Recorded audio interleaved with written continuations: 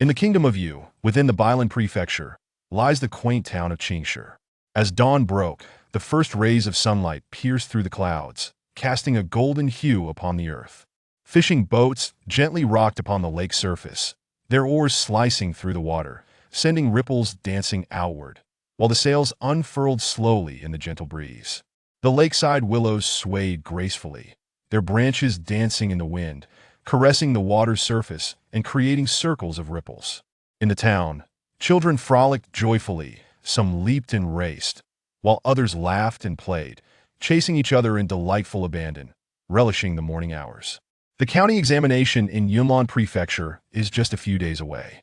Su Chen stood aside, watching the children, murmuring softly, a hint of melancholy evident in his expression. Clad in a coarse linen robe, his figure appeared somewhat frail as he pondered silently. Tilting his head slightly, he gazed toward the distant horizon. If I can stand out in the county examination, I shall gain entry into the academy in the county city to pursue my studies. Years of relentless study, immersed day and night in the wisdom of sages, were all for that moment of transcending the ordinary. He yearned for the day he could leave this small town through the imperial examination, journeying to the royal capital of the kingdom of Yu, the bustling city of Diyu, to witness the resplendent world beyond. In the eyes of his fellow villagers, he was the astute youth who could recite books verbatim, and his parents often wore expressions of pride due to the praises of others. As the sky brightened, Su Chen stood at the threshold of his home, glancing at his mother who was busy cooking inside, knowing it was time to summon his father back from fishing by the lake for their meal. He strolled along the narrow path through the town. "Ah Chun, do you feel confident about the county examination?" Along the way, Aniu, a fellow townsman, approached with a load of firewood, his curiosity piqued. Su Chen smiled softly. "I shall do my utmost. I believe in you. When you succeed, don't forget your brother." Aniu patted Su Chen's shoulder, laughing heartily. "How could I? Brother Aniu, if that day comes, I will certainly remember you." Su Chen clasped his hands in gratitude, bidding farewell to Aniu as he continued toward the lakeside, where sounds occasionally emanated from the reeds beyond the city, causing his heart to race. Upon reaching the lakeshore, a faint sound drifted from deep within the reeds. Startled, he turned to see a stern-faced man standing there, clad in a dark robe, his features resolute and cold, emanating an aura of chilling severity. Su Chen instantly became vigilant, fixating his gaze upon this unexpected visitor. "The spirit seeking jade has stirred. It seems you possess some innate potential. Having sought me, you have indeed stumbled upon great fortune." The man's voice was deep, sending shivers down Su Chen's spine, especially his profound eyes, which upon meeting Su Chen's gaze, made him feel a sudden chill enveloping him. Before Su Chen could respond, the man flicked his sleeve, and a gust of force enveloped Su Chen, lifting him off the ground. Caught off guard, Su Chen felt an overwhelming power surge through him, and he was propelled through the air toward the depths of the reeds. "Ah!" Su Chen exclaimed, the sudden turn of events leaving his mind blank, as he felt the world spinning around him. Entering the reed marsh, the man waved his arm, tossing Su Chen onto the back of a gigantic bird. Trembling with fear, Su Chen almost collapsed, hastily rising to survey his surroundings, only to find the creature astonishingly large, with several youths perched upon its back, each pale with fright. At that moment, they all wore expressions of terror, their bodies shaking uncontrollably, eyes wide with fear. "Just right. One more is needed. You shall join them." The man regarded Su Chen with an indifferent expression. "Who are you?" Su Chen summoned his courage to inquire. The man offered no response, merely patting the enormous bird's head gently, prompting it to take flight, soaring through the reeds and into the vast sky. In an instant, their figures vanished into the horizon. At that moment, Su Chen felt as though his heart might cease, his complexion turning ashen. Incredibly, he found himself atop a colossal bird, which flapped its wings, carving an arc through the air, traversing the clouds at an unimaginable speed. "What on earth is happening?" One of the youths beside Su Chen spoke, his voice quivering with sobs. Su Chen clutched the creature's mane tightly, palms slick with perspiration, pondering inwardly. Could this be a celestial being? This thought echoed in his mind, filled with confusion and astonishment. Despite his efforts to remain conscious, within mere moments, darkness enveloped him, and he fainted. When he next opened his eyes, he found himself lying in an expansive area, surrounded by rolling mountains, shrouded in mist. In the distance, intricate pavilions were scattered along the mountainside, coming into view from various angles. The earlier youths had also awakened, standing there trembling, their faces marked by fear. Before the mysterious man stood two young men clad in gray robes, both appearing to be around 20 years of age. One of the gray-robed youths flattered, "Senior Brother Qian is truly remarkable, bringing back so many disciples with potential for cultivation in just one trip. Oh, this is nothing special." The other gray-robed youth replied, "Senior Brother Qian is destined for great accomplishments in the future." The man in white nodded slightly, his demeanor cold, seemingly indifferent to Su Chun and the others, simply instructing, "Take them to the servants' quarters." Having spoken, the man known as Senior Brother Qian vanished in a flash, transforming into a streak of light, disappearing into the distant mountains. Su Chun and the others gazed at the receding figure, a surge of complex emotions swelling within them. The servants' quarters? To serve a celestial being must surely be a privilege. Su Chen's heart brimmed with anticipation. Senior Brother Qian has already reached the transcendent realm, granted a second-tier spirit beast, the Swift Gale Falcon. Able to soar through the skies, even before entering the true condensation realm, it is truly enviable. Another gray-robed cultivator sighed, then regarded Su Chun and the others with a condescending air. "You lot, follow me." The voice of the gray-robed cultivator carried an undeniable authority. "Where is this place?" Su Chun exchanged glances with the others, and a somewhat timid youth asked. "Xuanshang Sect." Chapter 2. The Xuanshang Sect. The Xuanshang Sect, majestically situated in the southern region of the Yu Kingdom, stands as one of the three illustrious sects within the realm of cultivation, renowned for its profound heritage and unique cultivation methodologies, which have been recounted among practitioners for ages. An ancient legend surrounds the origins of the Xuanshang Sect, recounting the tale of a reclusive sage who, by a stroke of fortune, stumbled upon a divine scripture in this very locale. Armed with his extraordinary insight and formidable prowess, he established the Xuanshang Sect. Since the founding of this sect by the sage, 800 years have gracefully passed, and throughout this extensive epoch, the Xuanshang Sect has consistently remained a resplendent sanctuary for cultivators in the Yu Kingdom, drawing countless aspirants who yearn to embark upon the transcendent path of immortality. However, in the past 2 centuries, the Xuanshang Sect has seemingly fallen into a quagmire, witnessing a gradual decline in the number of disciples, leading to a concerning scarcity of talent and leaving it in an awkward position of stagnation. In an effort to ensure the continuity of their sect, the higher-ups made a resolute decision to dispatch a multitude of disciples across various locales in search of young individuals endowed with spiritual roots, fervently hoping that this influx of fresh vitality would rejuvenate the Xuanshang Sect. As they traversed the winding path towards the Chor's quarters, a delicate mist swirled around the stunning palatial edifices. Akin to a gentle veil, bathed in the soft glow of moonlight, the palaces radiated a warm, jade-like brilliance, exuding an enchanting allure that compelled one to pause and be mesmerized.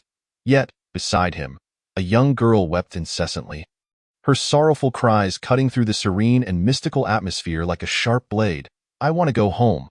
I want to go home." The girl trembled, her delicate face streaked with tears, which cascaded down like pearls released from a broken string. Her voice was laden with boundless helplessness and despair. Observing her pitiable state, Su Chun felt an involuntary surge of compassion. "Fear not, let's follow along for now. Perhaps we shall return home soon." As he spoke, he gently patted the girl's shoulder in an attempt to soothe her distress. Moments later, a man in a gray robe, walking ahead, abruptly turned his head, his gaze sharp as frost, and with a voice laced with Su Chun murmured to himself, his voice brimming with an uncontainable shock.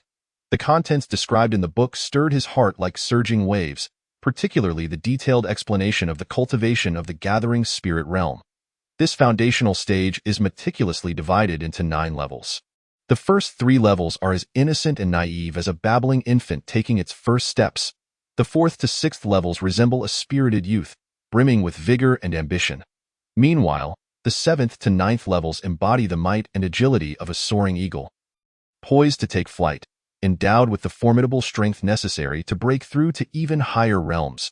Upon surpassing the 9th level, one can step into the transformative realm of transcending mortality, which is further divided into the initial, intermediate, advanced, and perfected stages. Lifespans will be significantly extended, transcending the limitations of mortal existence, potentially reaching beyond 150 years, truly embarking on the path of immortality and carefree cultivation. As dawn broke, the chime of bells echoed softly outside the dwelling.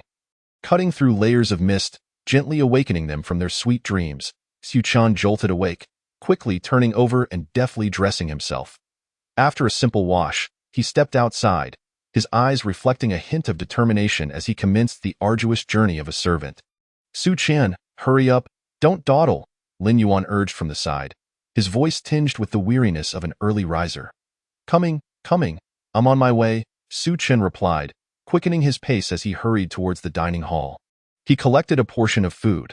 Although it was coarse and plain, his mind was consumed with the labor that lay ahead, leaving no room for complaints. In just a few bites, he finished his meal and rushed to the senior servant. Today's task for you two is to fetch water. Ensure that all 10 water barrels are filled. Do not slack off. If you delay the sex important matters, the consequences will be on you. The senior servant spoke with an indifferent expression, his finger pointing with an undeniable authority. Su-chan and Lin Yuan accepted the orders without hesitation, hefting the heavy buckets and making their way to the designated water-fetching location. Upon seeing the barrels, he couldn't help but exclaim in astonishment. These were no ordinary containers but colossal, fortress-like vessels, adorned with faintly glowing runes that exuded an ancient and dignified aura. This task is truly daunting. Lin Yuan complained, his face betraying his reluctance. Complaining won't help. Let's get to work. Su-chan gritted his teeth and began the arduous task of hauling water back and forth. At first, he was full of energy and vigor. But it wasn't long before his shoulders began to ache, each step feeling as if it bore the weight of 1,000 pounds. Doubts crept into his mind. Immortals possess earth-shattering techniques, capable of moving mountains and filling seas with ease. Why must we, the servant disciples, fetch water by hand? When will this end? With that thought, he tightened his grip on the water buckets, beads of sweat rolling down his forehead and splattering onto the ground, raising tiny clouds of dust. The scorching sun hung high, relentless, and Su-chan was drenched in sweat, his clothes clinging to his back, exhausted to the point he could hardly stand, unable to utter a single word. Though he came from a farming background and was relatively sturdy, he was ill-prepared for such intense labor, and within just a short while, he was utterly drained. His legs buckled, and he collapsed onto the ground. Leaning against the water barrel, gasping for breath, his eyes reflecting helplessness, Su-chan, you look like you're about to give up, Lin Yuan panted, having also seated himself nearby. I can hold on. I refuse to believe we can't finish this task. Su-chan stubbornly replied, his eyes gleaming with a spirit of defiance. As dusk quietly descended, Su-chan gazed at the 10 barrels finally filled to the brim, exhaling a weary sigh and unable to suppress his frustration. Damn it. This task is truly exhausting, isn't it? I'm dead tired, Lin Yuan echoed. The two dragged their leaden legs back to their quarters, with Lin Yuan continuing to grumble about their arduous task while Su-chan remained silent, his heart filled with uncertainty about the future. After returning to their room, they washed up briefly before collapsing onto their beds. That night, Su-chan's sleep was restless, filled with dreams of endless water fetching and the burdensome buckets. In the following days, the tasks remained grueling, with Su-chan enduring high-intensity labor daily, fetching water, chopping wood, cleaning the courtyard, one after another, with not a moment to catch his breath. Each night, his body ached painfully, and even turning over was a struggle, yet the next day he had no choice but to muster the strength to continue working. On an evening several days later, Su-chan dragged his weary body to the dining hall to collect his meal. He cast a glance at Lin Yuan, who was still chatting with others. Their relationship was merely that of roommates, lacking any deep bonds, so Su-chan returned to his room alone. He hastily swallowed his food, then slowly lay down. The bed was hard and uncomfortable, but his extreme fatigue rendered him oblivious to such discomfort, and soon he fell into a deep sleep. After an unknown amount of time, Su-chan found himself struggling to awaken from his dreams, the room dimly lit, moonlight streaming through the worn-out window onto the floor. He glanced at Lin Yuan, who was snoring soundly, lost in deep slumber. Despite his exhaustion, every movement pulled at his aching body, and Su Chun couldn't help but sigh inwardly. Every day, hungry and tired. When will this end? Covered in sticky sweat, Su Chun decided to rise and take a shower behind the house. Chapter 4. The Undying Sacred Body at Night. A gentle breeze caressed the air, bringing a touch of coolness that soothed Su Chin's overheated skin. Standing in the rudimentary shower area, cool water cascaded down from above, washing away his fatigue and easing his taut nerves. Amidst the sound of the flowing water, his thoughts drifted, filled with yearning and anticipation for the future, pondering when he could break free from the shackles of the monotonous servant life and embark on the genuine path of cultivation he longed for. As he pondered, his peripheral vision caught sight of a stone slab not far away, glimmering with a faint, unusual light. His heart raced, astonished. How could this seemingly inconspicuous stone slab, often overlooked by many, suddenly emit light without warning? An intense curiosity ignited within him, and without taking the time to dry off or even put on clothes, he hastily dashed to the stone slab, crouching down eagerly by its side. He rubbed his slightly trembling hands together, took a deep breath, and with a mix of trepidation and anticipation, slowly lifted the green stone slab. Carefully, he reached his hand inside, feeling around in the darkness several times, but his fingertips brushed against nothingness. Finding it empty, Su Chen frowned, a hint of disappointment creeping in, yet the stubbornness within him refused to let him give up. He continued to search through the soil. Suddenly, his fingers encountered a solid object, and a wave of elation surged within him as he eagerly dug it out. Before him lay an ancient, weathered wooden box, its surface intricately carved with dense, peculiar patterns, emanating an aura of antiquity that seemed to whisper tales of long-lost time. Su Chen's heart raced, his hands trembling slightly as he slowly opened the box. Inside lay an old, yellowed piece of parchment, and his breath quickened at the sight. By the dim moonlight, Su Chun carefully picked up the parchment. Examining it closely, the edges were rough, and its color was faded, carrying a rich sense of antiquity, evidently having endured countless seasons of change. Scrawled upon it were some obscure and difficult-to-understand words. Undying Sacred Body? Xian level high grade. Su Chun licked his lips, a flash of fervent light igniting in his eyes as he began to decipher the secrets of this mysterious technique. The term undying was self-explanatory, implying a near impossibility of destruction. Sacred Body indicated that the cultivator's physique would be honed to be as resilient as impenetrable armor. This technique emphasized the ultimate enhancement of the physical body, following a path of unparalleled strength and relentless advance. When cultivating this technique, the practitioner must fully concentrate on guiding the ethereal energies of heaven and earth or the latent energies within themselves, meticulously refining every inch of their skin and each bone. As the cultivation deepens, the physical strength would increase exponentially. At that point, even the sharpest of weapons could only leave a superficial mark, akin to a mere mosquito bite. The impact of powerful techniques would feel like a tickle, unable to inflict real harm. Furthermore, during the heated phase of fierce battles, one could leverage this ironclad physique for close-quarters assaults, catching opponents off guard and defenseless. Xian level high grade. This level surpasses the Gathering Spirit technique by leaps and bounds. Su Chun mused inwardly, his emotions a tempest of surprise and apprehension. He was thrilled by his unexpected fortune in discovering such a high-level technique, yet conflicted by the fact that this parchment contained merely the first part, a mere fragment of the complete text. Images of Lin Yuan flashed through his mind. Their interactions had been rather superficial. If he were to reveal this matter to Lin Yuan, given his boisterous nature and inability to keep secrets, it might invite a cascade of unnecessary troubles. Moreover, this was a Xian-level high-grade technique. If the information were to leak, how could a humble servant disciple like him safeguard such a treasure? He might even invite peril to his life. Upon reaching this point, a glimmer of resoluteness flickered in Su Chen's eyes as he silently resolved never to divulge anything to Lin Yuan. The Gathering Spirit technique was merely a rudimentary cultivation method of the sect, of relatively low rank, while the Undying Sacred Body was of the profound high tier, brimming with infinite potential and limitless prospects.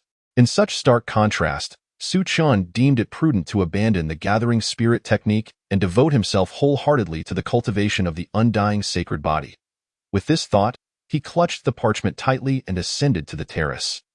where he embraced the silvery moonlight and cautiously began to practice according to the incomplete illustrations on the parchment. Having been well-versed in literature since childhood, Su Chun found comprehending the techniques of the undying sacred body to be a relatively manageable task. In the days that followed, Su Chun resembled a clockwork machine, diligently completing various menial tasks during the day. Every time he fetched water, it felt as if he were engaged in a fierce race against time. His steps hurried, daring not to exhibit even the slightest negligence by night.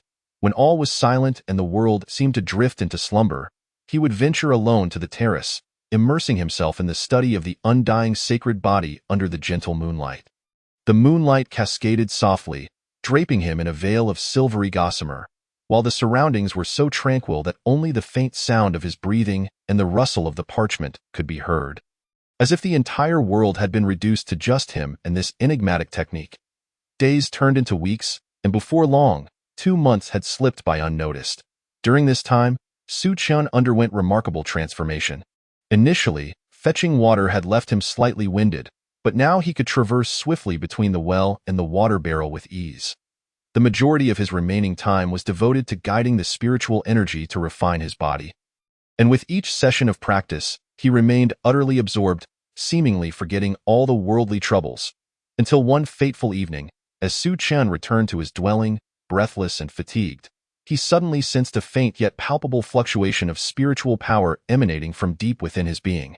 With excitement, Su Chun's eyes flew open, glimmering like the brightest stars in the night sky. His weariness dissipated in an instant, as if an unseen force had banished it away. He immediately settled into a cross-legged position. Preparing to fully experience this hard-won spiritual energy, he silently recited the incantation and the operational principles of the undying sacred body within his heart. He gradually closed his eyes, quietly attuning to the gentle warmth coursing through him, flowing joyfully like a lively stream. Lin Yuan, noticing the changes in Su Chun, was filled with curiosity and could not help but approach with a question. Su Chun, why do I feel that you are somewhat different? As he spoke, he scrutinized Su Chun from head to toe, his eyes brimming with suspicion. Startled, Su Chun forced a calm faade, responding nonchalantly, "What difference could there be? It's just that I've been working hard. And my body has adapted." He then exaggeratedly stretched his limbs in an attempt to mask his anxiety. Chapter 5. Ascension to the Outer Sect. Lin Yuan regarded him with a skeptical glance. Scratching his head, yet ultimately chose not to press further, Su Chun breathed a sigh of relief internally. He understood the necessity of exercising greater caution to ensure that no one uncovered the secret of the undying sacred body until he had grown sufficiently powerful to safeguard it. Time flowed like a gentle stream, quietly slipping by as Su Chun became enraptured in the wondrous world of cultivation. In this enigmatic realm, every breath he took seemed to resonate with the spiritual energy of heaven and earth. Every pore of his body greedily absorbing the purest essence of power, each session of practice bringing him one step closer to his goals. Boom! A deep, resonant sound erupted from the depths of Su Chun's dantian, akin to a thunderous roar from within his very soul. The spiritual energy that had long lain dormant within him, unable to be fully unleashed, surged forth like a long-suppressed tide, breaking through all barriers in an explosive rush that spread throughout his limbs and bones. This torrent of spiritual energy was overwhelming, unstoppable, and wherever it flowed, it fortified his meridians, rendering them more resilient, while his muscles swelled with newfound strength. As if reborn, Su Chun's body trembled slightly, his face a blend of astonishment and exhilaration. His eyes sparkled with a bright light, a manifestation of his joy at the enhancement of his power, as well as his boundless anticipation for the path of cultivation that lay ahead. Meanwhile, outside, the duty-bound senior disciple continued to uphold his post as usual. This moment, he slowly opened his eyes and glanced towards Su Chun's dwelling, only to close them again, as if everything were unrelated to him. Resuming his immersion in his own world, the gentle curtain of dawn unfurled, golden sunlight bathed the laborious realm of the disciples in sweat and toil. Many of the servant disciples emerged from their quarters, embarking on a new day of labor. When they spotted Su Chun emerging from the humble wooden hut, their eyes glimmered with envy. "Su Chun, you actually broke through to the first level of the gathering spirit realm," exclaimed Lin Yuan, his eyes wide with shock. an incredulous tone lacing his voice as he grasped Su Chen's arm, as if seeking confirmation of this extraordinary feat. I train day and night, and yet I have yet to sense even a hint of spiritual energy. You are truly remarkable. Lin Yuan's words conveyed a mixture of helplessness regarding his own progress and genuine astonishment at Su Chen's achievement.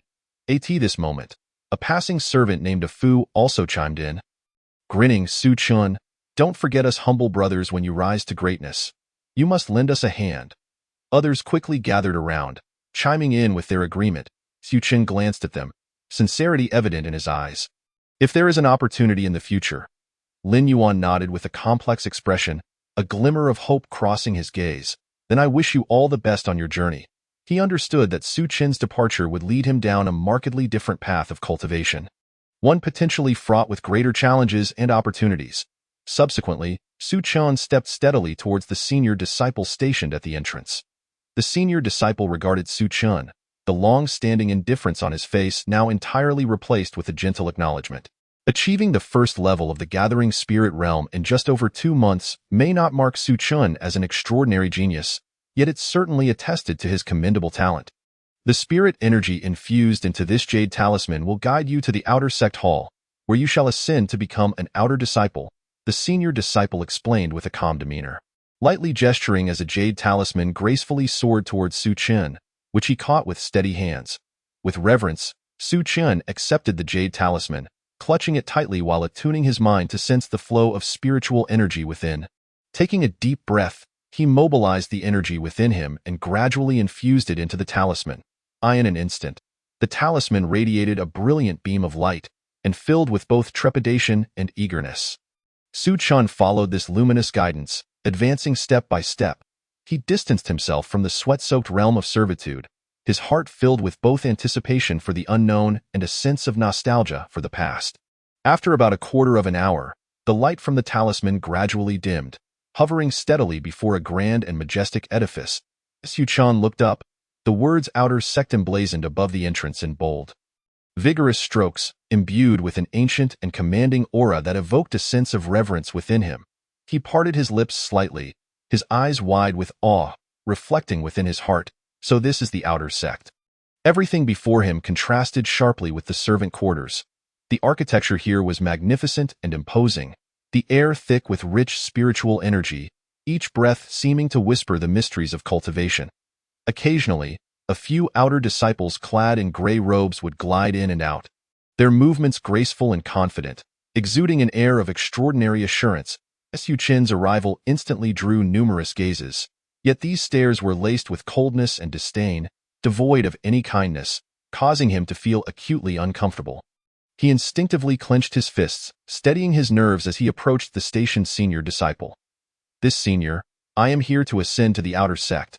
As a newcomer, I hope for your guidance. Su Chen bowed slightly, his demeanor respectful, yet tinged with nervous anticipation. The guarding senior disciple merely raised an eyebrow, casting a cursory glance at him before casually waving his hand. Enter. Head directly to the center and seek out Brother Huang Jinsheng in the yellow robe. Do not dawdle here. His tone was indifferent, as if accustomed to such encounters. Unfazed, Su Chen knew well the rigid hierarchies within the sect and bore no resentment, expressing his gratitude before steadily stepping into the grand hall. The hall was exceptionally spacious, adorned with exquisitely crafted motifs upon its beams and pillars. Dragons soaring through the heavens, phoenixes poised to take flight, and enigmatic runes, each carving alive with power, evoking a sense of solemnity within him. As Su Chen walked, his eyes filled with wonder, he gained a deeper appreciation for the sect's profound heritage. Amidst the bustling crowd, Su Chen searched diligently and ultimately focused on Brother Huang Jinsheng at the heart of the hall. He maneuvered through the throng, his footsteps hurried, until he reached the esteemed senior Huang Jinsheng. Coming to a halt, he adjusted his attire once more, then clasped his hands in a respectful greeting. Senior brother, I am Su Chen, a disciple of the miscellaneous sect. Thanks to the blessings of our sect, I have successfully advanced to the first level of the Gathering Spirit Realm and have come to be promoted as an outer sect disciple. Upon hearing this, senior brother Huang Jinsheng scrutinized Su Chen from head to toe, then gently waved his hand, causing a gray cloth bag to land steadily in Su Chen's grasp. From this moment forth, you are an outer sect disciple. Within this bag are your gray robe, identity token, and storage pouch I hope you will diligently cultivate in the future and not disappoint the sect's expectations. Su Chun clutched the gray bag tightly. A flicker of astonishment rising within him, he recalled having caught a glimpse of the outer sect disciples before, noticing that each of them had similar bags hanging from their waists, stirring a sense of curiosity. Now, he possessed one of his own. This is a storage pouch. By merely infusing it with spiritual energy, one can unlock a wondrous realm within, containing boundless treasures. A kind-hearted senior disciple, noticing Su Chen's puzzled expression, stepped forward to offer an explanation, gesturing animatedly, his eyes brimming with enthusiasm. Chapter 6. The Scripture Pavilion. After listening, excitement flickered in Su Chen's eyes as he promptly circulated his internal spiritual energy. Cautiously directing it into the Bagi in an instant, it felt as if he had stepped into a dreamlike realm, with the gray robe, token, and other items neatly arranged before him, all laid out in plain sight. The storage pouch also contained a map of the sect, precisely marking the residences of outer sect disciples, allowing him to freely choose any vacant house as his dwelling. The senior disciple added, patting Su Chen's shoulder in encouragement. Moreover, possessing the identity token of an outer sect disciple grants you the qualification to enter the Scripture Pavilion, where you can select a technique that suits you for dedicated cultivation. Do not miss this opportunity, as it is a crucial step in enhancing your strength. Su Chun, filled with gratitude, lifted his head to return the greeting to the senior, carefully concealing the storage pouch within his robes. Following the map's guidance, he set forth toward the Scripture Pavilion with a heart full of anticipation.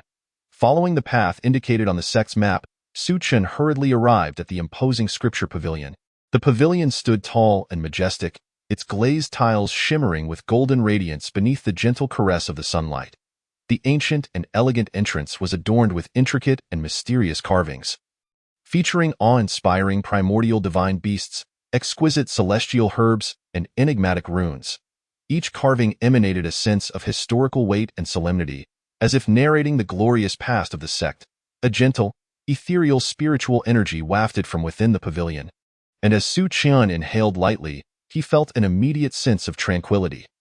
This spiritual energy possessed a magical quality, soothing his body and mind, heightening his anticipation for the techniques housed within. Before the pavilion's entrance sat a cultivator garbed in the robes of a sect elder, eyes closed in meditation. Though his aura appeared calm and serene, an undercurrent of power surged beneath. Fine strands of spiritual energy flickered around him like whispers. Su Chen's gaze subtly swept across the scene, pondering, this elder must be the guardian of this place. I must tread carefully and not violate any rules. With this thought in mind, he stepped forward and slightly bowed. Elder, I am a newly promoted outer sect disciple, here to select a technique that aligns with my cultivation. The elder remained silent for a long while, his countenance as frigid as frost. After an eternity, his voice finally emerged, slow yet authoritative. Enter. But you may only choose from the first floor. The tone was flat, yet left no room for dispute. Upon hearing this, Su Chen cautiously crossed the threshold into the Scripture Pavilion. Inside, it was spacious and bright, with disciples bustling about, each engrossed in their quest for techniques. They merely cast a fleeting glance at the newly arrived Su Chen before quickly returning to their own pursuits, for to them, a novice at the first level of the gathering spirit realm was hardly noteworthy. Su Chen's gaze was instantly drawn to the walls, where shelves brimming with technique manuals sparkled with a subtle yet captivating glow. He understood that these technique manuals were treasures fervently sought after by cultivators outside, a coveted prize. Just as he was filled with anticipation, he unconsciously stepped forward, preparing to carefully select a technique that suited him, when a sharp, piercing voice suddenly cut through the air from behind him. Oh, a new outer sect disciple, are you? You think you can find a good technique in this pavilion? Su Chen halted, slowly turning around to confront a gaunt outer sect disciple, who regarded him with a condescending gaze. The disdain and arrogance in his eyes flowed freely, as if Su Chen were merely an inconsequential figure in his eyes. Su Chen narrowed his eyes slightly, a flicker of displeasure rising within him. However, he quickly suppressed his emotions and calmly replied, since I have arrived, I naturally wish to test my luck. Do you have any insights to share? The thin disciple curled his lips into a mocking sneer, his tone dripping with contempt. Insights? I suggest you save your breath. The good techniques here are not meant for a rookie like you. Just based on your status, do you really think you can find something powerful on this floor? Don't delude yourself. As he spoke, he crossed his arms, his expression growing even more scornful. Su Chen chose to ignore his provocation. Taking a deep breath as he turned back toward the interior of the pavilion, at that moment, the faint ripples of spiritual energy in the air brushed against his cheek, whispering tales of the extraordinary techniques concealed within. Having just become an outer sect disciple, everything felt fresh and new to him. Curiosity flickered in his eyes, yet a subtle sense of bewilderment lingered within him due to his unfamiliar surroundings. Furrowing his brow, he slowly retrieved a jade slip from his storage pouch, his fingers gently caressing its surface. With focused intent, he began to read, hoping to glean useful information from the slip to better navigate his selection of techniques. At that moment, an outer sect disciple, familiar with the layout of the pavilion, approached him, his eyes reflecting a yearning for knowledge. Noticing Su Chen's earnest demeanor, he hesitated for a moment before stepping forward. "Brother, I see you are quite serious about studying the ways of this pavilion. You seem a bit unfamiliar. Are you a newly initiated outer sect disciple?" With a mix of warmth and curiosity, he inquired as Su Chen lifted his head, meeting the friendly smile with a shy return. "Yes, I am Su Chen. I have just become an outer sect disciple and am still not very familiar with this place. I am looking at this jade slip, hoping to learn more." The outer sect disciple's eyes brightened as he clapped Su Chen on the shoulder, saying, "Ah, so you are brother Su Chen. I am Lin Yu. Having arrived a bit earlier than you and familiar enough with this scripture pavilion. If you have any questions, feel free to ask me." A glimmer of gratitude shone in Su Chen's eyes as he responded. "Thank you so much, brother Lin. I just read in this jade slip that the techniques on the first floor of the pavilion are mostly quite ordinary, and those truly powerful ones are not even here. As outer sect disciples, we can only access techniques below the Xian level, which is rather disappointing." Lin Yu nodded in agreement, his expression mirroring disappointment as he lamented, "Indeed, I was filled with hope at first, only to find the offerings here disappointingly sparse. I had hoped to find a powerful technique to distinguish myself within the sect. However, looking on the bright side, as outer sect disciples, we are already far better off than those wandering cultivators." Su Chen nodded, his gaze sweeping across the dazzling array of techniques. "In the past, I was solely focused on achieving academic success, but what young and passionate aspirant doesn't dream of wielding a long spear and commanding respect? Now that I have embarked on the path of cultivation, this dream seems to have a chance of realization. I had intended to select a technique related to formidable weapons like spears or halberds. Yet I currently lack even a suitable weapon." Lin Yu scratched his head, pondering for a moment before resolutely stating, "Unfortunately, you will have to shift your focus to hand techniques and finger techniques. These two types of techniques do not require specific external tools and can unleash tremendous power relying solely on oneself." Su Chen's eyes lit up as he exclaimed, "Brother Lin, that is an excellent idea. Let us search together." The two began to rummage through the selections. Lin Yu picked up a manual, explaining to Su Chen, "Brother Su Chen, take a look at this bloodthirsty seal. It is a mid-tier yellow-level technique that requires absorbing the blood of enemies to enhance one's strength. Though the process is cruel and bloody, the power it unleashes is formidable. Once mastered, it can obliterate formidable foes in an instant." Chapter 7. Shattering Sky Finger. Su Chen's eyes widened, his voice trembling slightly. "That is terrifying. I dare not practice such a technique with that." He pushed the bloodthirsty seal manual away, as if it were a hazardous item ready to explode. Lin Yu chuckled at this reaction and picked up another manual. Continuing enthusiastically, "This diamond body technique is a high-tier yellow-level technique, entirely different from the bloodthirsty seal. Its cultivation path is peaceful and tranquil. Each day, at sunrise, one simply faces the east and absorbs the pure energy of the heavens and earth. With consistent practice, one's body can gradually become as strong as rock. Once perfected, one can withstand blades, spears, and halberds without a scratch, making it an exceptional defensive technique." As Lin Yu spoke, he demonstrated the movements of absorbing spiritual energy, his admiration for the technique evident in his eyes. As Su Chen remained non-committal, merely frowning slightly in contemplation. Lin Yu paused for a moment before picking up a somewhat yellowed tome of spells. His eyes gleaming with excitement, he exclaimed, "Moreover, this rock-solid hand is also a mid-level yellow-grade technique. Practitioners, when engaged in combat, can deftly sense the trajectory of their opponent's power, responding in kind and transforming the adversary's strength into their own for both offense and defense. The brilliance lies in the fact that even when faced with a torrent of assaults, the practitioner can effortlessly neutralize the onslaught, turning defense into offense. As he spoke, Lin Yu extended his palm, mimicking the gestures required for executing the rock-solid hand, his face radiating admiration for the marvel of this technique. Upon grasping the shattering void finger technique, Lin Yu became visibly exhilarated, his voice unconsciously rising a few octaves. Brother Su Chun, this shattering void finger technique is a high-level yellow-grade spell, truly remarkable. It is said that upon reaching mastery, one can shatter mountains and part seas with a mere flick of the finger. Its power is simply beyond imagination. Should I master it, who in this outer sect would dare to underestimate us? Excitement flickered in Su Chen's eyes as he fixated on the shattering void finger technique in Lin Yu's hands. Observing Su Chen's intense focus, Lin Yu curiously inquired, Brother Su Chen, are you particularly interested in this shattering void finger technique? Su Chen nodded resolutely, a determined glint in his gaze. The path of cultivation is akin to rowing upstream. One either advances or regresses. Given the opportunity, I shall choose the most formidable technique available. I firmly believe that with diligent study, I can certainly master it. With that, Su Chen gripped the shattering void finger technique tightly. As if seizing his future, he strode purposefully towards the elder guarding the pavilion, his steps steady and resolute. The elder, casting a glance at the name of the technique, furrowed his brows in immediate concern. His tone laden with earnest admonition, the shattering void finger technique? I understand that every disciple yearns for more advanced techniques, but the road of cultivation is long and requires steady progress, step by step. The elder shook his head gently, a hint of melancholy flickering in his eyes, as if recalling past regrets. Although the shattering void finger technique is classified as a high-level yellow-grade spell, its difficulty rivals that of low-level mystic techniques.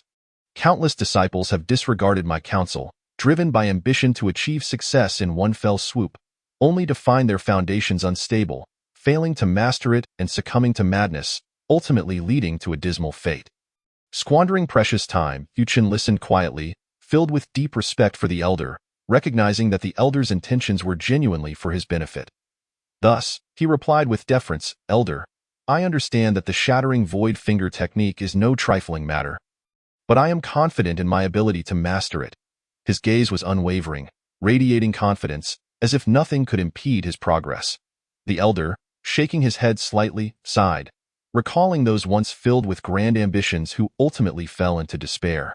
He understood that mere fervor was insufficient for a long journey of cultivation, yet as the elder responsible for guarding the pavilion, his duty lay in protecting and guiding, not in forcibly interfering with the disciples' choices. With a serious demeanor, the elder declared, Remember, our Xinyang sect has stringent rules. Without permission, one must never casually impart techniques to others. Those who violate this will face dire consequences, from the loss of cultivation to the forfeiture of life. Do not let a moment's carelessness result in calamity. Rest assured, Elder, I will keep this in mind and would never jest with my life. Su Chen replied solemnly, carefully storing the shattering void finger technique before departing from the pavilion. Lin Yu hurried after him, concern etched on his face. Yu Chen, considering the difficulty of the shattering void finger technique, are you truly resolved to cultivate it? What if? Su Chen smiled confidently, patting Lin Yu on the shoulder. How can one know it won't work without trying? I believe in my capabilities and trust that with sufficient effort, there are no obstacles insurmountable. Following the sect's map, Su Chen and Lin Yu made their way toward the living quarters of the outer disciples. Along the journey, Lin Yu enthusiastically introduced various aspects of the sect, from the distribution of cultivation resources among the peaks to the subtle rivalries among outer disciples, and even to the small competitions held every 5 years. Su Chen listened attentively, occasionally posing questions, his eyes filled with curiosity and a desire to explore this new environment. After a fragrant incense's worth of time, Su Chen arrived at the residential area for outer disciples. The simple, unembellished houses exuded a tranquil and harmonious beauty. As he surveyed the surroundings, he noticed several doors ajar, indicating unoccupied rooms. After a moment's contemplation, he chose a modest room by the edge and stepped inside. The interior was sparsely furnished. A wooden bed and a table were all that constituted his possessions, reminiscent of the humble quarters in the servants' quarters. That moment, Lin Yu peeked in, chuckling, Su-chan. This place is quite rudimentary. Can you adapt to living here? Su-chan smiled serenely, responding, why concern ourselves with such superficial matters? In my view, this unadorned abode is the perfect sanctuary for my diligent cultivation. He surveyed the surroundings without a hint of disdain, instead exuding a sense of tranquility as he gently approached the wooden bed, running his hand along the surface, feeling the traces left by time as if engaging in a silent dialogue with the space. As nightfall descended, Su-chan sat cross-legged on the wooden bed, hands forming seals, channeling the immortal body technique, his mind immersed in the flow of spiritual energy, entering a state of ethereal clarity. His breathing was steady and elongated. Each inhalation seemed to draw in the world's spiritual essence, while each exhalation expelled impurities from within. A faint glow of spiritual energy emanated from his body, as if he were becoming one with the cosmos. In this serene night, his journey of cultivation quietly commenced. Time flowed gently, and before long, half a year slipped by unnoticed. Throughout this prolonged period, each morning, as the first rays of dawn delicately kissed the earth, Su-chan had already established himself firmly atop the ancient boulder on the mountain peak. One day, Lin Yu also ascended the summit to train, and upon spotting Su-chan's familiar silhouette, he couldn't help but exclaim in genuine admiration. Su-chan, your dedication is remarkable. You come here so early every day, undeterred by wind or rain. I thought I was working hard enough, but in comparison to you, I still have a long way to go. Lin Yu's tone was filled with respect, tinged with a hint of self-deprecation, as he approached Su-chan's side, letting out a gentle sigh. Chapter 8.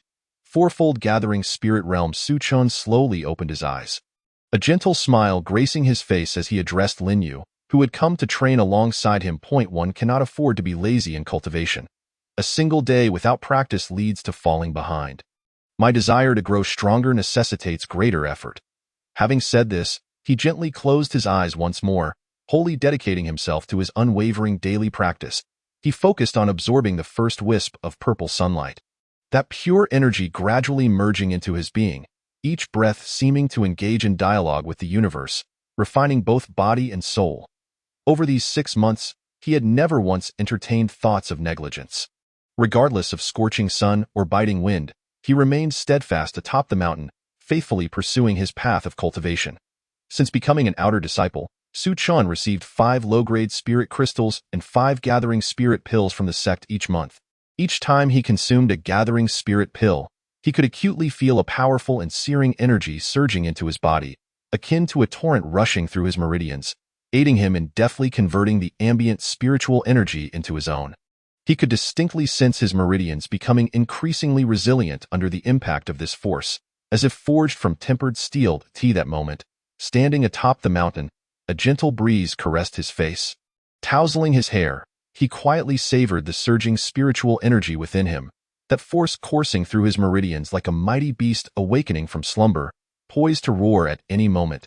Thus, with the aid of the sect's elixirs and his relentless efforts day and night, Su-chan successfully elevated his cultivation to the 3rd level of the gathering spirit realm. Moreover, the immortal body technique he practiced was subtly transforming his physique.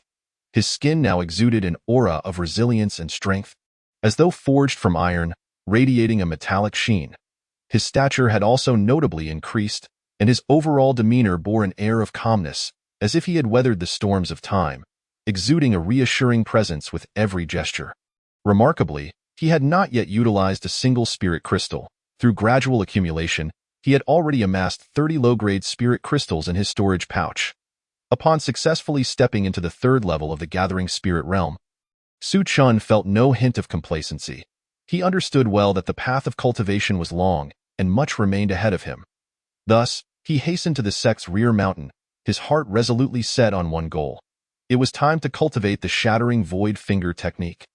He ventured alone into a secluded glade in the rear mountain, a place of tranquility and peace, where the occasional chirping of birds and the rustling of leaves provided the only sounds. Su-chan carefully opened the tome of the shattering void finger technique, fully immersing himself in its study, etching the key principles and intricacies deep within his mind. He was acutely aware that mastering this technique required the delicate convergence of his internal spiritual energy at his fingertips, transforming it into lively points of spiritual energy. The process demands an exceptionally high level of mastery over spiritual energy. Every subtle movement and each flow of energy must be executed with flawless precision.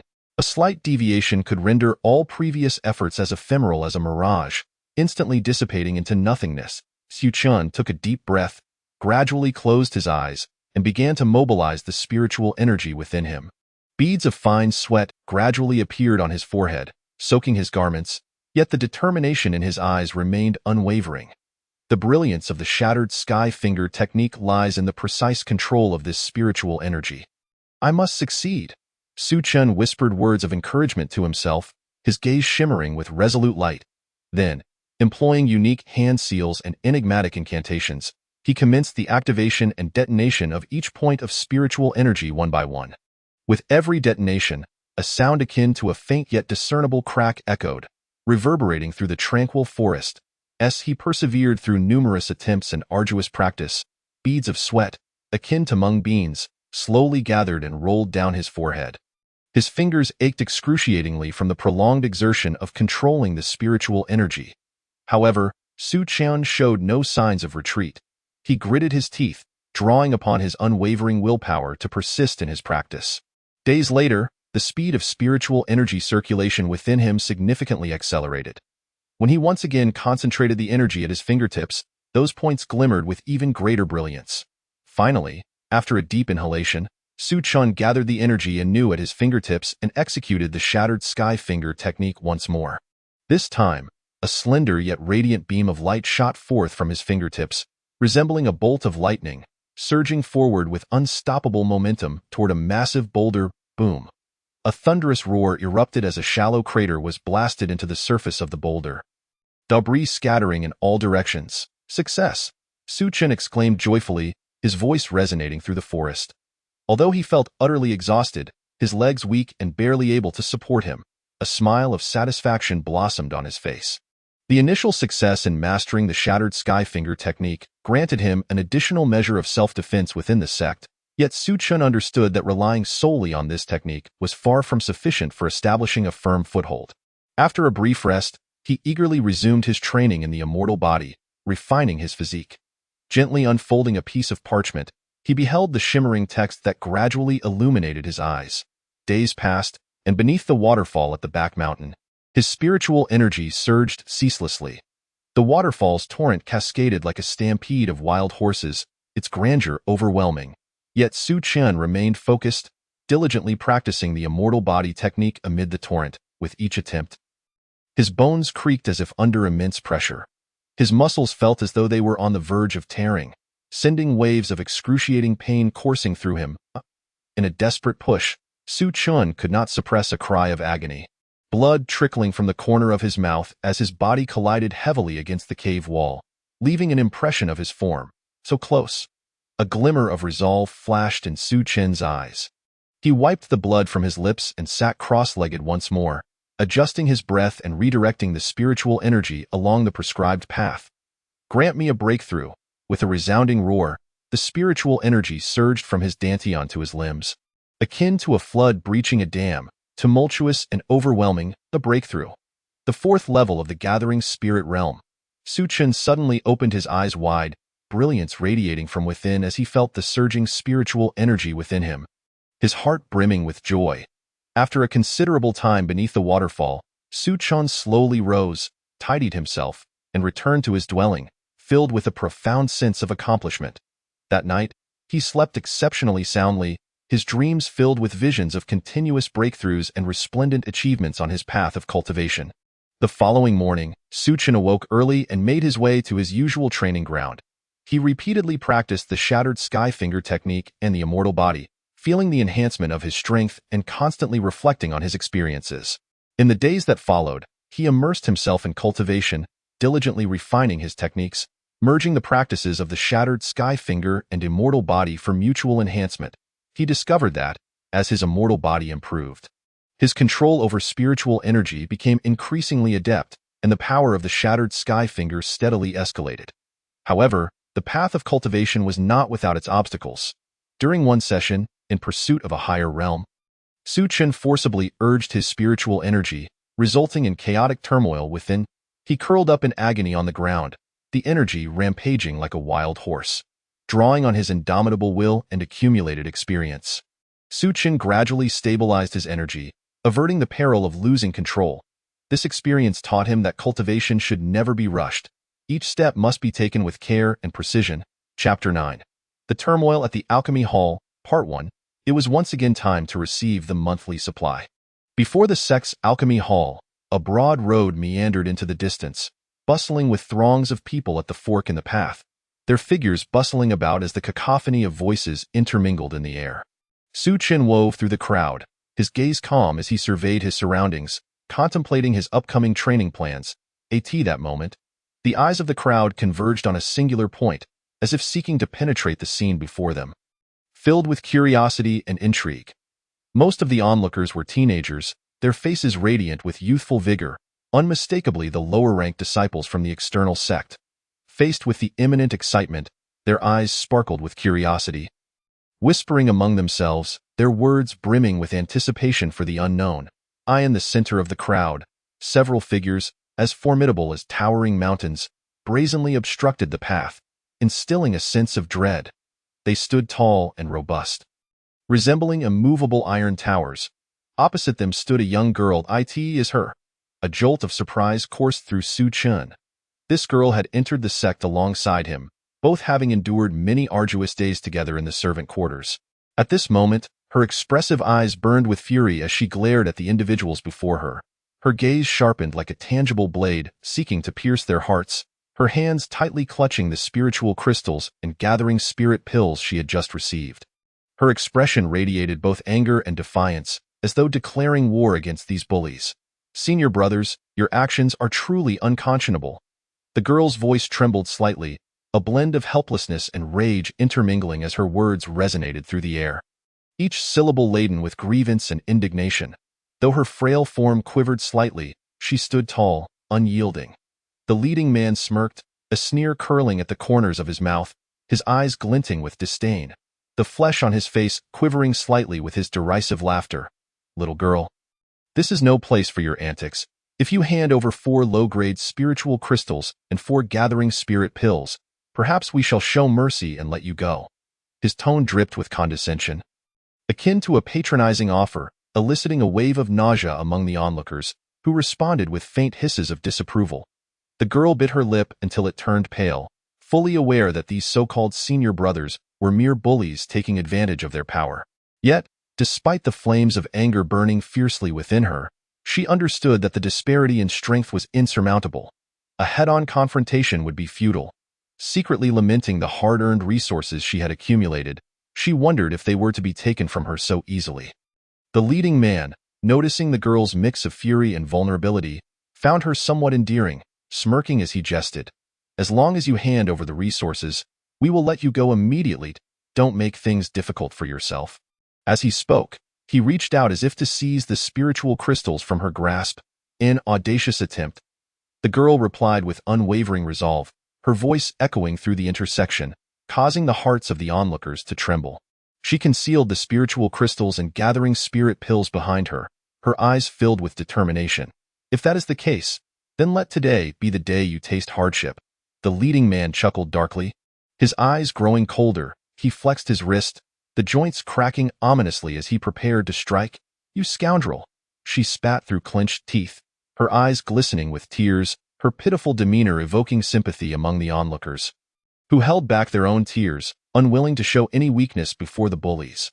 Though the crowd felt compassion and dissatisfaction, most opted for silence after a moment of hesitation, only sighing inwardly. They were all too aware of Zhao Wushang's brutality, fearing that if they intervened, they too would become targets of similar bullying. This leading man, Zhao Wushang, stood at the 4th level of the gathering spirit realm, yet he relied on the backing of his older brother, who was at the 8th level, to rampantly dominate the external sect, accustomed to unchecked behavior. The internal atmosphere of the sect was intricately intertwined. The higher-ups typically turned a blind eye to disputes among disciples as long as they did not escalate or draw attention.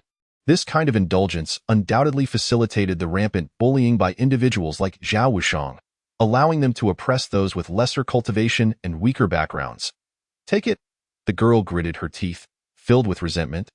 and hurled the spiritual crystals and pills toward Zhao Wushang, as if hoping to exchange them for a moment of peace. The spiritual crystals and pills traced an arc through the air, glimmering faintly in the sunlight. Seeing the crystals flying toward him, Zhao Wushang's face instantly lit up with greed. He rushed forward, extending his hands to catch them, his steps faltering in his eagerness, muttering, "Ha ha, now you are getting it." In the nick of time, Su Qian stepped forward, charging at Zhao Wushang like a shooting star, exuding an unstoppable momentum. His figure sliced through the oppressive atmosphere like a bolt of lightning. Bang! Zhao Wushang, like a kite severed from its string, tumbled to the ground, rolling several times before barely managing to stabilize himself. His face was covered in dust, and his hair was a disheveled mess, presenting a thoroughly discomposed appearance. The sudden turn of events left the onlooking disciples momentarily stunned, their gazes quickly converging like beams of light toward a single direction. As they discerned the newcomer, a wave of sympathy washed over many eyes, and they silently thought to themselves that this individual had just landed in a considerable predicament. Zhao Wushang, rising from the ground, was covered in dust, disregarding the need to brush himself off as he fixated on the figure ahead. An aura of malice radiating from him. With a cold smirk, he demanded, "Who are you? Dare to meddle in my affairs with your mere fourth level of gathering spirit realm?" His voice brimmed with anger and menace, as if he intended to devour Su Qian whole, the veins on his neck throbbing with indignation. Unfazed, Su Qian cast a calm glance at Zhao Wushang, his tone frigid and detached. "I merely passed by. Yet I cannot abide your arrogant demeanor." His voice was steady and resolute, seemingly dismissing Zhao Wushang entirely as he crossed his arms, maintaining an air of nonchalance. Zhao Wushang's expression darkened, taken aback by the audacity of someone daring to provoke him publicly. In a fit of rage, he retorted sarcastically, "Passing by? If you seek death, I shall oblige." Before he finished speaking, Zhao Wushang darted forward like a whirlwind, his momentum stirring a gust of wind that forced the bystanders to stagger backward. The crowd gasped in astonishment, mouths agape, their eyes wide with shock. They had not anticipated that Zhao Wushang would act on his threats so swiftly. In the face of the ferocious assault, Su Qian remained composed, deftly sidestepping the attack with ease. He then gathered his energy at his fingertips, a glimmer of light erupting forth. Shatter space finger, with a resounding boom. Zhao Wushang stumbled backward, his steps faltering, displaying a look of sheer disbelief as he struggled to comprehend Su Qian's formidable strength. This scene left the onlookers utterly speechless. They had never imagined that this seemingly ordinary outer sect disciple possessed such prowess. A chorus of astonished murmurs erupted from the crowd. Steadying himself, Zhao Wushang's expression darkened, his countenance as grim as a night sky stained with ink. With eyes wide and furious, he bellowed at his subordinates, "What are you standing around for? Attack together and take this brat down." At his command, his subordinates immediately surrounded Su Qian, each of them cracking their knuckles, their faces alight with ferocity. An intense battle was on the verge of breaking out. Just then, a loud shout rang out from the crowd. "Su Qian, I am here to help." It was Lin Yu, who pushed through the throng and swiftly arrived at Su Qian's side. His face resolute. "Su Qian, let us fight side by side. I want to see what tricks they can pull." His eyes burned with fighting spirit, showing no hint of fear in the face of adversity. Chapter 10. The Turmoil of the Pill Hall, Part 2. Su Qian looked at Lin Yu and smiled. "All right, Lin Yu, let us show them our might today." With that, he gave Lin Yu's shoulder a hearty pat, and they exchanged knowing smiles. Lin Yu returned the gesture, his confidence soaring as he stood tall, a fearless grin illuminating his face. "Do not worry. Together we are more than a match for them. These ruffians have bullied others for too long. It's high time someone taught them a lesson." As he spoke, Lin Yu rolled his neck, the joints cracking audibly, exuding an eagerness akin to a poised predator ready to pounce. Observing this, Zhao Wushang scoffed dismissively, a derisive snort escaping him as he sneered.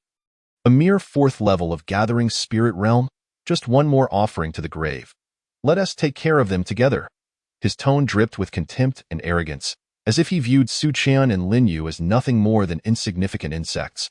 Easily crushed underfoot, with a sweeping motion, he signaled his subordinates to charge at Su Qian and Lin Yu, the air thick with impending violence. The surrounding crowd recoiled in terror, some stumbling and crying out in panic. Fully aware that a fierce battle was about to commence, Lin Yu's eyes blazed with fierce determination, a burning fire igniting within him, his energy surging like a mighty river. He swiftly maneuvered his hands, each gesture infused with formidable power, weaving an invisible net of spiritual energy. Chanting incantations, his voice, though soft, carried an undeniable authority. Spirit shield, arise. In an instant, a resplendent shield of shimmering colors formed before him, resembling a radiant rainbow, protecting both him and Su Chen. The enemy's relentless assaults crashed against the shield like a furious tide, splattering vibrant sparks that dazzled the onlookers, yet the sturdy barrier held firm against their attempts to penetrate. As sweat beads rolled down Lin Yu's forehead, his expression remained resolute, akin to a sharpened blade, while he maintained the shield and sought weaknesses in the enemy's formation. His gaze darted among the foes, scrutinizing every subtle movement. Suddenly, seizing an opening during an enemy's attack, Lin Yu burst forth from the shield like a bolt of lightning, his figure a mere blur. He swiftly formed a new hand seal. Shouting, "Spirit break!" A phantom horn, conjured from spiritual energy, surged forward with a howling wind, crashing into an unsuspecting adversary. Caught off guard and still wearing a look of disbelief, the enemy was sent flying by the overwhelming force, crashing to the ground and kicking up a cloud of dust, unable to rise for a long while. "Is it just you lot who think you can bully others? Today, you shall witness our strength." Lin Yu's voice resonated powerfully, echoing through the air like the tolling of a great bell, causing the surrounding spectators' ears to ring. "Su Chen, I'll hold them off. You find the opportunity to strike." Lin Yu called out, his tone imbued with conviction and trust. Seizing the moment, Su Chen unleashed his Shatterspace finger once more, the light at his fingertips flickering as he launched a barrage of piercing energy at the enemies. "Witness my Shatterspace finger," Su Chen shouted, the energy slicing through the air like arrows released from a bowstring. Accompanied by a sharp whistling sound, in perfect synchrony, Su Chen and Lin Yu began to turn the tide against Zhao Wushang and his subordinates, who gradually found themselves struggling to defend against the onslaught. A flicker of anxiety crossed Zhao Wushang's face, beads of sweat forming on his brow, revealing the slightest hint of panic in his eyes. "Desert Sand Palm," Zhao Wushang roared, his voice reverberating with such force that the very air around him trembled, resembling the rumble of distant thunder. The crowd held their breath, eyes wide with trepidation, fixated on the two combatants. Fearful of missing any thrilling moment, Su Chen's gaze sharpened, a glimmer of resolve igniting within him as he surged forward like an arrow loosed from its bow, targeting Zhao Wushang. The latter's expression shifted from arrogance to terror, panic flooding his features as he hastily adjusted his stance, sweat pouring down his face as he flailed his arms in a frantic attempt to fend off Su Chen's impending strike. "Shatterspace finger," Su Chen's voice rang out, low yet brimming with power, as his fingers, infused with the sharp force of the technique, lunged toward Zhao Wushang. The impact twisted Zhao Wushang's face in agony. His features contorted in pain as the force erupted within him, his spiritual energy nearing collapse, his body trembling uncontrollably, and his legs buckling beneath him, nearly collapsing to the ground. Despite the severe injury, a flicker of fierce determination ignited in Zhao Wushang's eyes, and he braced himself for a desperate retaliation. "Frost Wind Palm," he screamed, his voice filled with desperation and madness as the technique unleashed its chilling might.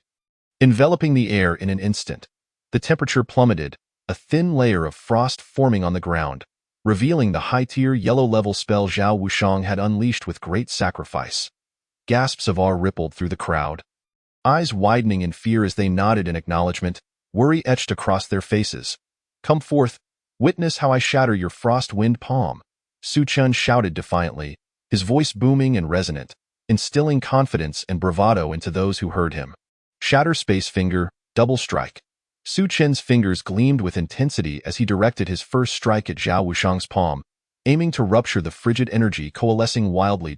A piercing shriek filled the air as their two powers clashed violently, sending ripples through the atmosphere, causing the crowd's garments to flutter wildly and the trees to sway and rustle. Zhao Wushang could distinctly sense the destructive force behind Su Chen's strike, prompting him to take the threat seriously. He swiftly adjusted his stance, channeling more of his robust spiritual energy into defense, seeking to freeze Su Qian's relentless assault with an even more formidable chill. His hands moved in rapid succession, gathering spiritual energy into a thick ice shield. Yet, Su Qian's second attack was swift and precise, targeting the minuscule yet fatal weakness beneath Zhao Wushang's right rib. With a sharp thrust, Zhao Wushang failed to evade in time. The piercing wind of Su Qian's fingers tore through his clothing, drawing forth crimson droplets, a sight both alarming and vivid. Zhao Wushang's face darkened instantly, the realization of his injury stoking the flames of his fury. "You dare to wound me? Very well," he roared, turning to his subordinates and gesturing with urgency. "You fools, are you still holding back? When my brother returns from his training, you shall all pay dearly," his voice thundered. Reverberating painfully in the ears of those present, at his command, the subordinates surged forward, their expressions twisted into predatory snarls, ready to converge upon Su Qian. As tensions escalated, the atmosphere thickened, and the crowd collectively held their breath, anticipating the tempest that was about to unfold. Suddenly, a voice, both serene and commanding, shattered the taut atmosphere. Enough. It belonged to the senior brother responsible for resource allocation, who approached slowly in a plain robe. His stride steady, each step seemingly echoing upon the hearts of the onlookers. His tone was calm, yet imbued with an undeniable authority that compelled Zhao Wushang and his subordinates to halt their frantic movements. As if ensnared by an invisible spell, Chapter 11. Lin Wanqing in this atmosphere, as taut as a drawn bowstring, Su Qian stood firmly, his gaze sweeping over the restless subordinates, his expression as frosty as winter. Warning them against reckless action, the senior brother approached Su Qian and Lin Yu, his piercing gaze scrutinizing the chaotic scene before him. "Zhao Wushang, what is the meaning of this?" His voice carried a note of inquiry that sent tremors through the hearts of those present. A flicker of resentment and unwillingness crossed Zhao Wushang's eyes, yet he forced himself to suppress the fury within, grinding his teeth to utter, "Senior brother's son. I was merely engaging him in a friendly spar." His face was plastered with a forced smile, attempting to mask his disarray, beads of sweat from the earlier altercation trickling down his cheeks. Senior brother's son cast a dispassionate glance at Zhao Wushang, as if piercing through his facade, before turning to Su Qian. "What transpired?" Su Qian offered a gentle smile, his demeanor unruffled. "Senior brother, it was indeed merely a friendly exchange, albeit somewhat spirited." He understood that provoking further conflict was ill-advised and felt it prudent to afford senior brother's son some respect to swiftly quell the turmoil. From the corner of his eye, he caught a glimpse of Zhao Wushang's unwilling expression, recognizing that the latter would not easily relent, yet resolving to first address the immediate trouble. Senior brother's son nodded, appearing satisfied with Su Qian's response. "In that case, let today's matter rest here. Remember, dueling is strictly forbidden in the Dan Hall." His tone left no room for dissent. Zhao Wushang clenched his jaw, begrudgingly nodding, his expression dark enough to draw water, his hands tightly balled into fists, nails digging into his palms, the veins on the back of his hands bulging, betraying his intense anger. However, despite senior brother's son's authoritative intervention, the atmosphere remained thick with an unspoken tension. While Zhao Wushang's subordinates had ceased hostilities, their gazes still brimmed with animosity. Zhao Wushang understood that, under the current circumstances, further conflict would spell disaster, and thus could only swallow his indignation for the time being. "State your names." Zhao Wushang, though at a disadvantage, refused to lose his bravado, tilting his head to gaze at Su Qian, veins prominently visible on his neck, his voice trembling with a blend of rage and humiliation. Su Qian responded with a calmness akin to still water, unperturbed by the provocation, meeting Zhao Wushang's gaze with an air of indifference, as if the latter were merely an inconsequential character in his narrative. Lin Yu stepped forward, chest out, declaring loudly, "And I am Lin Yu." His voice resonated with resolve, as if proclaiming their fearlessness to Zhao Wushang, taking a deliberate step forward to stand even taller, embodying a stance of unwavering courage. Upon hearing their names, Zhao Wushang's eyes darkened momentarily, yet he chose silence, leading his subordinates away in a disheveled retreat. Their figures gradually faded into the crowd, leaving behind whispers and murmurs. The surrounding disciples began to murmur among themselves, some expressing admiration for Su Qian and Lin Yu's bravery, while others speculated whether Zhao Wushang would seek revenge. Observing this scene, Senior brother Sun nodded lightly, a faint smile of approval gracing his features. Su Shidi, Lin Shidi, your conduct today was commendable in this Xuanxiang sect. Young disciples as upright and courageous as you are truly rare. Should Zhao Wushang trouble you again, simply mention my name, Sunny Chen, and he will think twice before acting recklessly. With that, senior brother Sun stood with his hands clasped behind his back, his gaze filled with appreciation for Su Qian and Lin Huayu. Su Qian, with a respectful demeanor, stepped forward, cupping his fists in gratitude. Thank you, senior brother Sun, for your timely assistance. This kindness I shall remember, and should you ever need my help, I hope you will not hesitate to call upon me. Lin Yu quickly followed suit, bowing in appreciation. Senior brother, we are truly grateful for your intervention. Otherwise, we would have been at a loss. After senior brother Sun departed, the crowd of onlookers gradually dispersed, leaving a tranquil silence in their wake, a gentle breeze rustling through, lifting a few fallen leaves that whispered as they danced. Today was truly thanks to you both, brother Su Chen and brother Lin Yu. A young girl approached, her eyes brimming with gratitude towards the two. It is nothing. We are all fellow disciples, and it is only right to assist one another, Lin Yu replied with a warm smile, his expression radiating a sunlit warmth that felt particularly inviting. Su Chen's lips curled into a faint smile, though his gaze drifted toward the distant peaks. Our status is humble. In this Xuanxiang sect, without sufficient cultivation, we can only endure oppression. Elevating our cultivation is paramount. Only by becoming stronger can we secure our footing within this sect. Lin Yu nodded in agreement. Indeed, just like today, had it not been for our abilities, we would have been at the mercy of Zhao Wushang. We must strive harder in our training, so that the next time we encounter such situations, we can decisively subdue them. As Lin Yu spoke, he animatedly gestured, embodying a spirit of determination. The young girl, inspired by their words, clenched her fists, her eyes reflecting a newfound resolve. Brother Su, brother Lin, you are absolutely right. I will dedicate myself to training. Remember to take the small path next time you go for resources.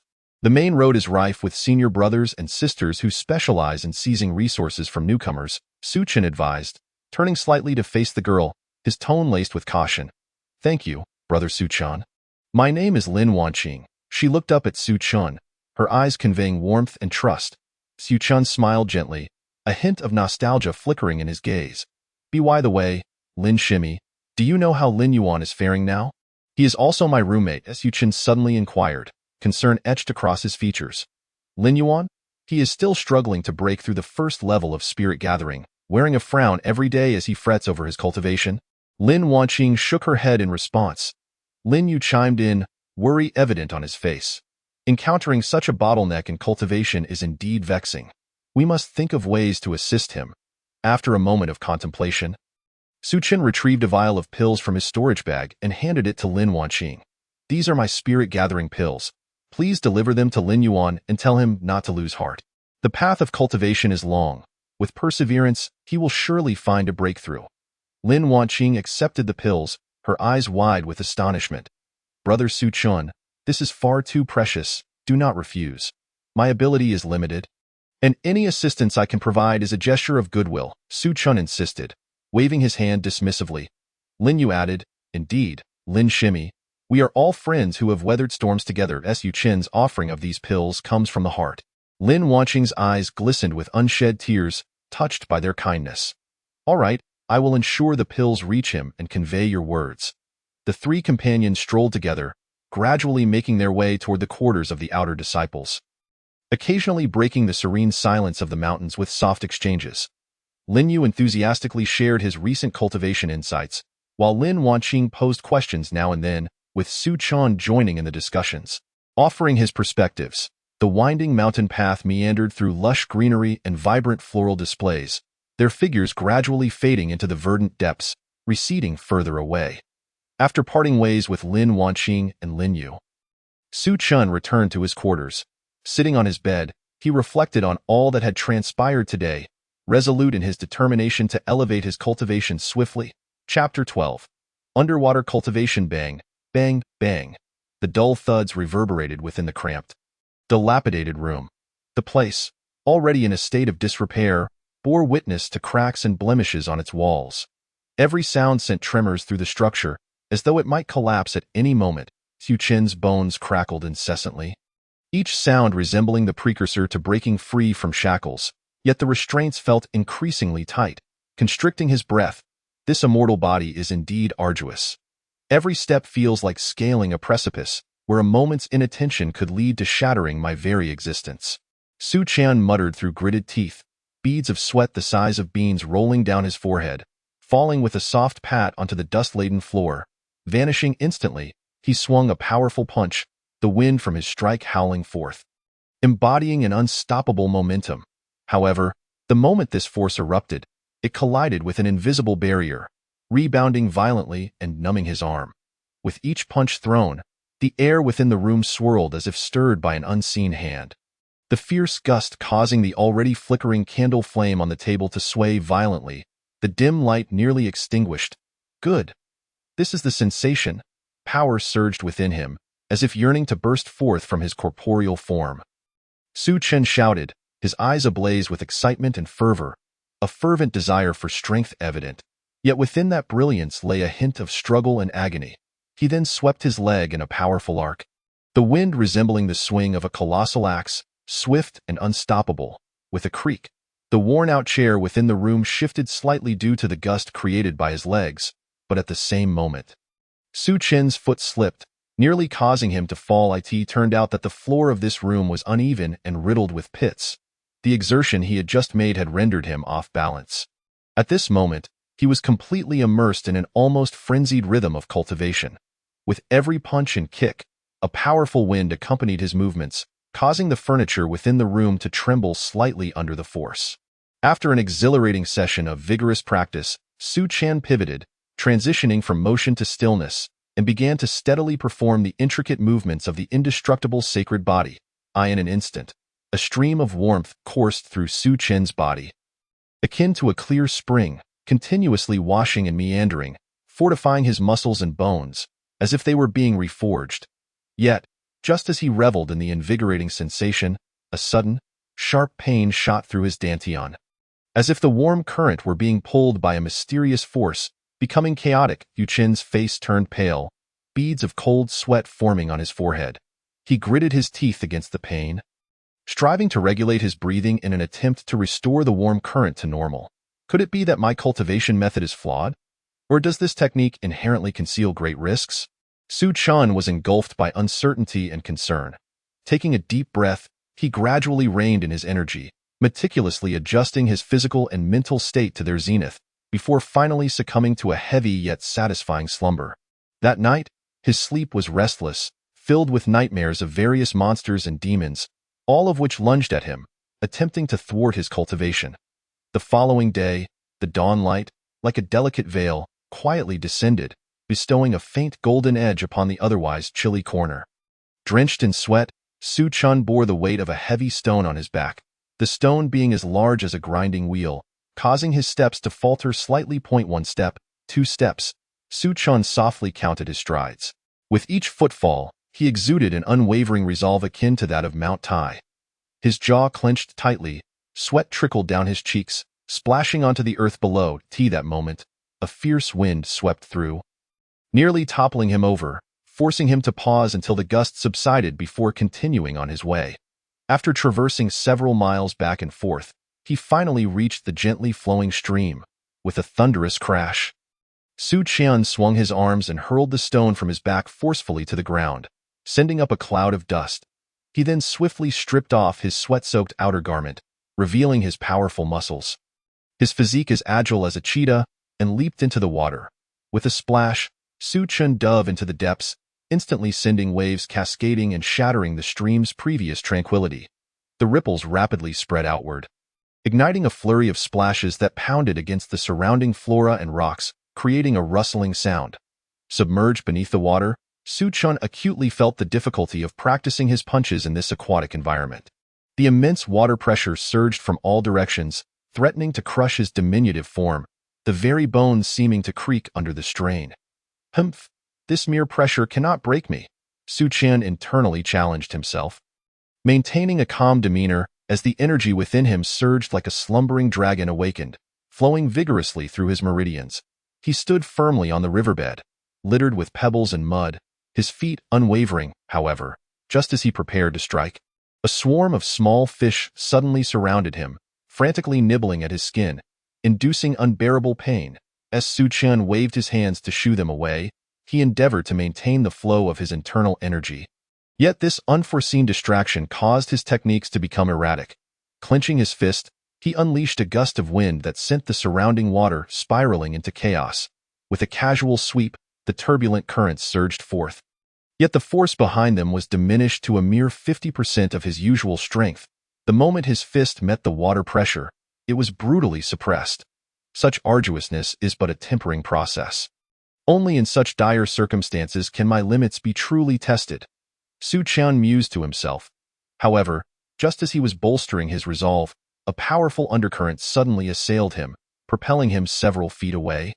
And he barely managed to regain his balance. In an instant, the stream's waters grew murky, sediment swirling chaotically, as if a colossal aquatic beast lay hidden in the depths, stirring up a tempest, eager to break the surface.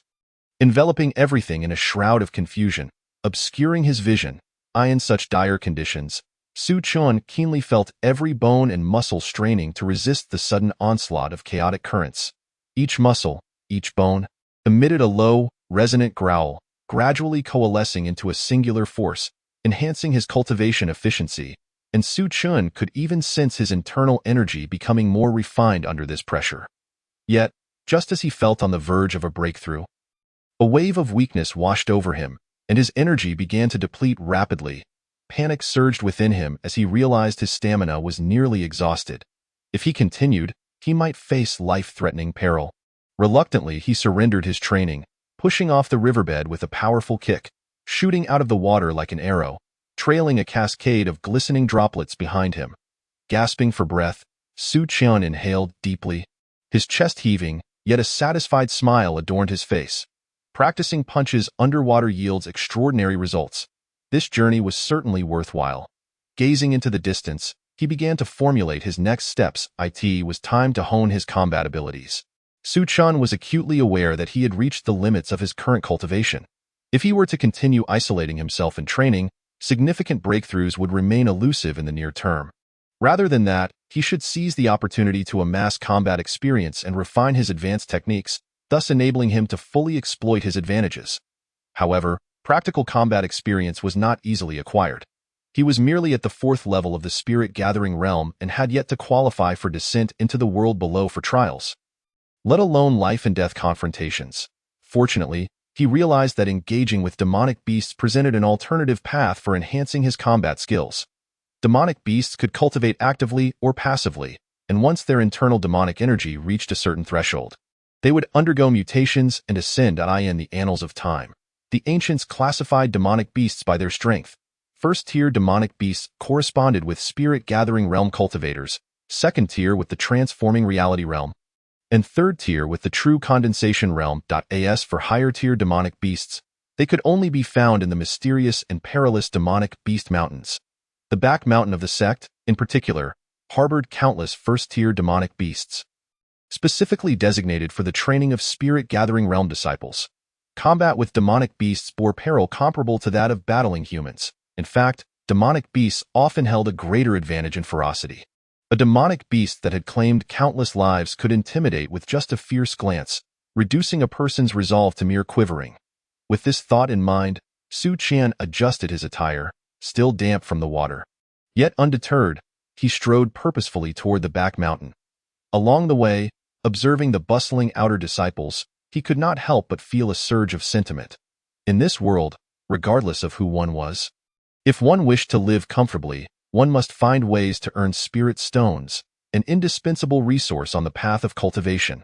In the afternoon, the sun blazed high in the sky, as if ignited. Its scorching rays poured down upon the earth without restraint, causing waves of heat to rise from the ground, as if seeking to melt everything in its path. After a long trek, Su Qian was drenched in sweat, his clothing clinging to his skin, leaving streaks of moisture. Breathing heavily, he finally reached the outskirts of the back mountain.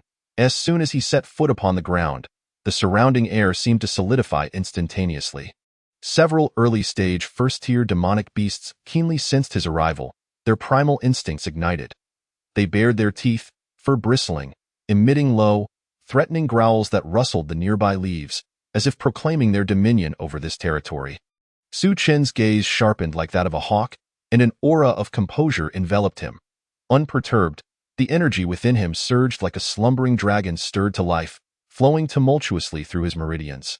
With a swift motion, he raised his hand, executing the shattering void finger, the tips of his fingers gleaming with frosty brilliance, akin to a shooting star in the dark night. In an instant, several fierce gusts of finger wind shot forth with the force of a battering ram, striking with lightning-like precision against the demonic beasts.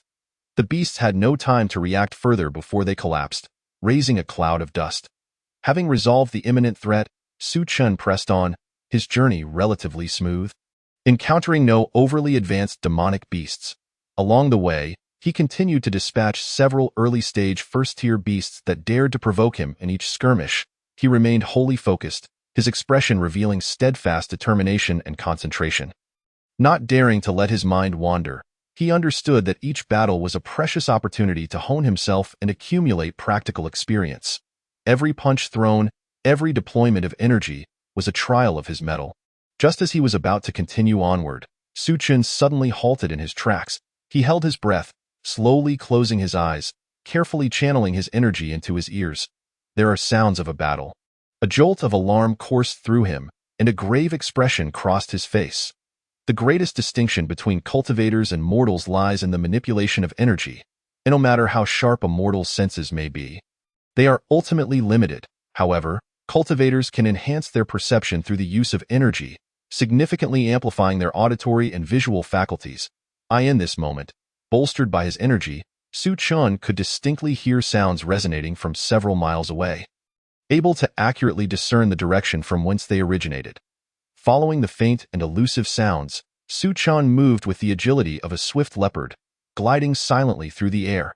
Ahead lay a dense and shadowy thicket, its foliage so abundant that it nearly obscured the sky, allowing only the most reluctant rays of sunlight to filter through the leaves, casting mottled patches of light upon the ground. Amidst the flickering shadows, human figures could be discerned in motion, while simultaneously, a colossal shadow accompanied by thunderous roars of beasts approached, instilling a sense of dread as he neared the battleground. Su Chen lightly tapped the ground with his toes, utilizing the force of reaction to propel himself upwards like a bolt of black lightning, landing atop a towering tree with a flourishing canopy. From his elevated perch, he surveyed the scene below, gaining a clear view of the unfolding conflict. In a clearing within the forest, chaos reigned. The ground was littered with disordered footprints and trampled vegetation, marked by the claw marks of the demonic beast. A group of outer disciples wielding mundane weapons formed a tense yet resolute circle, attacking a formidable beast. This creature was a fiery red, 3 zhang in length, its fur resembling flames dancing in the wind, exuding an intense heat.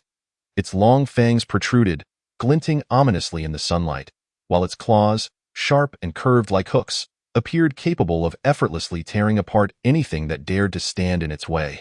It was a mid-tier first-stage demonic beast, a flame fury tiger, whose strength was roughly equivalent to that of a 5th-layer spirit-gathering realm cultivator, proving to be quite a formidable opponent. As Su Chen assessed the situation within, his brow slightly furrowed, his gaze revealing a trace of caution. Concealed among the branches, he observed for a moment. The individuals besieging the Flame Fury Tiger were not particularly exceptional in strength, falling within the 3rd to 4th layers of the spirit-gathering realm. Yet their coordination was seamless, each move perfectly complementing the others, evidently honed through extensive practice and rich combat experience. The combined spells they unleashed surged forth like flowing light, accompanied by a whistling wind directed at the Flame Fury Tiger. However, the beast's tough hide rendered their spells ineffective, merely sparking small embers upon contact without inflicting substantial harm. At the forefront stood a robust young man wielding a great sword, his presence commanding. Every time the Flame Fury Tiger threatened others, he would react swiftly, bellowing, "Do not act recklessly." With that, he surged forward, his blade slicing through the air with a fierce momentum, forcing the beast to retreat. His face was drenched in sweat, yet his eyes shone with determination and fearlessness. While the beast was undeniably powerful, it would inevitably tire. At this moment, the battered flame fury tiger was visibly exhausted. Its breath labored and heavy, its flames no longer as vibrant. When it attempted to unleash a fiery breath, it was deftly deflected by one of the disciples, who perceived a glimmer of despair in the creature's eyes. As if it realized escape was unlikely. Not so fast. The young swordsman's gaze was sharp as he seized the moment, darting forward like a streak of black lightning, delivering a powerful blow to the beast's back. The blade embedded into its flesh, blood gushing forth. The flame fury tiger emitted a heart-wrenching howl, its massive form unable to withstand the force of the strike, crashing to the ground and raising a cloud of dust. It struggled momentarily before rising abruptly, eyes wild with madness and defiance. "This beast refuses to yield," exclaimed a slightly frail disciple, his voice trembling. "Everyone, steady yourselves, continue the assault. Do not give it a moment's respite," called out the senior disciple, his voice firm and resolute, attempting to stabilize the group's morale. The flame fury tiger roared, clawing at the earth, sending dust swirling, before lunging toward a disciple on its left. The disciple, pale with fright, hastily raised his sword to defend himself. Chapter 14. Flame fury tiger, be careful, senior brother, a young woman cried out, swiftly casting a spell that unleashed a beam of icy blue light towards the flame fury tiger in an attempt to disrupt its attack. Sensing the threat, the beast altered its course mid-strike, swiping its claws to scatter the light. Redirecting its charge towards the girl, panic-stricken, she stumbled, nearly losing her footing. "Junior sister," another disciple shouted, rushing forward and positioning his staff in front of the girl. The beast's claws struck the staff with tremendous force, numbing the disciple's arm and causing a crack to form in the wood. Seeing this, the young swordsman felt a surge of urgency and shouted, "You beast, behold my blade!" His swordplay was grand and sweeping, each strike accompanied by a gust of wind. The flame fury tiger was compelled to abandon its assault on the disciple, turning to confront the swordsman instead. "Let us all attack together, focusing on its weaknesses." The others nodded in agreement, each casting their spells, vibrant lights flashing around the flame fury tiger. The creature evaded and weaved, but as its injuries multiplied, its resistance intensified. Suddenly, it opened its gaping maw, unleashing a torrent of blazing flames in a sweeping arc towards the group. "Take cover!" the disciples cried, leaping in all directions as the flames grazed their garments. Filling the air with the acrid scent of charred fabric, "This cannot continue. Its attacks are too ferocious," one disciple gasped, panting heavily. The swordsman furrowed his brow, contemplating for a moment before declaring, "We shall take turns attacking to divide its focus. Then seize the opportunity to strike at its eyes." The group complied, with one disciple charging forward to draw the flame fury tiger's attention. As anticipated, the beast turned to pursue him, that moment. The swordsman dashed in from the side, raising his blade high, aiming with all his might for the creature's eye. The flame fury tiger sensed the danger too late, and the sword struck true, piercing its left eye and causing blood to gush forth. "Ow!" It howled in agony, thrashing its head wildly, claws flailing. The group seized the chance to launch another barrage of attacks, spells and weapons raining down upon it. Under the relentless onslaught, the flame fury tiger finally succumbed, its immense body swaying before crashing to the ground, lifeless. It is finally over." The swordsman exhaled deeply, a satisfied smile gracing his face, reflecting the relief that comes after enduring hardships. The others gathered around, their faces radiant with the joy of victory. Though this arduous battle had left them weary, the thrill of triumph invigorated their spirits. "Brother Zhao, we owe it all to your adept leadership," one remarked, admiration evident in his voice, still slightly breathless from the fight. The swordsman smiled and waved his hand dismissively. "Everyone contributed. This victory is ours collectively. Without any one of us, it wouldn't have gone so smoothly."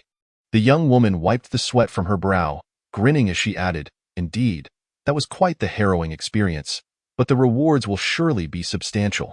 She gazed at the fallen flame fury tiger, her eyes gleaming with anticipation as if envisioning the bountiful spoils soon to be theirs.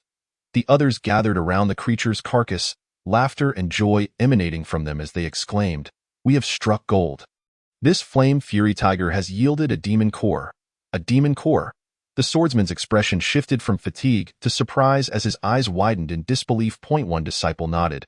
"A a triumphant smile on his face, stating, "Indeed, it appears to have formed recently. It's still fresh. A mid-tier first-stage demonic beast, in terms of mere flesh value, would yield only about 20 low-grade spirit stones, meaning a meager 4 stones each if shared among 5 people. However, if the beast possessed a demon core, the value dramatically increased.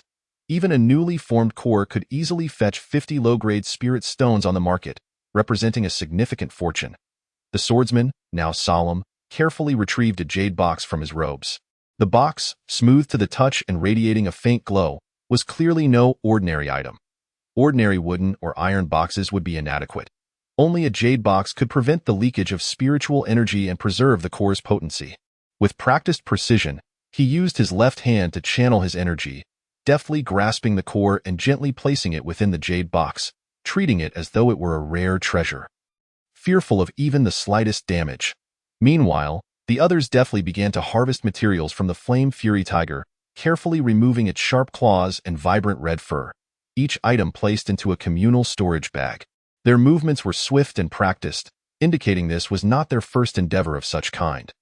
Once everything was securely collected, the young woman furrowed her brows slightly, a worried expression crossing her face as she murmured, "Brother Zhao, it took us half a day to bring down 1 Flame Fury Tiger. Yet there are still 2 more in that cave, one of which is even larger. I suggest we return to seek help from our seniors." She proposed. "But what if someone else gets there first?"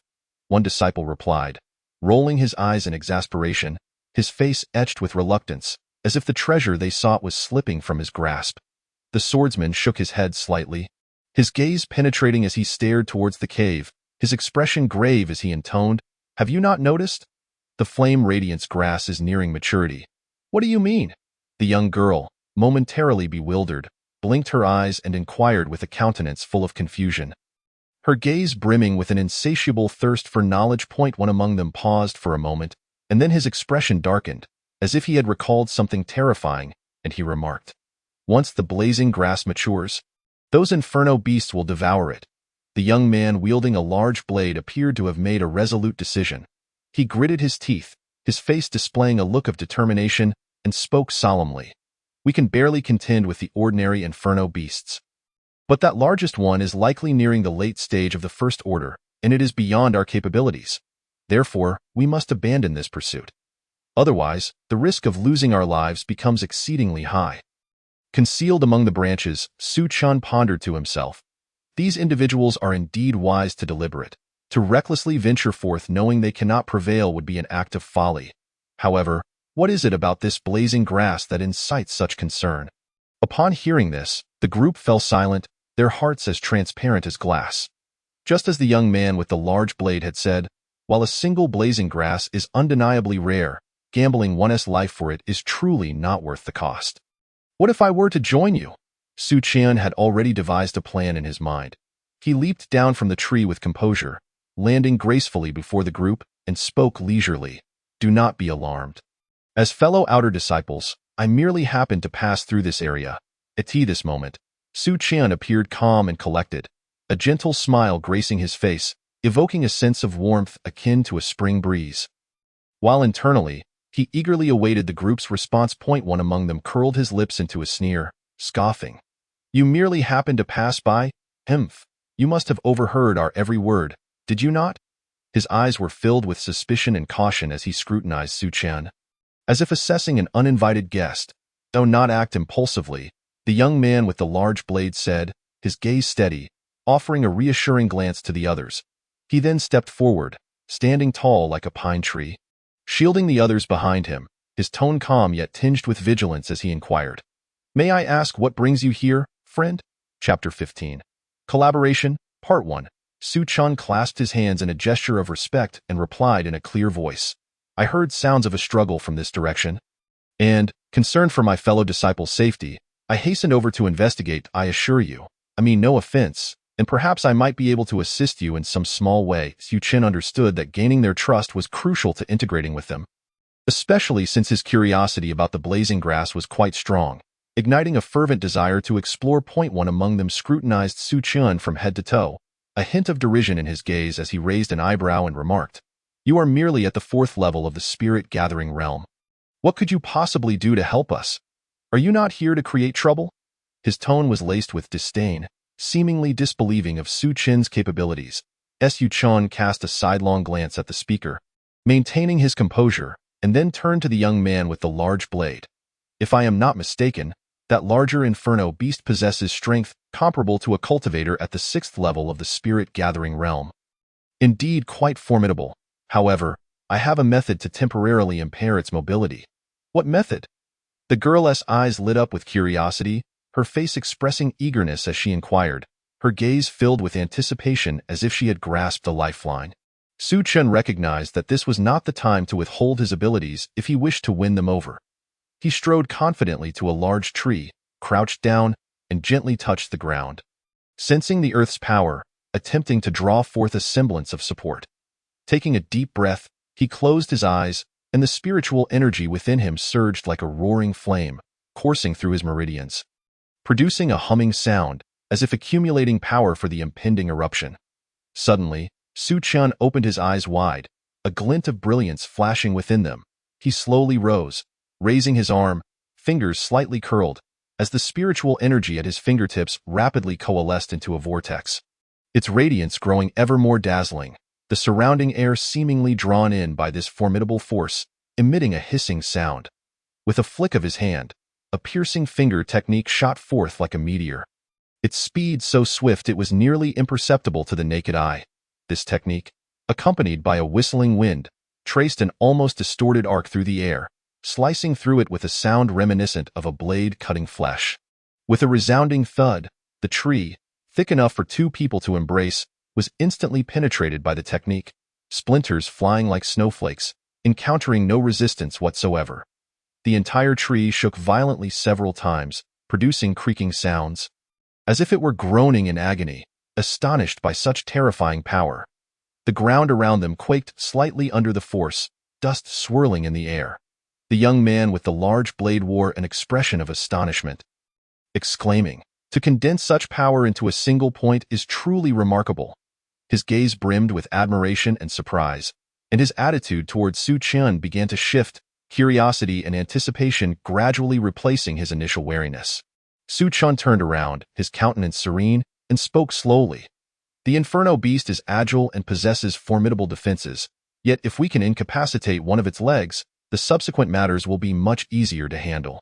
One among them snorted derisively, mocking, "It's easy to say, but that Inferno Beast is not a stationary tree. Do you think it will simply allow you to strike?" His face still bore an expression of skepticism.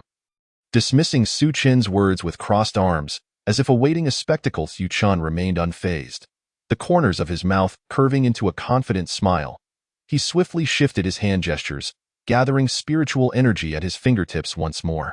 This time, he did not target a stationary object but rather a few insects flitting about in the air.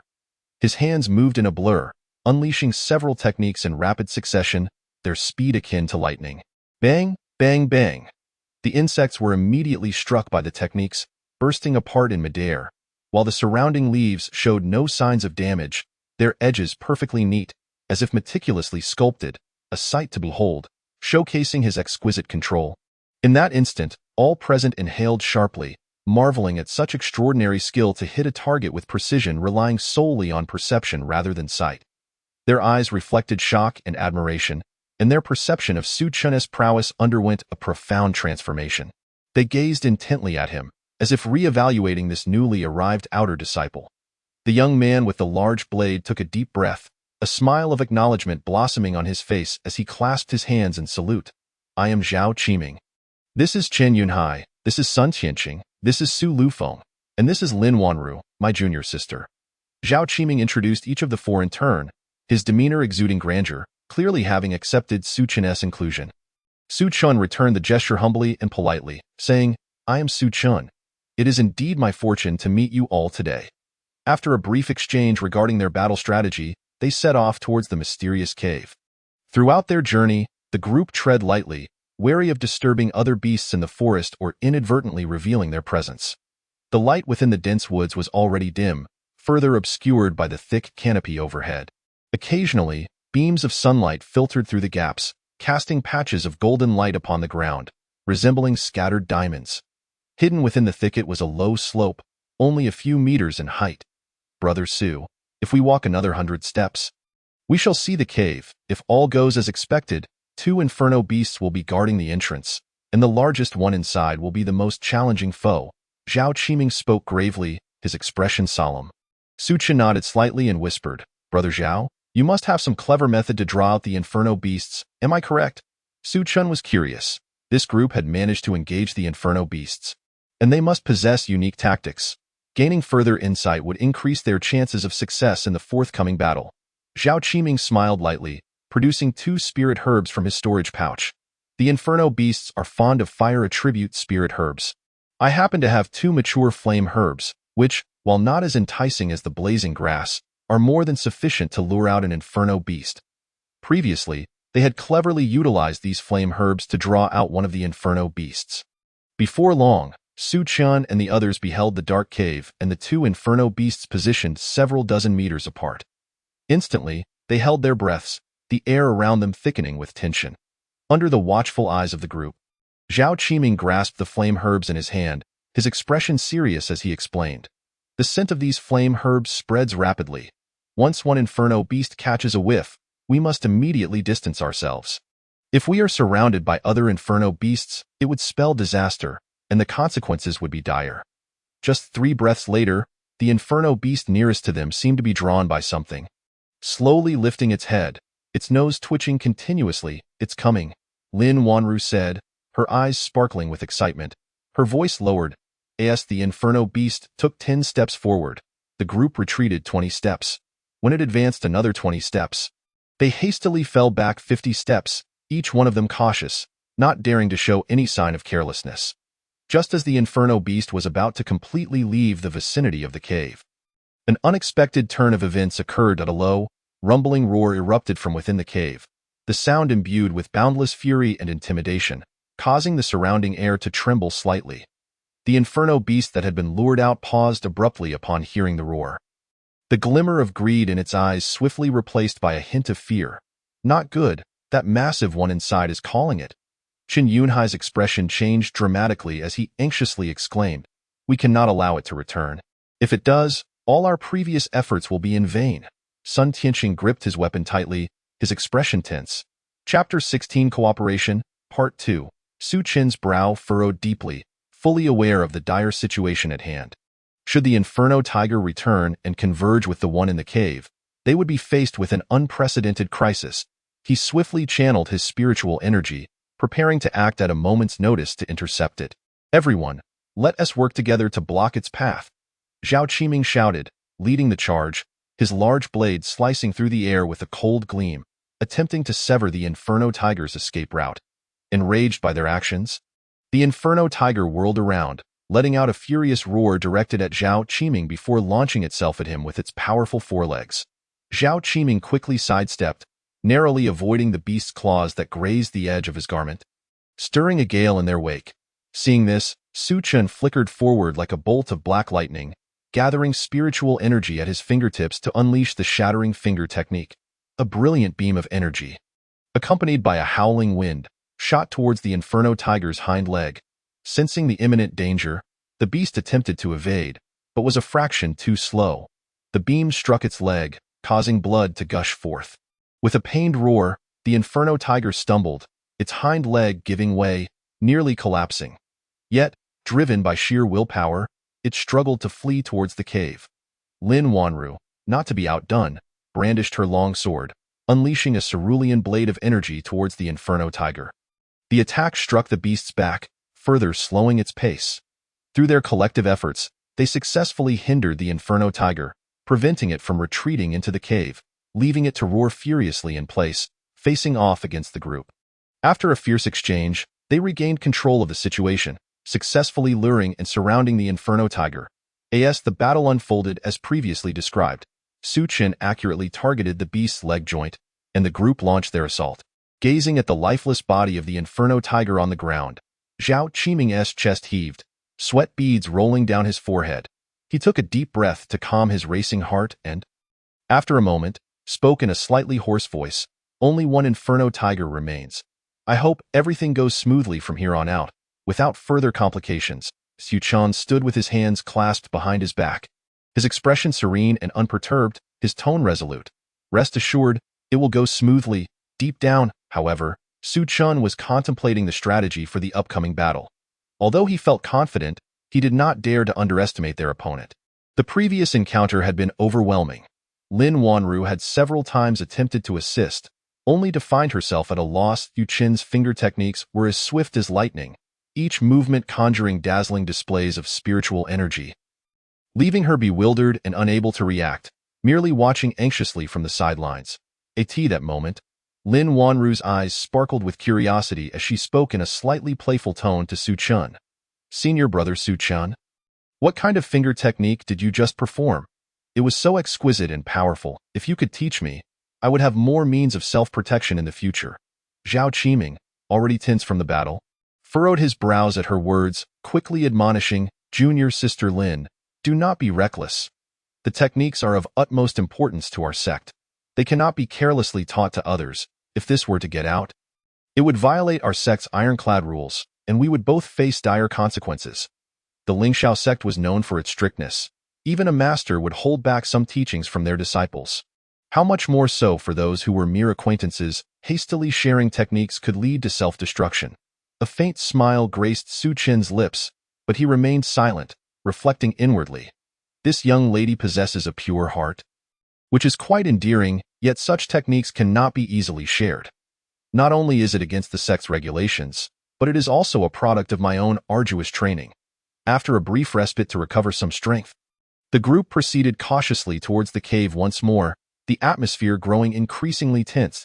As they neared the entrance, the largest inferno tiger appeared to sense danger, slowly emerging from the cave. Its size surpassed that of the previous inferno tigers they had encountered, emanating a far more formidable aura, causing the ground to tremble with each step it took.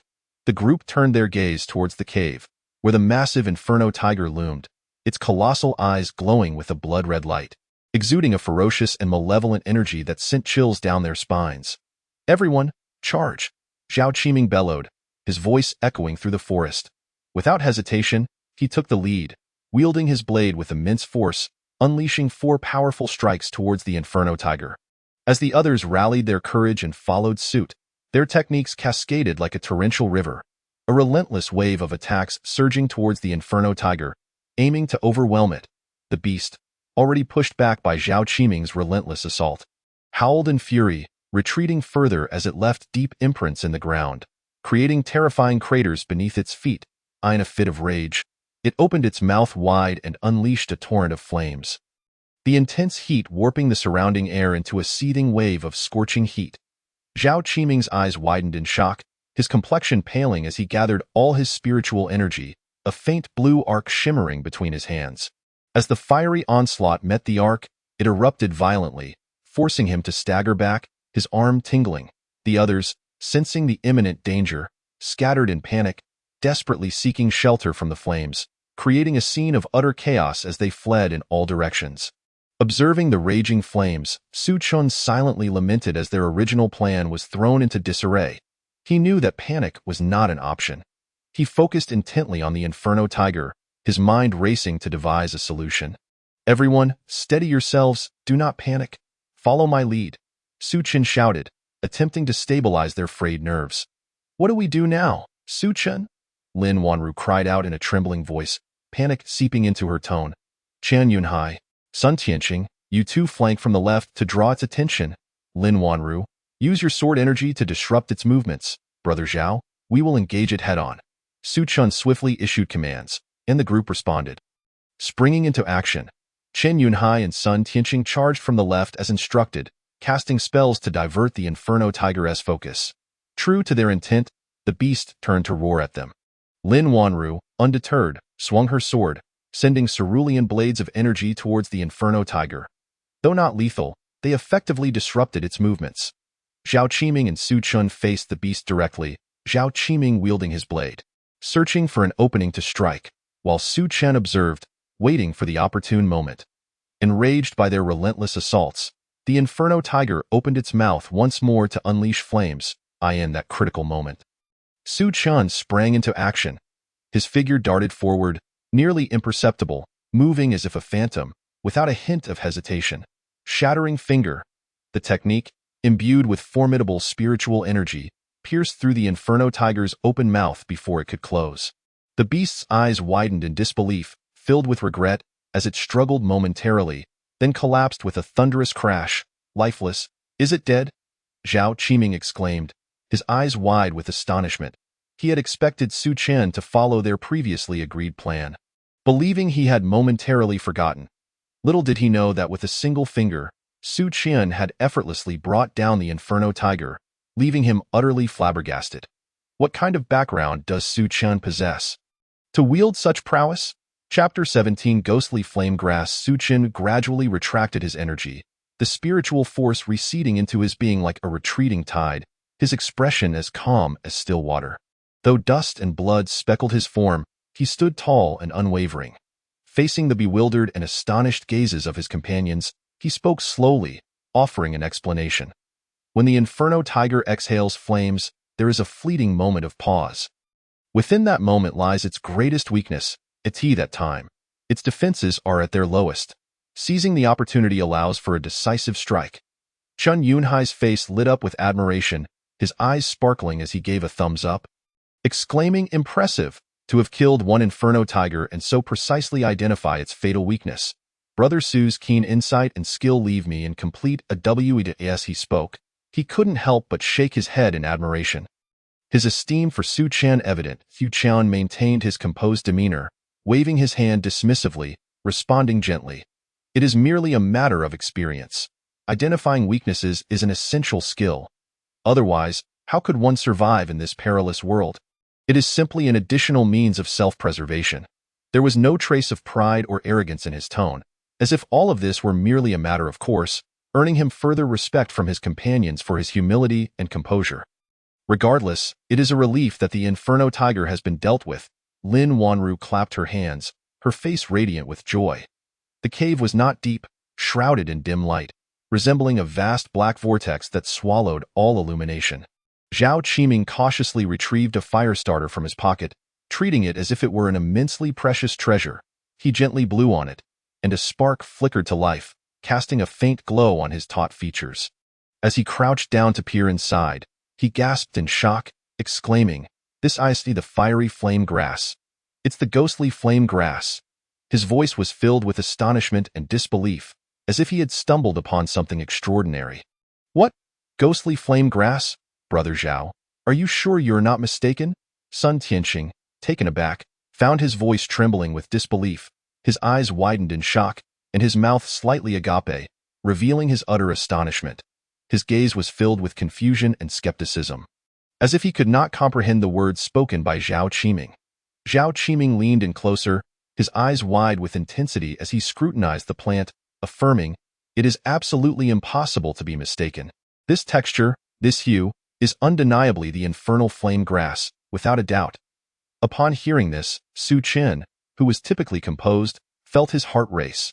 Earlier, while traveling, he had overheard a few individuals mention that although the infernal flame grass was precious, it was worth only around 70 to 80 low-grade spirit stones in the market, barely qualifying as a rare herb.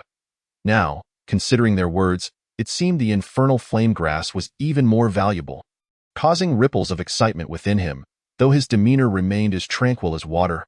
Lin Wanru pouted, exclaiming, "Zhao Shixiang, it's too dark here. I can't even see what the infernal flame grass looks like." Her tone carried a hint of childish petulance, akin to a young child pleading for a beloved toy from an adult. "Indeed, let us step outside," Zhao Qiming replied, carefully unearthing the infernal flame grass with a tenderness that suggested he was cradling a fragile life. He emerged from the cave first, followed by the others. Under the bright light, the full form of the infernal flame grass was revealed to their eyes for the very first time.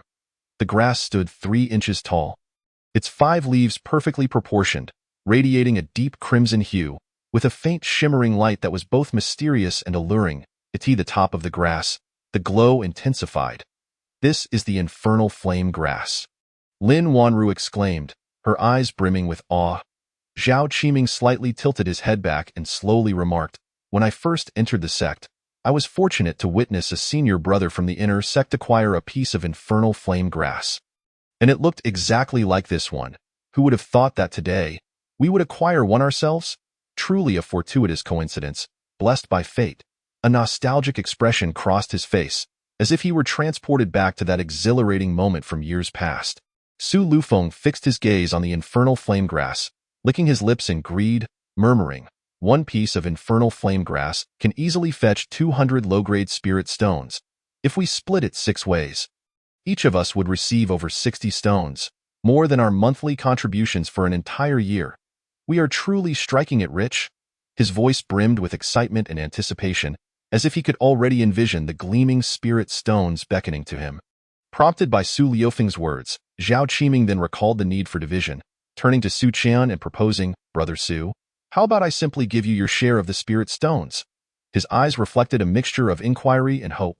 As he awaited Su Qian's approval, Su Qian, having little interest in the infernal flame grass, was primarily focused on honing his skills and enhancing his abilities during this journey. Thus, he nodded in agreement. Contemplating inwardly, spirit stones would benefit my cultivation, so it is not a loss. I shall observe how they decide to distribute.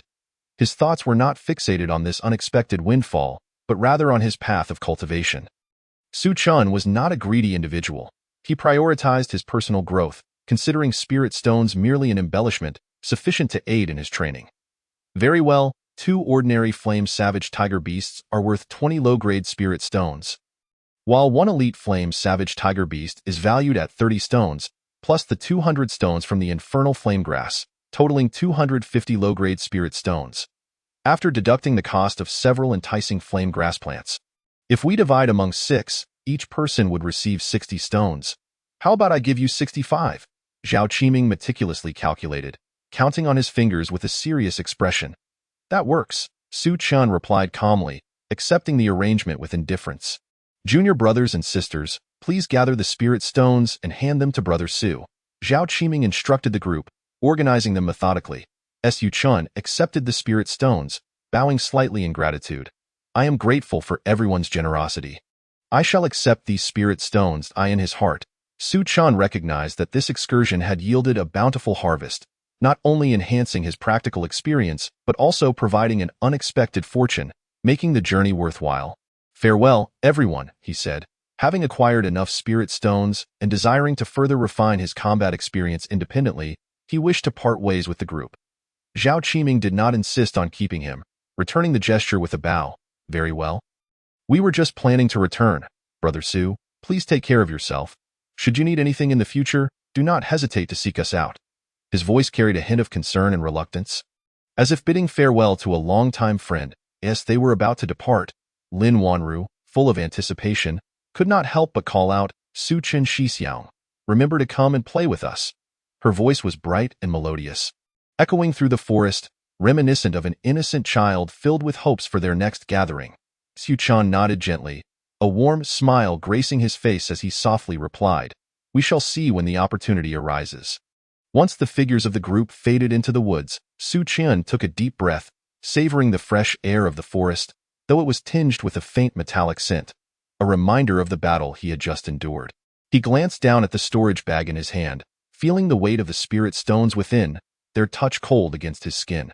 Having ventured out for only a short time, he had already acquired over 60 low-grade spirit stones, sufficient to purchase some expensive elixirs to refine his body and enhance his cultivation.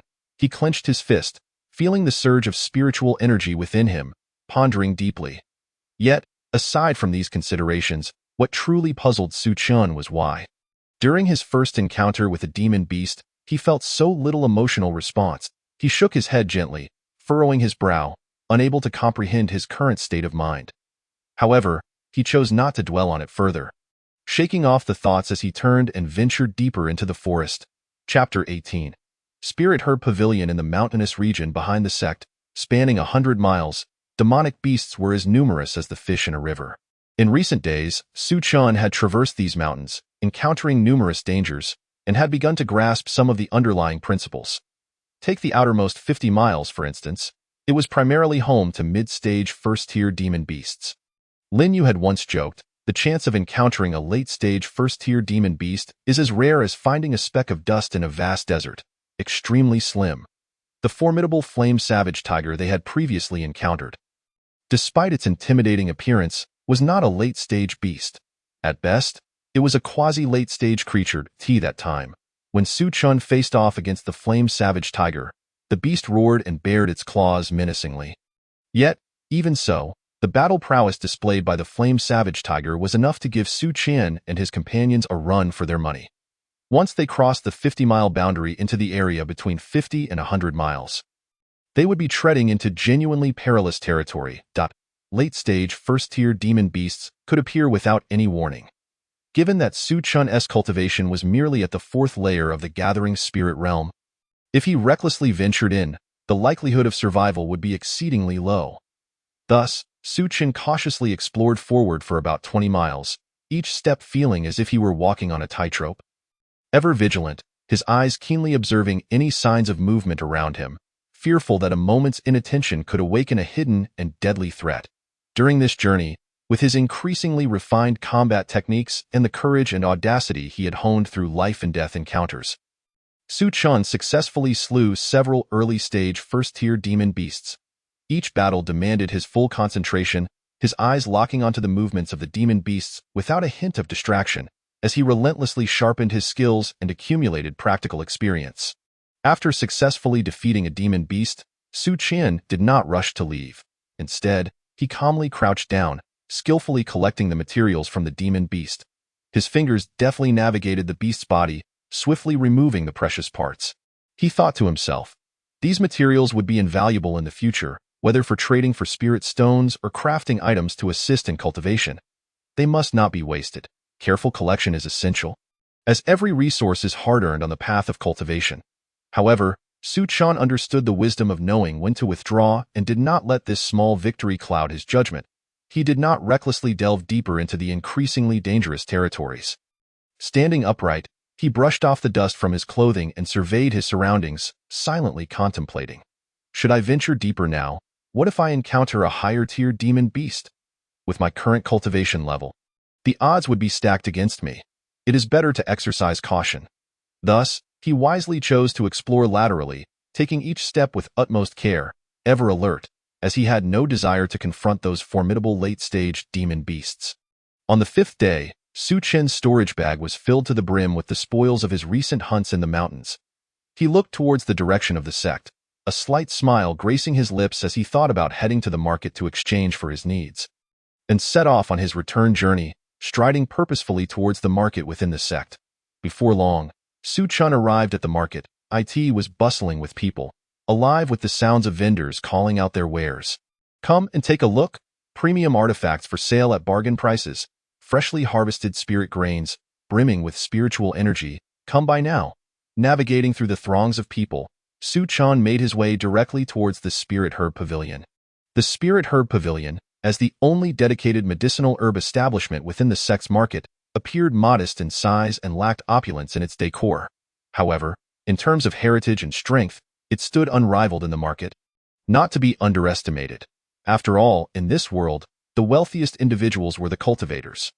Most of the spirit stones painstakingly amassed by each cultivator were unhesitatingly spent on resources that aided their cultivation, such as spirit herbs or elixirs. They understood that to advance their cultivation, accumulating resources was indispensable, and when it came to spending lavishly, they did so without a flicker of hesitation in their minds. Spirit stones could always be earned again. At worst, they could venture back into the deep mountains and brave the dangers once more. The opportunity for advancement in cultivation is a rare occurrence, akin to waiting a millennium. Once missed, who knows how much effort it will take to make amends. As Su Qian stepped into Ling Chui Xian, a rich, almost viscous aura surged toward him the moment he crossed the threshold. Instinctively, he furrowed his brow slightly, his eyes flashing with a sharp brilliance as he scanned his surroundings. Inside the hall, people came and went, the noise reminiscent of a bustling marketplace. Most were outer sect cultivators. Like him, donned in simple attire, their gazes reflecting determination and longing. Some eagerly anticipated acquiring pills to aid in breaking through their bottlenecks.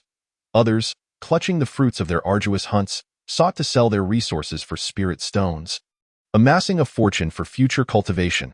Amidst the throng, Su Qian stood with a piercing gaze, quickly noticing a couple of figures whose aura emanated subtle yet profound fluctuations of spiritual energy. With his current perceptive abilities, he found it difficult to gauge their depths, suggesting they had reached the transcendence stage. Taking a deep breath to calm his mind, he steadily made his way to the counter. Upon reaching it, he decisively emptied the contents of his storage bag, filled with materials harvested from demonic beasts, onto the counter. "Shopkeeper, if you would be so kind as to assess how many spirit stones these materials can be exchanged for." Su Qian's voice was clear and steady, cutting through the clamor of the shop and drawing the attention of several onlookers, their eyes filled with curiosity and scrutiny. The shopkeeper, an elderly man clad in a black robe, bore the marks of time etched in the myriad wrinkles on his face, yet exuded a tranquil and composed demeanor. He ambled over at a leisurely pace, his gaze penetrating as he extended his gnarled yet nimble fingers to meticulously count the materials. He muttered to himself, estimating, most of these are early-stage materials from first-tier demonic beasts, of decent quality but limited rarity. I can offer you a total of 50 lower-grade spirit crystals. Su Qian's expression remained calm as he nodded slightly. Responding nonchalantly agreed, that price is fair. Internally, he reflected that this valuation aligned closely with his own estimations, and acquiring these spirit stones made his trip worthwhile. A young cultivator nearby could not help but interject. "Only 50 lower-grade spirit crystals? I reckon these materials must have taken considerable effort to obtain. That price seems a bit LOW. Su Qian smiled and replied, "I am well aware of the market conditions in this bazaar. The shopkeeper's offer is quite reasonable." Seeing Su Qian's straightforwardness, the shopkeeper's face broke into a faint smile, and he turned to a busy assistant beside him, instructing, "Be swift and handle these demonic beast materials with care." He then leisurely retrieved spirit stones from beneath the counter, arranging them neatly, his movements skilled, indicative of his years of experience in this trade. "Here you go, a total of 50 lower-grade spirit crystals. Please verify." Su Qian cast a casual glance, the quantity of spirit stones evident at a glance, nodded in acknowledgement, and carefully stowed them in his storage bag. His gaze then drifted toward the counter filled with an array of enticing goods. His eyes alight with curiosity. Noticing Su Qian's interest, the shopkeeper, adept at reading expressions, smiled even more broadly and inquired gently, "It appears you have something specific in mind. Feel free to ask." "I am my Ling Chui Xian. I shall do my utmost to assist you with any needs." Su Qian withdrew his gaze and met the shopkeeper's eyes, speaking candidly, "I seek pills or spiritual essences that can both enhance my physical body and accelerate my cultivation progress. Given your extensive knowledge and experience, I trust you can provide me with some recommendations." The shopkeeper smiled and waved his hand dismissively, turning to retrieve a sheet of sturdy paper from a nearby drawer. Presenting it to Su Qian, "Allow me to provide you with a list detailing the effects and prices of various pills and essences. It is all laid out clearly, sparing me the need for excessive explanations." "That would be splendid," Su Qian replied, taking the list eagerly and scanning its contents with fervor. The list was densely packed with information on various pills and essences. Qing Yu Dan, crafted from 10-year-old Qingwen branches and Ling Huan Fa Hua grass. Priced at 3 lower-grade spirit stones per pill, which accelerates spiritual energy circulation for a brief period. Duan Ti Ling Chui, derived from the blood of a raging demonic bull and 10-year-old Hua Yuan grass. Also 3 lower-grade spirit crystals per essence, remarkable for enhancing physical strength. Ran Shuemi Wan, made from 100-year-old blood ginseng and red flame demonic heart fruit, priced similarly, focusing on unleashing latent potential during combat. And Pei Yuan Dan, composed of 100-year-old spirit root and various rare spiritual flowers, sold in bottles of 10 for 30 lower-grade spirit stones, primarily aimed at solidifying foundations and enhancing meridians. As he continued to read, Su Qian's brow gradually furrowed. His fingers lightly traced the edge of the list, deep in thought, weighing his options. Upon reaching the price section, his heart sank. The cost of several spirit crystals for a single item was dauntingly high for him. Quietly calculating, he realized that even if he spent every last spirit stone he possessed, it would barely suffice for his ongoing cultivation needs. That moment, an elderly cultivator nearby noticed Su Qian's expression and chuckled. "Young man, are you finding the prices too steep? Resources for cultivation have always been costly. Otherwise, how would their value be justified? Su Chun smiled wryly and shook his head. Senior, you speak the truth, but as outer sect disciples, accumulating spirit stones is no easy feat. Reflecting on this, a pang of bitterness welled up within him. He envied those born with silver spoons, privileged individuals who received the best training from a young age, where precious pills were as common as daily bread. Over the years, the spirit stones they consumed could surely pile into mountains, making rapid advancement a given. Su Chun shook his head slightly, letting out a quiet sigh. Yet he understood that external help is merely that, external. While it might assist in becoming an ordinary expert, achieving extraordinary heights demands unyielding effort and perseverance. As he pondered, his gaze inadvertently fell to the bottom of the list. And suddenly, his eyes brightened. Qi Ling Jing Chui, made from absorbing spiritual vines and the blood of wild bulls, was noted for its effectiveness in enhancing physicality and accelerating spiritual absorption, priced at just one lower-grade spirit crystal. Upon seeing this entry, Su Chin's heart raced with excitement. This was exactly what he sought. He glanced up just in time to see an assistant passing by, briskly attending to numerous tasks. Su Chun quickly stepped forward, gently tugging at the assistant's sleeve, and called out, "I would like 60 Qi Ling Jing Chui, please." "Certainly, just a moment," the assistant responded promptly, hurrying to the back to fetch the items, his swift movements indicating that he was no stranger to such errands. Watching him, Su Chun assessed, if this assistant is so efficient, I can only hope that the Qi Ling Jing Chui lives up to my expectations and becomes a reliable ally in my cultivation journey. I cannot afford for my hard-earned spirit stones to go to waste.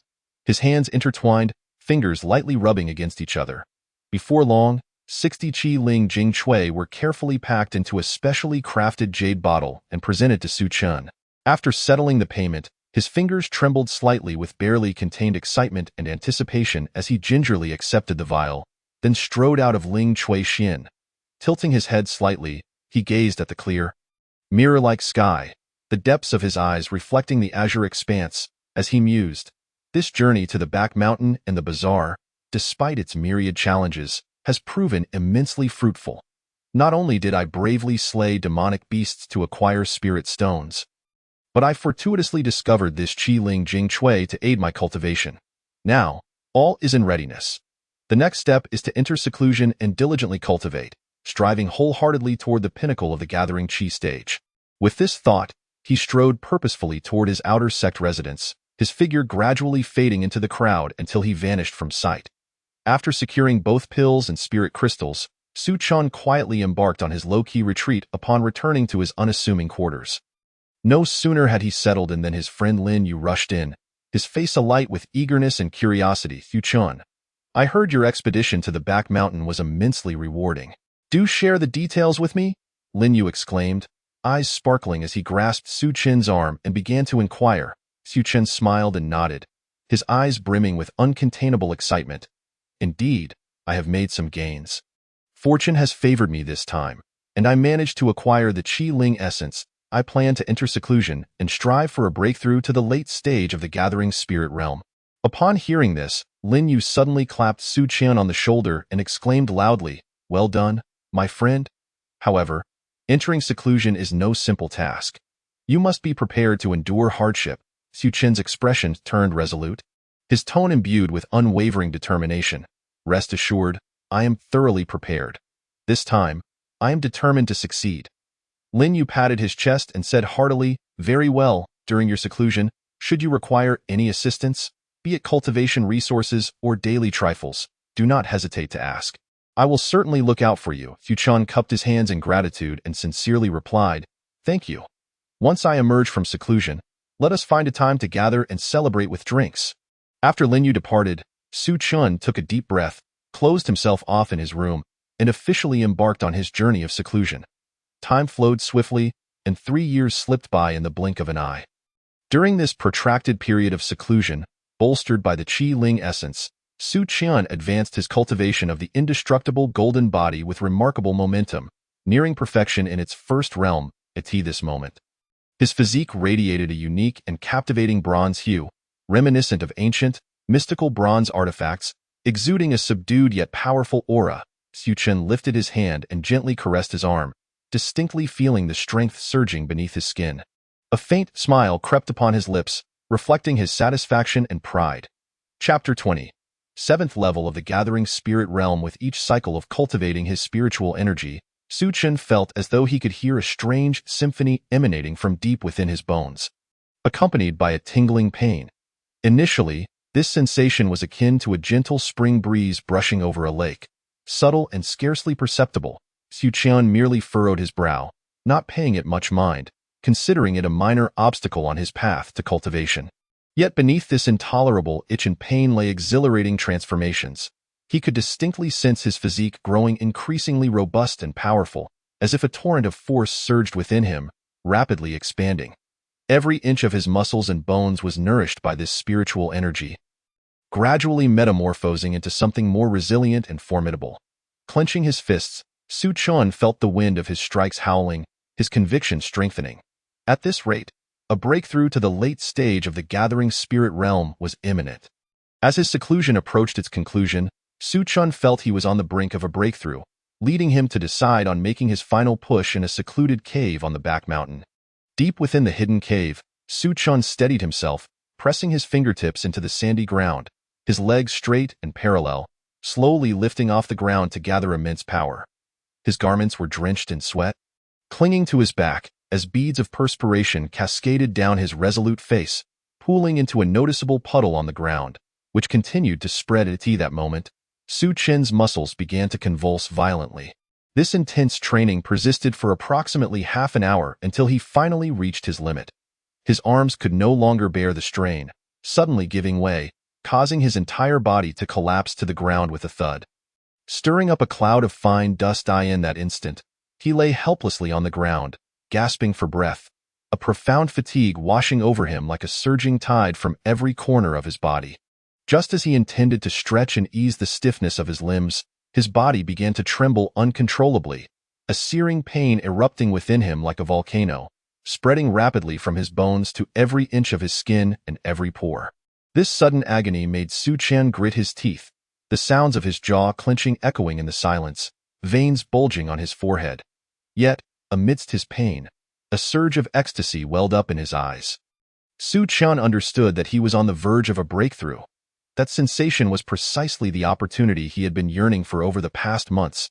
The pain felt akin to countless sharp drills penetrating his very soul, burrowing within his bones, striving to carve a path to an entirely new realm. With acute sensitivity, Su Chen could distinctly perceive his bones steadily growing stronger and more resilient at a painstakingly slow yet determined pace. Gritting his teeth and enduring the excruciating pain, he clenched his fists, his nails nearly embedding into his palms, with droplets of blood seeping forth, yet he remained oblivious. The pain struck him with the ferocity of thunder, enveloping him, yet it dissipated just as swiftly, lasting no more than a quarter of an hour. As the agony faded, Su Chen suddenly felt invigorated. He leaped to his feet, his form agile, creating a gust of wind that sent dust swirling around him. Straightening his posture, a series of crisp, delightful cracking sounds emanated from within him, his face radiating excitement, his eyes shining brightly. With a resounding boom from his dantian, the cave trembled slightly, and a satisfied smile graced Su Chen's face. Seventh level of the Gathering Spirit Realm. He could know Su Chen, with an innate understanding of the other party's intentions, refrained from unnecessary chatter and earnestly expressed his purpose. Elder, I have already reached the late stage of the spirit gathering realm. I have come here to select another technique to enhance my strength, and I hope you will grant me this wish. You may enter, the elder of the pavilion replied, casting only a fleeting glance at him. His expression unfazed, Su Chen maintained his composure and nodded appreciatively. Having acquired the undying sacred body, this technique would ensure an exceptionally resilient physique, serving as an excellent defensive method. In terms of offensive capabilities, he already possessed the formidable Shattered Void Finger. As he walked, he pondered inwardly, his fingers unconsciously caressing, reminiscent of the power unleashed when executing the Star-Shattering Finger, a glimmer of satisfaction flickering in his eyes. Now, he was merely lacking a body technique. Without a refined movement skill during his descent from the mountain for training, he would inevitably encounter numerous predicaments. Contemplating this, his gaze grew resolute, and his pace quickened. swiftly leading him to the area designated for body techniques. Upon entering the body technique section, the clamor of the outside world seemed to be shielded by an invisible barrier, leaving only the rustling sound of technique scrolls turning, which resonated distinctly in the tranquil space, as if the scrolls were whispering their clandestine secrets. Xu Qian lifted his gaze, observing the towering and sturdy shelves surrounding him, laden with various technique scrolls, each emanating a subtle glow, mysterious and enticing, as if beckoning him to uncover their mysteries. He strolled slowly along the shelves, his gaze meticulously scanning the scrolls radiating an enigmatic aura, leaving no potential overlooked. His heart brimming with a yearning for powerful techniques.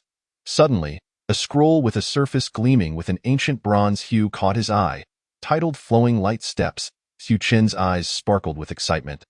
Akin to discovering a treasure, he gently extended his hand, cautiously retrieving it and flipping open the cover. The ancient characters within seemed to spring to life, leaping into his mind, revealing the extraordinary nature of this movement technique. Once cultivated to perfection, it would enable one to transform spiritual energy into flowing light, swiftly shifting one's form, causing enemies to lose their sense of direction and struggle to track one's movements.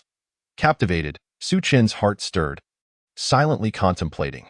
This movement technique is indeed exquisite.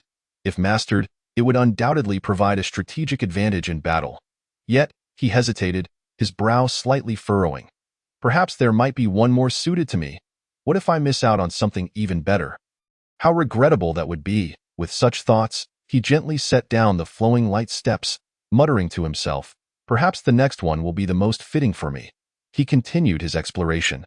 Not far ahead, a faint green spiritual light flickered in the shadows. Xu Qian focused his gaze, discovering a scroll radiating a ghostly green light. Spirit Wind Steps. He hurried forward, taking the scroll to study it. Once mastered, this body technique would allow the practitioner to move as gracefully as a spirit in the wind, lightly stepping, causing chaotic air currents to disrupt the enemy's perception, and even enabling concealment behind the wind, allowing for a sudden, fatal strike at critical moments. The more he read, the more his excitement grew, his eyes sparkling with fervor, unable to restrain himself from murmuring, "This is truly tailored for me. It aligns perfectly with my combat style. This is the one," and no longer daring to delay, Xu Qian hastily collected the scroll, an uncontainable excitement evident in his demeanor, mumbling, "At last, I've found you." He hurriedly exited the body technique section. Approaching the elder at the entrance, the elder, with a serene expression, merely cast a cursory glance before closing his eyes to meditate once more. Xu Qian respectfully bowed and stated, "Elder, I have chosen my technique." The elder nodded slightly, remaining silent. After completing the registration, Xu Qian turned to leave, returning to his quarters. In the days that followed, he secluded himself, fully immersing in the cultivation of the Spirit Wind Steps, his heart and mind consumed with mastering this intricate body technique. Initially, when he attempted to communicate with the power of the wind, his internal spiritual energy was thrown into disarray.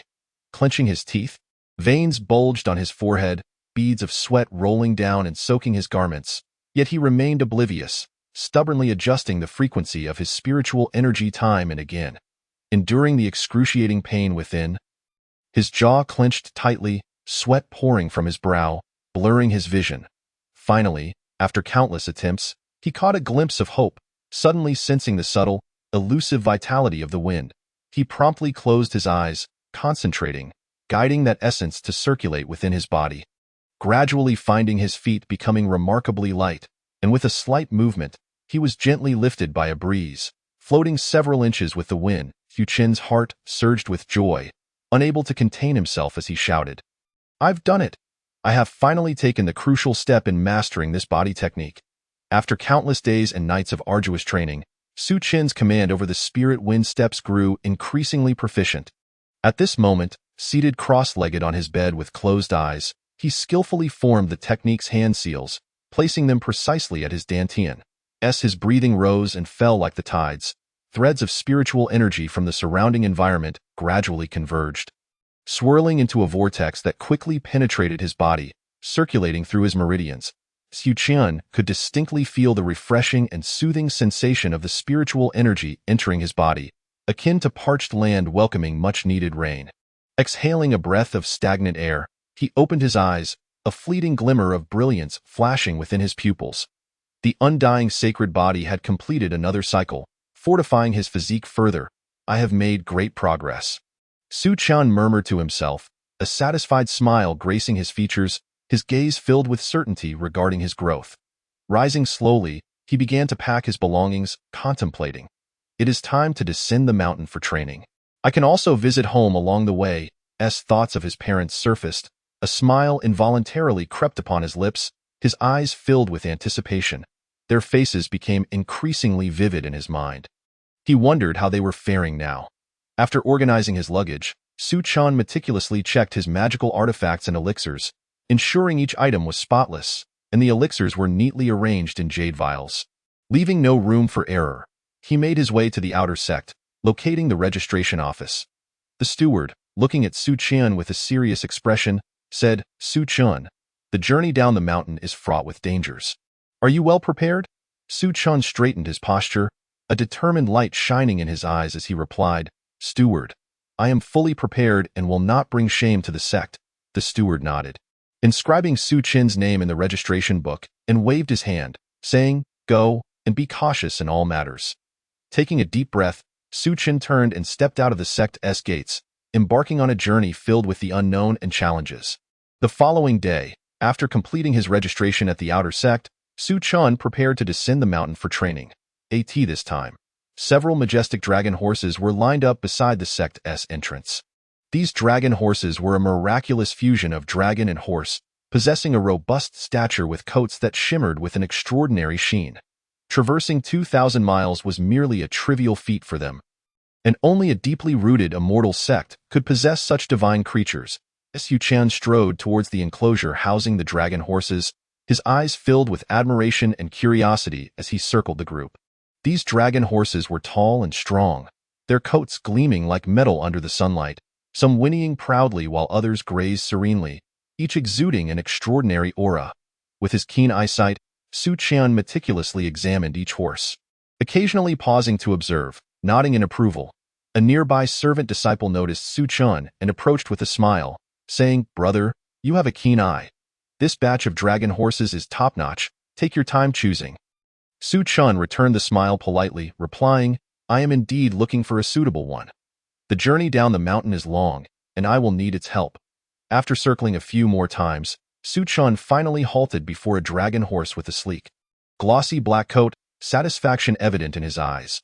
This dragon horse possessed a graceful form, long legs, and a glimmer of intelligence in its gaze. The servant disciple, seeing this, quickly exclaimed, "Brother, you have an excellent eye. This horse is the most spirited among this batch. Riding it will surely ensure a smooth journey." Grateful, Su Qian smiled, "Thank you for your kind words." The dragon horse seemed to possess a degree of sentience, as if understanding their conversation, it flicked its tail lightly. Stirring up a cloud of dust, Su Qian mounted the horse, gently stroking its neck while softly saying, "You are the one." The dragon horse neighed in response. "Go." Su Qian called out lightly, and the dragon horse galloped away, raising a cloud of dust behind them. Seated atop the horse, Su Qian leisurely admired the scenery along the way, becoming immersed in the experience. In the distance, the mountains rose and fell, shrouded in mist, while nearby, streams babbled and wildflowers bloomed. The beauty of the world held a unique charm. "This is indeed a beautiful place," Su Qian murmured, his eyes gleaming with contentment. While savoring the picturesque views, he seized the opportunity to cultivate, his breath flowing in rhythm, as if merging with the very essence of the heavens and earth. As night fell, the sky blushed with orange-red hues, and Su Qian arrived at a quaint town known as Longjiang Town. He reined in the reins, gazing at the antiquated charm of the town, a wave of tranquility washing over him. "Let us take a brief pause here," he whispered, dismounting as he strolled into the town. Leading the dragon horse, the lush willows swayed gently by the azure lake at the town's entrance, the breeze caressing the branches, creating an ethereal dance. "What a beautiful place," Su Qian exclaimed in admiration. At that moment, an elderly passerby approached with a smile and remarked, "Young man, is this your first visit to Longjiang Town?" Su Qian nodded in affirmation, replying, "Indeed, venerable elder. Are there any notable places to visit in this town?"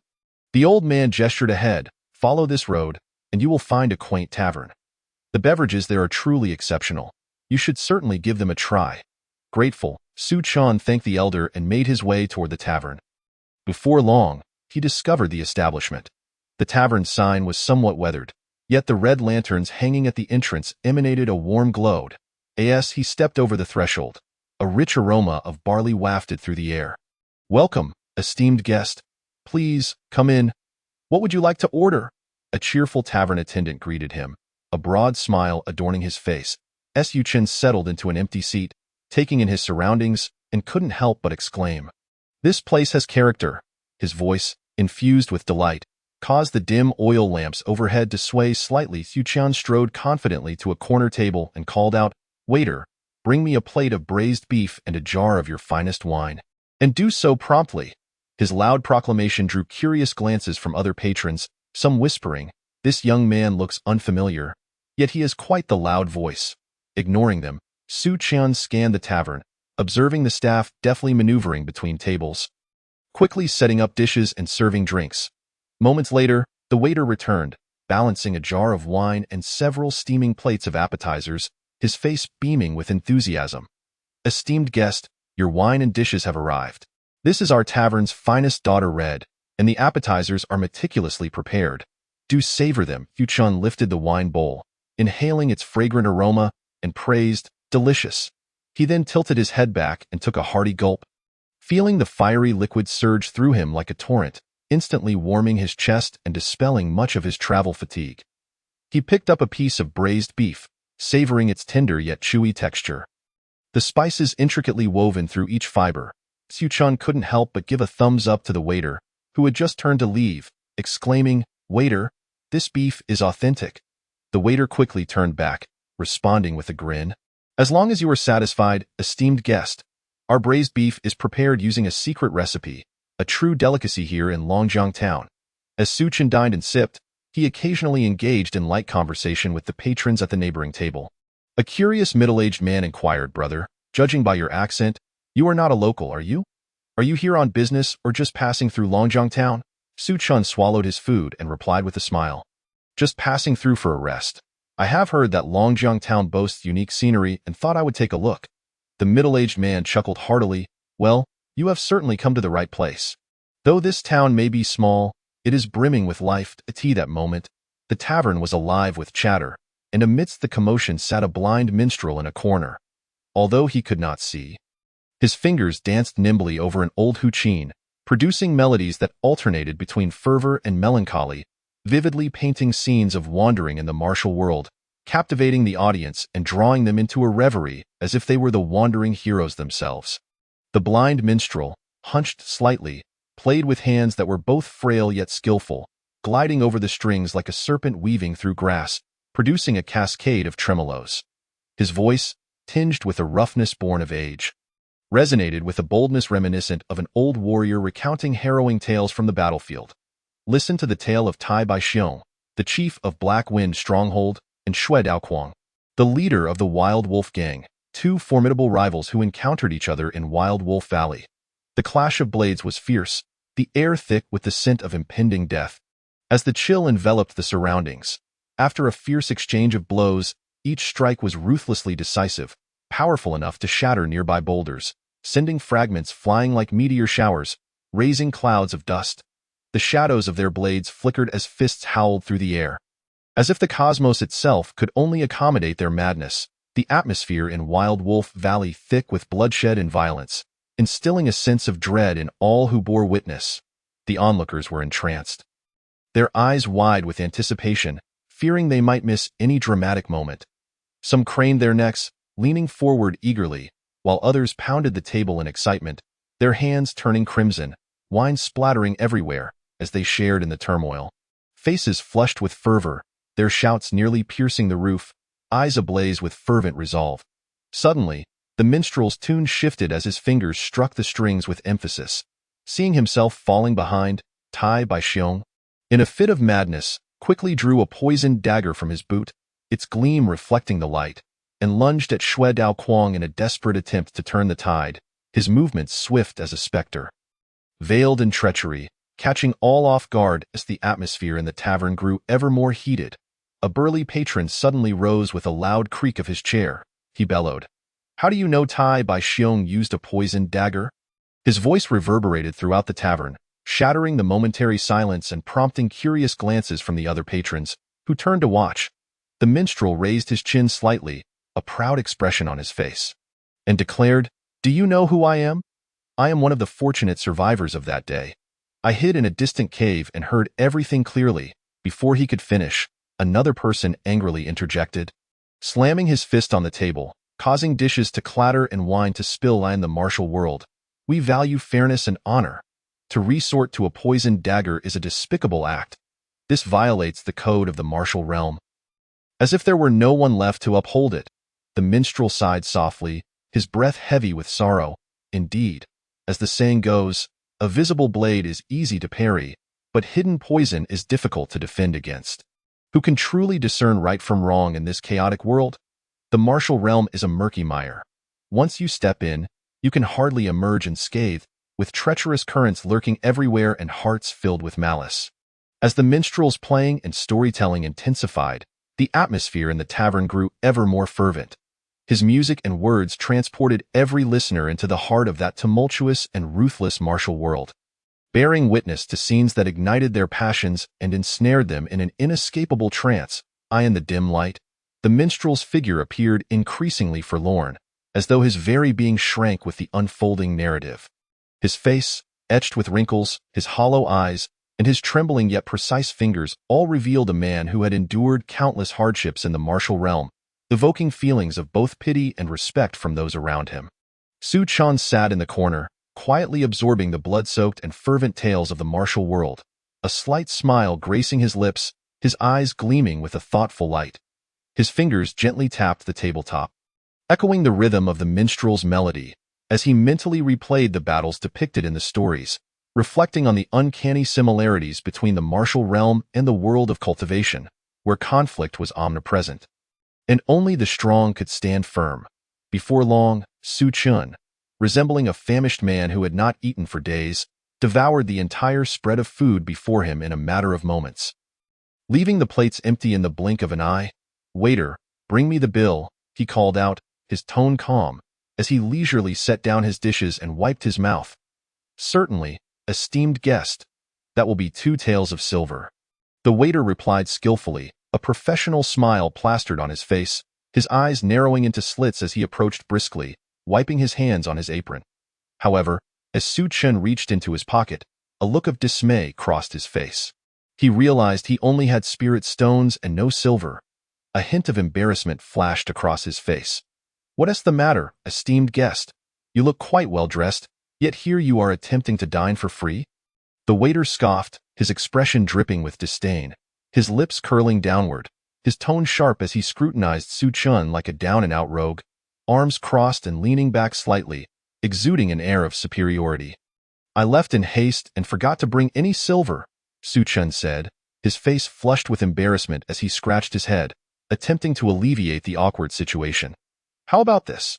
I possess a medicinal herb here, worth no less than 2 taels of silver." He quickly produced a plant and offered it, silently hoping the waiter would recognize its value. "Esteemed guest, I have seen many like you, casually presenting a mere weed and claiming it to be a 1,000-year-old ginseng. Let me tell you, if you do not present silver today, you shall not leave." The waiter's face turned fierce, rolling up his sleeves to reveal bulging veins on his muscular arms, preparing to summon enforcers. His demeanor threatening as if the tavern were his domain, allowing no offense. The patrons around them were mere spectators, some wearing smirks, as one shouted, "Hey, young man, you've learned to dine for free at such a young age." Another joined in, "Brother, are you trying to enjoy a free meal? It seems you're in for trouble today." The crowd erupted into a cacophony of jeers and laughter, amplifying the tavern's lively atmosphere with mockery and mirth. As the attendant raised his hand, poised to signal the bouncer to enter with force, a commanding voice echoed from the second floor. "Wait, this herb belongs to me, and I shall cover the cost of the food and drink." The crowd turned towards the sound, revealing a figure of opulence standing beside the railing. Dressed in a brocade robe and adorned with a jade pendant, He exuded an undeniable aura of authority with every gesture. "Oh dear, Master Qin, do not be deceived. This mere weed is hardly worth 2 taels of silver." The attendant's face was a mask of sycophancy, bowing and scraping, his expression instantly transforming into an ingratiating smile. His eyes narrowing into slits, a stark contrast to his previous ferocity. "This fellow appears to be attempting to pull the wool over your eyes. Do not let him fool you." To our astonishment, there exists someone with an eye for value. Su Qian smiled faintly, holding a 20-year-old spirit herb in his possession. While not exceedingly rare, it could significantly bolster the health and longevity of a mortal. "Then I am most grateful." Su Qian clasped his hands in a salute, his movements sharp and decisive, though he couldn't help but harbor a lingering curiosity. Why was Master Qin so interested in this spirit herb? "Hold on," the man continued, his gaze penetrating, fixating intently on Su Qian. "Do you have any more of this herb?" Master Qin pressed forward, his words laced with the pressure of someone in a position of power. Su Qian's expression chilled, a flicker of wariness crossing his eyes as he returned the gaze unwaveringly. "I stumbled upon this herb in the mountains by chance." "By chance?" Master Qin's brow furrowed slightly, a hint of skepticism flashing in his eyes. "Where did you acquire it? Do not attempt to deceive me. I have navigated these waters for many years and am not easily fooled." His tone brooked no refusal. As if he intended to pry the truth from Su Qian at all costs, "I forgot to mention, I only possess this single herb." Su Qian's voice grew increasingly frigid, an aura of forbiddance radiating from him. "Well then, let us depart." Master Qin's voice was calm, yet a subtle depth of meaning flickered in his eyes, elusive and inscrutable. After Su Qian exited the tavern, Master Qin leaned closer to his companion. His voice lowered to a near whisper, "Follow him, but do not alarm the prey. I must report back." "Yes." The 2 individuals at his side promptly followed, stealthily shadowing Su Qian, their movements agile and their forms flickering in and out of sight among the crowd. Upon leaving the tavern, Su Qian pondered quietly, his pace unhurried, yet his mind was rife with vigilance. This Master Qin's unsolicited assistance and keen interest in the herb surely harbored ulterior motives. Someone is tailing me. I shall see what game they wish to play. The moment he sensed the 2 approaching, Su Qian's heart scoffed coldly, a glint of chill in his eyes, yet his stride remained unperturbed. His outward demeanor calm and steady. Deliberately meandering, he ventured outside the city limits. The moonlight poured down like water, casting a mosaic of light and shadow upon the ground. He quietly settled onto the earth, his eyes gently closing, yet his mind was taut like a drawn bowstring, his spiritual awareness extending like fine spider silk, quietly enveloping the surroundings, capturing every subtle movement within his perceptive net. Chapter 24. The shape-shifting demon clan. The night unfolded like thick ink, heavy and oppressive, enveloping the earth in silence, save for the gentle breeze that rustled the leaves.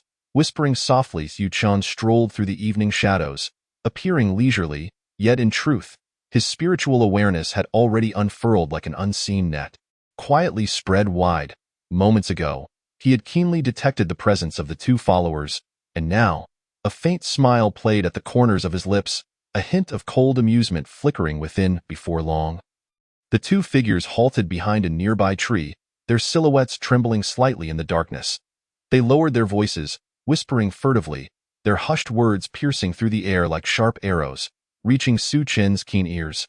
"Big brother, this kid seems rather formidable. Should we really continue to follow him? I feel like he might have already noticed us." One voice quivered with evident hesitation, tinged with an unmistakable hint of trepidation.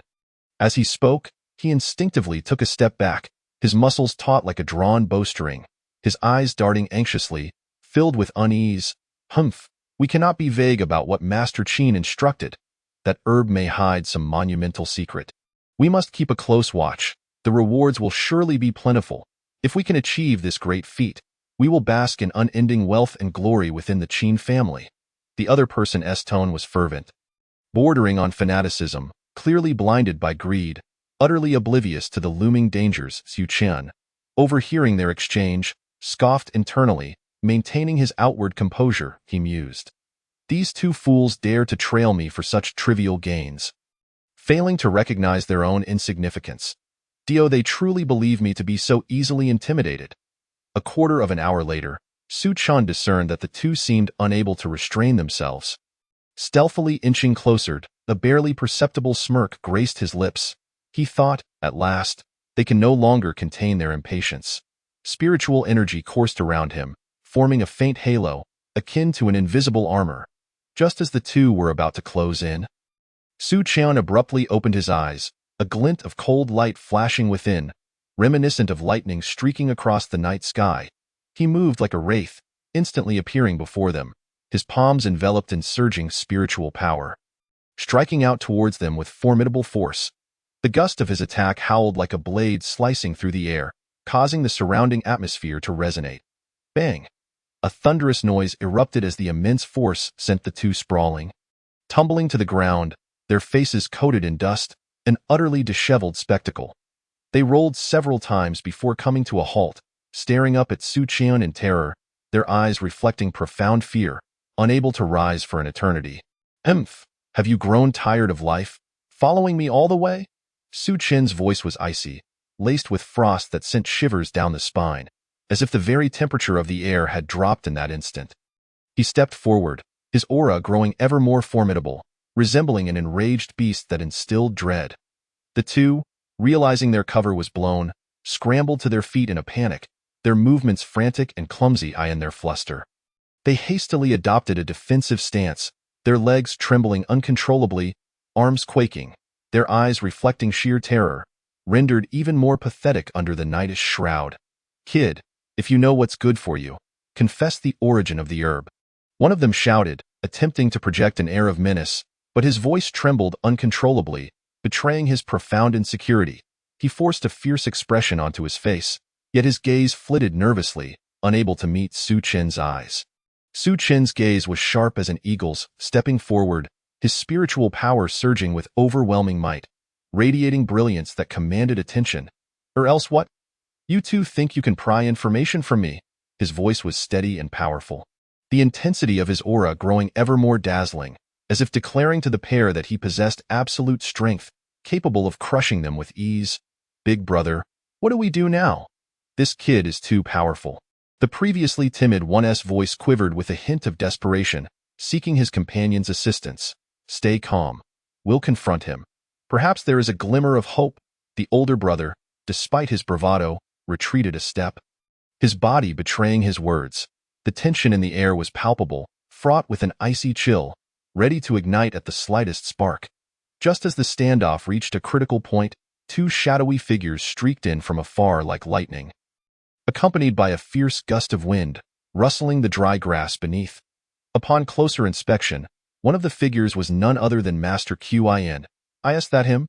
Another shadow murmured, his voice low and hoarse, carrying an eerie chill that sent shivers down the spine. Yes, indeed. That spirit herb came from him. Master Qin's expression was animated, a glint of greed flashing in his eyes as he spoke with fervor. Spitting flecks of saliva in his excitement, his eagerness and avarice laid bare. Excellent. Very well, rewards await upon our return. The shadow grinned widely, revealing a row of gleaming white teeth that sparkled coldly in the moonlight. Exuding a terrifying presence, as if ready to devour, Yuchen's expression sharpened, and he gasped in alarm. Demonic aura. You are part of the demon clan. A shape-shifting demon. In that moment, he felt a chill run down his spine. Contemplating. Shape-shifting demons, at least rank 4 in beast classification, would correspond to the human realm's Yuandan stage. Even the patriarch of my sect, Xinxiang sect, is but at the Yuandan stage. Such beings are beyond my current capacity to confront. Indeed, you possess some insight. The shadow laughed sinisterly, the sharp cackle echoing eerily in the stillness of the night, sending a shudder through the air. Run! Without a moment's hesitation, Su Chen turned and fled, employing the wind-walking technique, his spiritual energy surging within, propelling his speed to its utmost limit, his figure vanishing in an instant. He understood well that a demon of this caliber would be a rarity even throughout the entire Yu Kingdom. If he did not flee now, when would he? The situation had escalated so suddenly that Su Chen scarcely had time to contemplate. Under normal circumstances, he would have sensed the peculiarities. Why would a shape-shifting demon go to such lengths for a mere herb? Come here. The shadow suddenly beckoned, and Su Chun felt an overwhelming force crash against him, propelling him uncontrollably towards the shadow. No. Su Chun roared in defiance, his eyes flooding with rage and sorrow. Was this to be the end of his first venture down the mountain? On the brink of life and death, the ancient parchment of the immortal sacred body within Su Chin's storage bag suddenly radiated a brilliant light, its dazzling golden glow infusing a glimmer of hope into this dire predicament. Without a moment to ponder, the fervent desire for survival ignited within him like a wildfire, compelling him to desperately channel the spiritual energy within his body into the parchment in an instant. The parchment blazed with a resplendent brilliance, the ancient runes inscribed upon it surged to life, emanating an exceedingly potent force that abruptly severed the shadow's grip. The shadow, taken aback, flashed a look of astonished fury. Clearly unprepared for this seemingly ordinary human to possess such a hidden trump card. What it had deemed a certain victory now instilled within it a flicker of unease. Humph, you think you can consume me? Not so easily. Su Chen gritted his teeth. His cheeks puffed as he fought to suppress the tempestuous fear raging within him, once more urging the parchment into action. The parchment transformed its radiance into a golden veil, cloaking the shadow with an air of immeasurable authority. To the shadow's horror, it found itself utterly immobilized, every muscle, every bone rendered powerless, as it struggled futilely, letting out anguished howls, yet unable to break free from the binding force. Chapter 25. The Eye of the Demon Emperor. What on earth is this accursed thing? The shadow bellowed, its voice tinged with despair and resentment, attempting to break free from its confinement, yet utterly helpless. At this moment, Su Chun was equally astonished. He had not anticipated the parchment to possess such extraordinary capabilities, capable of subduing a being of this magnitude. He silently rejoiced. Fortunately, I possessed this artifact. Today, I have narrowly escaped a calamity. During the suppression, a flicker of ghostly light suddenly glimmered at the center of the shadow's brow, revealing an eye pulsating with a sinister aura, seemingly striving to escape the shadow's binds and flee. Seeing this, Su Chin's heart stirred, and he shouted, "Where do you think you're going?" Seizing the moment while the parchment restrained the shadow, he reached out, and the eye flew directly into his palm as soon as he clasped the enigmatic eye. A torrent of overwhelming information surged into his mind like a tidal wave. His eyes widened in shock, and he could not help but exclaim, "So this shadow is actually a rare talent among the demon race." Once upon a time, it had fortuitously discovered a remnant eye of a demon emperor within a mysterious tomb, believing it to be a divine blessing that would elevate it to greatness and dominance among its kin. Yet who could have foreseen that this eye of the demon emperor would become its death knell, drawing the fierce envy of various factions within the demon race, who relentlessly pursued it. After a brutal battle, it was grievously injured, its cultivation plummeting like a waterfall, leaving it no choice but to escape into human territory, where it desperately sought to recover, preying upon innocent cultivators venturing out for training. So it was, this eye of the demon emperor was both a curse and perhaps a chance for opportunity. Su Chun clutched the eye tightly, his brow furrowed in contemplation, his gaze revealing a hint of anticipation and hesitation. He understood that if he could unravel the mysteries of this eye of the demon emperor, he might significantly enhance his own strength, making a substantial leap on his path of cultivation. Yet at the same time, he was acutely aware that such a remarkable treasure, if word got out, would inevitably attract countless troubles, as various factions would stop at nothing to seize it, standing still. He breathed heavily, his chest heaving violently at that moment. His gaze remained fixed on the shadow subdued by the parchment, which writhed on the ground like a pool of thick ink, desperately struggling yet devoid of its former arrogance. Glaring at Su Chen with venomous eyes, as if wishing to devour him whole, Su Chen's brow knitted into a frown, his mind racing. This malevolent creature cannot be allowed to live. If I let this tiger return to the mountains, it will surely bring endless troubles in the future. Had it not been for this fortuitous encounter with the mysterious parchment that temporarily restrained it, I might have already met my end and paid an even steeper price. Just as Su Chen was deep in thought, the shadow suddenly cried out in a pitiful voice, its once terrifying tone now tinged with a hint of weeping, filled with pleas. Its expression was frantic, features contorting in desperation as it implored, "Young human, spare me, spare me. I promise to leave at once. I will even give you the eye of the Demon Emperor. I swear I will never set foot in human territory again. I beg you, grant me mercy, grant me mercy. Upon hearing this, a smirk of derision curled at the corners of Su Chen's mouth, his eyes brimming with disdain as he coldly retorted, "Humph, spare me your childish tricks. Weren't you just boasting about devouring me whole? Now you're afraid? Immortal sacred body, suppress it with that." He swiftly formed hand seals, channeling a steady stream of spiritual energy into the parchment. Instantly, the parchment erupted in a blinding radiance. So intense it was blinding. Amidst the flickering golden light, spectral figures of golden-armored war gods appeared, each radiating a formidable and regal aura, seeming to guard this realm against the encroachment of evil. Realizing its final chance of survival was slipping away, the shadow let out a desperate howl. "No, young human, I swear I will haunt you even in death.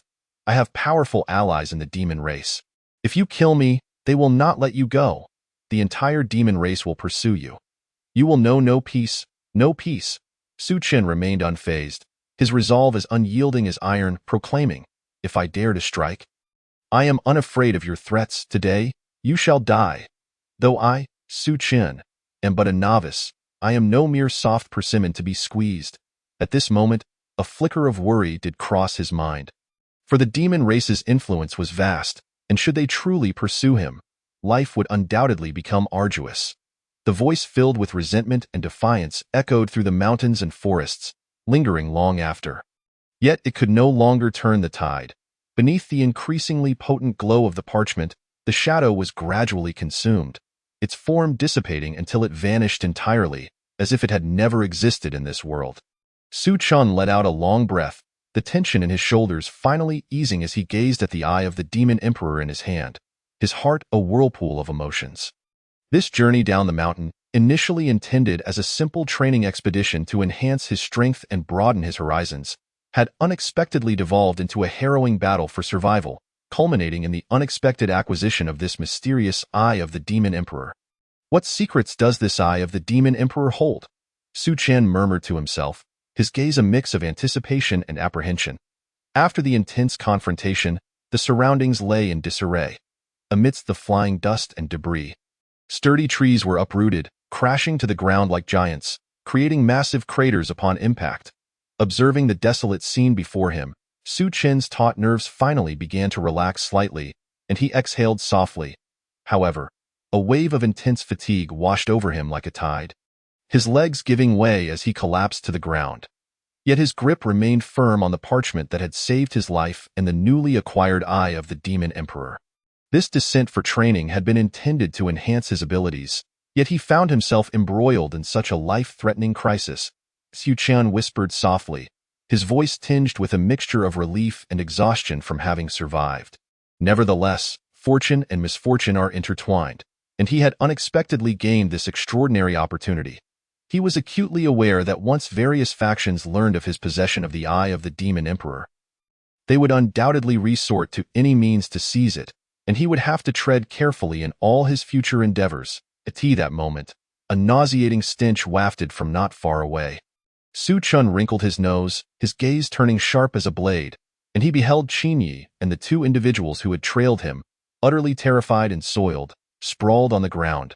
They trembled uncontrollably, their faces as pale as paper, eyes wide with fear, their voices quivering as they weakly begged for mercy.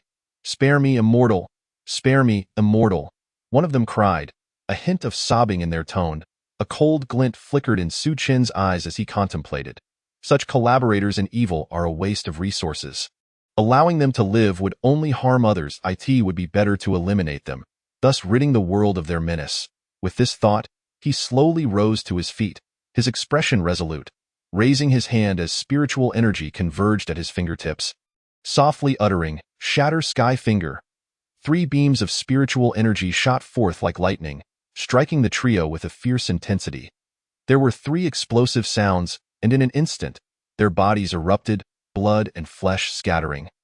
Crimson splattering across the surrounding foliage, painting the already eerie night with a gruesome hue. Su Chen observed this scene impassively, his heart devoid of tumult. In his eyes, this was the fate these wrongdoers deserved. Chapter 26, Fusion.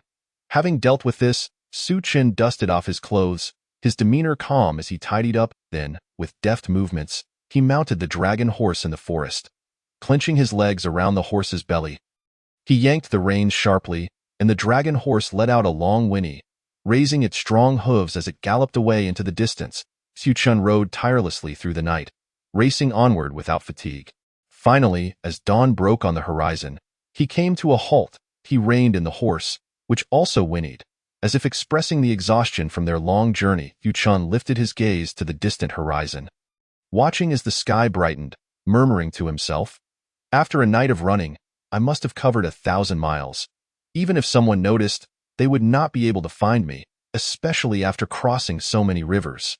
My scent has been washed away." As he spoke, a look of relief crossed his face, and a sense of ease began to fill his eyes. After weaving through the mountains and forests for a considerable time, Su Chen finally discovered a secluded cave.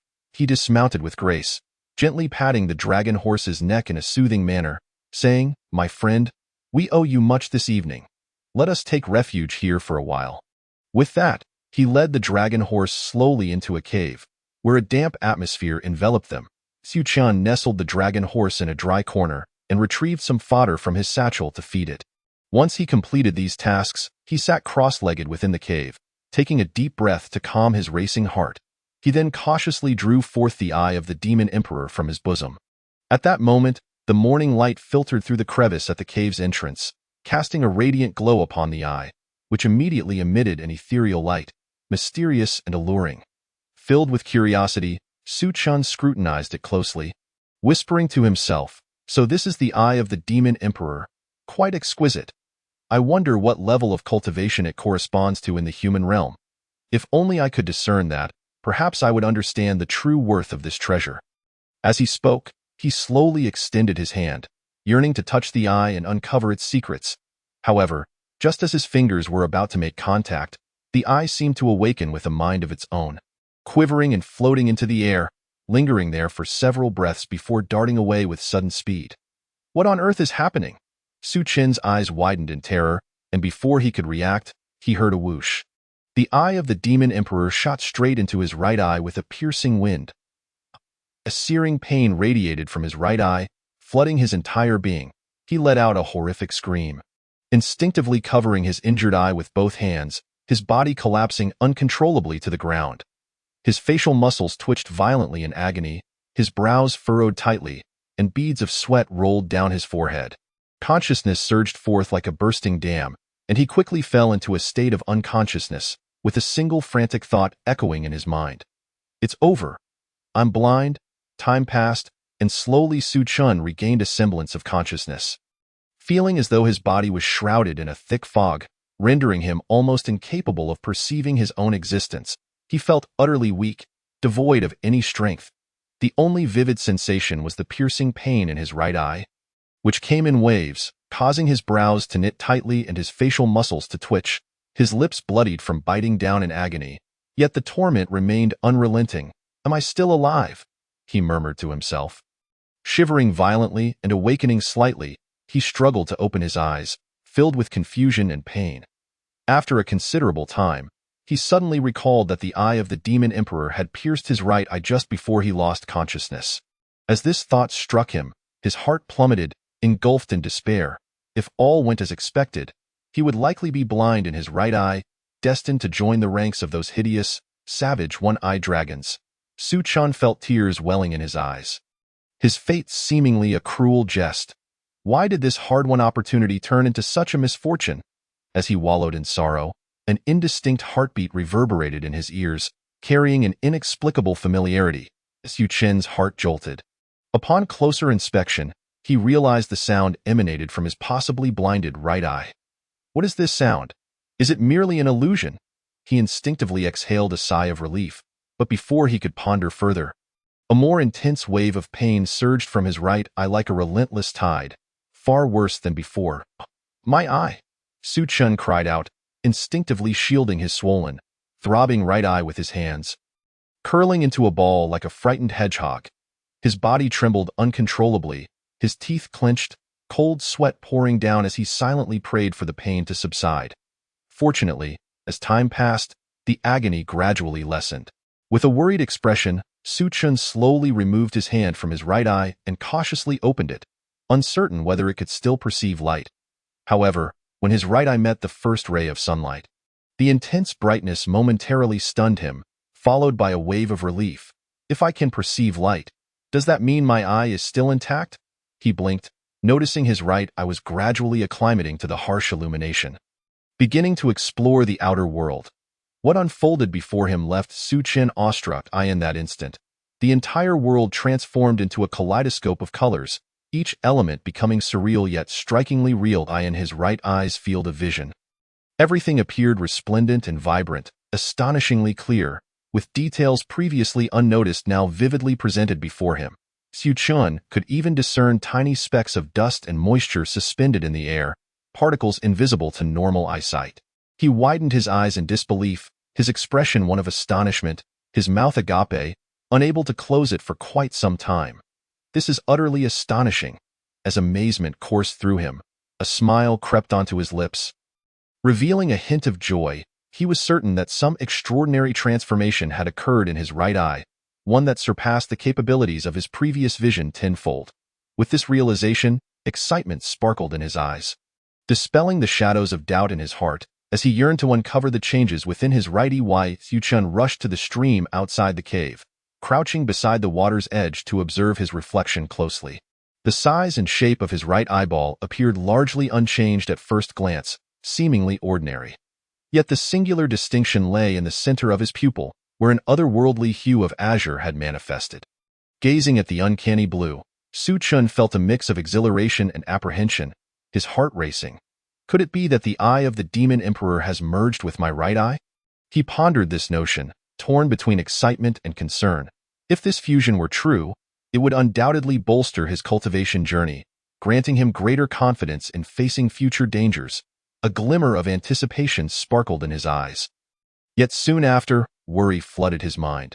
The eye of the Demon Emperor was shrouded in mystery. Who could predict the unforeseen troubles it might bring? What if this power spiraled out of control or attracted unwanted attention? Furrowing his brows, Su Chen fell into contemplation, knowing he must tread carefully regarding this sudden change. Chapter 27. Returning home after resting for several hours, Su Chen felt some strength returning to his body. He slowly opened his eyes, took a deep breath, and stretched his stiff limbs before rising to lead the dragon horse once more toward home.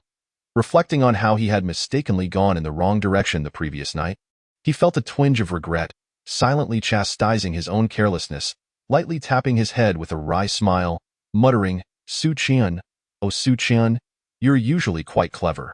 How could you become so muddled at a crucial moment?" As he rode the dragon horse, Su Chen continually observed the surroundings with his right eye, sensing subtle changes within his body. The most noticeable alteration was in his reflexes. It felt extraordinary, as if nothing around him could escape his gaze. While walking, he heard a buzzing sound. It was a fly buzzing annoyingly behind the dragon horse. Uchis, right, I immediately locked onto the fly, tracking its every movement. Even the slightest flutter of its wings was crystal clear, with the intricate patterns on its wings vividly displayed in his vision. Humph, let us see how long you can be so brazen. A confident smile crept onto Su Chen's lips as he instinctively unleashed a surge of spiritual energy. Swift and fierce, accompanied by a whistling sound as it darted toward the fly, moving so quickly that it left behind only an afterimage. In an instant, the incessant buzzing ceased, and the fly plummeted to the ground. Witnessing this, Su Chen gazed at the fly he had dispatched, feeling a surge of satisfaction and pride, unable to restrain himself from muttering, "It seems this eye of the Demon Emperor is indeed a treasure. My reactions and sensitivity far exceed those of ordinary cultivators." Moreover, Su Chen sensed that the eye of the Demon Emperor had been completely refined by him, merging seamlessly into his being without affecting his consciousness, allowing him to control it perfectly without backlash or intrusion, flawlessly integrating into his body. Henceforth, my path of cultivation is bound to change.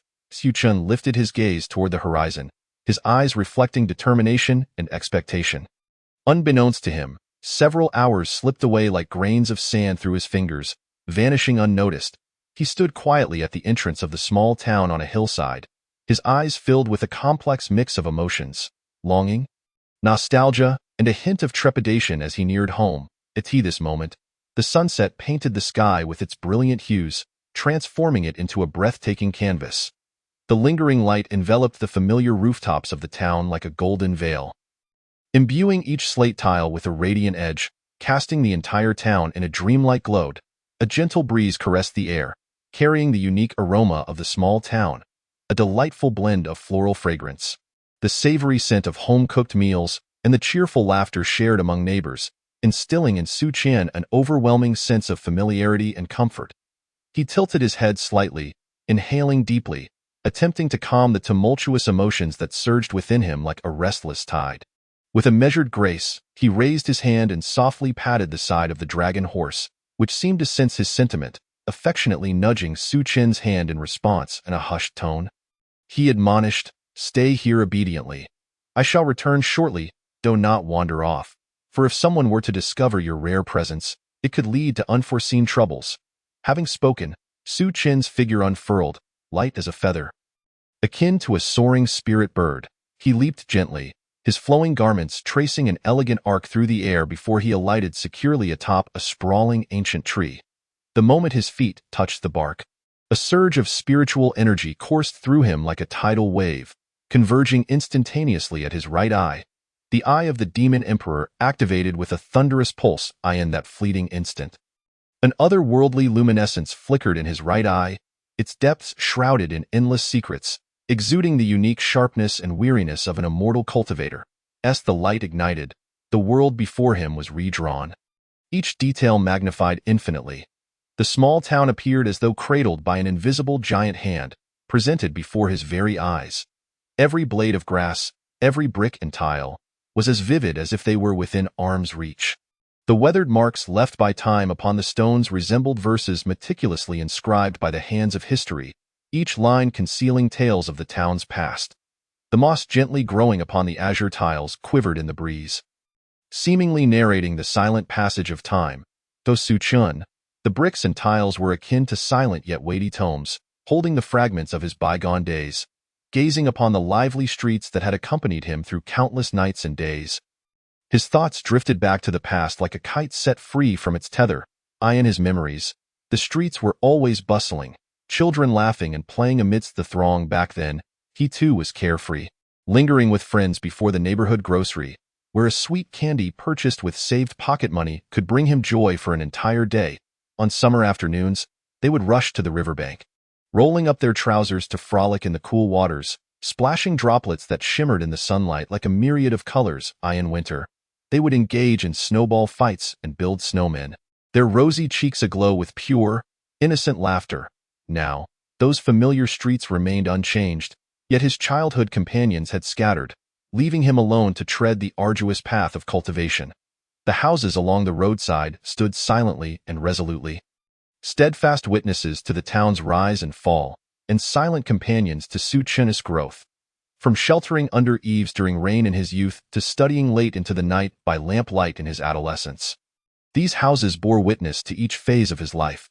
The gentle breeze swept by, causing clusters of nameless flowers and grasses by the roadside to sway softly, as if they were chroniclers of time. Each leaf and petal concealed within them the carefree moments of his childhood, intertwined with the laughter and tears of growing up. He remembered a time in this very patch of grass when, in search of herbs for his sick mother, he had accidentally cut his palm, blood dripping into the earth. Yet he paid no heed to the pain, consumed only by the urgency to find the remedy. Su Qian's gaze softened, enveloped in a warm glow, his lips unconsciously curving into a smile as he immersed himself in these cherished memories, seemingly forgetting the hardships and dangers of the path of cultivation. The visage of home remained tranquil and serene, as if time had particularly favored this small courtyard. Leaving no trace of change, he gazed upon his family's abode, his eyes brimming with affection and warmth, his gaze akin to the gentle sunlight of spring, tenderly illuminating every corner of the courtyard. Beneath the old locust tree, his father sat peacefully in a rocking chair, cradling a cup of hot tea. The steam rising in wisps appeared especially ethereal under the sunset's glow, resembling a veil of dreams. His father occasionally sipped, wearing an expression of tranquility, the lines etched upon his face seemingly holding the contentment and satisfaction of life. Those wrinkles were the gifts of time, medals of labor, chronicling his father's tireless efforts for their family. Su Chan recalled how, in his childhood, his father would carry him through the streets, his broad back the strongest support for him. Yet now, his father's back seemed less upright, the marks of time quietly etching themselves upon his features. His mother bustled in and out of the bedroom, her familiar silhouette exuding warmth and tenderness. She organized clothes in the wardrobe and busied herself in the kitchen, meticulously tending to every detail of the household, perhaps preparing for dinner. That familiar figure, those cherished actions, were warm images that Su Chan often revisited in the stillness of the night during his arduous cultivation journey. He remembered how, when he fell ill as a child, his mother would stay awake by his bedside, gently stroking his forehead and softly humming lullabies. Now, watching his mother's diligent movements, a wave of warmth and guilt washed over him. This seemingly ordinary scene felt like a warm current flowing into his heart, awakening long-buried beautiful memories, pulling him back to a time devoid of worries. Su Chan pondered quietly. I wonder if my parents possess spiritual roots? Is that my brother cradled in my mother's arms? That would be just fine.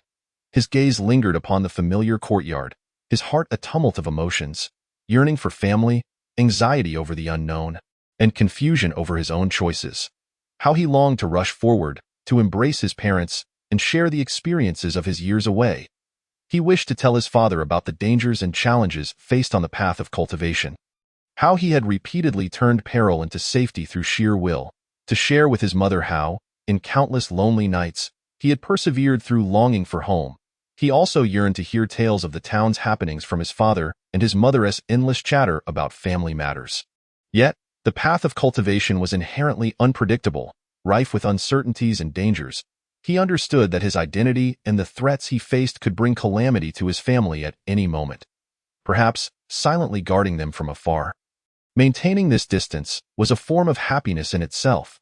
Su Chan sighed softly, fully aware of his reluctance, yet he also recognized that this might indeed be the best choice for the present. A glint of resolve flashed in his eyes, tinged with a hint of helplessness.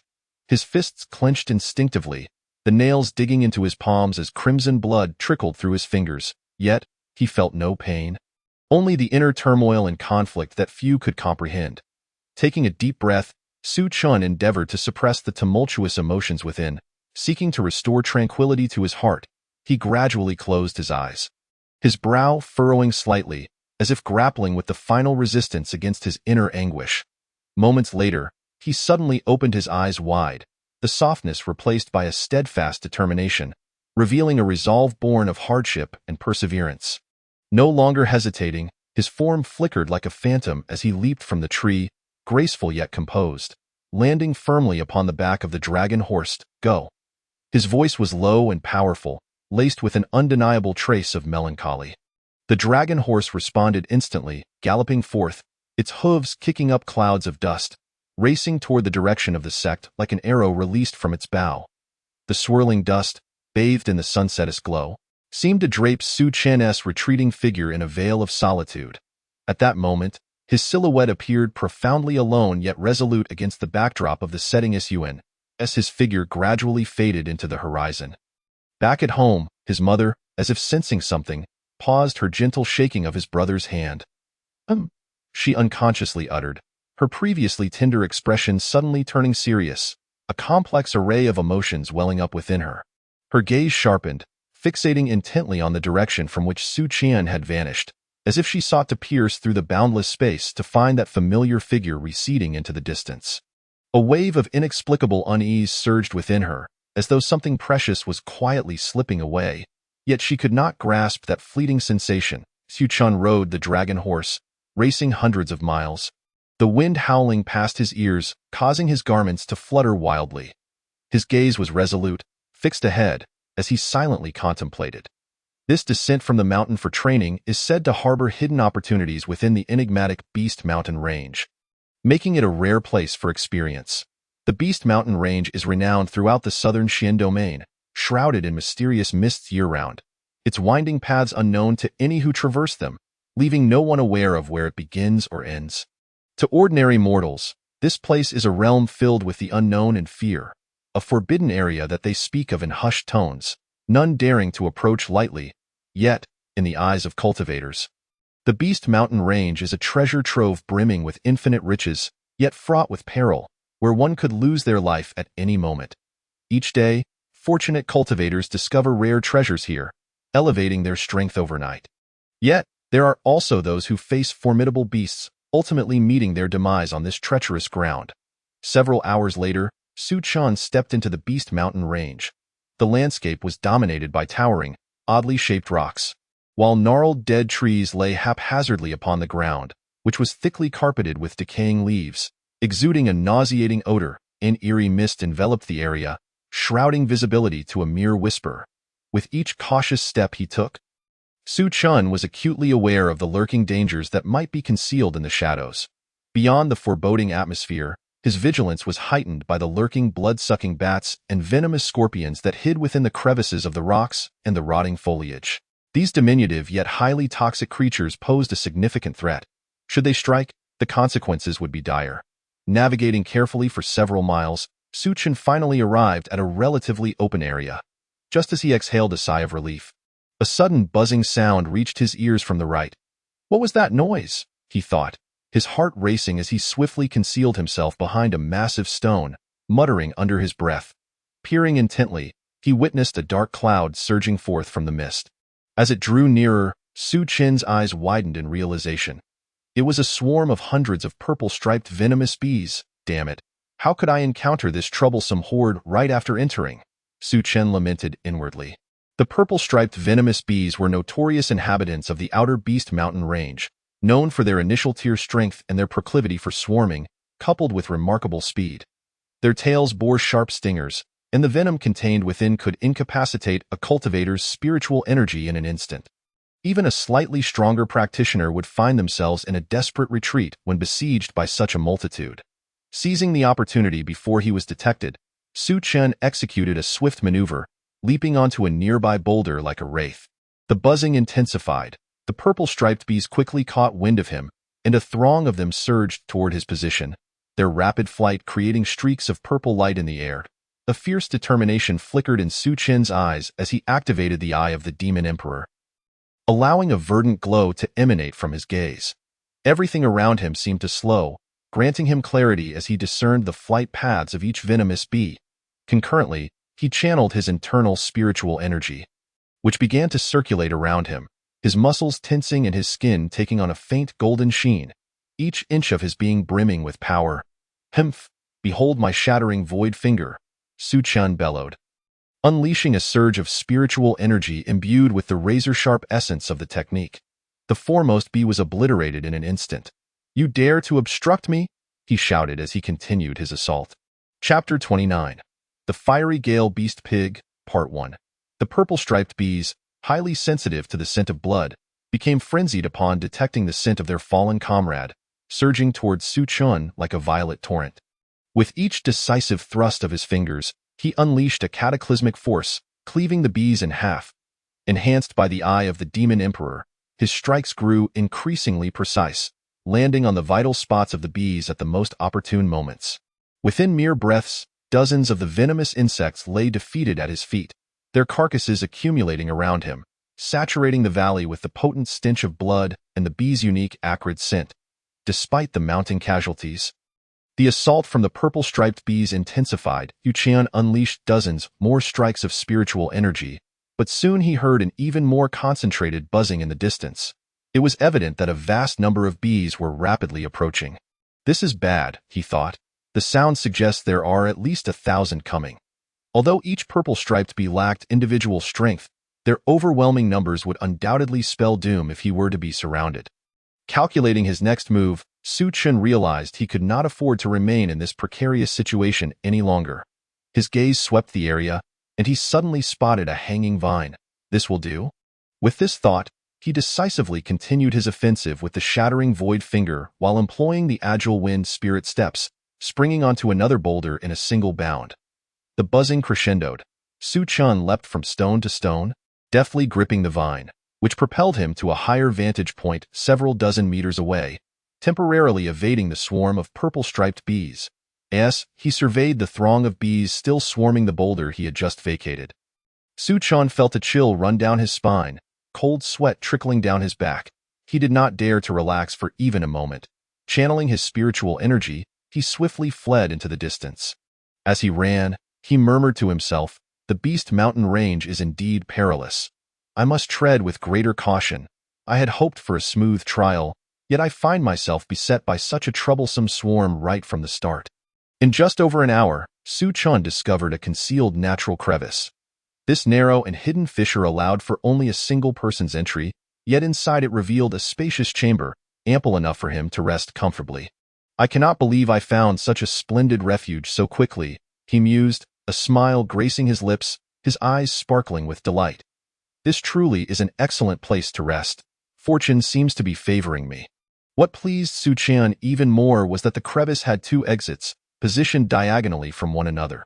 He regarded the two openings with satisfaction, nodding to himself, "It's as if the heavens are aiding me.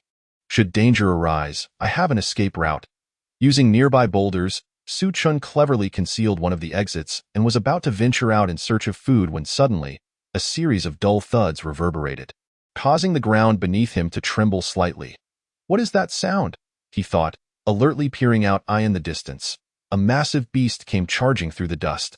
Standing over 2 men tall, its limbs were as robust as tree trunks, and it was covered in thick, dark scales.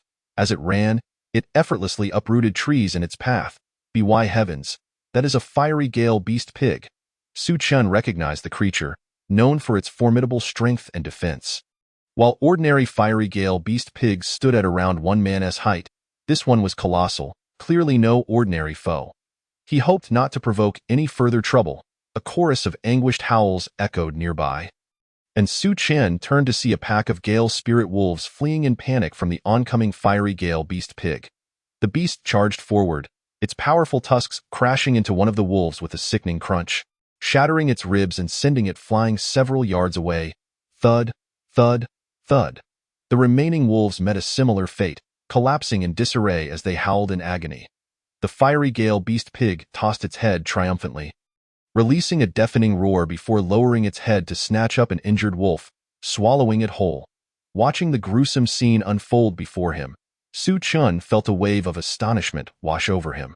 Quickly activating the eye of the Demon Emperor, the azure glow flickered in his gaze as he sought to discern the beast's weaknesses. He pondered, "I have heard that fiery gale beast pigs typically feed on vegetation.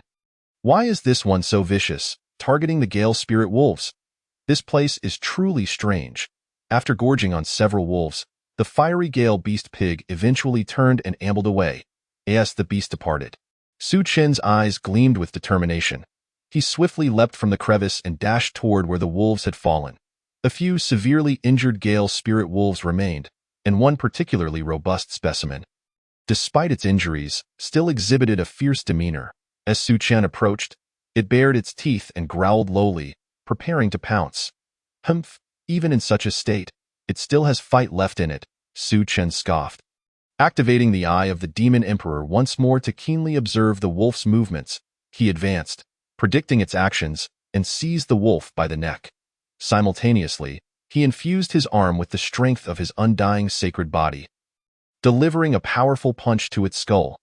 The wolf's tough hide and muscle resisted, and it took several blows before he finally subdued it, each strike resonating with the immense power bestowed by his undying sacred body, creating faint explosive sounds in the air. Indeed, the beasts of the Beast Mountain range are formidable. Even a wounded gale spirit wolf poses a challenge. This skirmish has given Su Chen a newfound respect for the strength of the creatures inhabiting this mysterious land. He hoisted the wolf over his shoulder, muttering to himself, "At least this will ensure I won't go hungry in the coming days." With the wolf secured, Su Chen made his way back to the crevice. Feeling a sense of relief wash over him, with food now assured, he could afford a temporary sense of security. Now that he had provisions and shelter, he finally felt a glimmer of safety amidst the perils that surrounded him. During his time in the crevice, Su Chen had witnessed numerous powerful beasts. Therefore, when he ventured out once more, he took precautions by applying the juice of nearby plants to mask his scent and disguising himself with vines and leaves before cautiously setting off on his journey. This journey would span over half a month. Amidst the enigmatic wilderness of the Beast Mountain range, Su Chen's adventures were filled with danger and exhilaration. He encountered a variety of bizarre beasts and even crossed paths with several cultivators. Most of these practitioners, like Su Qian, were in the late stages of the spirit-gathering realm, though a few others concealed their auras, exuding an enigmatic strength that suggested they were likely experts who had entered the transcendence realm. As Su Qian passed by a temporary encampment of cultivators, he overheard a heated argument within. "I found this spirit herb first. What gives you the right to steal it?" a sharp voice exclaimed. Another gruff voice retorted, "Strength is the only rule here. If you know what's good for you, get lost." Listening to the exchange, Su Qian noted the palpable hostility emanating from these individuals, their ruthless demeanor evident in their words. He silently resolved, "These people look formidable. It would be wise to keep my distance." He concealed his presence with the juice of rare herbs and meticulously camouflaged himself with vines and leaves, moving with utmost caution, thus remaining undetected by anyone. Chapter 30. The Raging Demon Boar, Part 2. On this day, Su Qian successfully hunted a quickshadow fox. The fur of the quickshadow fox is highly coveted in the realm of cultivation. And just as Su Qian was about to skin it, he suddenly heard heavy footsteps approaching from behind. Startled, he turned around, his eyes widening in disbelief as he beheld the very raging demon boar he had encountered earlier. Could it be that this massive creature had also set its sights on the quickshadow fox? Su Qian mused silently, inching away cautiously while muttering, "Please don't come looking for trouble with me." At that moment, his demon emperor eye had already activated, constantly monitoring the movements of the raging demon boar, ready to respond to any potential combat. This raging demon boar was far larger than its kindred, and its strength was evidently formidable. Though Su Qian's own power had increased, he still dared not provoke this fierce beast lightly. Thud, thud, thud. Just as Su Qian intended to slip away quietly, the raging demon boar seemed to be incensed by something, charging at him with a roar. Despite its enormous size, which appeared cumbersome, it could run at astonishing speed. Su Qian employed his agility to sprint several miles, yet he still could not shake off its pursuit. "Humph, if I don't show you a thing or two, you'll think I fear you." Angered by the relentless chase, Su Qian propelled himself lightly against the ground, executing the spirit wind step, his form leaping like a specter onto the branch of a towering tree. At this juncture, he swiftly activated his demon emperor eye, a cerulean light bursting forth from his eyes. As everything around him seemed to slow down, he could keenly discern every muscle movement of the raging demon boar, as well as the trajectory and intent of its attacks. As the raging demon boar drew near, he leapt down, his internal spiritual energy surging wildly, the power of his indestructible sacred body erupting forth. Muscles bulging, skin radiating a dazzling golden sheen, akin to the arrival of a war deity. Channeling the sharp, spiritual energy of the shattering finger in his hand, he struck fiercely at the boar's tail. "Let us see if this finger can subdue you," Su Qian bellowed. The reason for targeting the tail was due to his insight from the demon emperor eye. He understood that the boar's head was protected by a hard skull and sharp tusks, boasting formidable defense, making it challenging for him, unarmed, to breach its defenses. The tail, however, was relatively vulnerable, and Su Qian's strike found its mark. Nevertheless, the raging demon boar, renowned for its tough hide and resilient flesh, only sustained a half-foot deep gash from Su Qian's strike, which contained half his spiritual power and the might of his indestructible sacred body. Roar. Su Qian's attack thoroughly enraged the colossal beast, which let out a deafening roar, its robust tusks sweeping towards Su Qian like a massive stone pillar, accompanied by a whistling wind. Although these tusks appeared somewhat diminutive compared to its gigantic body, to Su Qian, they resembled a small mountain crashing down upon him.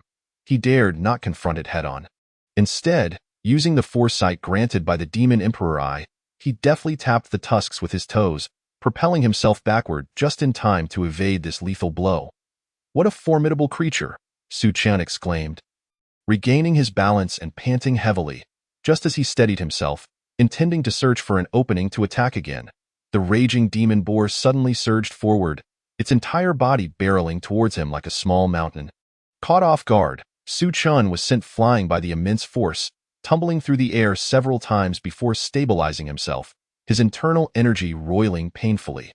However, the robust defense of his indestructible sacred body allowed him to endure the brutal impact with only some internal injuries. Avoiding severe harm, This beast may appear clumsy, but its attacks are incredibly swift, and it knows how to seize the moment. Su Chen marveled inwardly, realizing that the combat intelligence of the raging demon boar surpassed his expectations. And he silently vowed, "Even if I cannot slay you today, I will make you aware of my prowess." Enduring the discomfort in his body, he seized the opportunity, picking up a large stone from the ground and hurling it at the raging demon boar. Then turning to flee while shouting, "Foolish boar, if you have the guts, come chase me." Given the boar's defenses, the stone was unlikely to inflict any harm. Yet this provocative act thoroughly incensed it. The raging demon boar roared furiously. Madly pursuing Su Chen, he led it into a complex canyon characterized by rugged stones and narrow passages. The boar's enormous size made maneuvering through this intricate terrain exceedingly challenging, while Su Chen, employing his agile movements and the sharp strikes of shattering finger, danced around it within the canyon. "Come on, chase me, you clumsy brute," Su Chen taunted as at times, he would hide behind large rocks. Utilizing the Demon Emperor Eye to observe the boar's movements, and as it passed, he would launch sudden attacks. At other times, he would exploit the canyon's geography to strike from various angles, with each assault landing on the boar's relatively vulnerable spots. After an intense exchange, the raging demon boar bore numerous wounds, blood flowing profusely as it emitted agonizing roars. Despite successfully countering, Su Chen was not unscathed. During one evasion, he inadvertently brushed against the boar's arm. A sharp pain shooting through his shoulder as if thousands of steel needles were piercing him simultaneously, his clothing torn open to reveal a gruesome wound. However, the powerful regenerative ability of his indestructible sacred body began to take effect. The wound visibly healing at a remarkable pace. Though the pain was still excruciating, it no longer hindered his movements. "Ouch, that hurts," Su Chen gasped, a cold sweat instantly covering his forehead. Nevertheless, he could not afford to be distracted by his injury. Gritting his teeth, he took advantage of the raging demon boar's sluggishness to sprint deeper into the canyon, secretly contemplating. "This demon boar is immensely powerful. I cannot confront it head-on any longer. I must find a chance to escape." Su Chen was acutely aware that although he held a slight advantage in their confrontation, defeating the beast would not be an easy task. He unleashed another shattering finger, preparing to withdraw at the opportune moment, when suddenly, chaotic footsteps and clamorous voices erupted from outside the woods. "Over here, such a commotion. It seems to be a raging demon boar." A sharp voice broke the tense atmosphere.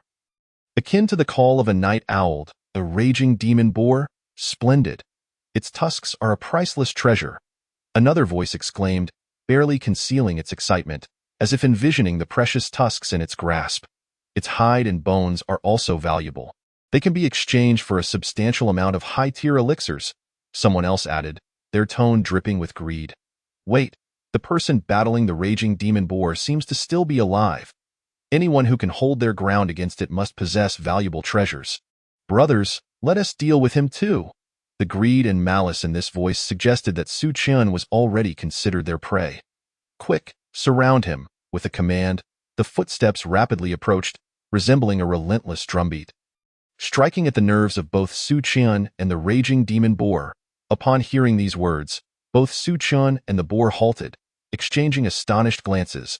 Su Chen instantly activated his Demon Emperor Eye, the cerulean light bursting forth from his gaze as he attempted to discern the strength of these cultivators. He lamented internally, "I thought I was merely engaged in a fierce battle with this demon boar. But I never anticipated attracting this band of greedy cultivators. Truly, misfortunes do not come singly." Meanwhile, the raging demon boar seemed to sense the impending danger, emitting a low growl. After wandering through this enigmatic and surreal valley for several days, Su Chen had not encountered any other cultivators, yet he had seen many, witnessing the brutal scenes of murder and treasure theft. Chapter 31. Cooperation. Realizing that he and the raging demon boar had become the targets of a hunt, Su Chen understood that a fierce battle was inevitable. He turned to the raging demon boar, spreading his arms and saying, "Big guy, we are surrounded by these people now. If we wish to survive, we must cooperate. You will distract them while I find an opportunity to strike from the shadows. Though you understand?" After speaking, Su Chen felt a wave of regret wash over him. "What was I thinking? Discussing cooperation with a demon boar. Even if it possesses some semblance of intelligence, it is still a beast. How could it comprehend such complex words? However, just as Su Chun was internally chastising himself, the raging demon boar shook its head and emitted two low moo sounds towards him. Su Chan was taken aback, staring intently into the boar's eyes, incredulously asking, You can understand me, Moo?" The raging demon boar's eyes glimmered with a hint of pride, as it nodded, much like a human. How is this even possible? Su Chun was left speechless in shock. This enormous, clumsy creature can actually comprehend human language. Moo. The raging demon boar glared at Su Chun with dissatisfaction, letting out two more low calls, as if protesting Su Chun's assessment. All right. Sensing the boar's displeasure, Su Chun dared not speak further and quickly added, "Given that our adversaries are numerous and may include experts stronger than us, we find ourselves trapped in this encirclement, making escape difficult. To survive, we must first eliminate their stronger fighters." The raging demon boar tilted its head in contemplation for a moment before shaking it. Hearing the approaching footsteps grow closer, Su Chun, filled with urgency, began to threaten. "This is the best plan. Listen well, if you do not cooperate, you will be waiting to be slaughtered by them. After they have slain you, they will shatter your collection of long tusks, strip your skin to craft armor, extract your tendons for potions, drink your blood, and ultimately, carve your flesh into pieces, seasoning it with various spices to savor slowly." Moo!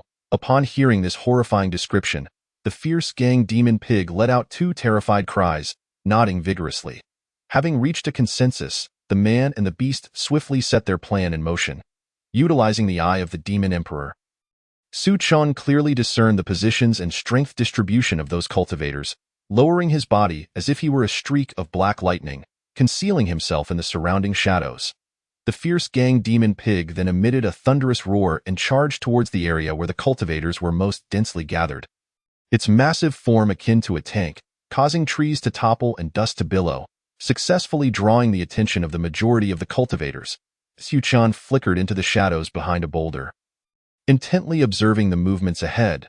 At that moment, everything around him was crystal clear. He could see the flowing currents of spiritual energy within the cultivators and the subtle tremors of their muscles, allowing him to anticipate their actions. His heart raced, palms slick with sweat, as he pondered his countermeasures. These cultivators were formidable. He could not afford to be careless. Meanwhile, the fierce gang demon pig crouched low, poised to spring into action at any moment. As the footsteps of the cultivators drew nearer, the air thickened with a palpable tension, heralding the imminent outbreak of a breathtaking battle. Before long, 9 figures emerged from the dense foliage, surrounding the fierce gang demon pig with no avenue of escape. Leading them was a robust middle-aged man, his gaze sharp as an eagle's, wielding a large knife that emanated a ghostly glow. The blade adorned with mysterious runes, unmistakably a weapon of great value. The man's eyes gleamed with greed as he appraised the fierce gang demon pig, excitement flickering within them as he proclaimed, "Ha ha, what a fortunate find, as if I stumbled upon treasure without any effort. This fierce gang demon pig possesses immense strength. The materials on it must be priceless. Slay it, and I shall acquire the precious elixirs needed to break through to the transcendent realm. Brothers, charge, first, deal with this fierce gang demon pig, then seek out that reckless young man from earlier. Brother, that young man might possess formidable treasures. We must not let him escape," a lanky cultivator cautioned from the side. "What are you afraid of? How strong could he possibly be? Once we handle this demon pig, he won't be able to escape," the middle-aged man retorted disdainfully. With a command from their leader, the group unleashed a ferocious assault. Arrows, darts, and swords rained down upon the fierce gang demon pig. Yet, this beast was extraordinary. With a shake of its hide, all incoming attacks were repelled by an invisible force. Its skin is remarkably resilient. Even my black iron arrows cannot penetrate it. If we were to skin it and craft armor, it would be worth a fortune," a young cultivator exclaimed in awe. "Humph, watch me," the middle-aged man scoffed, executing several moves with his knife as he darted towards the fierce gang demon pig like a bolt of black lightning. Powerful spiritual energy surged around his blade, the air slicing apart before him. Just as the middle-aged man felt triumphant, The fierce gang demon pig unleashed its lethal move, sweeping its tusks across the ground, kicking up a cloud of dust that surged towards him, its speed leaving little room for reaction. Simultaneously, it opened its massive maw and let out a deafening roar, the sound waves crashing over the crowd like a tangible force, suffusing the air with an overwhelming pressure. What has caused this beast to become so ferocious all of a sudden? The middle-aged man's expression shifted dramatically, dread flooding his mind. He twisted in midair, relying on years of combat experience and exceptional agility to narrowly evade the tusk attack. Yet the roar still reverberated through him, causing his blood to surge and nearly wrenching the knife from his grasp, blood seeping from his palms.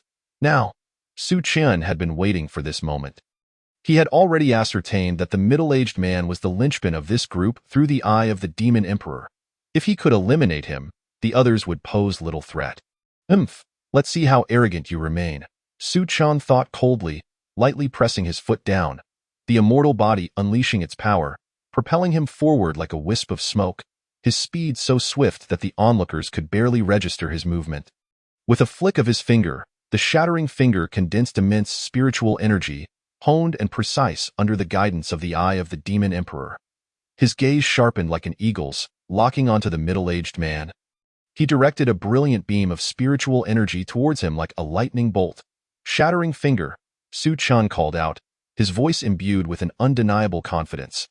Though the middle-aged man surpassed Su Qian in strength, he never anticipated that someone would launch an attack at such a crucial moment.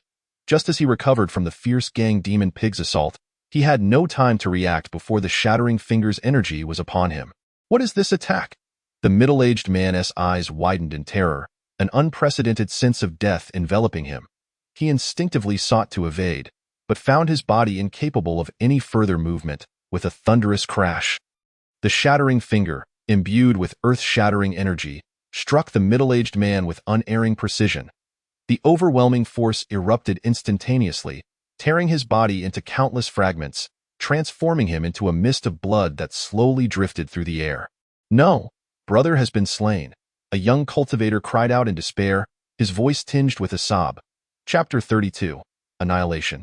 How is this possible? Our brother was an 8th-level cultivator. How could he be killed by a mere finger?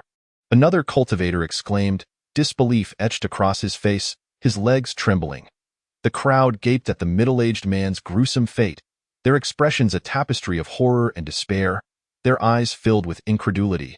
They could hardly fathom that this hunt, which had initially seemed assured, had devolved into a calamitous disaster. It wasn't until the remnants of the middle-aged man's body fell to the ground that the cultivators regained their senses from Su Qian's devastating strike. Their formation thrown into chaos. Who on earth is this young man? Have we entangled ourselves with someone we should not have? A trembling cultivator uttered, his voice laden with fear and regret, as if he could already foresee his tragic end. Stay calm. Everyone, remain composed, shouted a scarred man, his voice quivering yet striving for steadiness. This fellow is merely a 7th-level cultivator. He only managed to kill our brother through a sneak attack. Let us all charge together. As the scarred man shouted, he also sought to bolster his own courage, though uncertainty gnawed at him. For Su Qian's earlier move had been nothing short of astonishing, and no matter who he is, we shall strike together and avenge our brother. Another cultivator cried, his eyes reddened, though his steps hesitated, revealing a flicker of doubt and trepidation. Hearing this, the group steadied themselves, and those closest to Su Qian brandished their weapons, lunging at him with ferocity, intent on slaying him on the spot. Kill him. He must possess valuable treasures. One cultivator roared madly, greed blinding him to fear. Yes, we shall avenge our brother. Another echoed, his voice imbued with a sense of tragic resolve. Seemingly prepared to perish alongside their fallen comrade, as Su Qian observed the frenzied onslaught approaching him, a cold smile graced his lips. The eye of the Demon Emperor activated silently, his eyes radiating a greenish light. Meticulously tracking every movement of his foes, even predicting their next attacks and techniques.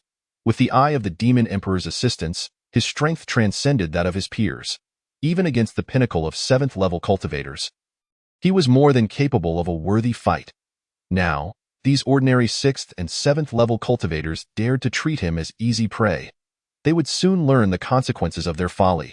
With a swift motion, Su Qian directed his finger, channeling the eye of the Demon Emperor's precise targeting.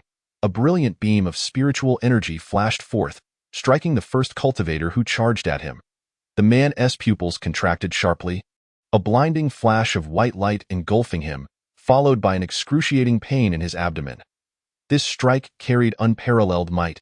Before he could utter another sound, he was cleaved in half by the overwhelming force. Blood spraying like a fountain. The cultivator let out a final, anguished scream as his body fell uncontrollably, his eyes reflecting lingering fear and resentment. With such feeble attempts, you think to kill me, Su Qian remarked coldly, his voice laced with icy disdain.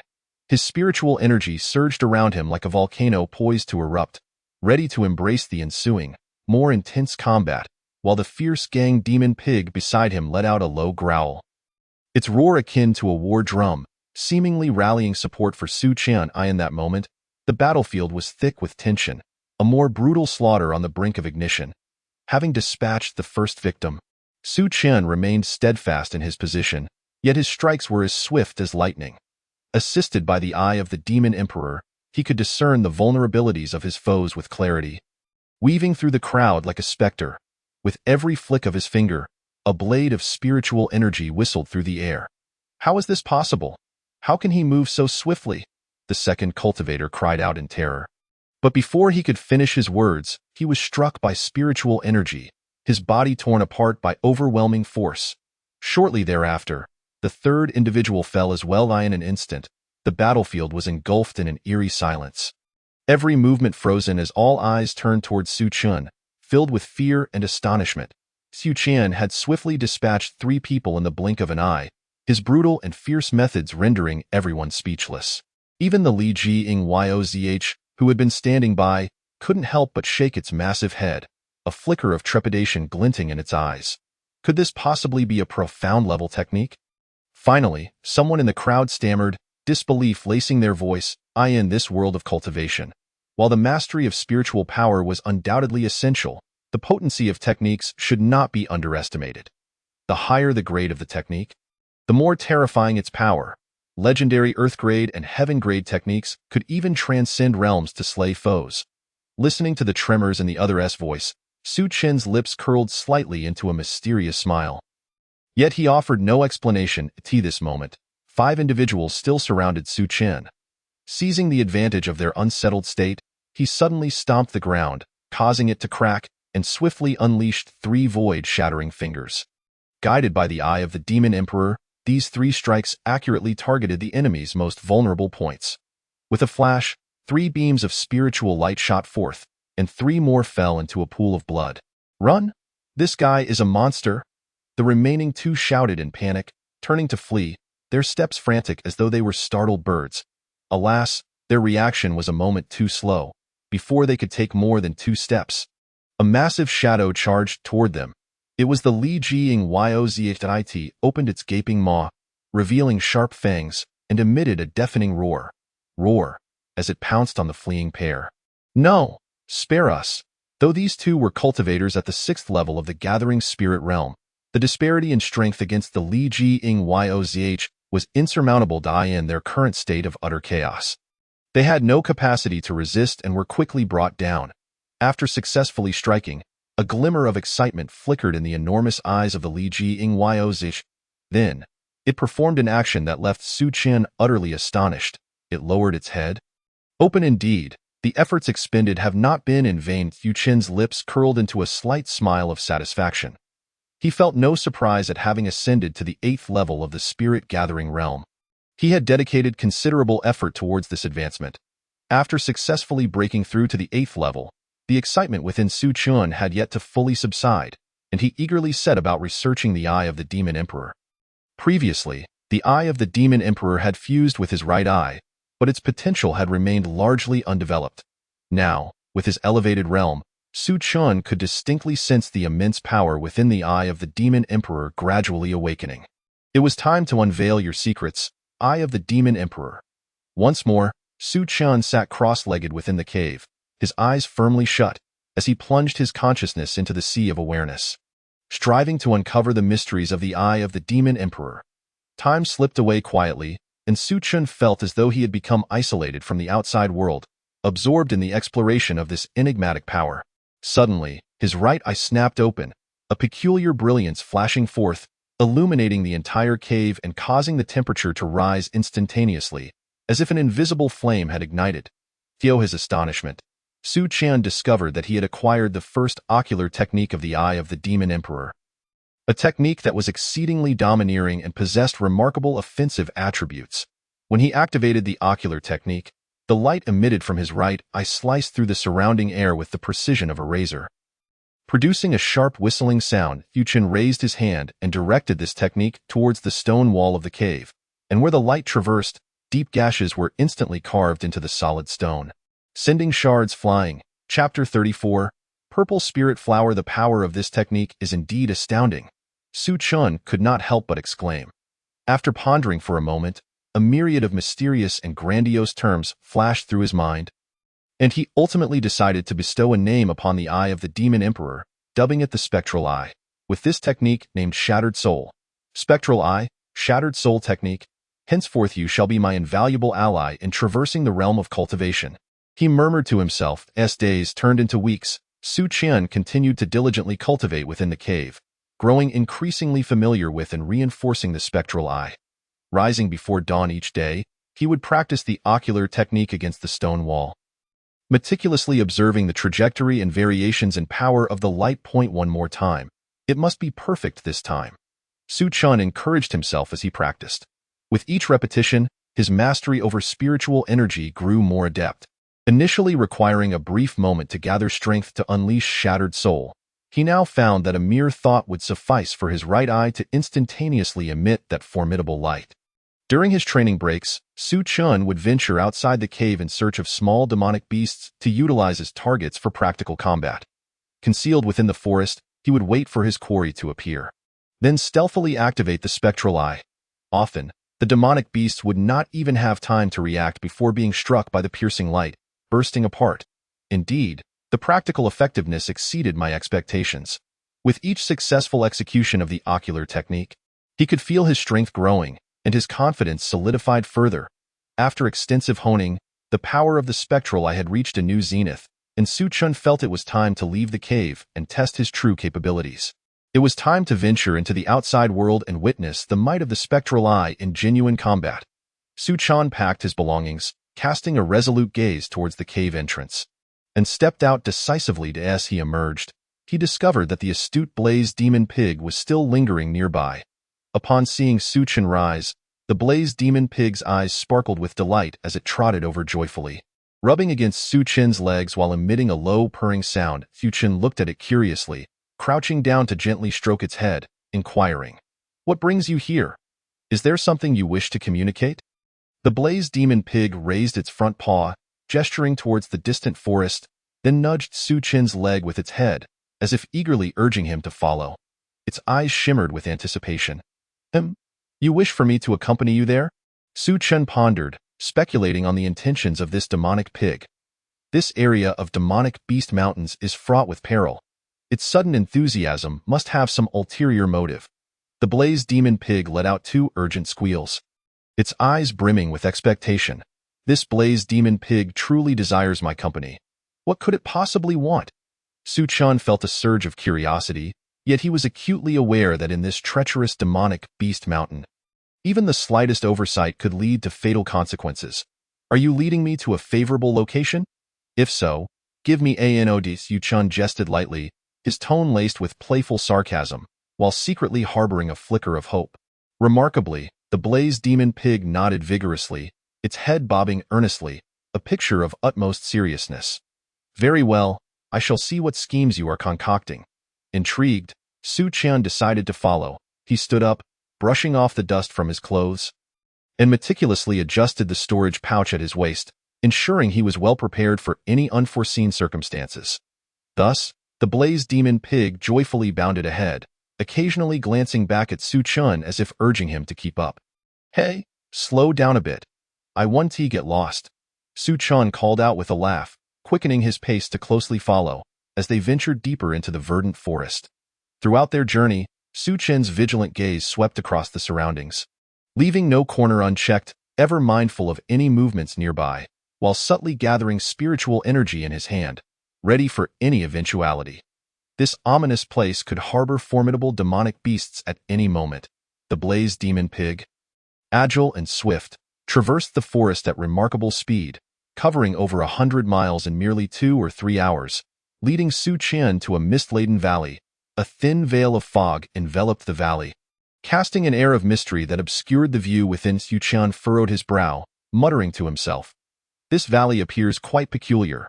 While the valley seemed ordinary, as they approached the entrance, the Blaze Demon Pig became noticeably cautious, slowing its steps. After advancing a few paces, it would pause to sniff the air with vigilance, its ears perked up, ensuring there were no signs of danger before proceeding, occasionally emitting low grunts. Observing this, Su Chen too grew increasingly cautious, lightening his steps, his expression filled with wariness, as he closely monitored the environment, ready to unleash his spiritual energy at a moment's notice. After traversing for over an hour within the valley, the swirling mist suddenly dissipated. That moment, Su Chen finally beheld the scene within the valley. At the far end lay a deep pool covering several acres, bordered by a cliff where a tree as thick as a man's arm stood, adorned with 5 bowl-sized purple flowers.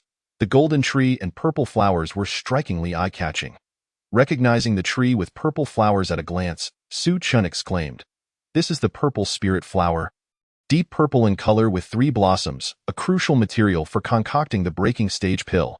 For demonic beasts, consuming it can awaken their intelligence and enhance their strength, making it an exceedingly rare spiritual herb." Gazing at the 5 purple spirit flowers, Su Chen felt a stir within. Their rarity meant that even a single flower could be worth hundreds of low-grade spirit crystals. To gather all 3 would undoubtedly constitute a tremendous fortune. Turning to the Blaze Demon Pig beside him, he asked, "Big fellow, did you bring me here to collect those 3 flowers?" The Blaze Demon Pig initially nodded before shaking its head, leaving Su Chen perplexed. He scratched his head, saying, "What do you mean by that?"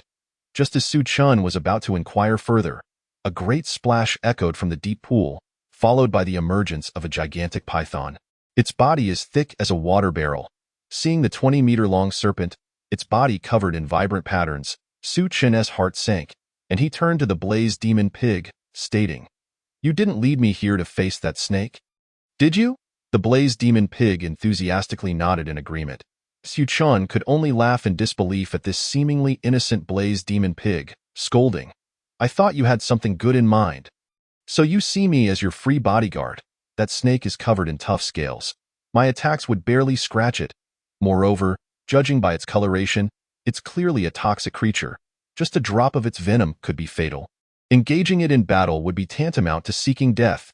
After venting his frustration, Su Chen was about to leave when his gaze fell once more on the 3 purple flowers atop the cliff. "These purple spirit flowers are of immense value. Should I miss this opportunity, there may not be another like it. Well, it's not entirely impossible to slay this snake. If the Blaze Demon Pig can act as the main force, I could assist from the side, and we might stand a chance." Chapter 35. Slaying the giant python with a plan in mind, Su Chen conveyed his thoughts to the Blaze Demon Pig. "You charge ahead to attract its attention, and I'll look for an opportunity to strike." The Blaze Demon Pig nodded without hesitation. "All right," Su Chen replied. "Since we're collaborating, let us discuss how to divide those 3 flowers. There are 3 flowers in total. I'll take 2, and you'll have 1. What do you think?" Su Chen expected the Blaze Demon Pig to oppose this arrangement, yet it appeared extremely satisfied with the proposal, nodding vigorously in agreement. With their agreement settled, the Blaze Demon Pig prepared to spring into action, its robust front paw thumping heavily on the ground, causing the entire valley to tremble. The gigantic python, incensed by the commotion, lunged fiercely at the Li Jingyoz. Harnessing the momentum, the formidable creature surged forward like an arrow released from its bow. Its robust limbs resembled stone pillars, exuding an aura capable of shattering mountains, as if it intended to crush the python beneath its weight. However, the python was no mere prey. Upon witnessing the Li Jingyoz charge with such ferocity, it opened its cavernous maw wide, unleashing a torrent of thick, black poisonous mist that enveloped the valley in a nauseating stench. The mist descended rapidly. Su Chan felt a jolt of alarm and instinctively held his breath. Yet a wisp of the noxious vapor infiltrated his nostrils, provoking a couple of involuntary coughs. The poisonous mist seemed to possess a life of its own, spreading relentlessly through his respiratory tract, igniting a fiery sting in his throat. The Li Ji Ing Yozh, momentarily hindered by the toxic fumes, slowed its advance, granting the python the opportunity to entwine its 20-meter-long body around the beast. Its form became akin to a resilient steel cable, tightening with each coil. The python bared its fangs, elongated like daggers, glinting ominously in the sunlight as it searched for a chance to strike. "Foolish pig, hold on," Su Chan shouted anxiously, swiftly channeling his spiritual energy, which enveloped him in a faint golden glow, his hands gathering power, poised to act. The python, buoyed by the advantage of its venom, found itself in a stalemate with the Li Ji Ing Yozh, which, despite its size and strength, was not easily subdued. The roars of the pig and the hisses of the python intertwined, creating a cacophony that resonated through the air. Seeing the two beasts locked in combat, Su Chan felt a surge of excitement. What a perfect opportunity, he murmured to himself, stealthily inching closer to the fray. With each step, he treaded carefully, his eyes fixed on the python's every move, wary of provoking this dangerous creature. Previously, when the python had released its toxic breath, Su Chan had stood several dozen meters away and felt no ill effects. However, as he approached, he realized that even while holding his breath, the poison seeped through his pores. Within moments, he sensed his spiritual energy faltering, his limbs growing weak, as if countless ants were gnawing at his bones. A wave of panic washed over him. "I must resolve this swiftly. If I linger any longer, I will surely perish from the poison." Gritting his teeth, Su Chan resolved to reveal himself, shouting, "Watch how I deal with you, vile beast." He charged forward like an arrow released from its bow. Upon reaching the front line, he activated his spiritual energy, unleashing the powers of the Yum Ing Tiang. A radiant light erupted from his right eye, distorting the very fabric of space around him, accompanied by a crackling sound, as if the air itself were about to be torn apart. "Shatter the soul." A piercing beam of light shot forth like lightning towards the python. The light struck the python's scales, creating a dazzling spark that erupted like fireworks in the night sky. Though it failed to penetrate the scales, the python recoiled in pain, twisting its body in fury, turning its head towards Su Chan and flicking its tongue, which glistened with venom, its eyes filled with malice.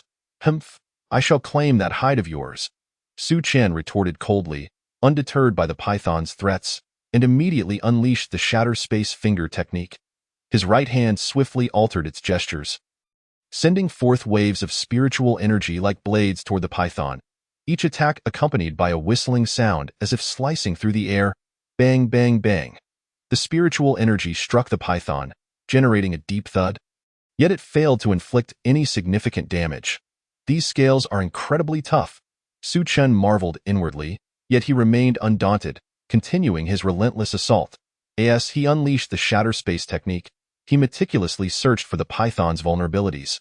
His gaze fixed on the creature's every action, missing no detail, while calling out, "Foolish pig, just a little longer. I will soon find its weakness." With Su Chan's continuous onslaught, the python's defenses began to waver. Seizing the moment, Su Chan activated the Shatter Soul skill once more, this time channeling his spiritual energy to its utmost limit. The Yum Ing Tiang blazed with brilliance, as if two blazing suns ignited within his eyes, raising the temperature around him. "Break for me," Su Chan bellowed, a more potent beam of light hurtling towards the python. The light struck the scales, producing a sharp crack, and finally, a segment of the python's scales was dislodged. The scale tumbled through the air, ultimately landing with a resounding thud on the ground. Success! Su Chan rejoiced inwardly, his fighting spirit soaring as he gathered even more spiritual energy. The python's defense relied solely on its scales, and with one gone, its situation became precarious. At that moment, the python, abandoning its struggle with the Li Ji Ing Yozh, writhed desperately in an attempt to break free, its massive body thrashing about, stirring the air into a furious wind. Simultaneously, it spewed forth poisonous mist, attempting to suffocate the Li Ji Ing Yozh. However, The pig's formidable physique and tenacity rendered it resilient, and despite the ferocity of the poison, it was not easily defeated. The mist proved ineffective, and the Li Jiying Yoz, leveraging its strength, firmly anchored its 4 paws onto the python's tail, pinning the colossal creature to the ground. Each paw resembling a small mountain, pressing the python's tail deep into the earth. Seizing the opportunity, Su Chen unleashed a flurry of Shatter Soul skills and Shatter Space techniques, alternating between the two. Each strike landing accurately on the python's scales. As beams of light and spiritual energy flashed by, scales continued to shed. With every scale that fell, the python let out a pained hiss, its cries echoing hauntingly throughout the valley. By the 9th strike, all of its scales had been shed, and bereft of its protective armor. The python could no longer withstand Su Chen's 10th attack. A brilliant beam of light flashed, severing the python's massive body in two. Its blood gushing forth like a fountain, splattering onto the ground with a sizzling sound, corroding the earth beneath and leaving behind dark pits. The python's toxic fumes were fearsome, and as Su Chen cleaved it asunder, he felt dizzy, hastily retreating to a distance of 100 meters to regain his composure. Why is this poison so potent? Su Chen furrowed his brow, muttering to himself, still shaken, though the battle appeared victorious. It had been fraught with peril. Had he failed to slay the python in such a short time, it would have surely been his demise. The toxicity was overwhelming. It took Su Chen over 2 hours of channeling his internal energy to neutralize the poison that had infiltrated his system. Slowly opening his eyes, he noticed the Li Jiying Yoz gazing at him with eager anticipation. Having battled fiercely with the python while enveloped in the poisonous mist, the creature's resilience was commendable. Despite the prolonged exposure, it remained unscathed. Upon seeing Su Chen awaken, the pig let out a soft grunt, gesturing towards the golden trees by the pond. Having spent considerable time with the Li Jiying Yoz, Su Chen understood its intentions. Noticing its indication towards the golden tree, he asked with a smile, "O great beast, do you wish for me to scale the cliff and pluck the flowers above?" The pig nodded at first, then shook its head, subsequently mimicking a digging motion with its front paws. After a moment of contemplation, Su Chen finally grasped its meaning. The pig wanted him to uproot the entire tree. "Very well, I shall do so. It won't require much effort," he readily agreed, carefully climbing the cliff to extract the golden tree, which was as thick as his arm. Upon returning to the ground, he severed a branch and fashioned it into an exquisite wooden box, placing 2 purple spirit flowers gently inside. After securing the flowers, Su Chen handed the remaining flower, still attached to the tree, to the Li Jiying Yoz. The eagerly awaiting creature's eyes sparkled with excitement upon receiving the tree. It let out a low growl, wrapping its robust tail around the golden tree, and then opened its gaping maw, stuffing the entire tree, flowers and all, into its mouth, chewing voraciously. Once the golden tree was consumed, the Li Jiying Yoz sought out a flat area in the valley. Lying down to fall into a deep slumber, watching the peacefully sleeping creature, Su Chen felt a twinge of envy. For demon beasts, the purple spirit flower not only awakened their intelligence but also enhanced their power. With the consumption of 2 flowers, the Li Jiying Yoz would undoubtedly experience a significant boost in strength upon awakening. While the Li Jiying Yoz indulged in its slumber, Su Chen's attention shifted towards the 2 segments of the python's body. The scales of this gigantic creature were exceptionally tough, and its skin remarkably supple, making them invaluable materials for refining. Given the enormous costs associated with cultivation, Su Chen had no intention of passing up such lucrative resources. He meticulously skinned the python, cleaning the hide thoroughly before laying it out on a flat stone to dry. After tending to the python's skin, Su Chen sought a safe and tranquil spot to begin his meditative practices. As he gradually circulated his spiritual energy, he replayed the battle with the python in his mind, reflecting on his gains and losses. Not wishing to disturb the soundly sleeping Li Jiying Yoz, he cautiously retrieved the Ling Feng Bu manual from his storage bag, gently opened it, and immersed himself in its study, repeatedly digesting its teachings before drifting into contemplation. The essence of the Ling Feng Bu lay in the precise control of spiritual energy and the mastery of the rhythm of movement. The key to mastering spiritual energy is to achieve perfect harmony between one's consciousness and the energy itself, Su Chen murmured softly to himself, as crucial phrases from the manual danced through his mind. Closing his eyes, he took a deep breath, attempting to attune himself to the flow of energy within. Yet, this was no easy feat. Each attempt to manipulate the energy felt akin to taming a wild stallion. After a brief moment, a spark ignited in his gaze as he leaped into action, commencing his training in the art of movement amidst the craggy cliffs of the valley. Swish, swish, swish, Su Qian moved with remarkable agility, swiftly darting between the steep cliffs. Each time he appeared on the verge of losing his footing and plummeting to a gruesome demise, he adeptly leveraged the minute protrusions on the rock face to propel himself, repeatedly transforming peril into safety. That was a close call. After narrowly escaping yet another life-threatening moment, Su Qian gasped for breath, his heart still racing, yet his eyes sparkled with exhilaration.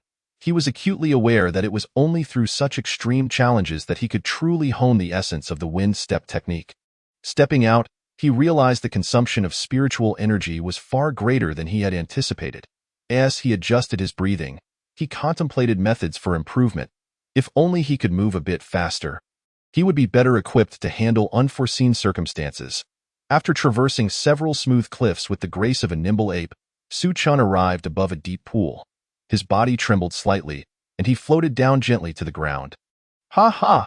Having cultivated the wind step to such a degree, he was surely not far from mastering it completely. Su Qian gazed at the steep cliffs he had just traversed, a satisfied smile gracing his face. Those cliffs would pose a considerable challenge even for a true spirit ape, yet he navigated them with the ease of walking on flat ground. Howl! Deep rumbles echoed through the valley, resonating like distant war drums in the stillness of the space. Upon hearing the sound, Su Qian swiftly turned to look, only to find a Li Jiying demon pig surrounded by a faint halo that had appeared seemingly out of nowhere, soft like moonlight but imbued with an air of mystery. At that moment, the spiritual energy in the valley surged as if summoned by an unseen force, rushing towards the Li Jiying demon pig like a tidal wave. It seems this foolish pig is about to break through to the next level. A glimmer of surprise flickered in Su Qian's eyes as he recalled a passage from a weathered ancient tome he had perused, which detailed similar scenes of beastly evolution. Well, it seems you have reaped quite a harvest from your slumber. Su Qian called out to the Li Jiying demon pig, his voice echoing in the valley. He knew full well that the demon pig was engrossed in a critical phase of its evolution and could not hear him. Yet he could not help but speak. With this thought in mind, Su Qian's figure flickered, resembling a bolt of black lightning as he darted towards the Li Jiying demon pig. During the evolution of a demon beast, it often required the absorption of vast amounts of spiritual energy from heaven and earth. This energy was remarkably pure, and if a cultivator seized the opportunity to cultivate at such a moment, they could reap extraordinary benefits. Such a rare opportunity was not one Su Qian wished to miss. Arriving beside the Li Jiying demon pig, astonishment dawned upon his face. Just as described in the ancient tome, a dense, visible mass of spiritual energy swirled around the Li Jiying demon pig, resembling a tangible mist that rolled and surged. The faint halo he had observed earlier was, in fact, the concentrated spiritual energy coalescing. Moreover, as time passed, this spiritual energy continued to thicken, as if intent on filling the entire valley. With such an abundance of spiritual energy, absorbing some should not hinder the pig's evolution. Su Qian glanced at the endless flow of spiritual energy flooding into the valley. Feeling somewhat reassured, he promptly settled into a cross-legged position, his palms facing upward, channeling all his efforts to circulate his inner techniques and refine this spiritual energy. Truly astonishing, he mused, for while gathering spiritual energy was typically a laborious endeavor, it now flowed effortlessly as he cultivated. Su Qian marveled at the spiritual energy that would usually require immense effort to collect, now cascading down like a torrential flood, pouring into his meridians. After circulating through several cycles, this spiritual energy was refined into his own spiritual power, merging into his dantian with a soft humming sound. Elevation, continuous elevation. Su Qian's cultivation soared at an astonishing pace, his internal spiritual power growing increasingly robust. With his eyes tightly shut and beads of sweat forming on his forehead, he felt as though he was on the brink of touching the threshold of the ninth realm of spiritual gathering. Just as Su Qian was about to break through, he suddenly sensed the surrounding spiritual energy rapidly thinning, as if an invisible hand had drained it in an instant. Simultaneously, A long howl echoed in his ears. Filled with power and joy, seemed that the foolish pig had successfully evolved, depleting the spiritual energy. With a hint of regret, Su Chen ceased his cultivation and rose, yet there was no trace of anger on his face. Instead, he felt joy, for the Li Jing demon pig stood majestically in its place, its roar shaking the heavens, all the spiritual energy converging around it as it voraciously absorbed it like a whale gulping seawater. Its massive frame trembled slightly, each breath creating violent disturbances in the surrounding air. Chapter 37. Return to the sect. Crack, crack, crack. After absorbing a tremendous amount of spiritual energy, the bones of the Li Jing demon pig erupted with a series of crisp sounds. Akin to popping beans, its body suddenly expanded by several yards, muscles bulging and gleaming with a metallic sheen. Even its claws became sharper, glinting ominously in the sunlight, exuding an aura of authority and dominance. Whoosh! The Li Jing demon pig exhaled a cloud of foul air, instantly stirring a tempest in the valley, sending dust and stones flying. Su Chen inhaled sharply, marveling inwardly at the sheer magnitude of the Li Jing demon pig's power post-evolution. It seemed that even if he exerted all his strength, he would struggle to contend with it. Calculating within, Su Chen wore a defiant expression. The Li Jing demon pig strode confidently around the valley, radiating the formidable aura of its evolution, leaving deep footprints in its wake. It then cast a challenging glance at Su Chen, its front paw pointing at him, dismissively waving as if to say, "What can you do to me now?" "What does that mean?" Su Chen was momentarily taken aback, his eyes widening in surprise. His expression shifted from confusion to amusement, a smirk playing at the corners of his mouth as he chided. Well, you wish to challenge me, do you? Don't think that just because you've grown stronger, you can best me. I have plenty of ways to deal with you." As he spoke, he rolled up his sleeves, revealing his sturdy arms, ready for action. The Li Jing demon pig disdainfully flicked its tail, raising its head high, exhaling lightly through its nostrils, seemingly unimpressed by Su Chen's words. Its gaze was filled with arrogance, as if it had become the undisputed king of this valley. "Himph, do you think I'm not credible even to a foolish pig like you? Very well, I shall indulge you," Su Chen declared. Bending down to pick up several stones, a glint of cunning in his eyes, he hurled them at the Li Jing demon pig with a swift motion, the stones whistling through the air like bullets. The Li Jing demon pig, unable to evade, was struck several times, the thuds echoing as the stones collided with its tough hide, sparking small bursts of fire. Although the Li Jing demon pig, Su Chen absent-mindedly rubbed his head, unable to suppress a quiet chuckle. The smile on his face had yet to fade when he spoke with a hint of regret. "This fellow possesses such formidable strength. If only he could remain by my side, my safety within the Beast Mountains would be further assured. Alas, I drove him away in a fit of anger." He gazed towards the direction in which the fierce Gale demon pig had departed. Letting out a deep sigh, it was time to return to the sect. The outer sect competition was fast approaching. Leaving the valley and returning to the cave, Su Chen rode his dragon horse along the winding mountain path. Throughout the journey, he remained vigilant, observing his surroundings for any lurking dangers while occasionally drifting into contemplation, reminiscing about the myriad experiences within the valley. On either side of the mountain path, the dense underbrush rustled intermittently, and startled hares occasionally darted by his feet. The dragon horse's hooves thudded against the carpet of fallen leaves, producing a dull sound. Along the way, he encountered several waves of minor demon beast attacks. A pack of iron-toothed rats lunged at him with bared fangs, their sharp teeth glinting ominously in the sunlight. Su Chen remained unperturbed, his form flashing like lightning, as the radiant sword light from his soul-shattering sword swiftly eradicated the iron-toothed rats. After the battle, a trace of fatigue flickered in his eyes, yet more prominently was the resolute spirit forged through trials. As time passed, Su Chen gradually emerged from the Beast Mountains atop his dragon horse. Upon exiting the mountains, he was greeted by an expansive plain, where lush grass swayed gently in the breeze, creating rippling waves, interspersed with a few unknown wildflowers. He slowed the dragon horse's pace, savoring this rare moment of tranquility and peace as his previously tense nerves began to relax. As Su Chen approached the sect, he could see the towering mountain gate in the distance, its runes shimmering with a mysterious light, reflecting the sect's profound heritage. Near the outer gate, a bustling crowd thronged with life. Leading his dragon horse, Su Qian made his way to the beast return area, where a servant disciple lounged leisurely. Upon noticing Su Qian's arrival, the disciple promptly stood and bowed. Su Qian smiled in response, gently stroking the dragon horse's mane, his eyes filled with reluctance. Throughout their journey together, though the dragon horse could not speak, its loyalty and determination during perilous moments were palpable. Not only did Su Qian hand over the reins to the disciple, but he also elaborated, "Thank you for taking care of it along the way. Here are 5 low-grade spirit crystals. Please provide it with ample spirit grains in the next couple of days. It particularly enjoys the spiritual grass from the Eastern Valley, so if available, do feed it some." The servant disciple nodded earnestly, accepting the reins and spirit crystals. Su Qian cast one last glance at the dragon horse before turning towards the inner sect. Chapter 38. Fury. The moment Su Qian stepped into the sect, a familiar aura enveloped him, instantly dissipating the fatigue he had accumulated along the journey. He inhaled deeply, murmuring to himself, "Finally home." Upon reaching his dwelling and gently closing the door behind him, he felt an overwhelming wave of exhaustion wash over him.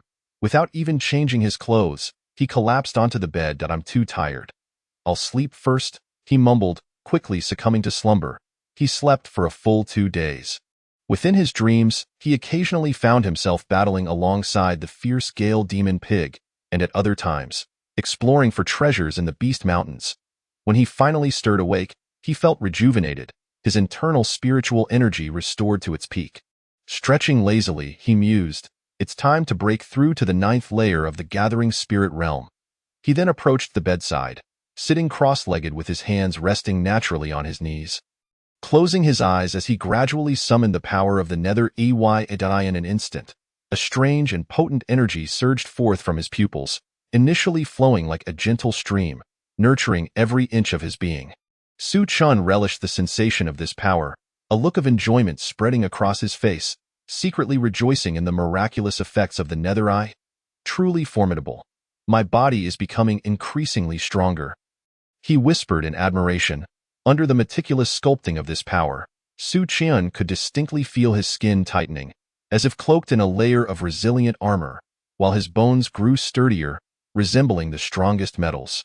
It felt as though he were undergoing a profound metamorphosis, his body brimming with strength, a tangible sensation of his enhanced capabilities. Simultaneously, he murmured incantations, activating the Undying Sacred Body technique. As the incantation flowed from his lips, the spiritual energy surrounding him began to surge violently, his meridians igniting like they were ablaze, accompanied by waves of excruciating pain. The spiritual energy rampaged within him, each circulation carrying a force akin to a battering ram. Sweat beaded on Su Qian's forehead, his jaw clenched as he fought against this overwhelming force. With the continuous accumulation of spiritual energy, a faint golden aura enveloped him, within which ancient runes flickered mysteriously.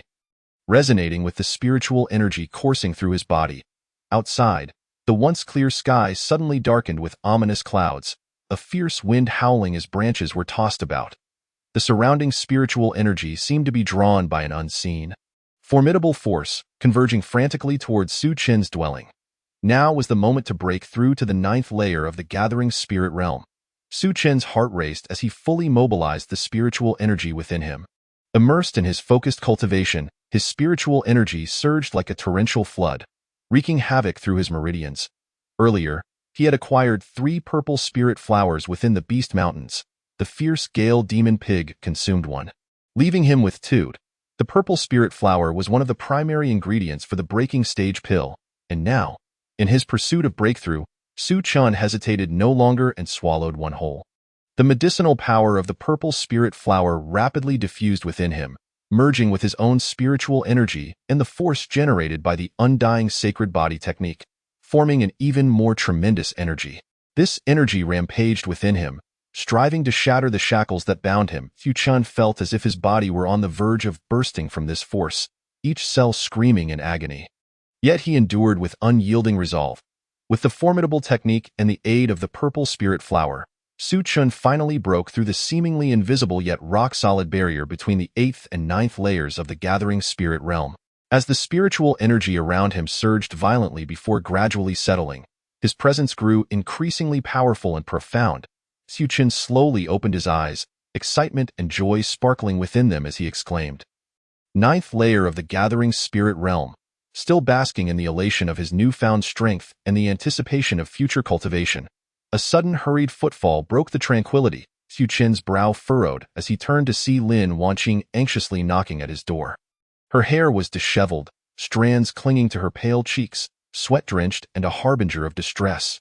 Her eyes, usually vibrant, were now filled with terror and urgency, bloodshot and swollen from recent tears. "Yes, you senior brother, something terrible has happened." Lin Wanqing gasped, her voice trembling with a hint of sobs. "Senior brother Lin Yu. He was injured by Zhao Wuxiu, and it's quite severe. I've been by his side, but his wounds are dire. And I'm truly scared." At her words, Su Chen's heart sank abruptly. The joy that had just illuminated his face extinguished, replaced by a somber shadow akin to the calm before a storm. Anxious and frantic, he inquired without a second thought, "How could this happen? Where is he now?" Before Lin Wanqing could respond, he vanished in a flash, racing towards Lin Yu's dwelling. As he sprinted, the winds howled past his ears, failing to dispel the anxiety brewing within him. Watching Su Chen's retreating figure, Lin Wanqing bit her lip, a flicker of determination crossing her eyes as she hurriedly followed, murmuring, "Su senior brother, you must save Lin Yu. It's all my fault. If only I were stronger." Upon reaching the courtyard, faint groans of pain echoed from within the house. Like a phantom, he surged into the room, the sight before him igniting a fury within. His eyes instantly bloodshot. Lin Yu lay weakly on the bed, his formerly vibrant face now devoid of color, pale as parchment. His lips were cracked and bleeding, starkly contrasting against his ashen complexion. The once bright and spirited eyes now appeared hollow, filled with anguish and despair. Each labored breath seemed to sap his remaining strength, his heaving chest bearing an unbearable weight. "Lin Yu, what on earth happened?" Su Chen's eyes widened, filled with urgency and concern as he rushed forward to support Lin Yu. His arms trembling slightly. Beside him, Lin Wanqing's eyes brimmed with tears, her voice choked, "Su senior brother, I've been tending to his wounds and feeding him medicine, but he still suffers greatly." Upon hearing Su Chen's call, Lin Yu seemed to grasp onto a lifeline in the darkness, mustering the last of his strength to open his eyes. When he recognized Su Chen, a flicker of solace briefly illuminated his dim gaze, only to be swiftly engulfed by the tide of pain. Dimming once more with a fragile whisper, he managed to utter, "Su Chen, it was Zhao Wuxiu. That time, when we stood up for Lin Wanqing in the pill hall. We injured his brother. Now that he has returned from his training, he has come seeking revenge. He publicly humiliated me in the sect square, mocking my earlier actions and ridiculing my inability to protect my junior sister. I was incensed by him. Despite being fully aware that he had reached the 9th level of the spirit gathering realm while I was merely at the 7th, I still agreed to duel him. Initially, I managed to withstand his onslaught with my agile movements. However, as the battle progressed, his advantage in spiritual power became increasingly evident. A powerful palm strike imbued with immense spiritual energy sent me crashing several meters away. Landing heavily on the ground, he pressed forward relentlessly, his punches landing with brutal force, leaving me powerless to resist as I could only endure the blows.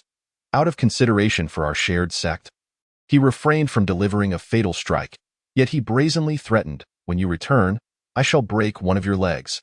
Chapter 39. The duel with Zhao Wuxiu before he could finish his taunt.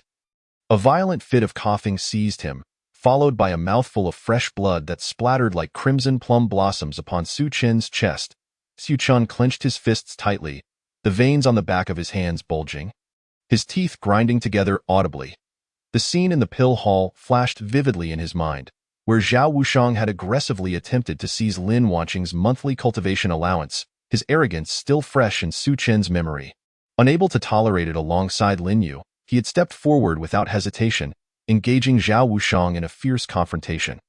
Although he had ultimately injured Zhao Wuxiang, who could have anticipated that it would lead to such calamity today? "Lin Yu, fear not. I shall not let Zhao Wuxiu go unpunished." Su Chen spat these words through gritted teeth, his voice brimming with fury. After uttering this vow, he swiftly crossed his legs and began to regulate his breathing. striving to calm himself quickly in preparation to channel his spiritual energy to heal Lin Yu. In an instant, spiritual energy coursed through his body, its brilliance faintly shimmering through his garments. Lin Wanqing stood nearby, her hands tightly gripping the hem of her clothing, her eyes reddening as she anxiously gazed at Su Chun. "Senior brother Su, will Lin Yu be all right? It's all my fault. If only I had been more cautious. I wouldn't have dragged you all into this." Her voice trembled with remorse. Su Chun fixed a determined gaze upon Lin Wanqing, gently patting her shoulder in reassurance. "Sister, this is not your fault. You have been caring for Lin Yu exceptionally well. Now, let me take over." With unwavering focus, Su Chun turned his attention to Lin Yu, his palms gradually rising, facing him. Drawing upon all his spiritual energy, it flowed like a gentle stream into Lin Yu's body. He concentrated intently, meticulously guiding the energy through Lin Yu's damaged meridians, attempting to mend the fractured pathways. "Hold on, Lin Yu, you cannot succumb like this." As he infused Lin Yu with spiritual energy, he murmured softly, seeming to encourage Lin Yu while also bolstering his own resolve. His expression was grave, his brow furrowed tightly, beads of sweat rolling down his forehead. Each drop landing on Lin Yu's bed, soaking the quilt. Gradually, as the spiritual energy continued to flow, Lin Yu's pallid complexion began to show a hint of color, a flicker of vitality returning. His cracked lips were no longer so parched, and his pained groans faded, his breathing stabilizing. Slowly, he sank into a deep slumber, as if overwhelmed. Seeing this, Su Chun felt a modicum of relief, exhaling deeply as he slowly withdrew his spiritual energy, the tension in his expression easing somewhat. Though the fury in his eyes remained undiminished, growing even more intense, he then turned to Lin Wanqing with a resolute gaze. "Sister Lin, please stay here and look after Lin Yu. I shall confront Zhao Wuxiu." Lin Wanqing hastily grasped Su Chin's sleeve, worry etched across her features. "Senior brother Su, Zhao Wuxiu is incredibly powerful. You must be cautious." Su Chun gently patted her hand, offering reassurance. "Sister, rest assured, I know what I am doing. He dared to harm Lin Yu, and he shall pay the price." With that, he let out a long howl, the sound reverberating like a tangible wave, echoing around him and causing the roof tiles to rattle. He then turned and strode toward the outer sect's martial arena, each step radiating resolute determination, as if he intended to trample down every ounce of anger he carried within. "Zhao Wuxiu, this time I will not be lenient." Su Chen gritted his teeth, his eyes glinting with cold fury as he dashed toward the martial arena, a gust of wind swirling in his wake, stirring up clouds of dust. Lin Wanqing watched his departing figure, silently praying, "Senior brother Su, you must return safely and avenge Lin Yu." She turned back to Lin Yu's bedside, gently holding his hand, whispering, "Lin Yu, you must recover soon. Senior brother Su is seeking justice for you. Once you awaken, we shall continue our cultivation together." With that, she quietly sat by the bed, steadfastly guarding him. In the blink of an eye, Su Chun, like a shooting star, descended upon the center of the outer sect's martial arena.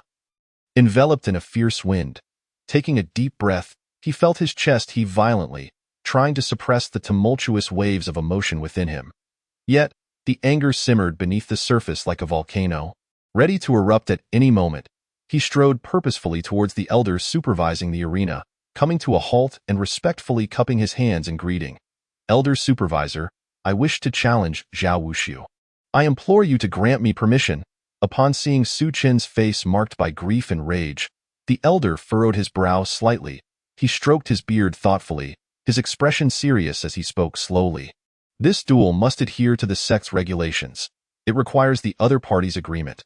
With that, the elder gestured for a disciple, who quickly approached, standing upright with a respectful demeanor. The elder lowered his voice, solemnly instructing the disciple, who, upon hearing the words, turned serious, nodding earnestly before hastily departing. His footsteps stirring up a light breeze, Su Chun restrained his simmering anger, pacing back and forth in the arena. Each footfall seemed to carry the weight of 1,000 pounds, causing the ground to tremble slightly and dust to rise.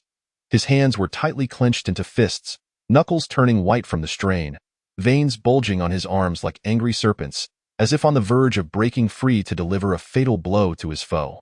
Gradually, a crowd of disciples began to gather around, forming a circle, their voices a cacophony of whispers, resembling a flock of startled sparrows.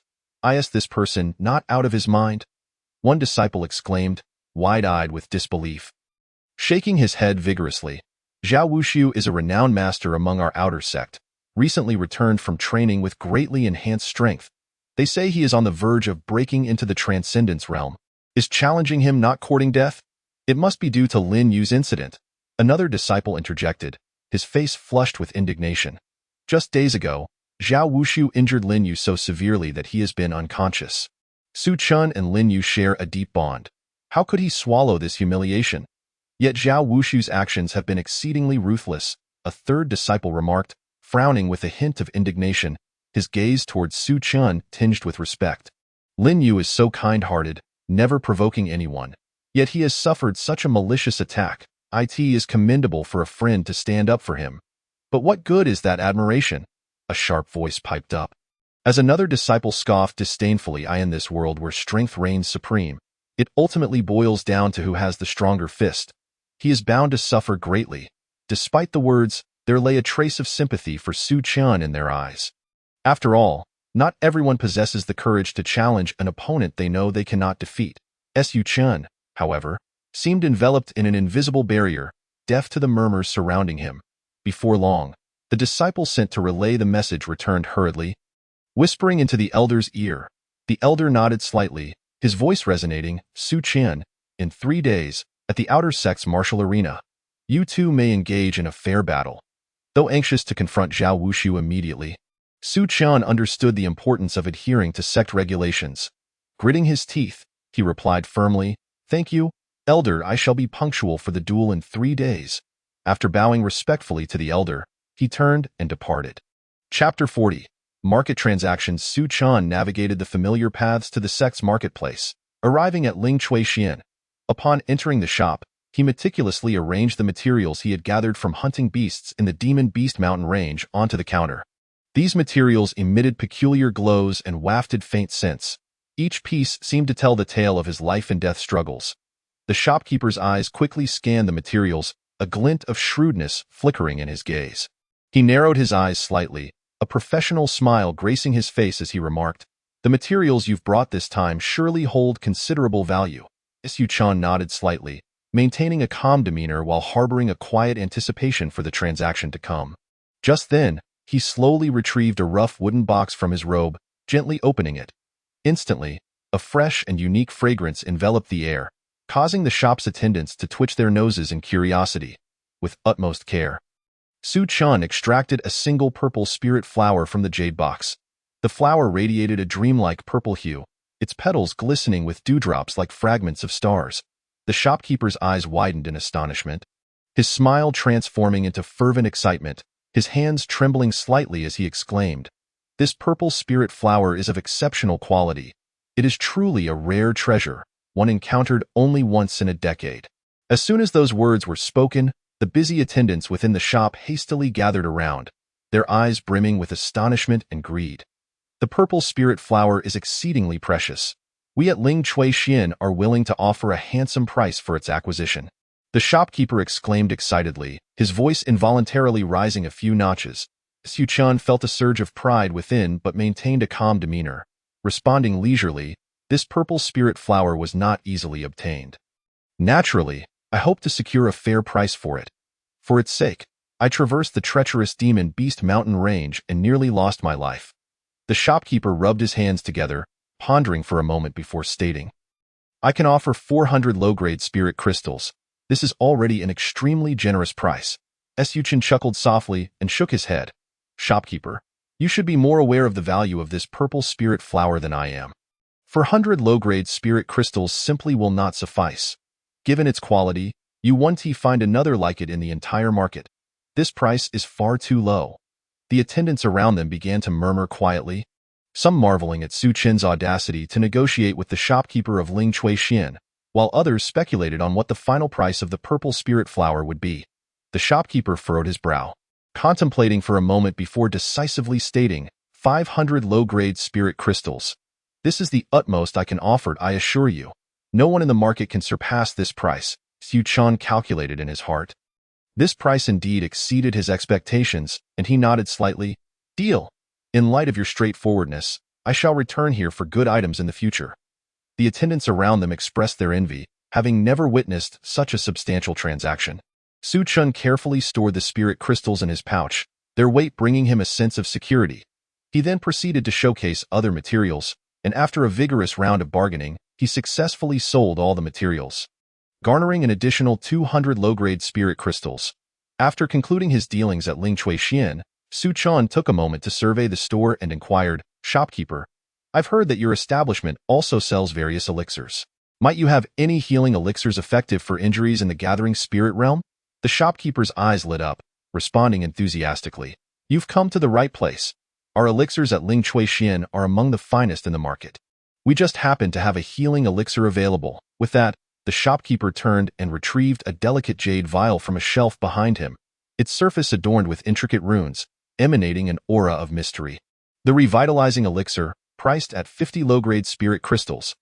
This elixir is crafted from over a dozen rare herbs and is particularly effective for injuries sustained in the gathering spirit realm. Su Chun accepted the jade vial, gently shaking it and hearing a faint sound within.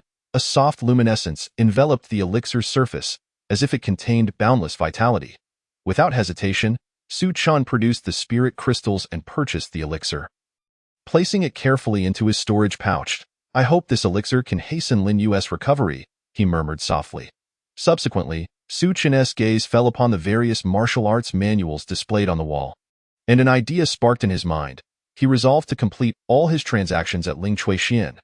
He retrieved the Thunderbolt Blade Technique manual from his robe and presented it to the shopkeeper, saying, "Shopkeeper, I possess a high-tier yellow-grade Thunderbolt Blade Technique. What price might you offer? I acquired it by chance and have cherished it, but now, in pursuit of strength, I must reluctantly part with it." The shopkeeper took the manual, slowly flipping through its pages, and as the pages turned, a flicker of lightning seemed to shimmer. "This technique is quite remarkable. Are you certain you wish to sell it?" "Mastering this technique would undoubtedly enhance your strength," the shopkeeper inquired, a hint of curiosity and regret in his eyes. Su Chun inhaled deeply, his gaze resolute. "I am certain. I currently require spirit crystals to bolster my strength. The more spirit crystals I possess, the more resources I can acquire for cultivation, thus accelerating my growth." After some back-and-forth bargaining, they ultimately agreed on a price of 300 low-grade spirit crystals. Su Chun accepted the spirit crystals, reflecting on how this transaction had significantly augmented his wealth. After completing his dealings at Lingchui Xian, Su Chun, with his pouch heavy with spirit crystals and a fervent desire for strength, strode purposefully towards the treasure pavilion. Upon stepping through the door, a dazzling array of exotic treasures instantly captivated his gaze, a soft light emanating from every corner, illuminating the entire shop and filling it with a mysterious and alluring aura. Su Chun made his way directly to the section displaying magical artifacts, where a plethora of items exuded unique energies. His attention was first drawn to a long sword, entirely crimson, its blade appearing to flicker with a subtle flame. Sharp and imbued with a fierce killing intent, Su Chun grasped the hilt, swinging it gently. The blade sliced through the air with a whooshing sound. He frowned slightly, contemplating. This sword, while formidable, feels excessively aggressive and does not align with the steady and weighty sensation I seek. Next, he turned his gaze to a silver-white spear, its shaft intricately engraved with exquisite patterns, the tip glimmering with a cold light. Su Chun gripped the spear's handle, sensing its weight and balance, and attempted a few thrusts. The wind generated by the spear's tip creating a resonant whoosh, yet he still felt no sense of compatibility and murmured, "This spear, though light and agile with a broad attack range, seems to lack the imposing might that could sway the outcome with a single strike." Soon after, his attention was captivated by a large azure blade, adorned with peculiar runes that seemed to contain boundless powers of water. Su Chun clasped the hilt with both hands, swinging it a few times. The blade's wind howling, yet he shook his head slightly. "The power of this blade is too soft, not suiting my combat style." At that moment, Su Chun's gaze, sharp as a keen sword, was drawn to a second-tier magical artifact, the Xinlong Halberd. The halberd, entirely obsidian, was inscribed with mysterious runes, and a faint dragon's roar seemed to emanate from it, as if it contained endless strength. His heart raced, an inexplicable excitement swelling within him. He sensed that this halberd was seemingly tailored just for him. He quickly approached, grasping the halberd's shaft, a chill radiating from his palm. As if he were holding a refreshing spring, he swung it lightly. Feeling a surge of powerful energy coursing through his arm, the halberd slicing through the air with a sharp, piercing sound, akin to the roar of a dragon. Chapter 41. The Challenge. The shopkeeper of the treasure pavilion, noticing Su Chen's interest in the Xinlong halberd, immediately approached with a beaming smile, his eyes sparkling with shrewdness as he eagerly introduced, "Young master, you possess discerning taste. This Xinlong halberd is the prized treasure of our establishment. Forged from a century-old black iron and infused with the essence of the Earth Dragon, boasting tremendous power and classified as a middle-grade second-tier artifact. Just observe the runes on the halberd and listen to the dragon's roar.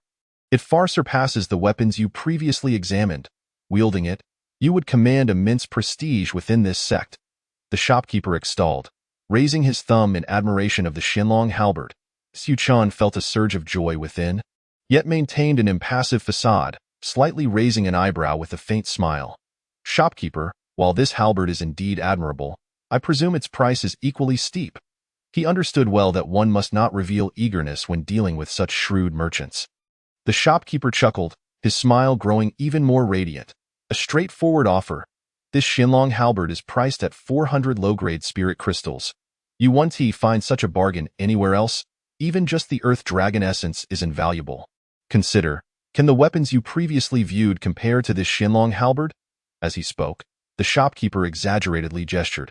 Su Chen feigned surprise, widening his eyes and taking a step back. "400? Shopkeeper, that price is hardly reasonable. This halberd, while excellent, cannot possibly warrant such a cost. 300 is my offer. If that is unacceptable, I shall continue my search elsewhere. I have seen similar weapons priced far more reasonably." As he spoke, he feigned an intention to put down the Xinlong halberd and leave. The shopkeeper's expression faltered, pretending to deliberate, furrowing his brow while stroking his chin, his gaze fixed on Su Chen, seemingly weighing the pros and cons. Finally, he gritted his teeth. Very well. Seeing that you genuinely admire it, I can let it go for 350 low-grade spirit crystals. I'm practically losing money on this. But consider it a gesture of friendship," the shopkeeper said, waving his hand in resignation. Su Chen calculated in his mind. This price was within his acceptable range, so he nodded. "Deal." Without hesitation, he produced the spirit crystals and accepted the Xinlong halberd. Gripping the shaft tightly, feeling its weight and power, elation swelling within him. After acquiring the Xinlong halberd, Su Chen realized that without an appropriate technique, this divine weapon would struggle to unleash its full potential. His gaze swept around the treasure pavilion, ultimately resting upon the display area of martial arts manuals. With an eager expression, he inquired, "Shopkeeper, does your establishment have any techniques for spears or halberds for sale? I seek a technique that would be compatible with this Xinlong halberd." A glimmer of longing sparkled in Su Chen's eyes. Upon hearing this, the shopkeeper's face fell with a look of regret. Shaking his head helplessly, "Young master, I sincerely apologize, but such techniques are exceedingly rare." A flicker of disappointment crossed Su Chen's eyes, yet he quickly regained his composure and waved his hand. "I shall look elsewhere." Though somewhat disheartened, Su Chen understood that such techniques were indeed elusive. Finally, he retrieved a piece of python skin from his storage pouch and addressed the shopkeeper. "Shopkeeper, I possess a python skin and would like to request your establishment's assistance in crafting a set of armor." The shopkeeper took the python skin, a glimmer of surprise flashing in his eyes. He donned specially made gloves and meticulously examined the exquisite hide, his hands gently caressing its resilient texture. This python skin was remarkably tough and could undoubtedly be crafted into a high-quality first-tier armor. The shopkeeper nodded in approval. Su Chen inquired, "Esteemed shopkeeper, how long will the crafting take? What will the cost be?" After a moment of contemplation, the shopkeeper replied, "Given the high quality of this python skin and the complexity of the crafting process, it will require at least a month. As for the cost, it will be 100 low-grade spirit crystals." Hearing this, Su Chen's expression relaxed as he said, "A month is not too long. I'm not in a hurry. As long as it's completed within 3 months, could you possibly offer a discount on the price?" The shopkeeper appeared thoughtful, then said, "Since you have ample time, I shall reduce the cost to 90 low-grade spirit crystals." This is already quite a reasonable price. After a brief moment of consideration, Su Chen nodded in agreement. Very well, I'll trouble you then. I will pay 30 crystals as a deposit now and settle the remainder upon collection.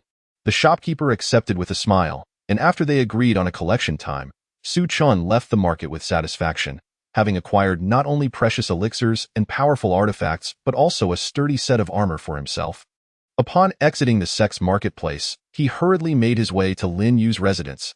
As soon as he stepped into Lin Yu's room, the familiar scent of medicinal herbs enveloped him. Lin Yu lay feebly on the bed. His complexion as pale as paper. Yu Chen quietly approached the bedside and slowly sat down.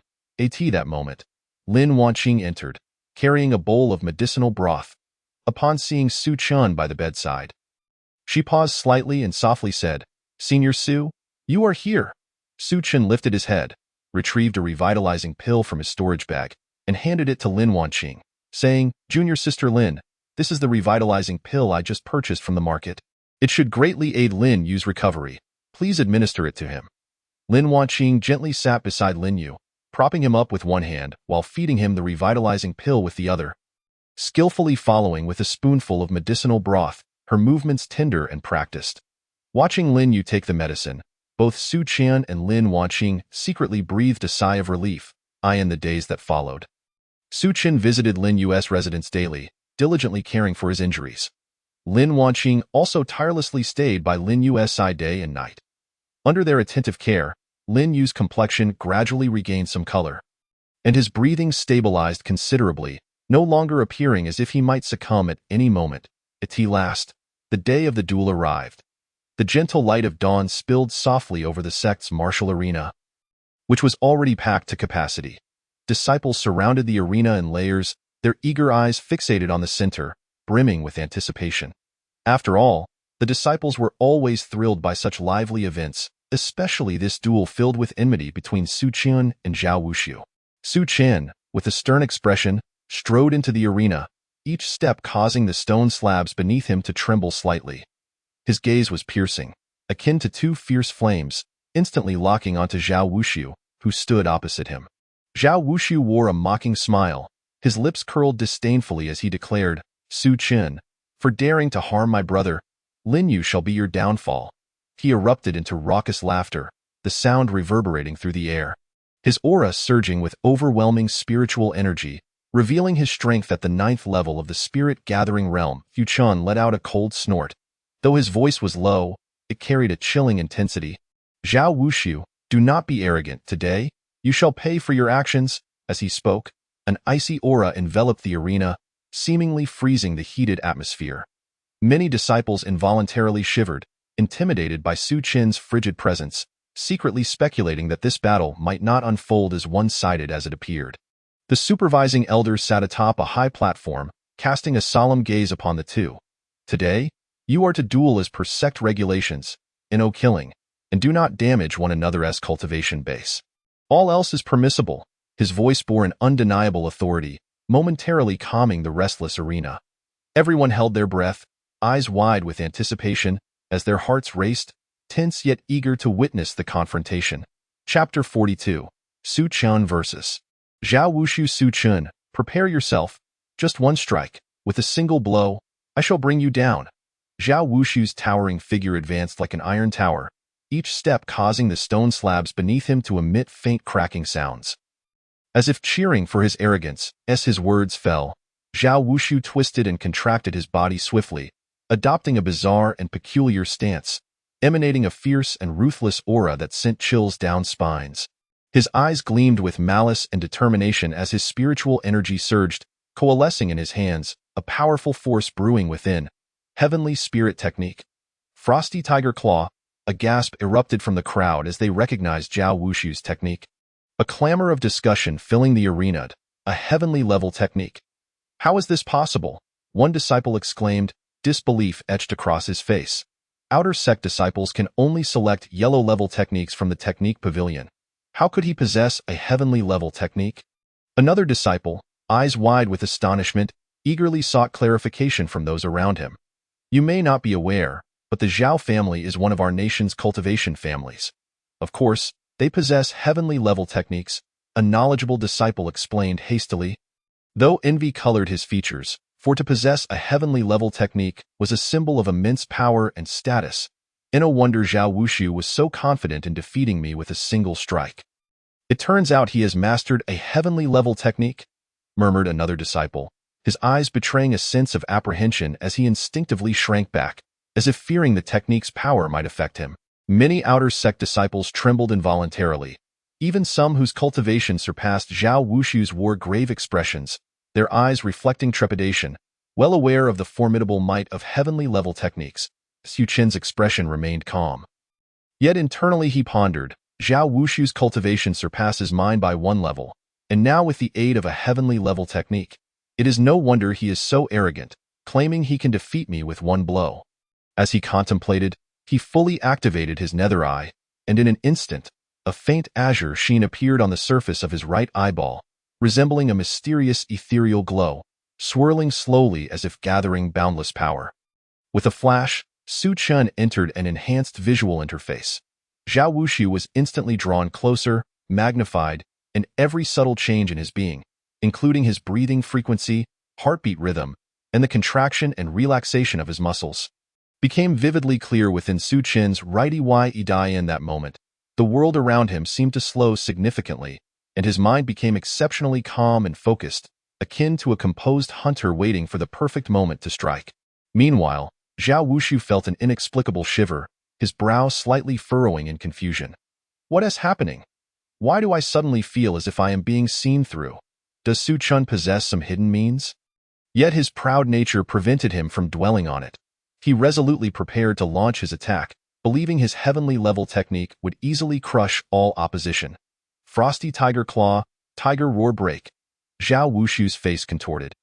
His eyes filled with venomous intent as he relentlessly channeled his spiritual energy, unleashing his strongest killing move. In an instant, a layer of frosty splendor enveloped him, seemingly sentient, coiling around his form and radiating a chilling aura, as if intent on freezing the entire world. With the force of a thunderclap, he shot forth like a black lightning bolt, charging directly at Su Chen with blinding speed, leaving only a blurred afterimage in his wake. The air sliced open with a sharp hissing sound, the overwhelming force causing surrounding disciples to gasp in astonishment, marveling at the might of the heavenly-level technique. Su Chen's gaze remained fixated on Zhao Wushu.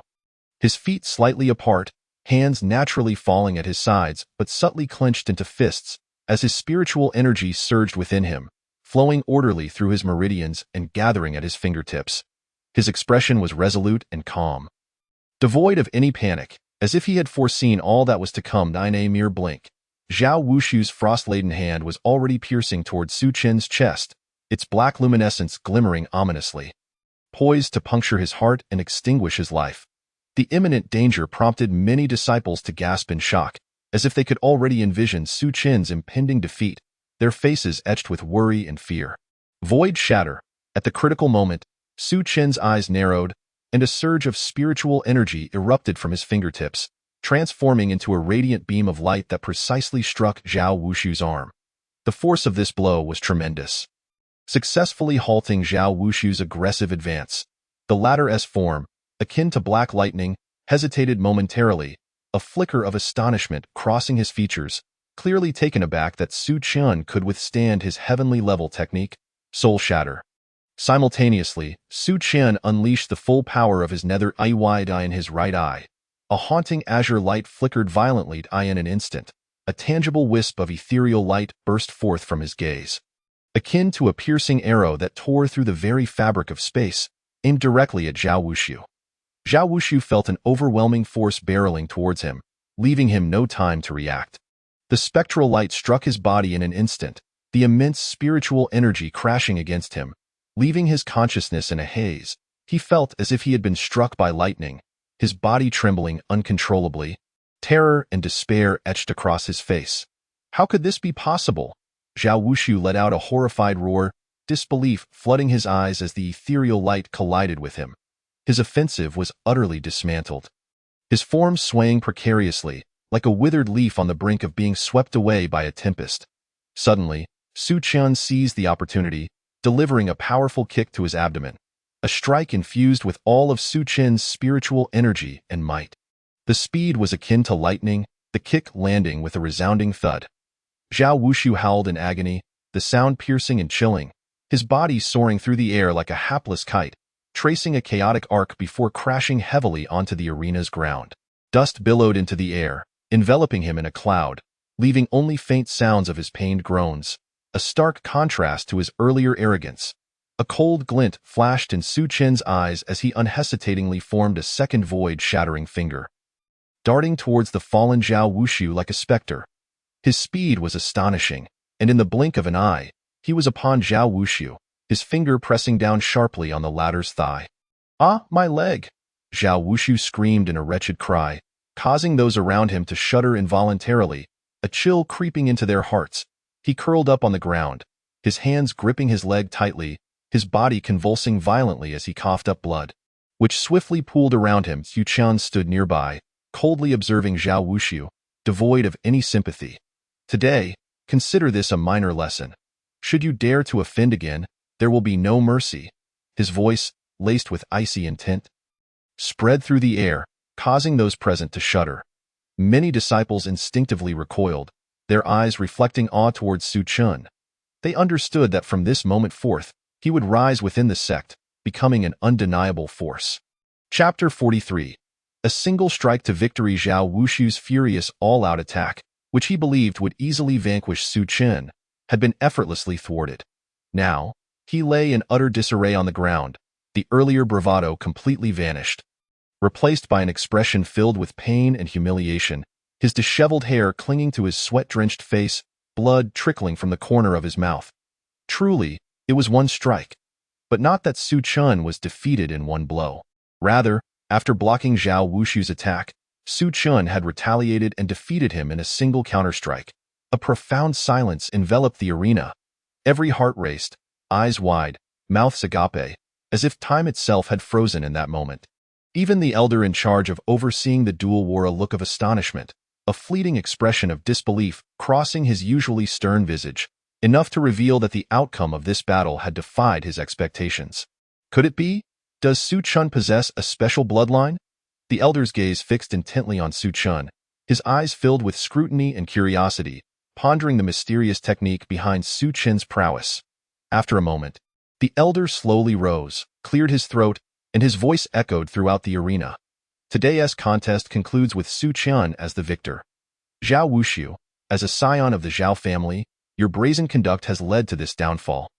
I hope you take heed in the future. With that, the elder turned his gaze towards Su Chen, a hint of approval gleaming in his eyes, giving a slight nod. Su Chen respectfully bowed, leaning slightly forward. Hands clasped in salute, his demeanor humble, showing no trace of arrogance from his victory.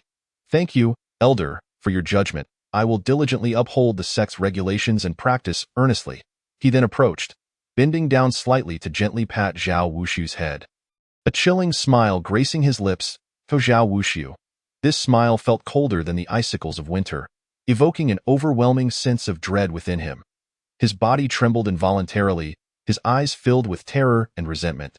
His lips quivering as he struggled to utter words, choked by fear. "Rest assured, I held back earlier. You will be fine, at most just a few broken bones, lying down for a year or so." Su Chen's voice remained icy, yet the meaning behind his words plunged Zhao Wushu deeper into despair, realizing that not only had he been utterly defeated in this battle, but his future path of cultivation might also be obstructed. He understood that today, he had lost completely, and in such a humiliating manner. Lifting his head within the sect again would be an arduous task. "Zhao Wushu." Su Chen. Below the arena, Zhao Wushang stammered, his face pale. Beads of sweat forming on his brow, hands clenching and unclenching nervously. "Su Chen, you don't go too far. You've bested my brother, so you're impressive. But if you continue to strike, our Zhao family will not let you off lightly." Though Zhao Wushang attempted to maintain composure, the tremor in his voice betrayed him, his eyes filled with fear and indignation. On one hand, he feared Su Chen's overwhelming strength. On the other, he sought to uphold the dignity of his family. After all, the Zhao family held a prominent status in the Chu nation's cultivation world, and with his brother being so publicly humiliated, how could he not step forward to voice a few threats? However, Those threats sounded feeble against his trembling tone. Su Qian straightened, his gaze slicing through Zhao Wushang like a blade, exuding an oppressive force that made Zhao Wushang instinctively take a step back. His fear intensifying, his legs almost giving way beneath him. Inwardly, Su Qian scoffed. The Zhao family? You are but a mere transcendent family. Humph, should you dare to seek revenge, I, Su Qian, shall gladly accept, but next time. It will not merely be a minor reprimand. Su Qian's voice was low, yet it resonated throughout the arena, using spiritual energy to ensure his words reached every ear, making it clear that this conflict was far from over. Incredible! Su Qian's single strike obliterated Zhao Wuxiu, like a force of nature. I am utterly convinced. One disciple exclaimed, his face alight with excitement, admiration gleaming in his eyes as he gazed at Su Qian. Animatedly recounting the battle to those nearby, it appears we have a genius rising within our outer sect. Another disciple chimed in, his expression brimming with enthusiasm, filled with respect for Su Qian, replaying the stunning moves from the battle in his mind. Su Qian slowly turned, stepping steadily away from the arena. His figure grew more distant, yet the crowd remained frozen in place, as though time had stopped, their eyes still reflecting the shock from the earlier fierce battle. Murmuring amongst themselves, this Su Qian truly is a hidden gem. Indeed, he defeated Zhao Wuxiu without a chance to retaliate. Su Qian strode purposefully towards Lin Yu's residence. With a creak, he pushed open the door. A faint scent of medicinal herbs filled the air. Lin Yu leaned against the headboard, looking significantly better than before, no longer the pallid figure devoid of color, his face even showing a hint of rosy hue. Lin Wanqing sat beside him, gently wiping Lin Yu's forehead with a damp cloth, her movements tender and focused, her eyes filled with concern. Upon hearing the door open, Lin Wanqing looked up, a glimmer of surprise flashing in her eyes upon seeing Su Qian. She quickly rose, her voice ringing clear. Su Shixiang, you've come. Su Qian strode to the bedside, observing Lin Yu, a slight smile tugging at his lips, infused with a sense of satisfaction. Lin Yu, rest assured that Zhao Wuxiu has received his due lesson. I thoroughly defeated him today, leaving him in a pitiful state. His arrogance was no match for my might. He gestured animatedly, mimicking the actions from the earlier confrontation. Lin Yu slowly opened his eyes, filled with gratitude and relief, though his voice remained weak as he strained to speak louder. Su Qian, I never expected you to become so formidable. Zhao Wuxiu, at the 9th level of the Gathering Spirit Realm, has become your vanquished foe. Su Qian gently patted Lin Yu's shoulder, transmitting strength to him, then turned to Lin Wanqing, his expression earnest. Lin Shimi, I'll rely on you to look after Lin Yu during this time. Please don't overexert yourself. If you need help, don't hesitate to ask. Lin Wanqing nodded firmly, her gaze steadfast. Su Shixiang, don't worry, I will wholeheartedly care for Lin Shixiang. Focus on your own matters. I will ensure he is well taken care of. Su Qian leaned down, carefully assessing Lin Yu's condition, confirming he was out of danger before he slowly rose. A glint of determination in his eyes. I must prepare for the upcoming outer sect competition in 3 months. This time, I will strive for an outstanding result. Both Lin Yu and Lin Wanqing nodded in understanding. With Lin Yu propping himself up as best he could, Su Qian, go ahead and cultivate. I have Lin Shimi here to look after me. You need not worry about anything. When you shine brightly in the competition, we shall celebrate together, Lin Wanqing softly remarked beside him. Senior brother, focus on your cultivation. I will watch over brother Lin. If he feels any discomfort, I will inform you at the first opportunity. Dedicate yourself to your training and strive for an excellent ranking in the upcoming competition. Su Qian bid farewell to Lin Yu and Lin Wanqing, hastily returning to his residence. Chapter 44. The Outer Sect Competition. He was acutely aware that the Outer Sect competition was fraught with formidable opponents. Zhao Wuxiu was merely a small obstacle on his path.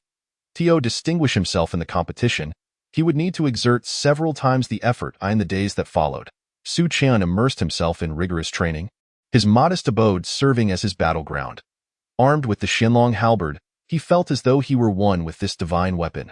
Before the first rays of dawn had fully penetrated his window, Su Qian stood atop the back mountain, inhaling deeply as he commenced his day's training. Hey, ha! His voice resonated deeply and powerfully, each swing of the halberd accompanied by the rush of wind. As if he were tearing through the very air, the blade sliced through the space, leaving behind a flurry of afterimages, while sweat cascaded from his forehead like rain, soaking his garments. Yet, he remained oblivious, his gaze fixed solely on focus and determination. However, the absence of halberd-related techniques weighed heavily on his mind, like a colossal boulder pressing down upon him, significantly hampering his progress. One day, while training as usual, inspiration struck him suddenly. He halted his movements, envisioning the immortal sacred body technique he had been cultivating. Could he channel that formidable physical strength into the Qianlong halberd? Harnessing his powerful physique to enhance the halberd's strikes might yield a devastating blow. Perhaps this could be my breakthrough, Su Qian murmured to himself, excitement flickering in his eyes. Without hesitation, he began to experiment, attempting to merge the operational route of the immortal sacred body technique with the thrusting and hacking motions of the Qianlong halberd. Initially, the results were disheartening. The two seemed as incompatible as fire and water, constantly clashing with one another. What is happening? It feels feasible, yet I cannot achieve the fusion. Su Qian frowned, his heart laden with confusion. He meticulously recalled every detail of the immortal sacred body technique and repeatedly practiced the skills of the Qianlong halberd, striving to identify a point of convergence between the two. After numerous attempts, he faced failure after failure, his body sustaining injuries from the lack of coordination. His arms and shoulders bore bruises, yet he gritted his teeth, enduring the pain. Each time he fell, he quickly rose again, resolutely re-engaging in his training. In his quest for a method of fusion, Su Qian spent an entire day on the back mountain, constantly adjusting the rhythm of his technique and altering the angles and force of his halberd strikes. Occasionally, a fleeting spark of inspiration would cause him to leap with excitement, only to be followed by a contemplative silence when a new attempt failed. After countless trials, a miracle finally occurred during a full-force swing of the halberd. The power of the immortal sacred body technique seamlessly integrated with the attack of the Qianlong halberd, delivering a colossal blow. With a resounding crash, a nearby boulder was shattered by this strike. "This is it," Su Qian exclaimed joyfully, his voice brimming with elation and pride. He named this technique Longyuan Poyu, signifying that it resembled a dragon leaping from the abyss, capable of shattering mountains. From that moment on, Su Qian devoted himself to honing this technique, meticulously refining its details and enhancing its power, knowing it would serve as a significant trump card in the outer sect competition. Time flew by, and the day of the outer sect competition finally arrived. In the morning, the first gentle rays of sunlight cascaded over the sect, bathing it in a golden hue reminiscent of divine grace. Cloaking the entire sect in an atmosphere of tranquility and vitality, Su Qian awakened, feeling a mix of nerves and excitement at the thought of the competition ahead. After a brief wash, he did not head directly to the arena but instead hurried toward the treasure pavilion. As he walked, visions of the armor he was about to acquire filled his mind, his heart brimming with anticipation. This armor could very well become a pivotal asset in the outer sect competition. "I hope this armor is as sturdy as I expect, providing me with ample protection during the contest," Su Qian murmured, quickening his pace. Upon entering the shop, the shopkeeper immediately noticed him, his face adorned with a warm smile as he approached. "Young master, you have finally arrived. I have been diligently polishing and maintaining this armor daily, eagerly awaiting your arrival." With that, the shopkeeper carefully retrieved a package from behind the counter, handling it as though it were a rare treasure. As the package was slowly unwrapped, a piece of first-grade armor, emanating a faint glow, revealed itself. Su Qian's attention was instantly captured. The armor's intricate patterns were tightly woven, and upon closer inspection, it subtly exuded the unique texture of serpent skin. Embedded within were several spiritual orbs enhancing its defensive capabilities, shimmering with mysterious light under the morning sun's rays. Su Qian reached out, gently caressing the armor, savoring its delicate texture, and meticulously examining every detail for any potential flaws. After a prolonged silence, he lifted his gaze, satisfaction gleaming in his eyes as he nodded at the shopkeeper. "Excellent. Just what I was looking for. I am very pleased with your craftsmanship. Should I require anything in the future, I shall return with that." He swiftly extracted spiritual crystals from his storage pouch to settle the balance, eagerly donning the armor from the pouch. In an instant, a profound sense of security enveloped him. With this layer of protection, he felt invincible on the competition stage. Fully equipped, Su Qian strode confidently towards the outer sect arena. The arena was already a bustling hive of activity, filled with eager spectators. The cacophony of noise, cheers, and discussions intertwined, with nearly half of the outer sect disciples flocking to the scene. Some disciples eagerly rubbed their fists together, their eyes gleaming with fervent anticipation for the competition. Others whispered amongst themselves, speculating on who would emerge victorious. And still others looked on with hopeful excitement, yearning to witness an exhilarating display of spiritual prowess and the rise of a new generation of powerhouses. As Su Qian entered the arena, he heard someone calling his name from behind. Turning around, he was pleasantly surprised to see Lin Yu, his complexion restored to a healthy flush, exuding vitality. Lin Yu approached swiftly, expressing his gratitude. Su Chun, thanks to the healing elixirs you provided, my injuries have healed remarkably fast. However, my own strength is still only at the 7th level of the Gathering Spirit realm. And given my recent injuries, I will not participate in this outer sect competition, but I will be cheering for you from the sidelines. Su Chen smiled and patted Lin Yu's shoulder. Once you have fully recuperated, we shall showcase our skills together. At that moment, Lin Wanqing also approached, her face radiant with a brilliant smile. Senior brother Su, I am here to cheer for you. The sight of Lin Wanqing thrilled both Su Chen and Lin Yu. As the trio conversed, Su Chen suddenly spotted a familiar figure, Lin Yuan. Lin Yuan noticed Su Chen too and hurried over, excitement radiating from him. Senior brother Su Chen, it has been a while. Thanks to the Gathering Spirit pills that senior sister Lin Wanqing brought me, I have successfully advanced to the 2nd level of the Gathering Spirit realm. I am here to support you in this outer sect competition. Su Chen looked at Lin Yuan, a smile of encouragement spreading across his face. Well done, Lin Yuan. Let us train together and progress side by side. By the side of the arena, several disciples who had previously observed Su Chen's duel with you were now gathered in a huddle, animatedly discussing. Look, there goes Su Chen, who defeated Zhao Wuxiu, the 9th level of the Gathering Qi realm, with a single strike, exclaimed one disciple at the 5th level of the Gathering Spirit realm, his eyes wide with astonishment, drawing the attention of many surrounding disciples who turned to gaze in Su Chen's direction. Chapter 45. Chu Baidao. What? Is that true? Just one strike? Could it be that Su Chen has secretly broken through to the Transcendence realm? A slender disciple exclaimed, his eyes bulging in disbelief, mouth agape as if ready to fit an egg inside. He hasn't even reached Transcendence yet, but his power is undeniable. There were so many witnesses present. Another slightly older disciple interjected, shaking his head with certainty, his eyes reflecting a hint of respect for Su Chen.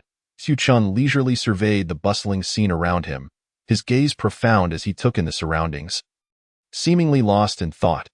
There are indeed quite a number of participants in this outer sect competition, he murmured softly to himself.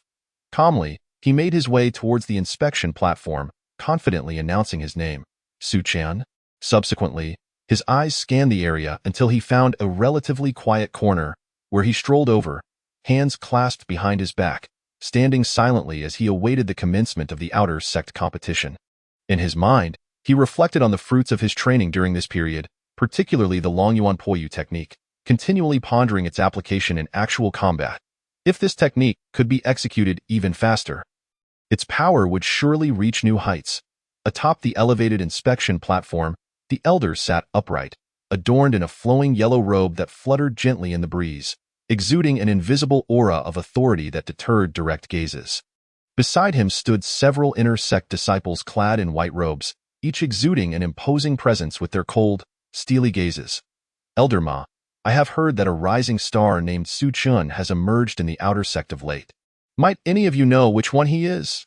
Inquired a fair-skinned inner sect disciple, slightly bowing as he addressed the elder.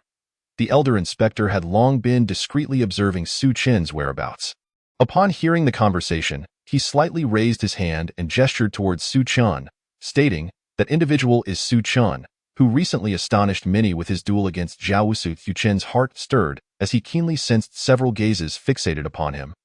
Thanks to his formidable ocular prowess, one of these glances originated from the elder inspector, imbued with scrutiny and contemplation, while another came from a few inner disciples nearby, who regarded him with curiosity. Appraising him from head to toe, he mused to himself, it seems that my recent display of strength in defeating the 9th layer of the spirit-gathering realm, Zhao Wuxiu, has indeed drawn the attention of several onlookers.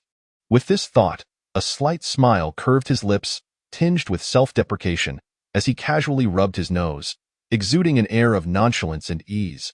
As Su Qian was immersed in pre-match contemplation, reflecting on his past cultivation experiences. A formidable wave of overwhelming energy surged forth. This energy bore an oppressive weight, causing the atmosphere to thicken and the crowd's breath to quicken. The previously boisterous throng, reminiscent of a bustling market, fell eerily silent as if struck by a powerful silencing spell, so much so that even the faintest sound of a needle dropping could be heard. Instantly, countless eyes seemed drawn by an invisible force, collectively shifting towards the eastern direction. Ha ha ha! If I, Chu Baidao, were absent from this outer sect competition, could it still be called a competition? A booming and exuberant laughter rang out, reverberating across the martial arena. Upon hearing this laughter, the crowd parted like the Red Sea, swiftly creating a broad passageway. A burly middle-aged man, resembling a towering mountain, strode forward with an imposing gait, radiating a fierce aura, clad in a sleek black outfit that clung to his robust physique. His muscles, reminiscent of forged steel, were vividly delineated, each bulge a testament to his immense strength. His piercing tiger-like eyes gleamed with intensity, and wherever his gaze fell, the crowd instinctively slowed their breath, some disciples even lowering their heads in fear. Unwilling to meet his gaze, Su Qian had previously heard of this man, a top-tier expert renowned within the outer sect. It was said that he had deliberately suppressed his own realm for an entire 6 months, refusing to break through to the transformation realm solely for the enticing rewards of this competition. This demonstrated his unwavering determination to claim victory. A jolt of realization surged through Su Qian, prompting him to quietly activate his underworld eye. In an instant, the world around him was reconstructed, revealing a starkly different reality. The aura surrounding Chu Baidao appeared magnified, vividly displayed before his eyes. Though Chu Baidao's spiritual power was indeed astonishing, Su Qian discerned a subtle instability, hinting at the lingering risks of forcibly suppressing his cultivation. So, it appears that Chu Baidao is not without his flaws, Su Qian murmured softly. Senior brother Chu, I never anticipated your participation in this outer sect competition. Now, it seems we are in for quite the spectacle. A disciple, whose face was plastered with sycophantic smiles, hurriedly approached, bowing and scraping in a manner that would evoke disdain in anyone observing. Indeed, with senior brother Chu in the fray, the championship seems all but guaranteed. Another sharp-featured disciple chimed in, his face adorned with an obsequious grin. Lin Yu observed Chu Baidao with a furrowed brow, her expression a mixture of concern and worry as she turned to Su Qian and earnestly cautioned. Chu Baidao is indeed formidable. You must exercise extreme caution.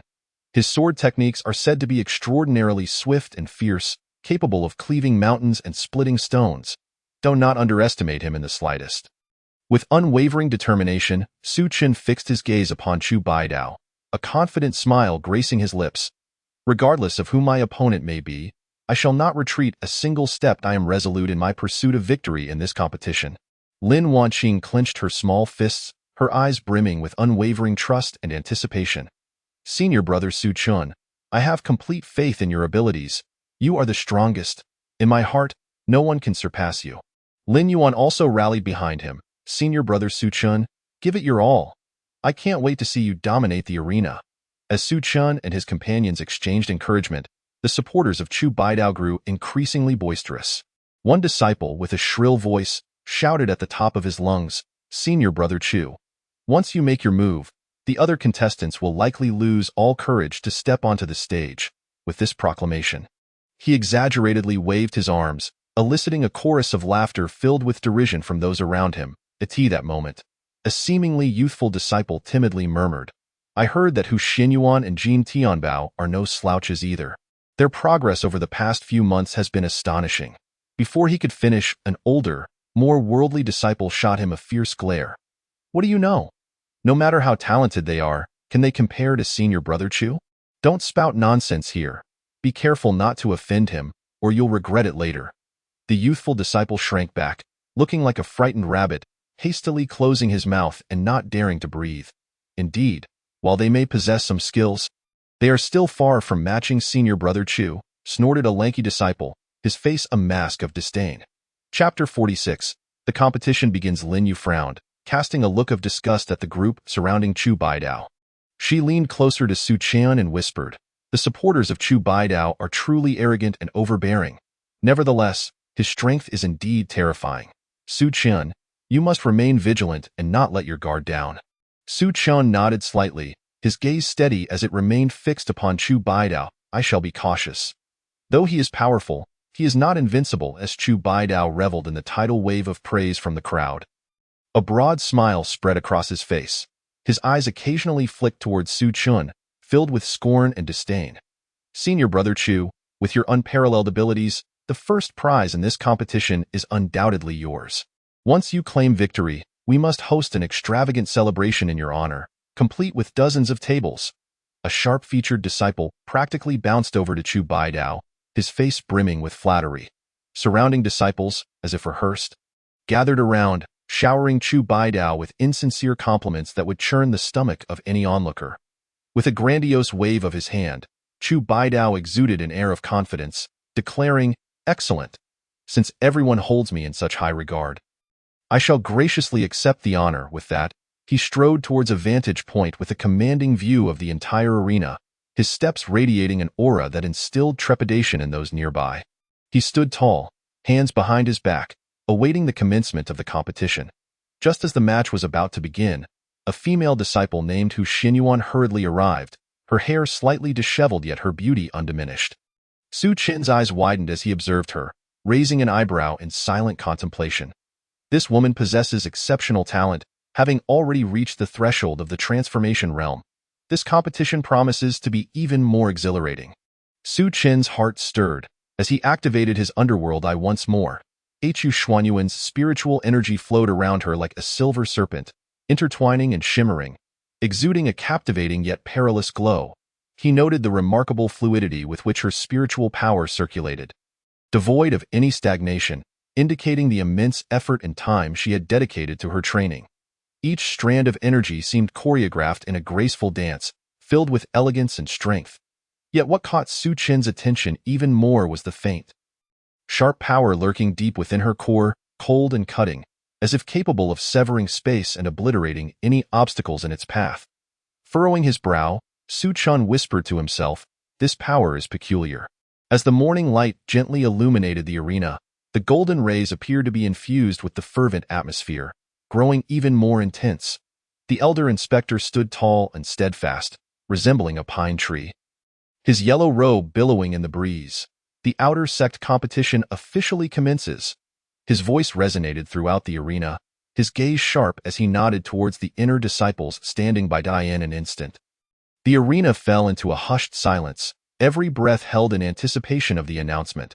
The inner disciple, understanding the elder inspector's intent, nodded and stepped forward with agility, each movement imbued with a unique rhythm. Clearing his throat gracefully, he then proclaimed in a booming voice, "There are a total of 238 contestants. Please proceed to the large wooden box in the corner to draw lots.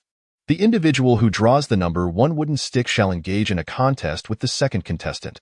The one who draws the number 3 stick will face off against the fourth competitor." And so forth. Time is of the essence, and delays must be avoided. Thus, let the drawing commence. In an instant, the participating disciples surged towards the ancient and enigmatic wooden chest in the corner like a tidal wave. Their eyes sparkled with anticipation, as if the contents of that chest were not mere wooden sticks, but the key to ascending the pinnacle of the celestial path. A fortunate draw would ensure a smooth journey in this competition, granting them fame and fortune. Some disciples ran while murmuring incantations, seemingly beseeching the divine for a favorable draw. Others stretched their arms, wishing their limbs could elongate instantly to be the first to reach into the chest. Yet others jostled through the crowd, their faces etched with urgency and anxiety, beads of sweat trickling down their foreheads. Among the throng, a diminutive disciple could not help but murmur, "This drawing is truly crucial. If I draw a formidable opponent, it could spell disaster." A taller disciple beside him concurred, "Indeed, I hope to draw an easier foe. Being eliminated in the first round would be utterly embarrassing." Lin Yu furrowed his brow, a hint of concern flickering in his eyes as he gently patted Su Qian's shoulder, saying, "Su Qian, the outcome of this draw is utterly unpredictable, and I cannot foresee the opponent you will face. However, with your strength, you will undoubtedly manage with ease. Still, exercise caution. The outer sect is brimming with experts, and one must not be careless. Yet Su Chan remained tranquil, standing resolutely with his eyes slightly narrowed. Deep and steadied, he regarded the draw as merely a formality. Regardless of the number drawn, he would exert his utmost effort. On this path of cultivation, there are no true shortcuts, only through one's own strength. Enduring countless arduous battles, can one continue to break through and achieve growth. He silently contemplated this in his heart, maintaining an air of calmness. After everyone had drawn their lots, he stepped forward with measured grace. Extending his slender fingers, like exquisite jade bamboo, gently pinching a wooden stick from the chest. Upon inspection, it bore the number 87. He merely raised an eyebrow slightly, his expression remaining unperturbed, as if this number had long been anticipated. No matter who my opponent is, I am prepared, Su Chan murmured to himself, feeling the flow of spiritual energy within him, quietly adjusting his state. Once all had drawn their lots, the inner sect disciple took a deep breath and announced loudly, in the first round of the outer sect competition, contestants 1 and 2, step onto the stage.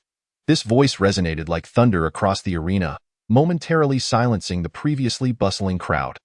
All eyes turned towards the competition platform, filled with curiosity and anticipation, pondering what sparks this inaugural contest would ignite. As the first contestant ascended the stage, he looked up, and upon recognizing his opponent, his face turned as pale as parchment. His legs trembled uncontrollably, and fine beads of sweat erupted on his forehead. His adversary was none other than Chu Baidao, a leading expert within the outer sect. Chu Baidao stood there quietly, emanating an aura that instilled fear, much like a towering mountain, exuding an insurmountable pressure. The crowd erupted in murmurs, some unable to suppress their astonishment. How unfortunate for contestant 1 to face Chu Baidao in the first round. Indeed, this match seems destined to be one-sided. Voices echoed among the spectators. Chapter 47. Su Chan takes the stage. I forfeit. The first contestant managed a bitter smile as he raised his hand, his voice laden with resignation and dismay. He understood the vast disparity in strength. He was merely at the 7th level of the spirit-gathering realm, while his opponent was at the pinnacle of the same realm. Such a gap rendered any contest unnecessary. Engaging in a futile struggle would only deplete his energy and risk severe injury. Weighing the pros and cons, he had no choice but to forfeit. The crowd witnessed this, and no one mocked him. They all recognized the evident disparity. Many disciples felt a sense of relief for not having drawn a lot to face Chu Baidao, their faces betraying their gratitude for escaping such a fate. Chu Baidao is far too powerful. There is no chance of victory against him, one disciple lamented. Indeed, I'm glad I didn't draw him. Otherwise, it would have been disastrous, another disciple echoed, still shaken. Lin Yu frowned and sighed. Chu Baidao's strength is indeed formidable. The difference is glaring, and forfeiting is the only sensible choice.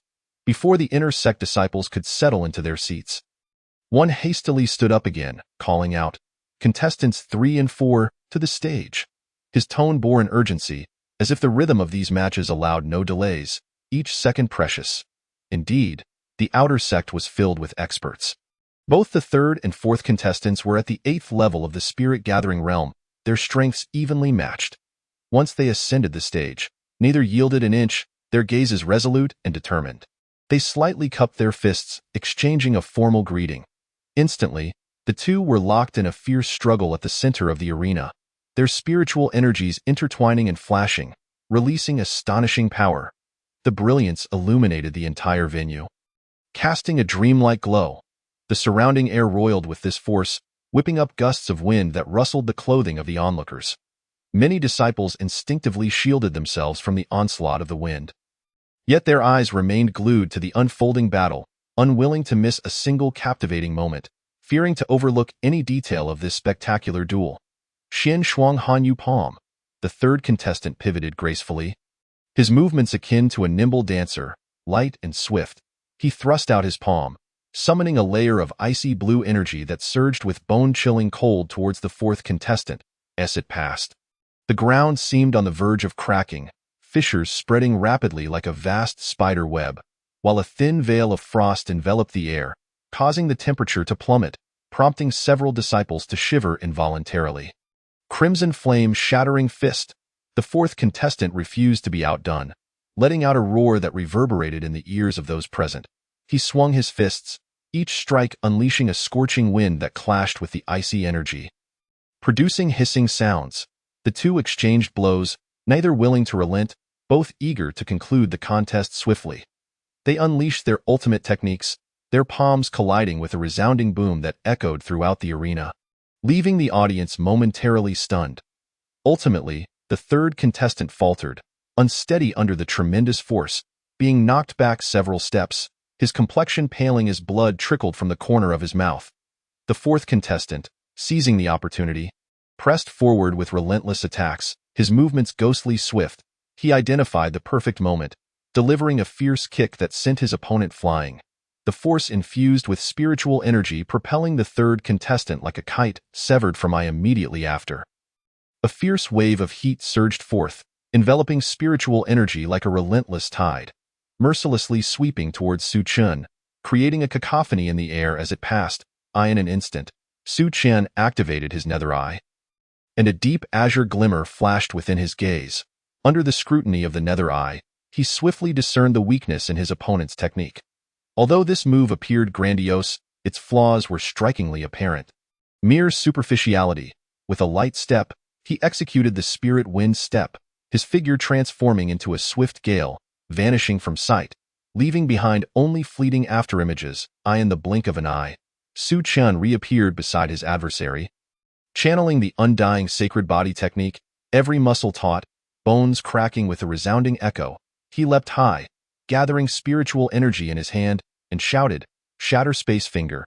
At his fingertip, ripples of spatial energy emerged, targeting the vulnerable point of Huang Yuanxiao.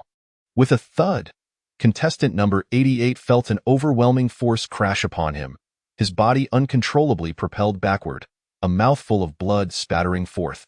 He fell heavily to the ground, kicking up a cloud of dust. Struggling futilely to rise, Yu Qian stood firmly in place, his attire billowing with the wind, exuding an aura of formidable majesty.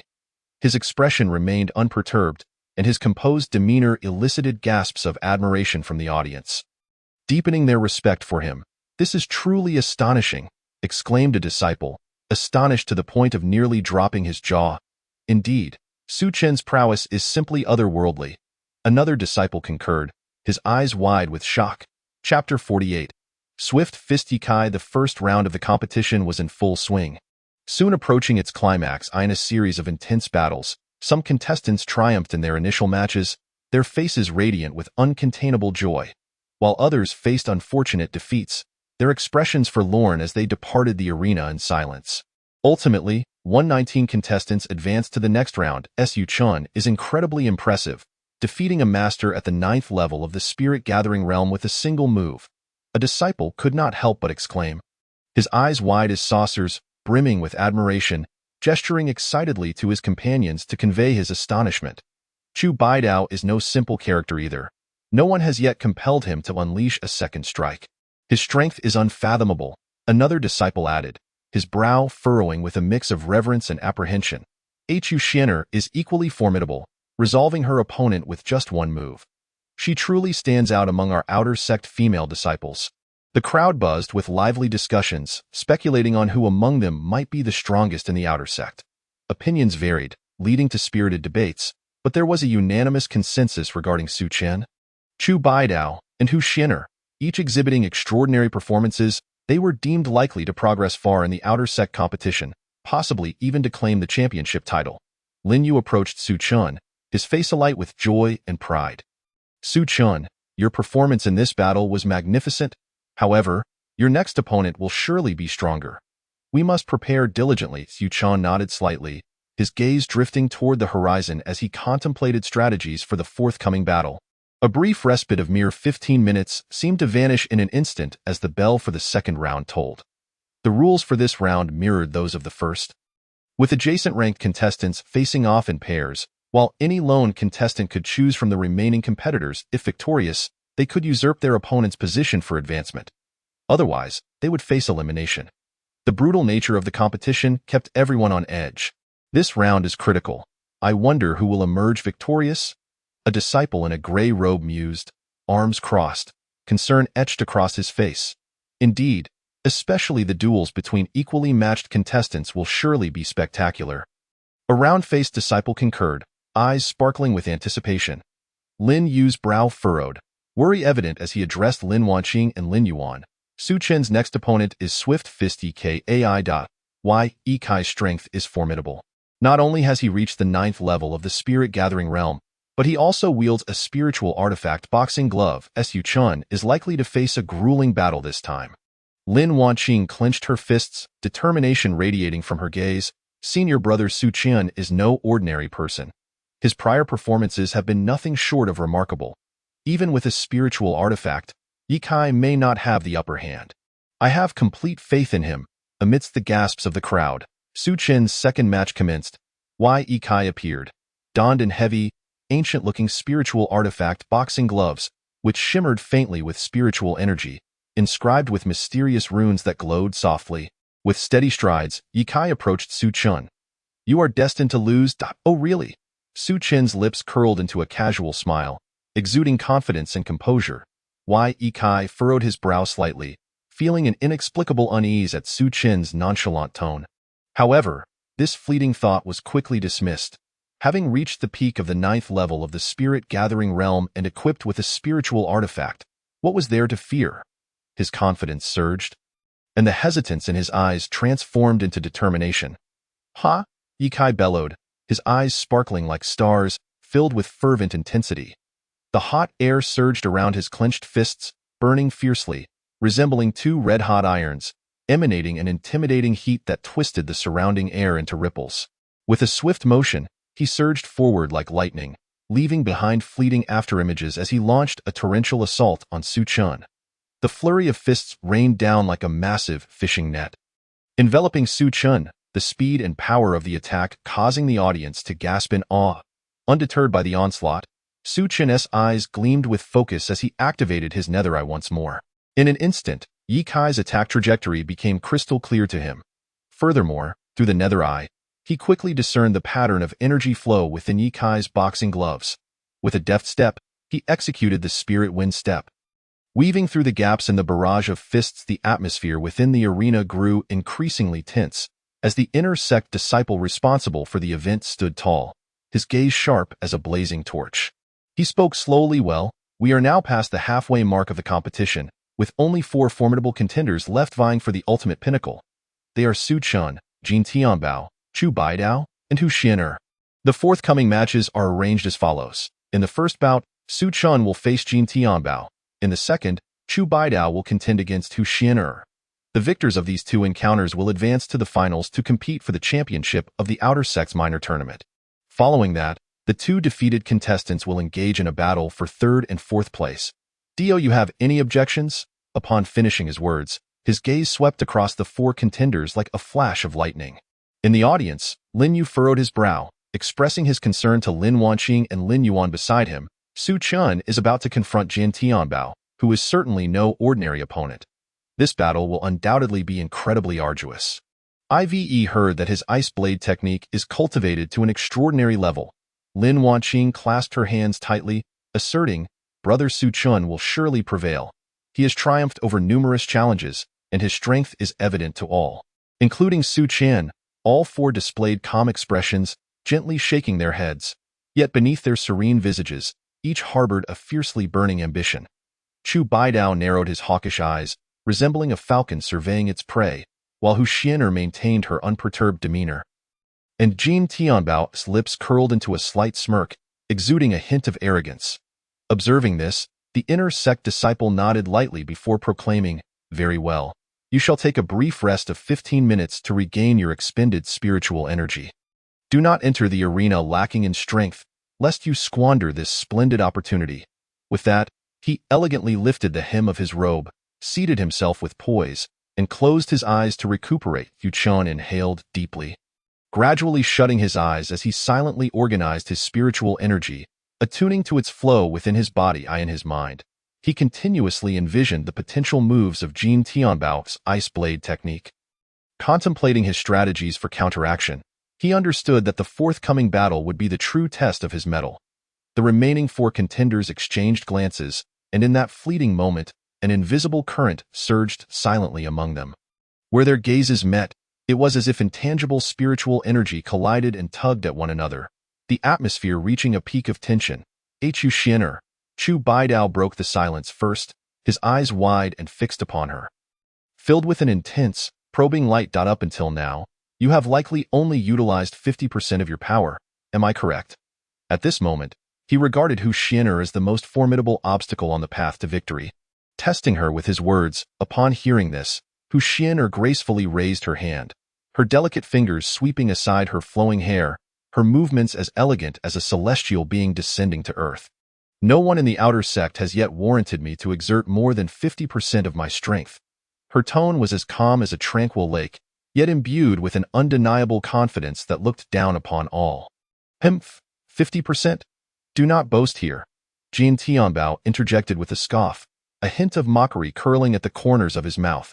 Once I have dealt with Su Chun, you shall witness the true might of my ice blade technique, and understand what it means to embody the essence of a true champion, the invincible skill. With that, he slightly raised his chin, his eyes brimming with arrogance. Chu Xian'er moved gracefully, her figure enchanting, leaving behind but a single remark.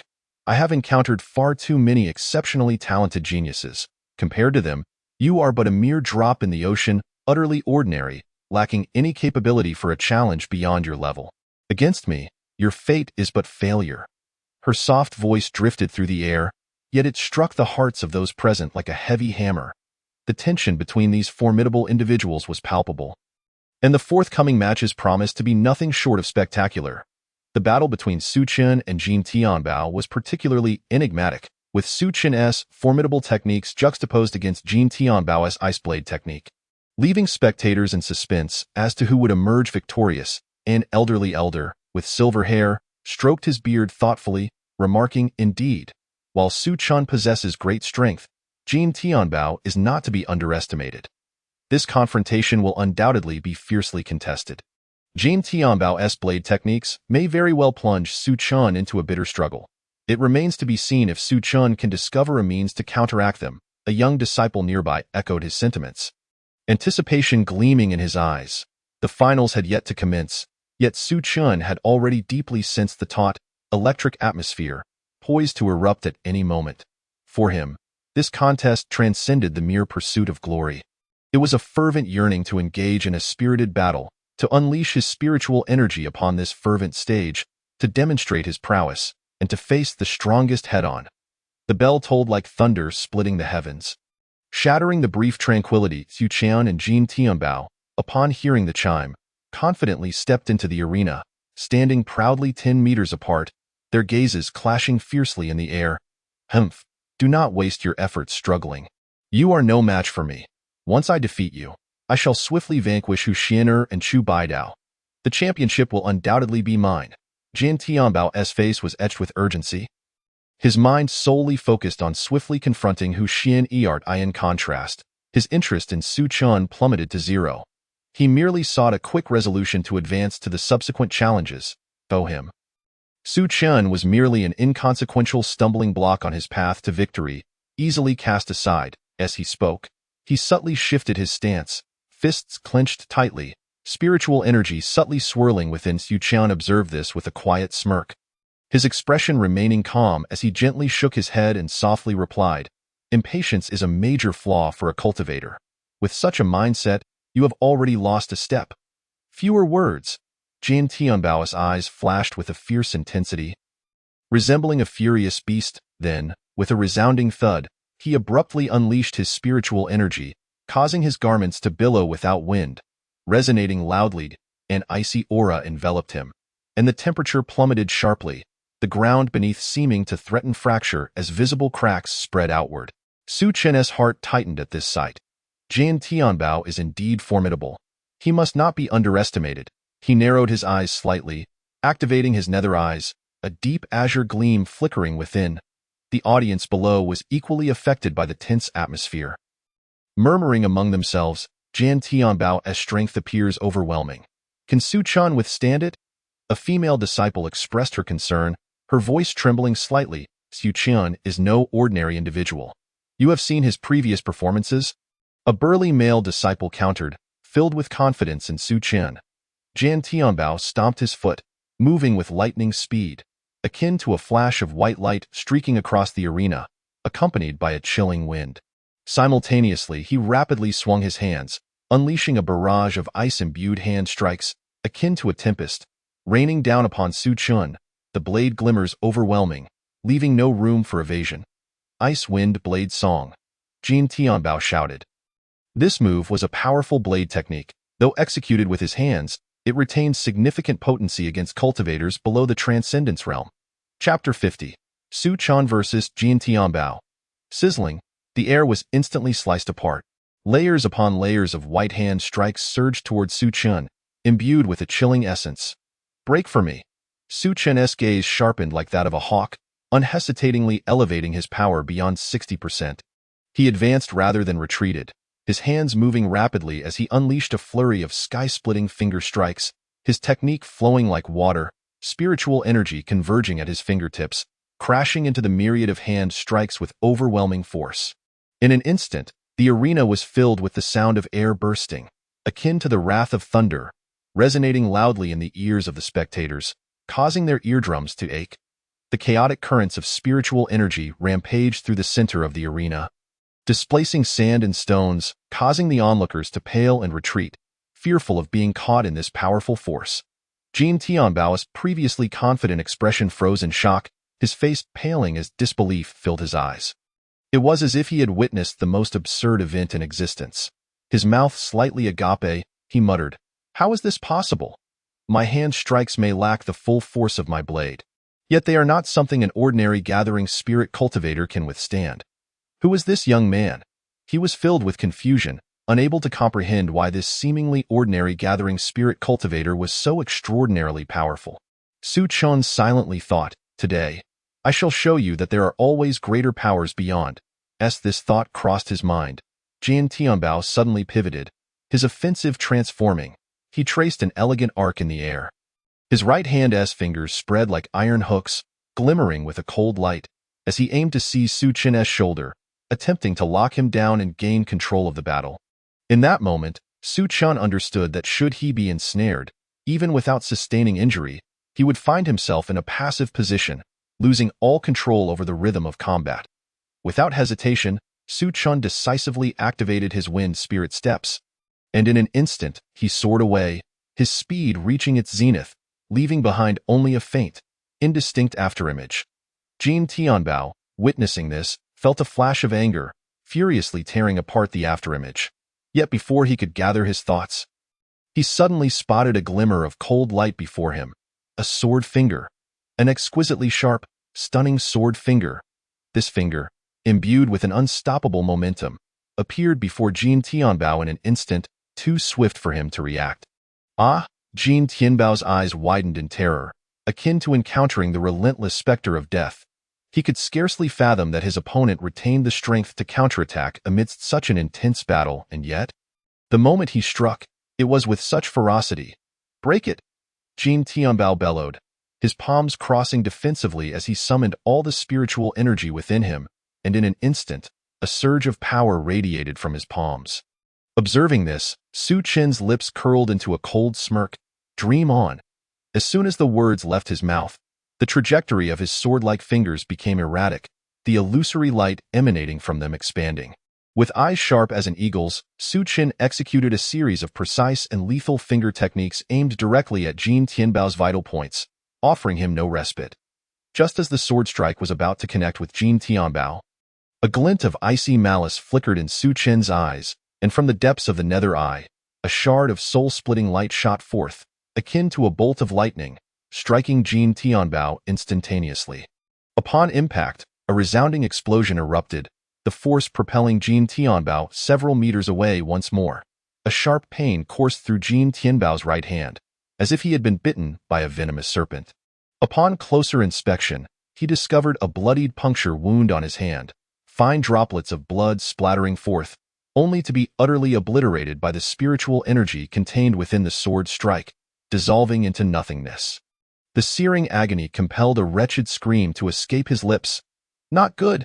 Panic surged within Jian Tianbao, like a startled bird, realizing the precariousness of his situation as he staggered backward in disarray.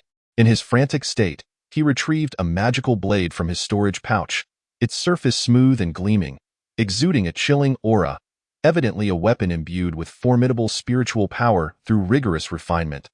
Icewind Whispering Blade. Jin Tianbao grasped the blade, his aura swelling dramatically.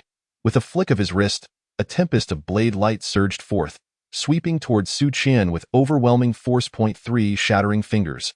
Su Qian's expression remained stoic, unyielding in the face of impending danger as he unleashed several finger techniques. Ina heartbeat. The energy surged from his fingertips, colliding with the onrushing blade light. A cacophony of explosive sounds erupted. As the once menacing blade light shattered like fragile glass, splintering into countless motes of spiritual light that dissipated into the air. Unable to advance even a fraction further, Su Qian's heart brimmed with conviction. With your current strength, you stand no chance against me. Simultaneously, he covertly gathered spiritual energy into his legs, poised to unleash the Windstep technique to counter Jin Tianbao's next assault. Icewind Whispering Blade. Jin Tianbao, now blinded by rage, pressed his advantage. The light of his blade intensified, enveloped in an oppressive frost that effortlessly froze the moisture in the air around it. As Su Qian prepared to move, he suddenly felt a chilling gust rising from the ground. A thin layer of frost spreading outward at a visible pace, centered around Jin Tianbao and encroaching upon Su Qian. Retreat. Su Qian decisively sprang back like a nimble leopard, retracting his offensive, his feet barely touching the ground as he activated the wind step. Distancing himself from Jin Tianbao while keenly searching for an opportunity to strike back. During his retreat, he activated his nether eye, meticulously scrutinizing Jin Tianbao's flow of spiritual energy, seeking a critical flaw. Su Qian, you have indeed shown your mettle in our exchanges, yet alas, you remain bound for defeat. Jin Tianbao, akin to a frenzied gambler, gripped his magical blade with fervor, channeling all his strength into a downward strike.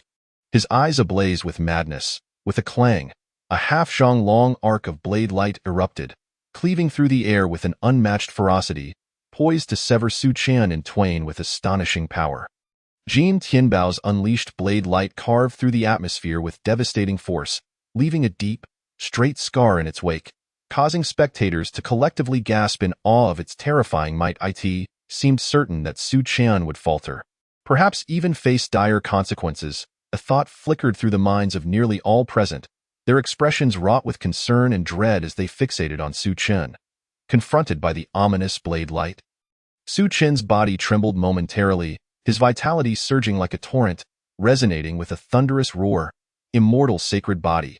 He intoned with conviction, channeling his technique, every muscle taut, bones cracking with explosive energy, as faint golden patterns emerged upon his skin. He stood resolute, his left hand clenched into a fist, unleashing a mighty blow. The wind howled, akin to an enraged dragon, as his fist collided head-on with the arc of blade light. A thunderous crash reverberated, shaking the very ground of the arena, the immense force inciting a tempest that swept up dust and debris, obscuring the battle as the haze gradually cleared. Su Qian remained firmly rooted, his attire slightly disheveled yet unscathed. While Jin Tianbao's complexion turned ashen, stumbling unsteadily, the magical blade in his grasp bearing a minuscule crack. How can this be possible? Jin Tianbao stared at Su Qian, his eyes filled with terror and despair. He could hardly comprehend how his full-force strike had been so effortlessly thwarted by Su Qian. Chapter 51. Su Qian's victory. Su Qian stood tall, unwavering, his gaze fixed intently upon Jin Tianbao. Devoid of any disdain, only respect and focus for the battle at hand. The fight has only just begun. With that, his spiritual energy surged, akin to hidden torrents beneath a calm surface, poised to erupt at any moment. Jin Tianbao scoffed, fiercely swinging his magical blade, unleashing a sharp arc of blade light accompanied by a fierce gust towards Su Qian. Prepare to taste my might, he roared, his eyes gleaming with determination.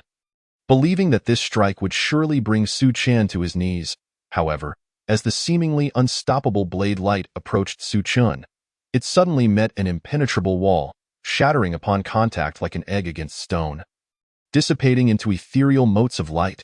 What is happening? Gasps erupted from the crowd. Chu Xinyuan sprang to her feet, disbelief etched upon her features. How could his strength have skyrocketed so abruptly? Chu Baidao crossed his arms. A grave expression upon his face, his gaze locked onto Su Chen. Just how much power has Su Chen been concealing? He murmured, a note of caution in his tone. A fellow disciple leaned in, asking, Senior brother, do you think he poses a threat to you? Chu Baidao furrowed his brow, responding gravely, do not underestimate him. We must proceed with caution in the upcoming matches. This fellow is no simple adversary. It appears the path to victory has become considerably more treacherous. A disciple furrowed his brow, his expression solemn. Another chimed in, indeed, we once thought the championship was surely Chu Baidao's, but now it seems the competition has intensified. Jin Tianbao stood frozen in shock, nearly dropping his magical blade, his eyes wide with disbelief, his lips quivering as he murmured, how can this be? How could he possibly withstand my full-force strike? Su Chen's gaze was sharp as a blade. Seizing the moment of Jin Tianbao's astonishment, he lunged forward like a bolt of black lightning. His finger, imbued with overwhelming spiritual energy, came to rest firmly against Jin Tianbao's throat. You have lost, Su Chen stated calmly. Jin Tianbao snapped back to reality, his eyes instantly bloodshot as he roared, impossible. I have not lost. Die with that. He frantically spun his magical blade, a frenzy of energy radiating from him as he aimed to strike Su Chen. His expression twisted in fury, Su Chen's features darkened slightly. With a swift motion of his left hand, he deflected Jin Tianbao's blade as if it were a mere feathered eye in an instant. A shattering finger technique surged forth, sending Jin Tianbao hurtling backward.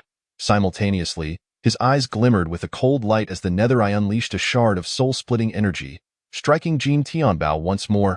Upon impact, a thunderous explosion ensued, sending Jin Tianbao tumbling through the air before crashing heavily to the ground. With a cough, Jin Tianbao expelled a mouthful of blood, collapsing in a disheveled heap several paces away, his body convulsing on the ground, eyes filled with despair and resentment as he gazed in Su Chen's direction. His heart filled with regret. How could I lose? I refuse to accept this. Su Chen had triumphed. He had truly emerged victorious. No one could have anticipated that such a formidable opponent as Jin Tianbao would fall to Su Chen's prowess. How powerful must he be? It seemed the race for first place was fraught with uncertainty. Indeed, Jin Tianbao, one of the prominent geniuses of the outer sect, possessed strength nearly on par with initial stage inner sect practitioners. Yet he had still succumbed to Su Chen's might, a truly unexpected outcome. If Su Chen were to ascend to the transcendent realm, he would undoubtedly sweep aside all initial stage practitioners with ease. The arena erupted with gasps and murmurs, a fervor igniting among the spectators. All eyes were drawn to Su Chen, some filled with admiration, others astonished, and a few tinged with envy, witnessing Su Chen's victory over Jin Tianbao. No one would dare question his eligibility for the title of champion in the outer sect tournament.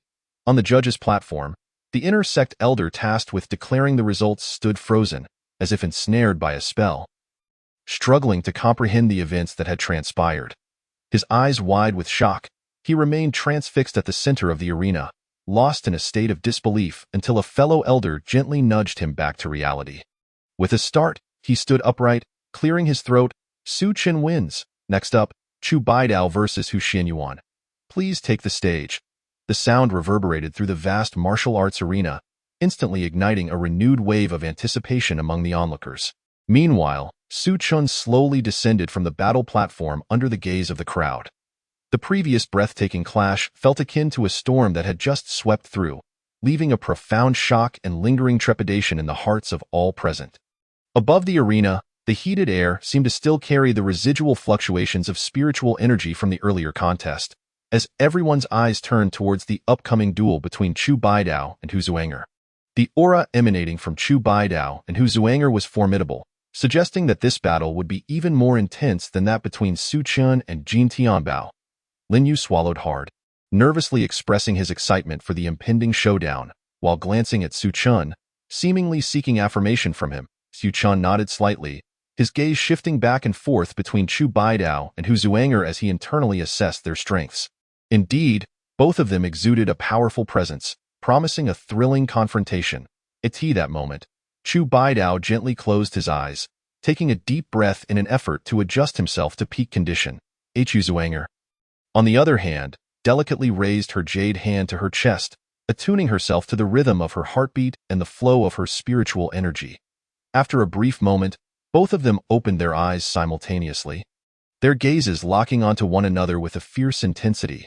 Where their eyes met, sparks seemed to flicker, signaling that an intense battle was on the verge of erupting.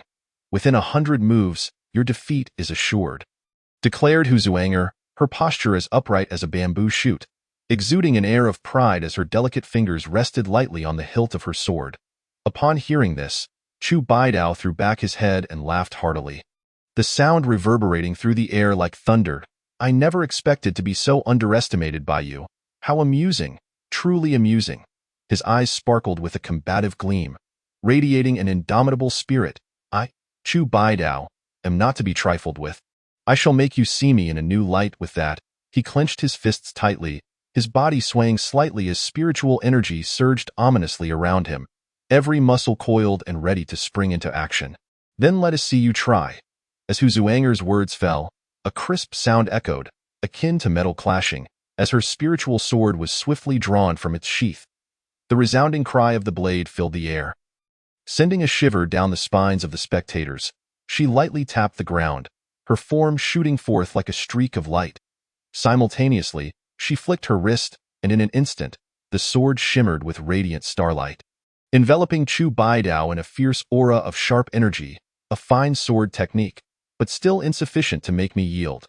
Chu Baidao replied, filled with bravado. In that moment, the crimson blade at his back vibrated ominously, unsheathing itself and curving through the air like a blood-red arc, landing firmly in his grasp.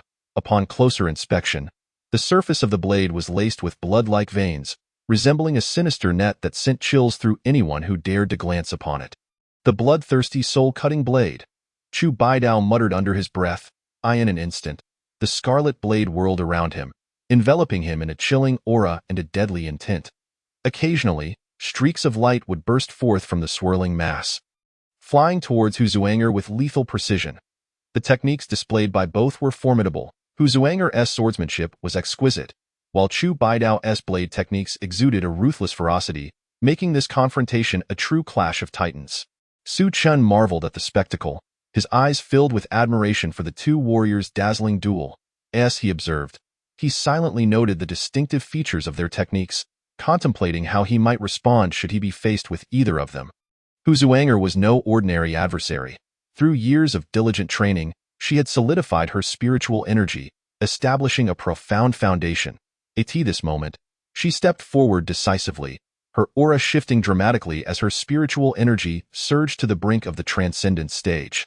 The energy flowed through her, rich and unending. No matter how tightly Chu Baidao defended or how fiercely he attacked, she remained steadfast, advancing steadily toward him.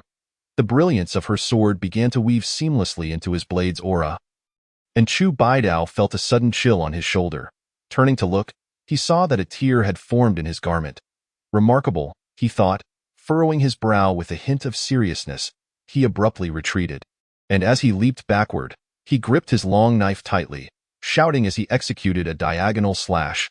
The blade of energy sliced through the air, emitting a sharp whistle as it hurtled towards Hu Zuanger, creating ripples in its wake. Realizing he could no longer afford to remain on the defensive, Chu Baidao steeled himself. Hu Zuanger, witnessing this, smirked coldly. With a surge of energy in her left hand, she enveloped herself in a radiant glow, then swung her arm, shattering the incoming blade of energy with ease. In the same breath, she flicked her sword, and a dazzling array of starlight erupted forth, blindingly bright, causing Chu Baidao to squint. With each step, 1, 2, 3, she advanced, pressing forward relentlessly. Chu Baidao found himself retreating 10 steps under the overwhelming pressure of the starlight, struggling to regain his footing. A sense of dread washed over him. He had not anticipated Hu Zuanger's strength to be so formidable, far surpassing his expectations and leaving him gasping for breath. Had it not been for the secret technique bestowed upon him by the clan elder, he would have certainly been at her mercy in this battle. Having come this far, Chu Baidao took a deep breath, and in an instant, his robes billowed, his presence surging dramatically as he unleashed an astonishing power. Mountain-crushing, sea-splitting. He bellowed, the sound reverberating painfully in the ears of those nearby. With all his might, he raised his blade high and swung it down. In that moment, the air around him expanded outward, a heavy pressure descending from above, stifling Hu Zuanger's advance and halting her steps. A look of determination crossed Chu Baidao's face. This battle hinges on this one strike. Yet, despite the sudden eruption of power from Chu Baidao, Hu Zuanger remained unperturbed. Unhurriedly, she switched her sword to her left hand, her right fingers elegantly gliding along the blade's surface, her movements fluid and graceful. "Tio forced me to use this technique. You are already quite impressive," she remarked softly, a note of appreciation in her voice. "However, to defeat me, you still have a long way to go." With that, she lightly closed her eyes. With a swift motion of her fingers across the blade, a sharp streak of starlight shot forth, crashing into Chu Baidao's blade of energy. Following this, a barrage of starlight cascaded toward him. The arena erupted in brilliance, the sound of explosions ringing out in rapid succession. The swirling smoke and light engulfed Chu Baidao, obscuring him from view, leaving the spectators in suspense about what transpired within that radiant chaos. The next moment, Chu Baidao emerged from the blinding light, disheveled and with tattered garments. Yet, he threw back his head and laughed heartily. "That makes 100 moves, exhilarating, truly exhilarating." Hu Zuanger, seeing this, coldly replied, "No matter the techniques you have mastered, today you are no match for me." Her gaze was imbued with an icy resolve. "Words alone are insufficient. Receive this strike." With a thunderous roar, Chu Baidao unleashed his blood-red blade in a peculiar arc, exuding an overwhelming force. Hu Zuanger's brow furrowed slightly, and her fingers moved with doubled speed, unleashing countless streaks of starlight that shot forth like lightning, colliding violently with Chu Baidao's blade. While Chu Baidao's techniques were formidable, they paled in comparison to Hu Zuanger's. Under the tempestuous onslaught, he struggled to maintain his ground, his blade's momentum faltering as his spiritual energy began to wane. Just then, a streak of starlight struck his chest, causing him to stagger back, a mouthful of blood escaping as he fell heavily to the ground in defeat. Hu Zuanger's power was terrifying. Despite Chu Baidao's desperate efforts, he could not triumph over her, as Yu Chun would undoubtedly face immense pressure in his upcoming match against her. Lin Yu gazed at Su Chun with concern etched across his face. Su Chun squinted slightly, yet a confident smile played at the corners of his lips. "There is pressure, but I will not concede easily," he murmured, already formulating strategies in his mind to confront Hu Zuanger. A flicker of surprise crossed his eyes. He had initially thought he understood her strength, yet witnessing her effortless prowess in such a fierce battle left him in a w. And no wonder she often carried herself with such pride. With power like hers, it was indeed a source of confidence. Su Chun narrowed his eyes, deep in thought. "If I face her, I must be fully prepared, leaving no room for error." His gaze exuded a steely resolve as he crossed his arms, an aura of calm determination radiating from him. With Chu Baidao's defeat, it seemed that Su Chun was the only one in the outer sect capable of challenging Hu Zuanger. A disciple's eyes sparkled with anticipation, eager for what promised to be an extraordinary clash. "Oh, be honest, I don't have high expectations for Su Chun," remarked another slender disciple, shaking his head. "It's not that his strength is inferior to Hu Zuanger's, but he seems incapable of performing attacks from a distance. Just now, you witnessed the swordsmanship of Hu Xianyan, whose sword energy surged forth with relentless vigor. If Su Qian were to approach, he would find it utterly impossible to close the distance." This assertion holds merit, however. It cannot be said that Su Qian lacks hidden cards up his sleeve. "Let us continue to observe." A round-faced disciple nearby hastily concurred, his eyes gleaming with curiosity and a hint of a smile gracing his lips, seemingly brimming with anticipation for the impending grand finals. "Perhaps Su Chun will surprise us in ways we cannot foresee." Indeed, it is premature to draw conclusions at this juncture. The crowd nodded in agreement, engaging in hushed discussions, each expressing their thoughts, all eagerly awaiting the unexpected marvels that this final showdown might bring. Lin Yu furrowed his brow, a look of concern etched on his face as he addressed Lin Wanqing and Lin Yuan. Everyone has witnessed Hu Xuanyan's formidable prowess. Facing her, Su Chun will undoubtedly face immense pressure. Moreover, the earlier speaker made a valid point. Su Chun lacks the means for ranged attacks, and engaging her up close may prove exceedingly difficult. Chapter 53.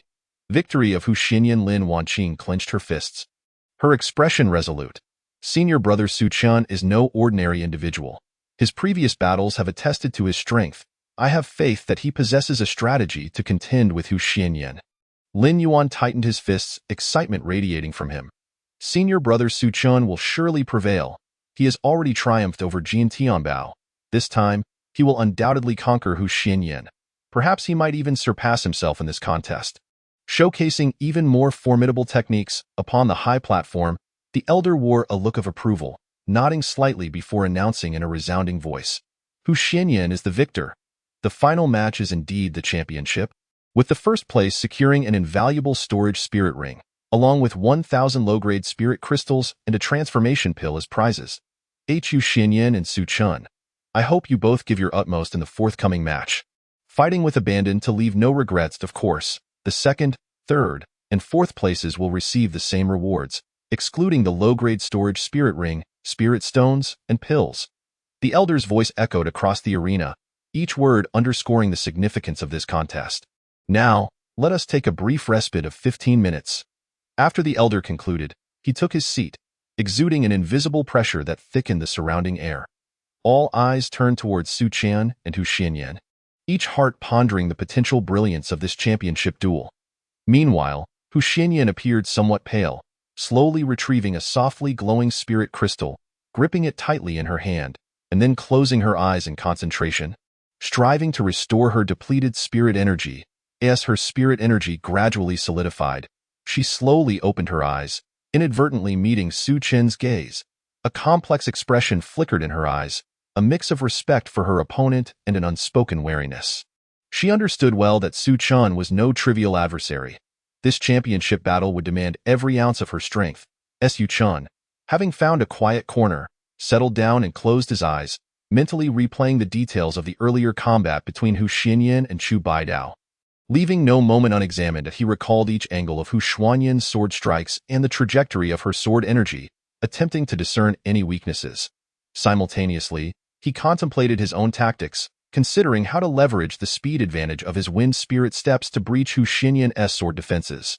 15 minutes swiftly elapsed, and Su Qian rose, stretching his limbs as his aura surged dramatically.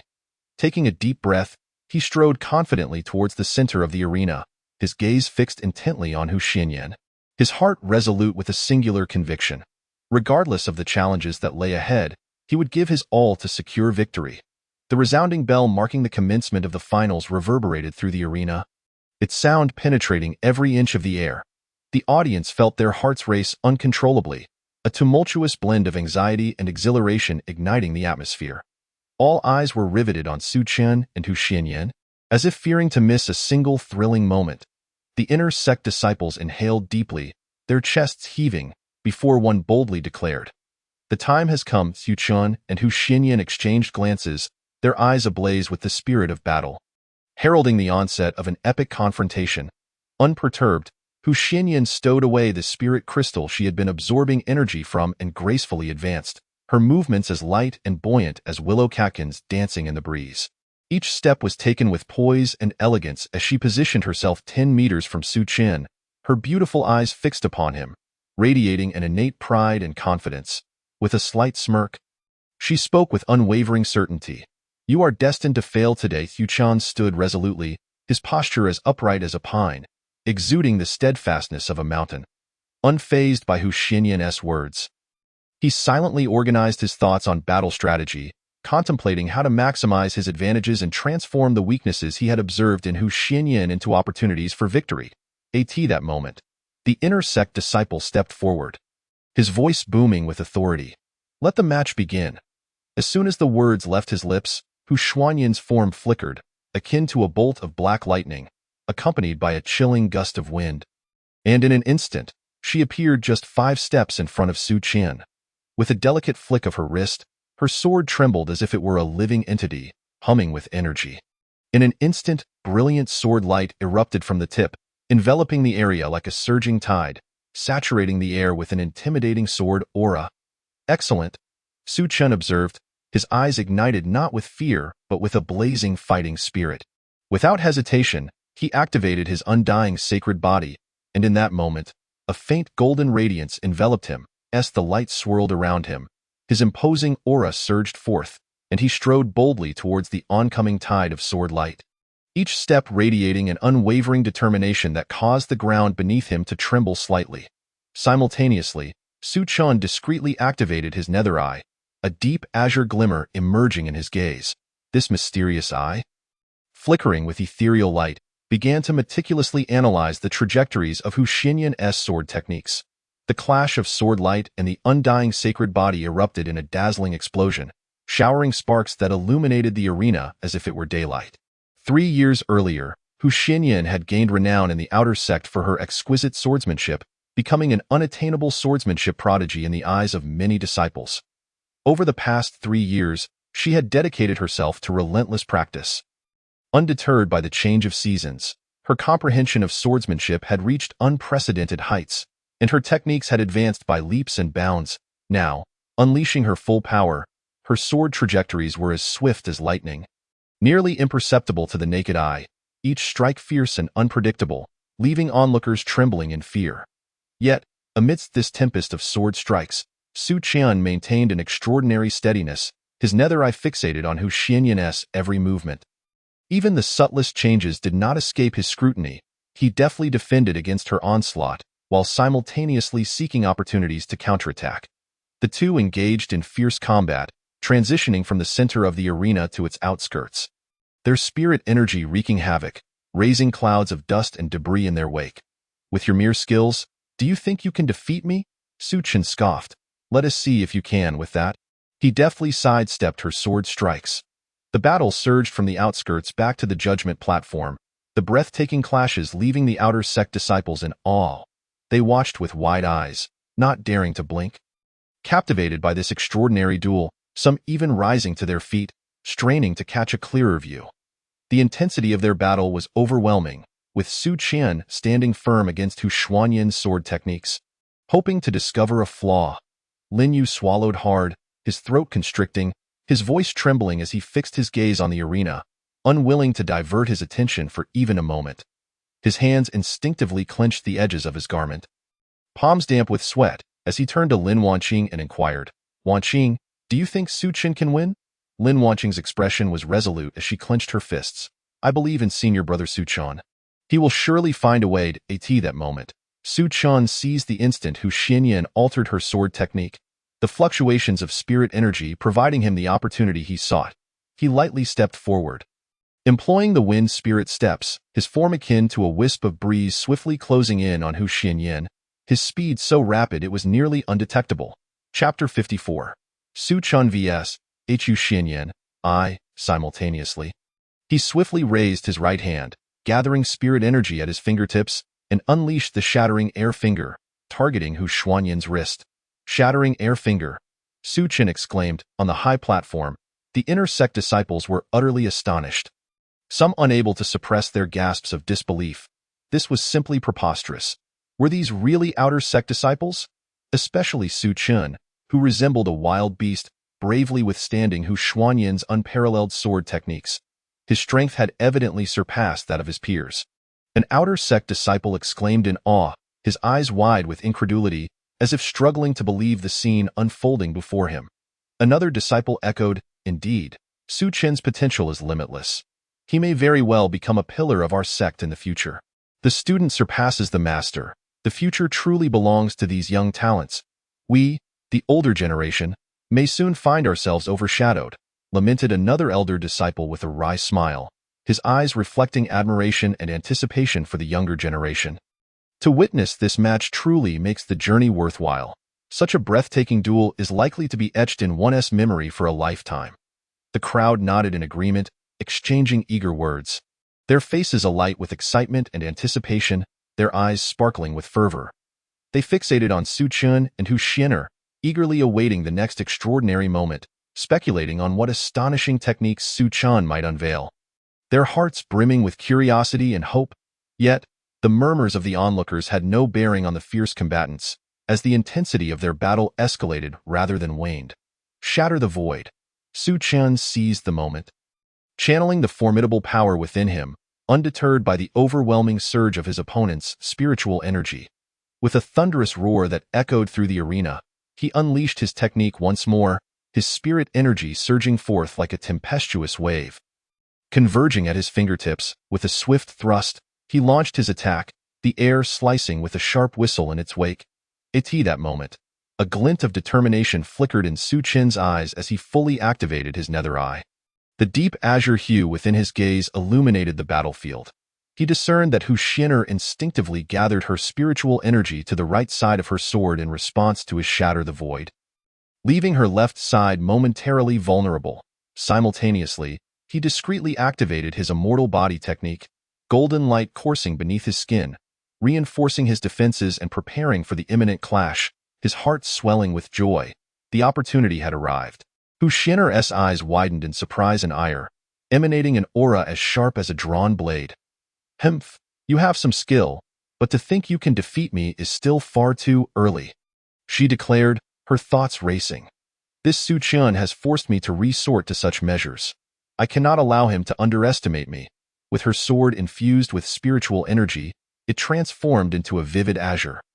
Exuding an eerie aura, she shouted and thrust forward, commanding, "Break for me."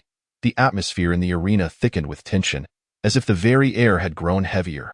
Stunned by Su Chen's earlier strike, Hu Xian'er felt a surge of anger rise within her. She pivoted swiftly, her left hand tracing a precise circle in front of her, releasing a torrent of spiritual energy that formed an impenetrable barrier, shimmering with light, effectively blocking the fierce assault of Shatter the Void. The barrier quivered under the impact, emitting a resonant hum. Seeing his attack thwarted, Su Chen remained calm.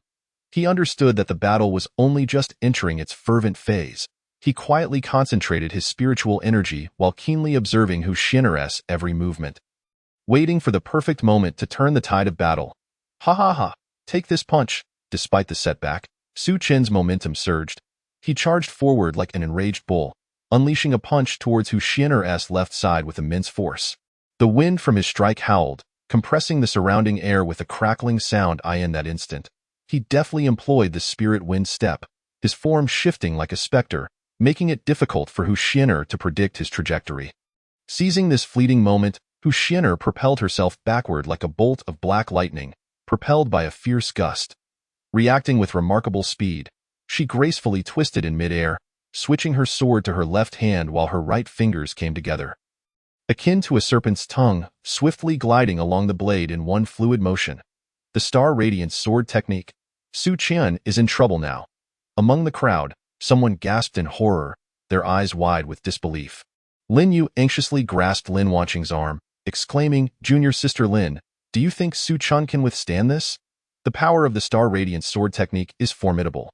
Just moments ago, Chu Baidao was defeated by this very move. Lin Wanqing furrowed her brow, her gaze resolute as she replied, "Senior brother Su Chen will surely find a way. He won't be easily defeated." Amidst the collective gasps of the spectators, beams of razor-sharp starlight shot forth from Hu Xian'er's sword, each one imbued with immense spiritual energy, encircling Su Chen and leaving him with no means of escape. As the lights flickered, Su Chen was left with no choice but to face the onslaught head-on. The starlight traced brilliant arcs through the air. Yet, Su Chen remained unfazed, his body radiating a brilliant bronze hue as the power of his immortal body surged within him, each muscle tensed in preparation. "Let us see whether your swordplay is superior or my body is stronger," Su Chen bellowed, his voice reverberating throughout the arena, causing the air to vibrate with the force of his declaration, even causing discomfort to some of the less experienced disciples. With that, he summoned his nether eye once more, its eerie glow intensifying as he focused intently on the trajectory of the starlight. Holding his breath, he meticulously observed the shifting patterns of the sword formation. Moments later, a surge of delight coursed through him as he discerned a slight gap in the seemingly impenetrable array, a result of Hu Xian'er's uneven application of force at the upper right corner. Boom! Without hesitation, Su Chen unleashed the full extent of his immortal body, his muscles taut and veins bulging as he bore the immense pressure. With an unstoppable momentum, he delivered a colossal punch, shattering the first beam of starlight upon impact, the force dissipating it into a flurry of spiritual energy. Following that, he struck the second and third beams, each collision erupting in brilliant sparks as he defended against the starlight, He continued to gather his own spiritual energy, which surged within him like a tidal wave, ever building as he awaited the perfect moment to deliver a decisive blow to Hushiener. However, as the waves of starlight continued to pour forth, Su Qian gradually felt the strain. Beads of sweat formed on his forehead, cascading down his cheeks and splattering onto the ground. His breaths grew labored. Each inhale a heavy gasp. In the later moments, he found his punches struggling to keep pace with the relentless barrage of starlight, suffering several impacts to his upper body that resonated like metal clashing. Yet, despite his tattered attire, he emerged virtually unscathed. His resilient skin shimmered with a layer of brawn in a dire predicament. Hushiener appeared pale yet resolute, her aura pulsating with an intensity akin to seething magma. Her presence surging with formidable momentum. The blade of the sword in her hand emitted a resonant hum, producing a sharp tremor that compelled the weaker disciples nearby to cover their ears.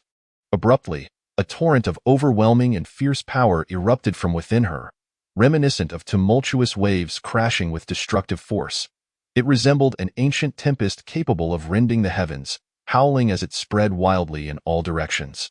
In an instant, the entire arena was enveloped by this force, the air thick with a chilling aura of impending doom, as dust rose from the ground, swirling into visible vortices as if manipulated by an unseen hand. The sheer strength of this force left every onlooker in shock. The elder's previously calm demeanor was instantly transformed, his eyes wide with astonishment and disbelief. He sprang to his feet, instinctively gripping the armrests of his seat. His knuckles whitening under the pressure, fixated on Hushiener in the arena, murmuring to himself, "Sword intent, how can this be? She is merely an outer sect disciple. How could she comprehend such a realm?" The inner sect disciples were equally stunned, some with their mouths agape, unable to close them for what seemed like an eternity, as if they could fit an egg inside. Others exhibited expressions filled with shock and reverence, instinctively retreating a step, as though the figure before them was not Hushiener, but a transcendent sword immortal descended upon them. Among them, one inner sect disciple, usually self-assured in his swordsmanship, murmured, "After years of diligent practice, I have never felt such pure and powerful sword intent.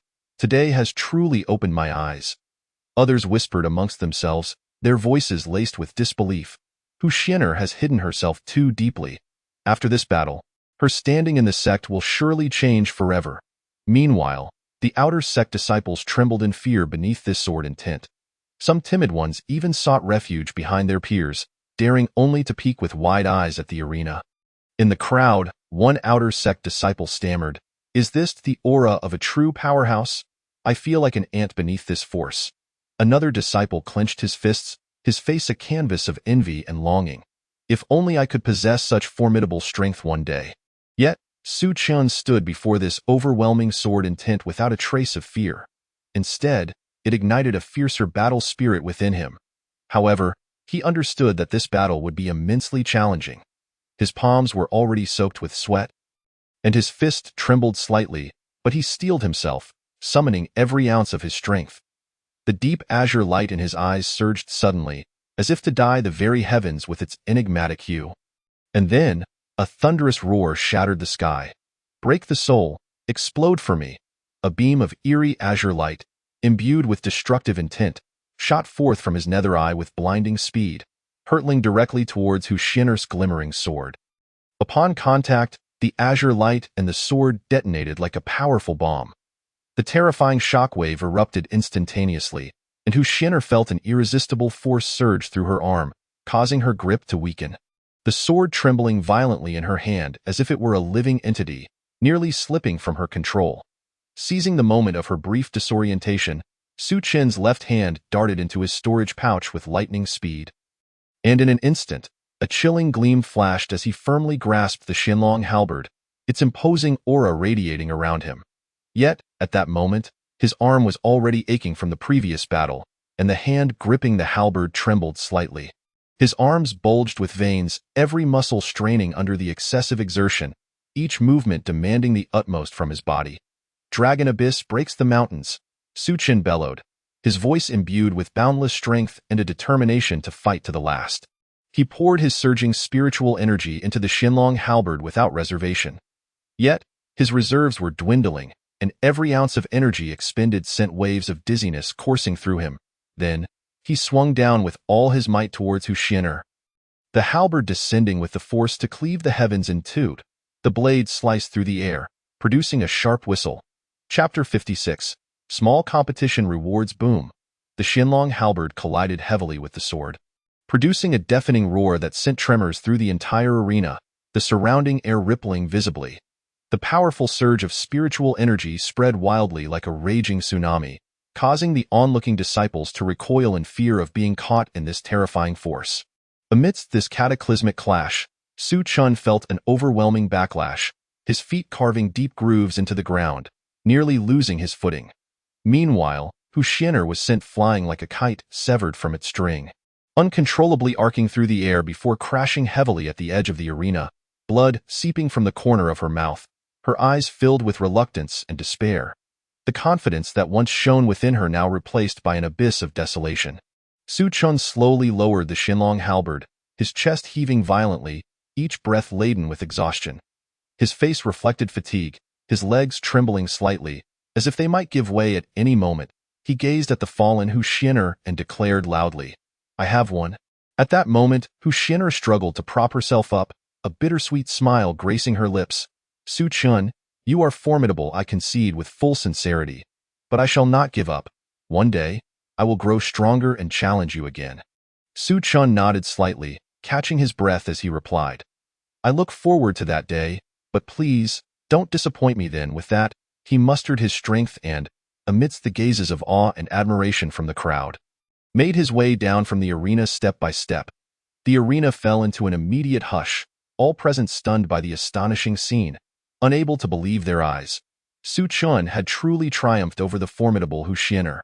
Moments later, cheers erupted like a surging tide, resounding throughout the arena. "Su Chun! Su Chun!" The disciples' shouts crescendoed, each wave louder than the last, deeply moved by Su Chun's immense power and indomitable spirit. Some disciples were so excited that their faces turned crimson, their voices hoarse from shouting, yet they continued to call out Su Chun's name fervently. The inner sect senior, grinning broadly, stepped forward to announce, "In this outer sect competition, Su Chun is victorious. Su Chun has done it. He has truly defeated Hu Xian'er." Lin Yu, flushed with excitement, spoke with a quiver in his voice, fervently waving his hands in the air. "Look, junior sister Lin. I told you Su Chun would prevail." Lin Wanqing's eyes glistened with tears of joy as she exclaimed, "I knew Su Chun could do it. He is incredible. Senior brother Su Chun is amazing." Lin Yuan shouted exuberantly, his voice echoing across the arena, drawing the attention of the surrounding disciples. Lin Wanqing bounced over to Su Chun, grabbing his arm with an adoring expression. "Senior brother, please teach me how to become as powerful as you." What a twist of fate! Who would have thought Su Chun would secure first place in the end? No one anticipated that this boy was truly a hidden gem. A disciple clad in a gray robe shook his head slowly, lamenting, his eyes filled with regret and awe as he recalled his earlier underestimation of Su Chun. Feeling a pang of remorse, he slapped his forehead, muttering to himself, "How did I miss Su Chun's potential? What a blunder!" Had he known, he would have bet on Su Chun to win. The returns would have been tenfold, and now he was at a significant loss. Another slender disciple pounded his thigh in frustration. His eyes brimming with regret, he turned to the person beside him, speaking helplessly, "Why is my luck so terrible? I was hoping to rake in a fortune, and now look, I've lost everything, damn it. I even bet on Jin Tianbao, thinking it would be a guaranteed win, and now I've lost everything." As the competition concluded, the most anxious were not the others but the outer sect disciples. They had secretly set up betting pools, hoping to reap substantial spiritual stones, but upon witnessing the results, most were left dumbfounded, their faces etched with disappointment and resignation. Meanwhile, the mastermind behind the betting rejoiced wildly, his eyes glinting with greed. This time, the earnings exceeded 5 or even 10 times the usual, enough for them to indulge for quite some time. The inner sect senior cleared his throat and announced, "Now, we shall proceed with the contest for second and third place."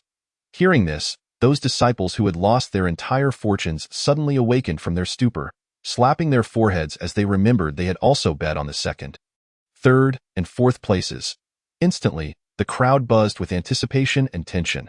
The forthcoming matches were without suspense, as Chu Baidao stood invigorated, radiating an indomitable fighting spirit.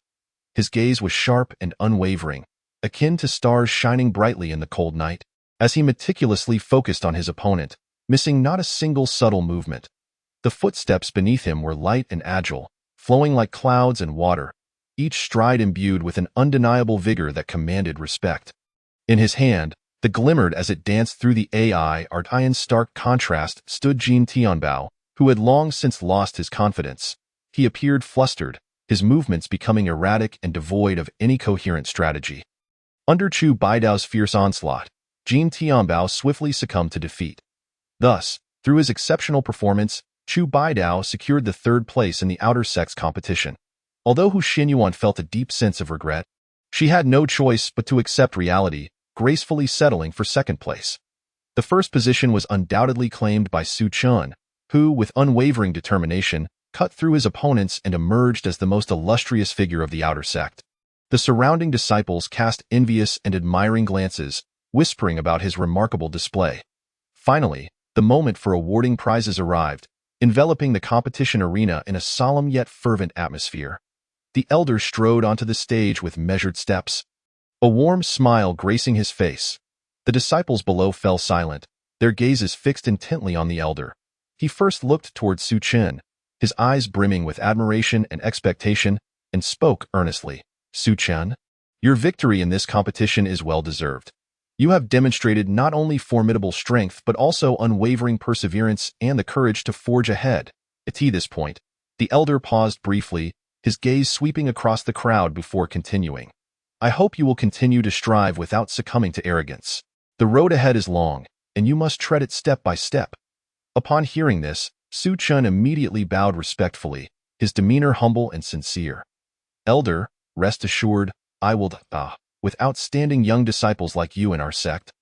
We of the older generation can indeed rest easy. The future of our sect relies entirely on you.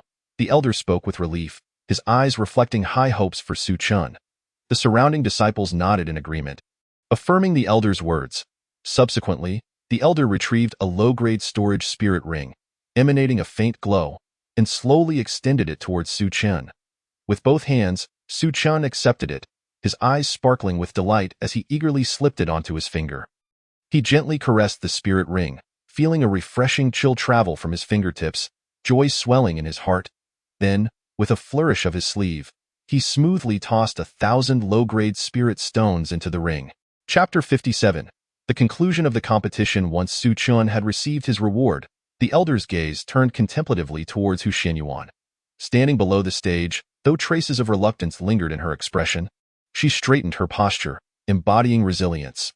The elder's lips curved into a gentle smile as he slowly spoke. Hu Xinyuan, although you narrowly missed the championship, the fierce sword intent you displayed on the battlefield was akin to a sharp blade unsheathed. Dazzling and awe-inspiring, leaving every onlooker in shock. Your obsession with the sword path and profound understanding are such that even many seasoned disciples who have immersed themselves in swordsmanship for years can only aspire to reach your level. Upon hearing this, Hu Xuanyuan's eyes shimmered with a glint of hope. She respectfully bowed to the elder, her voice clear and resolute. Thank you for your kind words, Elder. I shall take today's regret as a spur to practice diligently, ensuring I do not disappoint your expectations. The elder then raised his voice. Next, the third place in this outer sect competition, Chu Baidao. Chu Baidao walked steadily onto the stage, his expression a mix of stubbornness and unwillingness. The elder handed him his reward, speaking earnestly. Chu Baidao, your performance in the competition was commendable. You gave your all in every battle, which stands as the best testament to your efforts. Chu Baidao accepted the reward with both hands, a flicker of complex emotions crossing his face as he declared loudly, Thank you, Elder, I will not settle for this. Next time, I shall stand at a higher position.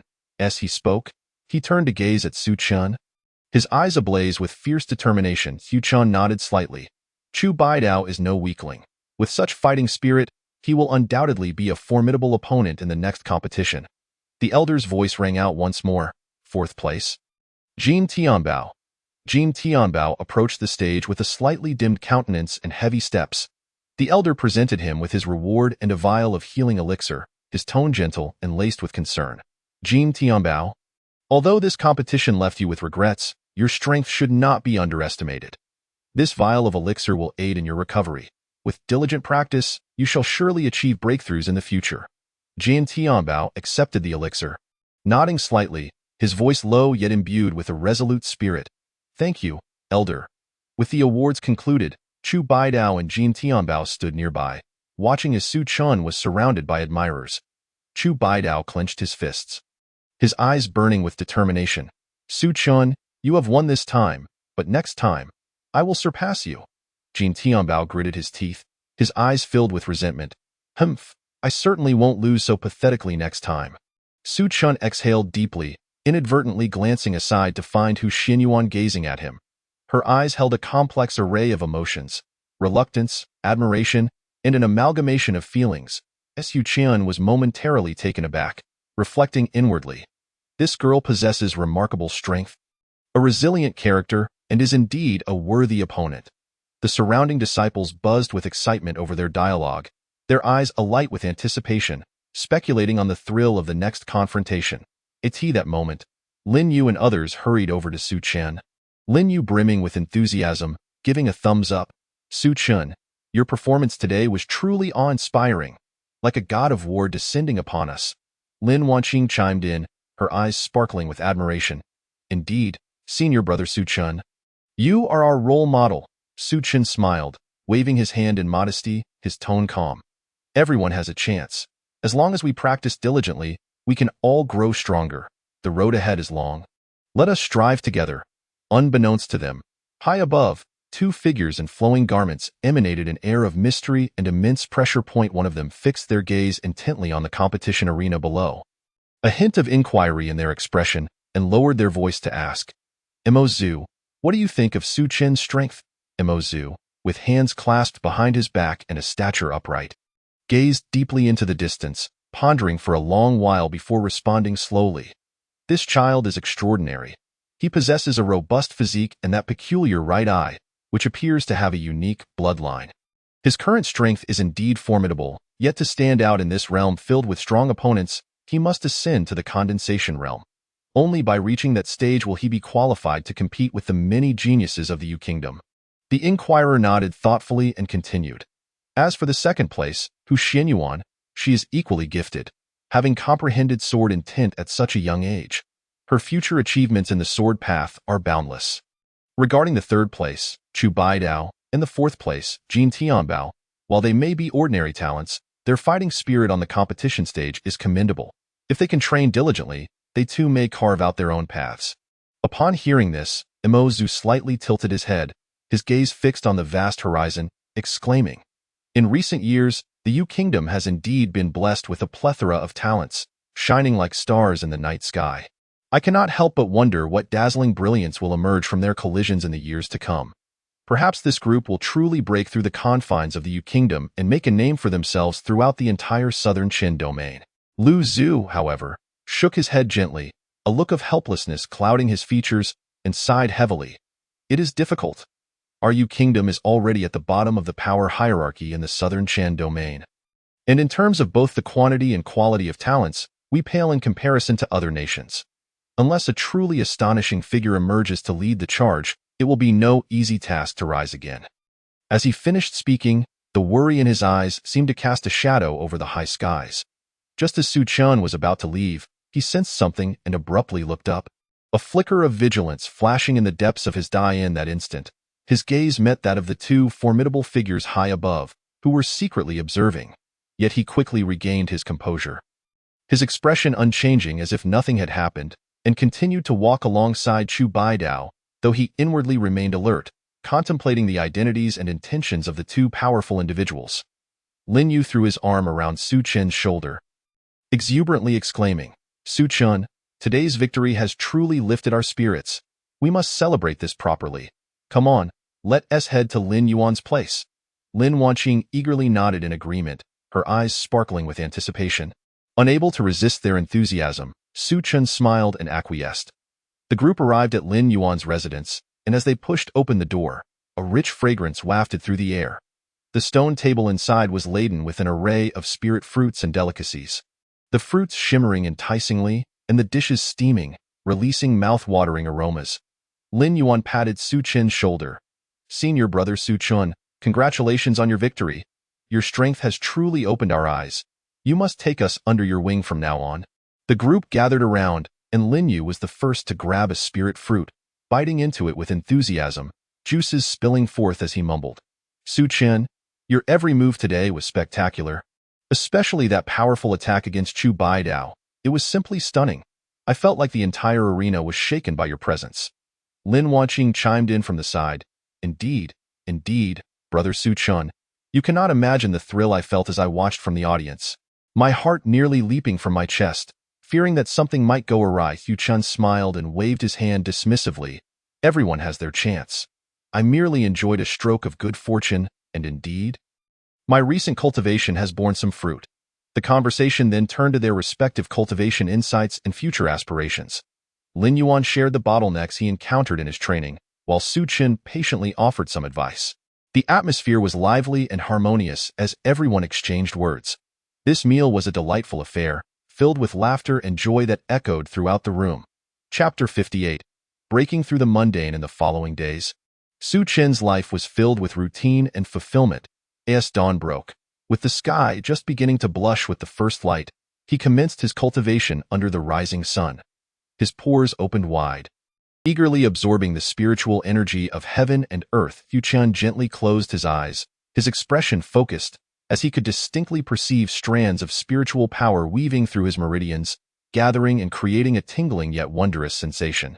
During the day, he took out the remaining spirit-gathering pills and placed them in his mouth.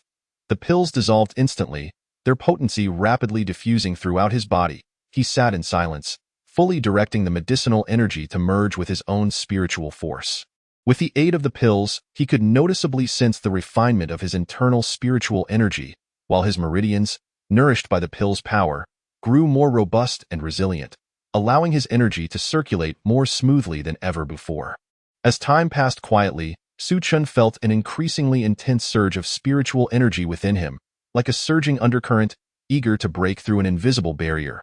Finally, on a tranquil night, Su Chen resolved to take the plunge and challenge the threshold of the mundane realm. The night enveloped the world like water, the moonlight spilling like delicate silver threads upon every inch of the sect's grounds. Above the treetops, the waning moon resembled a shattered silver plate, exuding a cold luminescence that added a touch of solitude to the stillness of the night. Su Chen's room was illuminated, the warm yellow glow seeping through the gauzy window. Standing out in the darkness, he stood quietly outside for a moment, gazing up at the moon, his fists clenched tightly in determination. Then, he gently pushed open the door, closing it behind him as he entered. He made his way to the spacious, clean bed. Upon reaching the bedside, Su Chen took a deep breath, his chest rising and falling slightly, as if to cast aside the day's distractions. He then sat cross-legged in the center of the bed, and in an instant, mist began to rise from above his head, while spiritual energy gently surged around him. Su Chen understood that his peers, such as Chu Baidao, Hu Xin'er, and Jin Tianbao, had yet to break through due to their pursuit of the reward from the outer sect competition, the transformation pill. This pill significantly enhances the success rate for breaking through to the mundane realm. His hand trembled slightly as he reached out, hesitating for a moment as if gathering courage, before withdrawing the precious transformation pill from his storage ring.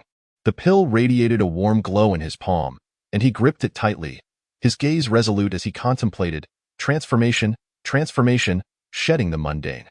With that thought, Su Chen inhaled deeply, swallowing the pill in one go, and then settled into a cross-legged position, swiftly forming hand seals as he activated the eternal sacred body, exerting all his strength to breach the barrier. The instant the pill entered his abdomen, Su Chen felt as if he had swallowed a ball of searing flame. The heat coursed through his body, scorching his meridians. He furrowed his brow, a look of pain flickering across his face. His lips instinctively pressing together, his hands clenching into fists, he quickly closed his eyes, focusing intently, cautiously yet resolutely guiding this force to merge with his own spiritual energy, allowing it to circulate along the prescribed path of his cultivation technique. As the spiritual energy continued to cycle and compress, Su Chen distinctly sensed the liquid spiritual energy in his dantian gradually increasing, from thin strands like spider silk to a lively ribbon dancing joyously within. Each surge of spiritual energy crashed against his meridians, bringing a slight ache, yet he felt elated, for he knew that a breakthrough was imminent. An hour passed, and beads of sweat dotted Su Chen's forehead, rolling down his cheeks and soaking his garments, yet he remained oblivious, lost in the rhythm of his energy circulation, his body trembling slightly, an external manifestation of the turbulent energy within. Outside, the occasional hoot of an owl pierced the stillness of the night, creating an eerie atmosphere that did not disturb Su Chen's focused concentration. 2 hours slipped by unnoticed, the air in the room thickening with tension. Su Chen's breathing grew heavier yet remained steady and rhythmic, as if resonating with the energy within him. His complexion paled slightly, but his eyes shone with unwavering determination. He felt the spiritual energy within him becoming increasingly wild, as if yearning to break free from the confines of his body. Time lost all meaning, and suddenly, the window panes of Su Chen's room began to tremble violently, producing a series of sharp cracks. Simultaneously, the atmosphere within the room grew more peculiar, an invisible current swirling around him in a funnel shape, causing lighter objects to break free from the pull of gravity, rising and swaying chaotically, as though entering a weightless realm. With a low hum, a strange vibration radiated outward, causing the floating objects to plummet back to the ground. A cacophony of sounds filling the air.at last. He had broken through to the mundane realm. Su Chen exhaled a long breath, slowly opening his eyes. In that moment, his gaze sparkled with brilliance, illuminating his slightly fatigued yet exhilarated face. He felt an overwhelming surge of power coursing through him, akin to a butterfly emerging from its cocoon, ready to take flight and explore broader horizons. Immersed in the ecstasy of his breakthrough, his spiritual energy surged like a tidal wave. He stretched his arms wide, reveling in the newfound power that surged within him, sweat soaking his clothes and sticking to his skin, moving in rhythm with his motions. His chest heaved violently as he gasped for breath. I have finally transformed, finally. At that moment, a chilling aura inexplicably spread from the darkest corner of the room. The exposed skin on Su Chen's body broke out in goosebumps, and he instinctively recoiled, pondering in alarm. What is happening? Why has such an eerie chill suddenly enveloped me? In an instant, the temperature in the room plummeted, the candle flames on the table flickering erratically, their dim glow at risk of being swallowed by the encroaching darkness. Su Chen's heart raced, a chill creeping up his spine as his heartbeat quickened, the sound echoing loudly in the silent room. Almost instinctively, he spun around at lightning speed, his gaze darting like a bolt of lightning towards the source of the unsettling aura. There, in the depths of the darkness, a peculiar figure emerged, appearing as if conjured from the abyss itself, slowly advancing towards him. With each step the figure took, the ground seemed to tremble slightly, causing Su Chen's heart to race in sync with the rhythm of the tremors. Who goes there? Su Chen called out, his voice tinged with an unmistakable edge of vigilance and tension, standing out starkly in the stillness of the space. His hands trembled uncontrollably, yet he feigned calm, striving to project a steady and powerful tone. At that moment, his internal spiritual energy ignited like gunpowder, swiftly coalescing. As his spiritual force moved like a beast sensing danger, alert and ready to counter any lethal assault, he fixed his gaze intently on the figure. Not missing a single detail, his feet slightly apart, poised in a stance ready to attack or defend, his muscles taut and ready to spring into action. The figure emerged leisurely from the shadows, the cool moonlight illuminating him, revealing a pale yet imposing visage. His eyes were deep and fathomless, gazing intently at Su Chen, as if seeking to penetrate his very soul. Under that penetrating gaze, Su Chen felt as if he were frozen in place, a sense of discomfort washing over him. He yearned to avert his gaze but found himself unable to do so, an icy dread creeping into his heart. Who is this person?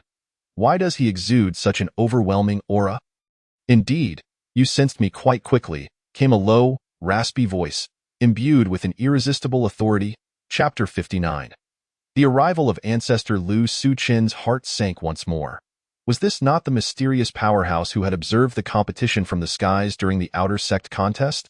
He fought to maintain his composure, tightly clenching his fists behind his back, his nails digging into his palms, attempting to steady himself through the pain as he spoke with deliberate calmness. I am honored by your presence at this late hour. Esteemed elder, may I inquire as to your purpose? I have yet to learn your esteemed name. In truth, his mind was a tumult of speculation, various conjectures swirling within him, his thoughts racing like gears in a high-speed machine, striving to piece together the identity of the enigmatic figure before him. The elder's lips curled into a subtle smile, one that held an inscrutable meaning, as if he could see through everything. I am Lu Baiyuan. That smile seemed to harbor a mix of admiration for Su Qian and a deeper significance that eluded comprehension. Su Qian's pupils constricted suddenly, the rumors of the Xianying sect flooding his mind. His heart racing uncontrollably. Could it be? He could scarcely believe his own conjecture, swallowing hard, his eyes wide with disbelief, fixating on the elder before him. His breath quickened, his chest heaving as memories of Lu Baiyuan's legendary feats flashed through his mind. And he marveled, it truly is the illustrious ancestor Lu of the Xianying sect. What could bring him to seek me? Lu Baiyuan seemed to discern Su Qian's thoughts, and he spoke slowly. I am one of the 2 remaining Yuan Dan realm ancestors in your Xianying sect. Your performance in the outer sect competition has successfully captured my attention. The peculiar body refinement technique, along with your enigmatic right eye, do you realize that these aspects present you with both rare opportunities and potential calamities? Lu Baiyuan spoke while fixing his gaze intently upon Su Qian, scrutinizing even the slightest change in his expression. Your right eye emanates a strange aura, subtly entwined with an otherworldly essence. This is far from ordinary. Having practiced for many years and encountered numerous rare treasures and unique constitutions, I have yet to witness such an extraordinary eye. With that, Lu Baiyuan waved his hand, enveloping Su Qian's eyes in a gentle stream of spiritual energy, concealing the trace of that otherworldly essence. Subsequently, Lu Baiyuan circled around Su Qian, continuing to inquire. Furthermore, the body refinement technique you practice is entirely distinct from the methods of my Xuanxiang sect. In battle, I have observed you wielding this technique, your strength and speed surpassing that of ordinary individuals, and your resilience and recovery astonishingly remarkable. Su Qian's eyes widened in disbelief, shock and incredulity etched across his face, his lips quivering as he nearly gasped aloud. Internally, he marveled, indeed. It is the illustrious Lu ancestor of the Xuanxiang sect. However, he quickly compelled himself to regain his composure, nodding slightly and meeting Lu Baiyuan's gaze with unwavering determination. Responding steadily, Lu ancestor, I understand that these peculiarities may bring about troubles, which is why I have always acted with utmost caution. As for my eye and technique, there are hidden circumstances, and I hope Lu ancestor will grant me some time. I will certainly disclose the truth in due course. He lowered his head slightly, displaying a humble demeanor, while his mind raced, contemplating how to navigate this unexpected situation. Lu Baiyuan nodded slightly, a flicker of appreciation passing through his eyes. My purpose in coming here is not to pry into your secrets, but to take you as my disciple. However, you must first pass my test. With that, a gourd appeared in his hand without warning, extending it towards Su Qian. His gaze filled with expectation. Su Qian took it. Filled with confusion, Lu ancestor spoke calmly. Drink this and tell me what it is. Instinctively, he channeled his spiritual energy, attempting to discern the secrets of the gourd. Yet it was as if he had cast a stone into the sea, yielding no results. Without a moment's hesitation, he tilted his head back and consumed the liquid within the gourd in a single gulp. The liquid slid down his throat, initially bland with no distinctive sensation. But just as he was about to speak, a peculiar warmth surged from his stomach, swiftly spreading throughout his body. Almost simultaneously, a bone-chilling cold followed, creating an alternating sensation of heat and cold that caused his body to tremble involuntarily. Su Qian furrowed his brow tightly, beads of sweat rolling down his forehead, various possible answers flashing rapidly through his mind as he pondered the meaning of this strange sensation. After a moment of contemplation, he replied, "It is water." Upon hearing the answer, Lu Baiyuan paused momentarily, a flicker of surprise crossing his eyes, before bursting into a hearty laughter that echoed within the room. Excellent, excellent. This question has no standard answer. But today my state of mind is as tranquil as water, and your answer aligns perfectly with my thoughts. From this day forth, you shall be my disciple. His laughter brimmed with an indescribable joy. His expression filled with hopes for Su Qian's future. Just as Su Qian was overwhelmed with happiness, unable to contain his excitement, preparing to perform the customary bow of respect to Lu Baiyuan. The latter's expression abruptly darkened, transforming from one of mirth to an unusual gravity, as if he had become a different person. Chun'er, this matter must remain known only to us. You may not call me master, but must refer to me as ancestor. Lu Baiyuan's voice was low and solemn. Though the sect appears to be tranquil and stable, there are indeed undercurrents at play, with traitors conspiring in the shadows, stirring up turmoil. Currently, the cultivation world of Yu country is in a state of unrest, with various factions scheming and plotting for their own interests. A single misstep could plunge one into irreversible peril. He halted, slowly approaching Su Chun, fixing his gaze upon his eyes. Do you understand that the peculiarities you possess are both rare opportunities and potentially fatal disasters? Lu Baiyuan continued, his tone weighted with gravity. Your unique body refinement technique and that mysterious eye. Should I publicly take you as my disciple at this juncture, exposing you to the light, it would surely provide those with ill intentions an opportunity to act against you. To secretly accept you as a disciple is the best form of protection for you.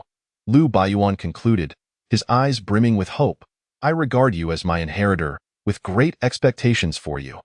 I hope you can diligently cultivate and study within this turbulent cultivation world, and grow stronger with haste.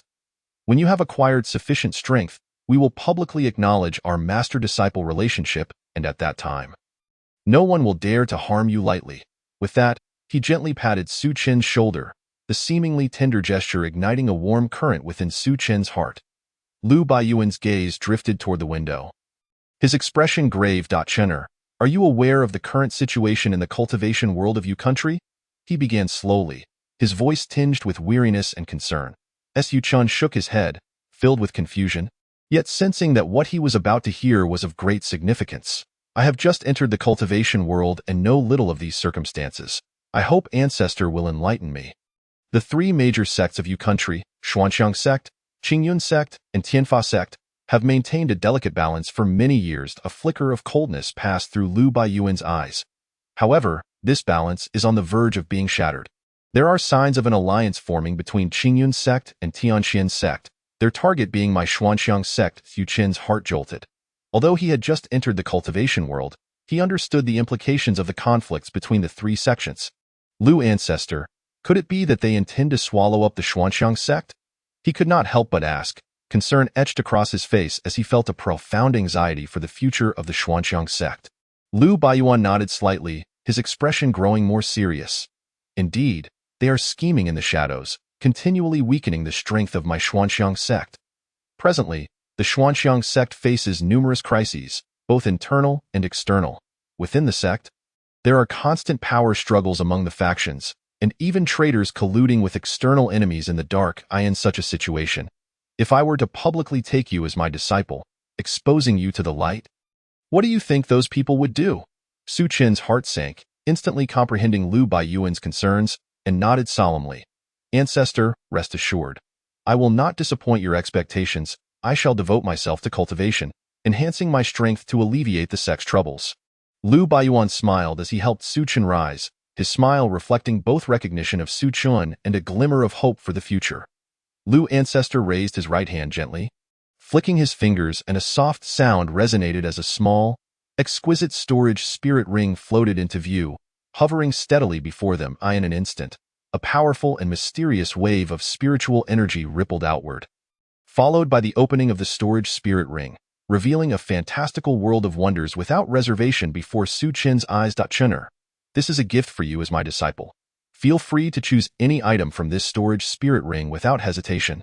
Lu Baiyuan's voice was filled with expectation. Su Chen's eyes sparkled like stars, his face radiating uncontainable excitement as he stepped forward, drawn to the floating realm within the spirit ring. As he approached, a sword exuding a chilling aura captured his attention like a magnet.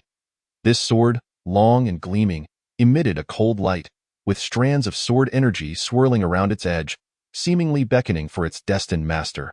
Unable to resist, Su Chen reached out, and as his fingertips brushed the hilt, an icy chill surged through him, and scenes of a blood-soaked battlefield, with blades whistling and blood splattering, involuntarily flashed in his mind.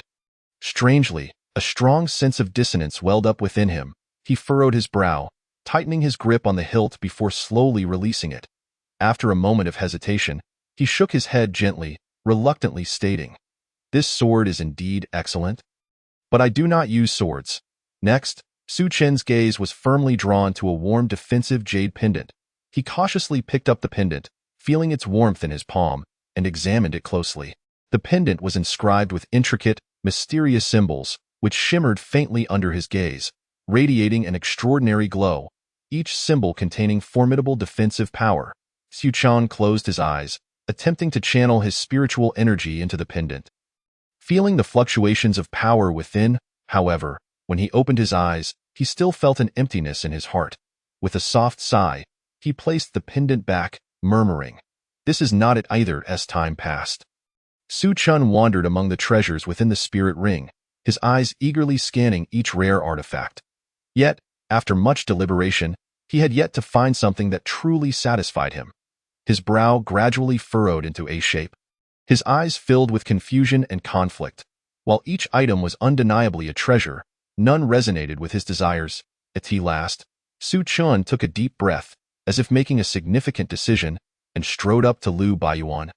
Respectfully bowing, "Ancestor, I dare to ask, may I request a manual on spear techniques?"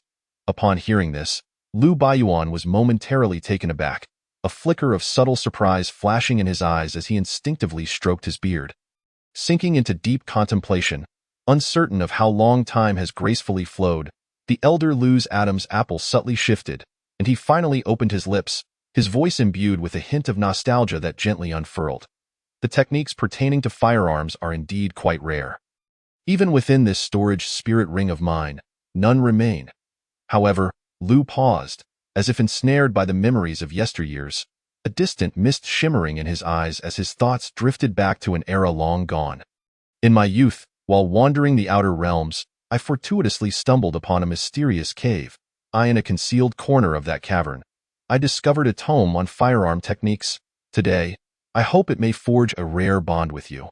As his words fell, Lu raised his hand once more, revealing a storage spirit ring, slightly distinct from the previous one, that gradually materialized in his palm, its surface glistening with an enigmatic luster. Lu carefully reached into the ring, and after a considerable time, his hand finally emerged, cradling an ancient, yellowed volume. The cover was inscribed with peculiar runes that seemed alive, emanating a faint glow that danced gently with Lu's movements. He extended the tome towards Su Chen, who, upon witnessing this, cautiously outstretched his hands. The Heavenly Scales firearm technique, a low-tier, earth-level skill. Lu's voice shattered the stillness, and Su Chen's eyes sparkled with a blend of astonishment and elation upon hearing this. This volume, Heavenly Scales firearm technique, when cultivated to perfection, can summon the forces of heaven and earth, unleashing a spear that strikes like a dragon, with scales of radiant light enveloping its wielder, reducing all in its path to dust. "Thank you, esteemed elder," Su Chen exclaimed, his voice choked with emotion, those simple 4 words imbued with profound gratitude and respect for Lu. Subsequently, Lu withdrew a delicate jade talisman from his robe, its translucent surface shimmering softly under the sunlight. His expression turned solemn as he earnestly handed it to Su Chenner. "This talisman is specially prepared for you as a protective charm that contains a fragment of my spiritual energy, capable of withstanding a full-force strike from a cultivator at the early stage of the Yuan Dan realm or below. Given the complex circumstances within the cultivation world, and your unique circumstances, it is inevitable that you may attract those with ill intentions. Though this charm can only be used once, it may very well save your life in dire moments." Su Chen gingerly accepted the talisman, marveling at its lustrous beauty, reminiscent of a clear spring, adorned with intricate runes that subtly radiated Lu Baiyuan's distinctive energy.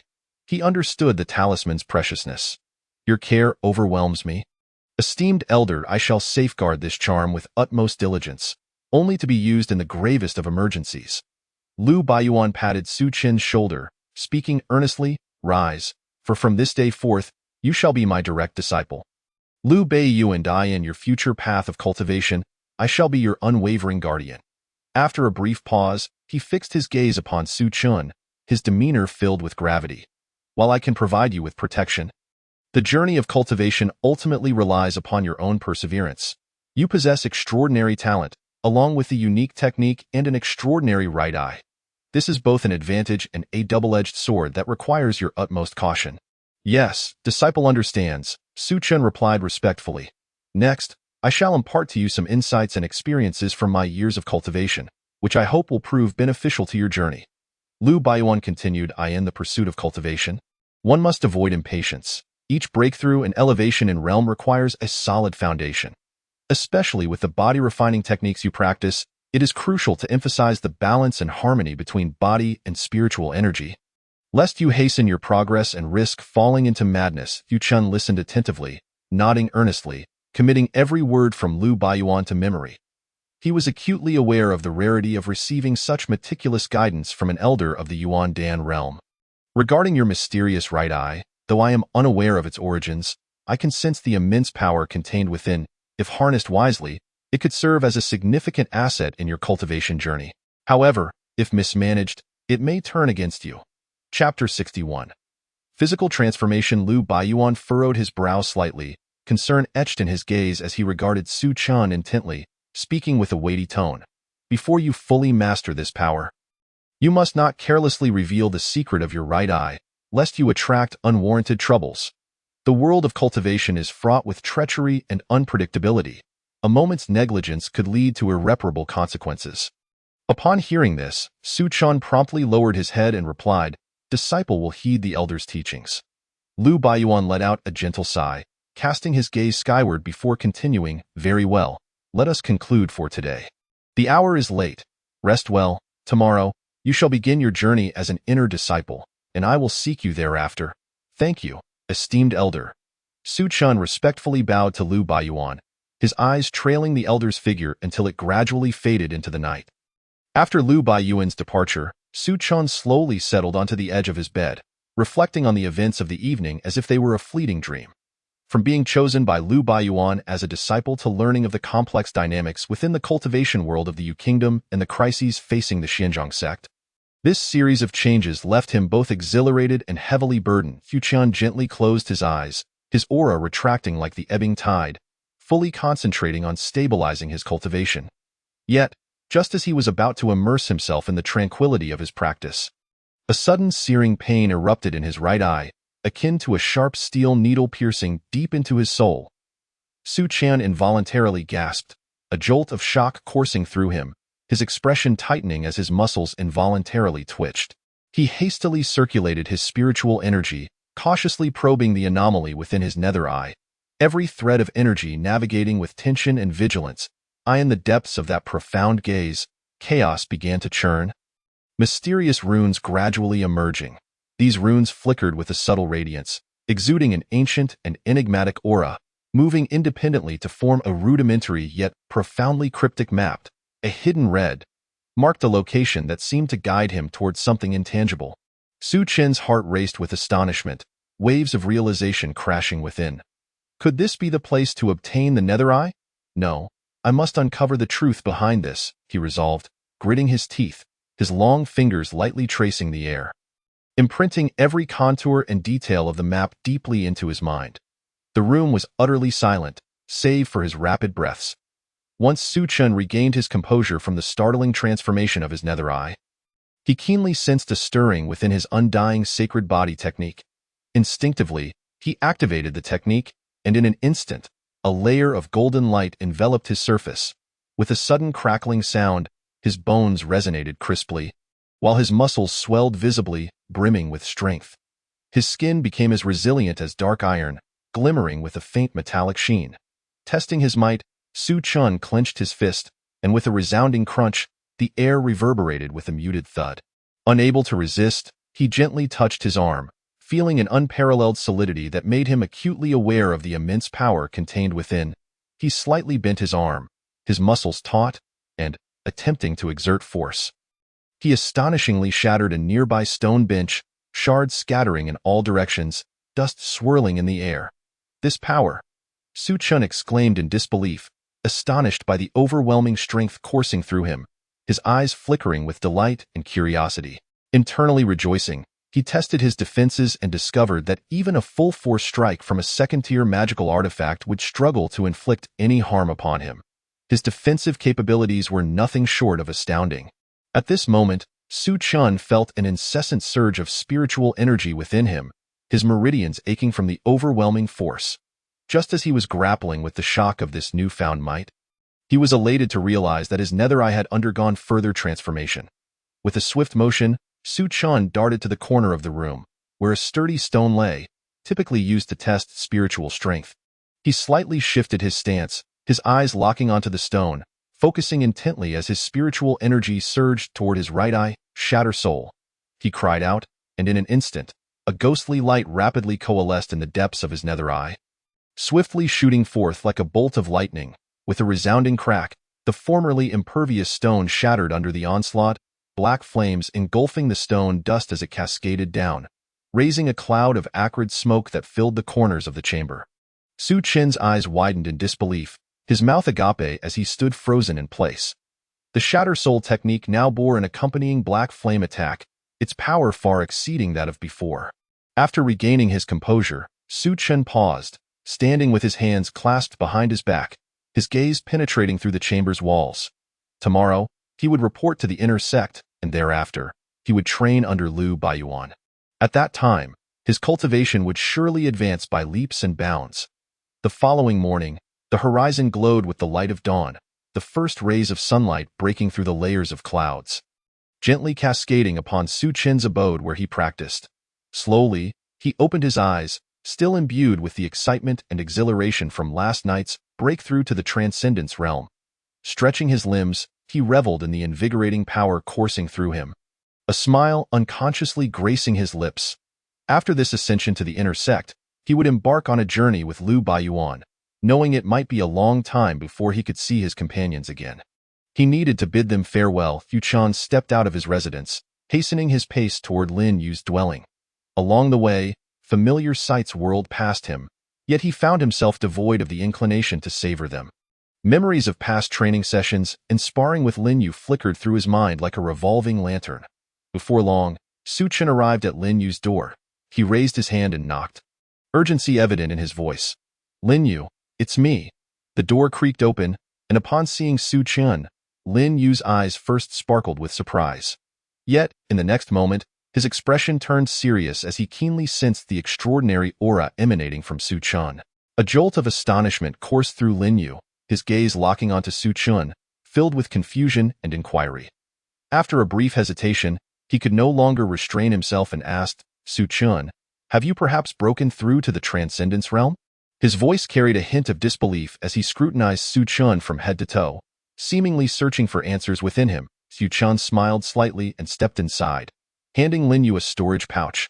"Lin Yu, I am about to enter the inner sect and may not return to see you for a while. Inside this pouch are some gathering spirit pills and low-grade spirit crystals. Please distribute them to Lin Wanqing and Lin Yuan. As a token of my goodwill, I hope they can be of help to you." Lin Yu instinctively took the pouch, his hands trembling slightly, still immersed in the shock of Su Chin's possible breakthrough. "Su Chin, your rate of advancement is truly astonishing. With you gone, we will surely lack a vital pillar." Su Chin patted Lin Yu on the shoulder, offering words of comfort. "Do not say that. We all have our own paths of cultivation to tread." Lin Yu nodded slightly, his emotions calming a bit, a smile of reminiscence gracing his lips. "I remember when we first joined, we were ridiculed by the senior brothers. Who would have thought you would become so formidable now?" The two shared a few more anecdotes from the past, with Lin Yu accompanying Su Chin to the doorstep. "Su Chin, take care on your journey. The inner sect is filled with formidable talents. You must exercise caution." Su Chin turned back, looking resolutely at Lin Yu.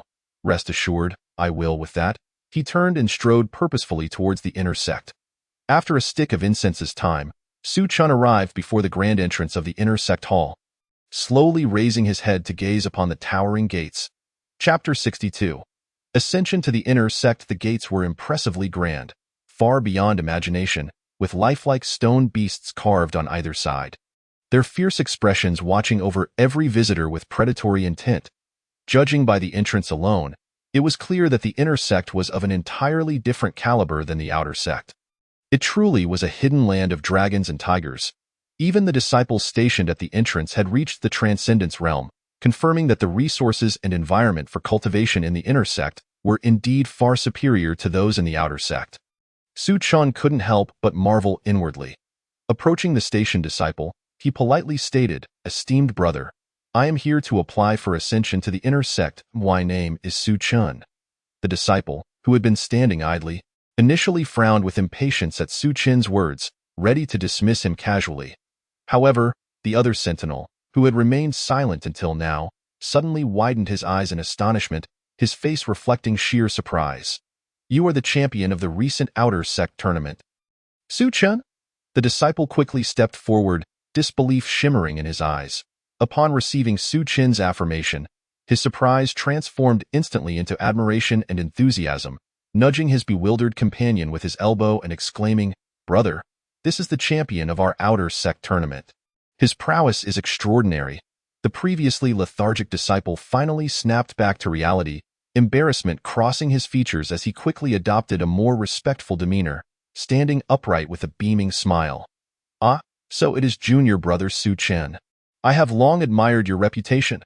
Please, come in. Theo, ascend to the inner sect. Seek Elder Huang Wenhua inside the hall. Just proceed straight, and you will find him." Their shift in attitude left Su Chen momentarily taken aback. But he soon responded politely to both. This minor incident deepened Su Chen's appreciation for the respect afforded to the powerful in this world governed by strength. As Su Chen stepped into the magnificent hall, the sight before him took his breath away. The hall was as spacious as an endless wilderness, exuding an imposing grandeur amidst its emptiness. Sturdy stone pillars stood in perfect alignment, each adorned with vivid carvings. As if ethereal celestial birds and mythical beasts leapt from the columns, soaring freely amidst the misty clouds, as though treading on auspicious clouds. The flowing lines of the designs resembled a meandering mountain spring, devoid of any signs of artificiality. Looking up, he beheld delicate beams painted with rare and exotic beasts, shimmering with an enchanting radiance under the sunlight. Such exquisite craftsmanship could only be found in the inner sect, showcasing the grandeur and mystery of cultivation in an unparalleled manner. As he admired the surroundings with a sense of awe, he instinctively softened his footsteps, moving forward slowly. The scene in the inner sect hall was even more imposing. Portraits of esteemed ancestors hung high on the surrounding walls, and as Su Chen traversed through the bustling crowd, he came before Elder Huang Wenhua, who handled matters for the inner sect. The elder sat upright at a stone table, exuding an air of composure and stability. Radiating a serene aura, Su Chen performed a respectful fist salute and said reverently, "Elder, I have successfully broken through to the Transcendence realm and have come to apply for ascension to the inner sect." Elder Huang nodded slightly, his gaze sharp as a hawk as he scrutinized Su Chen, revealing a hint of anticipation. "Your spiritual energy is well consolidated and profound, commendable." The elder's voice was deep and powerful, laced with approval. "To become an inner sect disciple, there are certain rules you must understand. The competition for cultivation resources in the inner sect is fierce, and distribution is based solely on strength." Su Chen listened attentively, affirming with determination, "I will certainly remember your teachings, Elder, abide by the sect rules, and strive diligently in my cultivation." The elder straightened his posture slightly, his expression grave as he continued. "Inner sect disciples differ from those in the outer sect. They are the core strength of the sect, entitled to greater resources and privileges. While outer sect disciples mostly engage in free cultivation, inner sect disciples not only receive ample supplies of spirit crystals, but also have the opportunity to establish their own cultivation caves within the sect's spiritual vein area for focused training." Upon hearing this, excitement surged within Su Chen, and he could not help but inquire, "Elder, how much denser is the spiritual energy in the spiritual vein area compared to our outer sect?" The elder smiled slightly, patiently explaining, "The spiritual energy in the spiritual vein area is several times denser than that of the outer sect, making cultivation there far more efficient." Su Chen nodded repeatedly. "As you prepare to become an inner sect disciple, there is still one important ritual you must complete." As he spoke, the elder extended his hand, revealing an ancient jade talisman that floated gently in his palm, inscribed with intricate and elaborate runes, exuding a soft glow. This talisman is a relic of the sect's generations of heritage. "You must drip a drop of your blood upon it." Su Chen paused momentarily, his gaze fixed intently on the talisman. He understood that this was a means for the sect to bind its inner disciples. With the outer sect's numerous disciples and their relatively low cultivation levels, they garnered little attention from the sect. However, inner disciples, as the core strength of the sect, required oversight to ensure the sect's peace of mind. Taking a deep breath, Su Chun extended his hand and accepted the talisman. He lightly bit his index finger, allowing a drop of crimson blood to slide down and fall onto the talisman. The moment the blood met the talisman, it burst forth with a more radiant light, absorbing the blood and establishing a mysterious connection with Su Chen's soul. Su Chen realized that from this moment forth, his fate would be inexorably intertwined with that of the sect. Witnessing this scene, a satisfied smile graced Elder Zhao's face. Excellent, you are now an inner sect disciple. Henceforth, you will enjoy all the rights and privileges accorded to inner sect disciples, but remember, as an inner disciple, the responsibilities and missions you bear are far more significant. As he spoke, the elder retrieved several items from a mysterious storage ring. These spirit crystals are a reward from the sect for disciples who have reached the transcendence realm. This is a one-time gift. Moreover, you will receive 200 low-grade spirit crystals each month without any obligations. Su Chan beheld the pile of softly glowing spirit crystals, joy swelling within him as he carefully accepted them, gratitude evident in his eyes. Thank you for the sect's generosity. I will not disappoint your expectations. Next, the elder pointed to 5 small flags about the size of a palm, saying, these 5 elements flags are essential for establishing your cultivation cave. The formations they create, while not overly complex, are sufficient to fend off incursions from mortals or beasts. Of course, should you possess a profound understanding of formations, you may choose not to use them. Su Chun nodded gently, committing this information to memory, and curiously asked, Elder, if we encounter a powerful beast, how long can this 5 elements formation withstand the attack? The elder contemplated for a moment before replying, that depends on the beast's strength. Generally, against a second-tier beast, the formation can hold for half an hour. Beyond that, it may struggle. The elder then produced a set of white robes, stating, these are specially crafted robes for inner sect disciples. Su Chen accepted the robe, feeling its lightweight fabric imbued with an indescribable aura of spiritual energy. Thank you, elder, Su Chen said, reverently accepting it, filled with gratitude. Just as Su Chen was examining the treasures in his hands, the elder extended his hand once more, this time revealing a deep-hued token imbued with a greenish sheen. This token, neither forged from iron nor crafted from wood, possesses a weighty tactile sensation that evokes a sense of gravitas. Remember, Chapter 63 of the Profound Symbol List. As an inner disciple, this token serves not only as a symbol of your status, but also as a powerful credential during your travels and trials. In the face of peril, presenting this token may very well save your life. Conversely, should you inadvertently misplace it and encounter misfortune, our Xuanxiang sect would find it exceedingly troublesome to address the situation. Therefore, it is imperative that you safeguard it diligently, without the slightest lapse in vigilance. Understood. Su Chen nodded solemnly, committing the elder's words to memory. Subsequently, Elder Zhao picked up the token and, with a gentle exertion of energy at his fingertips, began to inscribe carefully on the back of the token. As the spiritual energy interacted with the surface of the token, a faint wisp of azure smoke seemed to permeate the surrounding air. Upon receiving the token handed to him by the elder, Su Chen was filled with curiosity and bewilderment. He gently caressed the smooth metallic surface, instinctively applying a modicum of force. However, much to his astonishment, the token bore no marks whatsoever. Unwilling to accept this, Su Chen resolved to channel all his strength. He concentrated his entire spiritual energy, directing it to his fingertips, and then pressed down vigorously in an instant. Delicate wisps of white smoke rose from the point of contact between his fingertip and the token. Yet the token remained entirely unscathed and remarkably resilient. Releasing the energy from his hand, Su Chen could not help but be in awe of Elder Zhao's profound cultivation. Considering that the elder could effortlessly inscribe his name upon the token, Su Chen speculated that such power, if directed at a person, could easily pierce through flesh.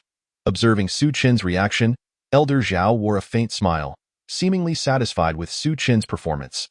The material of this token is unique, crafted from fallen iron fused with numerous rare spiritual materials, rendering it astonishingly sturdy. Commonplace attacks would scarcely leave a dent. From now on, you are to conduct yourself as a true inner disciple. The Qingyun list records numerous critical pieces of information within the sect that pertain to your future cultivation.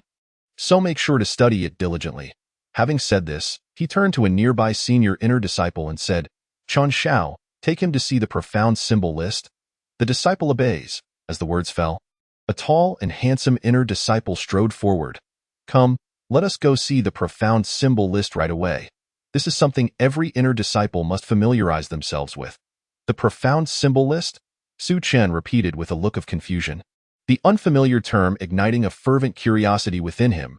At the center of the mountainside stood a grand hall, known as the Task Hall, which serves as a crucial venue for inner disciples to undertake sect missions. Outside the hall lay an expansive plaza, one side of which was dominated by a massive jade disc. This jade disc soared to a height of 10 zhang and spanned 20 zhang in width, exuding a captivating luminescence of pearly white tinged with blue, adorned with a plethora of wooden plaques. At that moment, several inner disciples had gathered beneath the jade disc, all gazing upwards, their eyes fixed intently on the plaques and the names inscribed upon them. Zhao Yu has remarkably ascended 10 ranks, now placing him at 340, one disciple exclaimed in astonishment. Sun Yang is not far behind, currently ranked 351. Another disciple chimed in. The most impressive is senior sister Lin Yu, who has leapt from 28th among core disciples to 9th place, finally securing a position in the top row of the jade disc. A female disciple remarked enviously. Amidst the fervent discussions, Su Chen followed closely behind Chen Xiao to the jade disc. Hello, Chen Xiao, is this the newly promoted inner disciple? Upon seeing Chen Xiao, the crowd greeted him enthusiastically. Chen Xiao, possessing formidable strength and a friendly demeanor, was well respected and beloved among the younger disciples for his kindness. A gentle smile crept across Chen Xiao's face as he nodded and replied, You all must strive harder, lest you be outdone by the junior disciples behind you. Ha, rest assured, senior brother Chen, we train diligently every day. One disciple responded with a grin.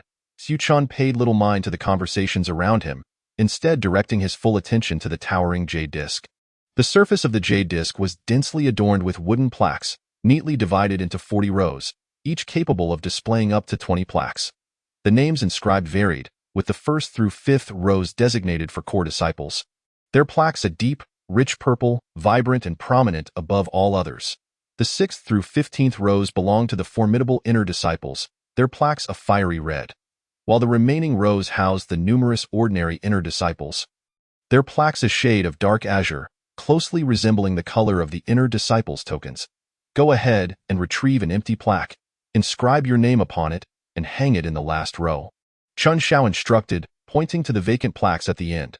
Following his guidance, Su Chen carefully removed an empty plaque, as the other disciples had done, channeling his internal spiritual energy to his fingertips, and slowly inscribing the characters Su Chen. Once finished, he gently returned the plaque to its original place. Chen Xiao rubbed his slightly aching temples and remarked, I won't belabor the details of the ranking rules.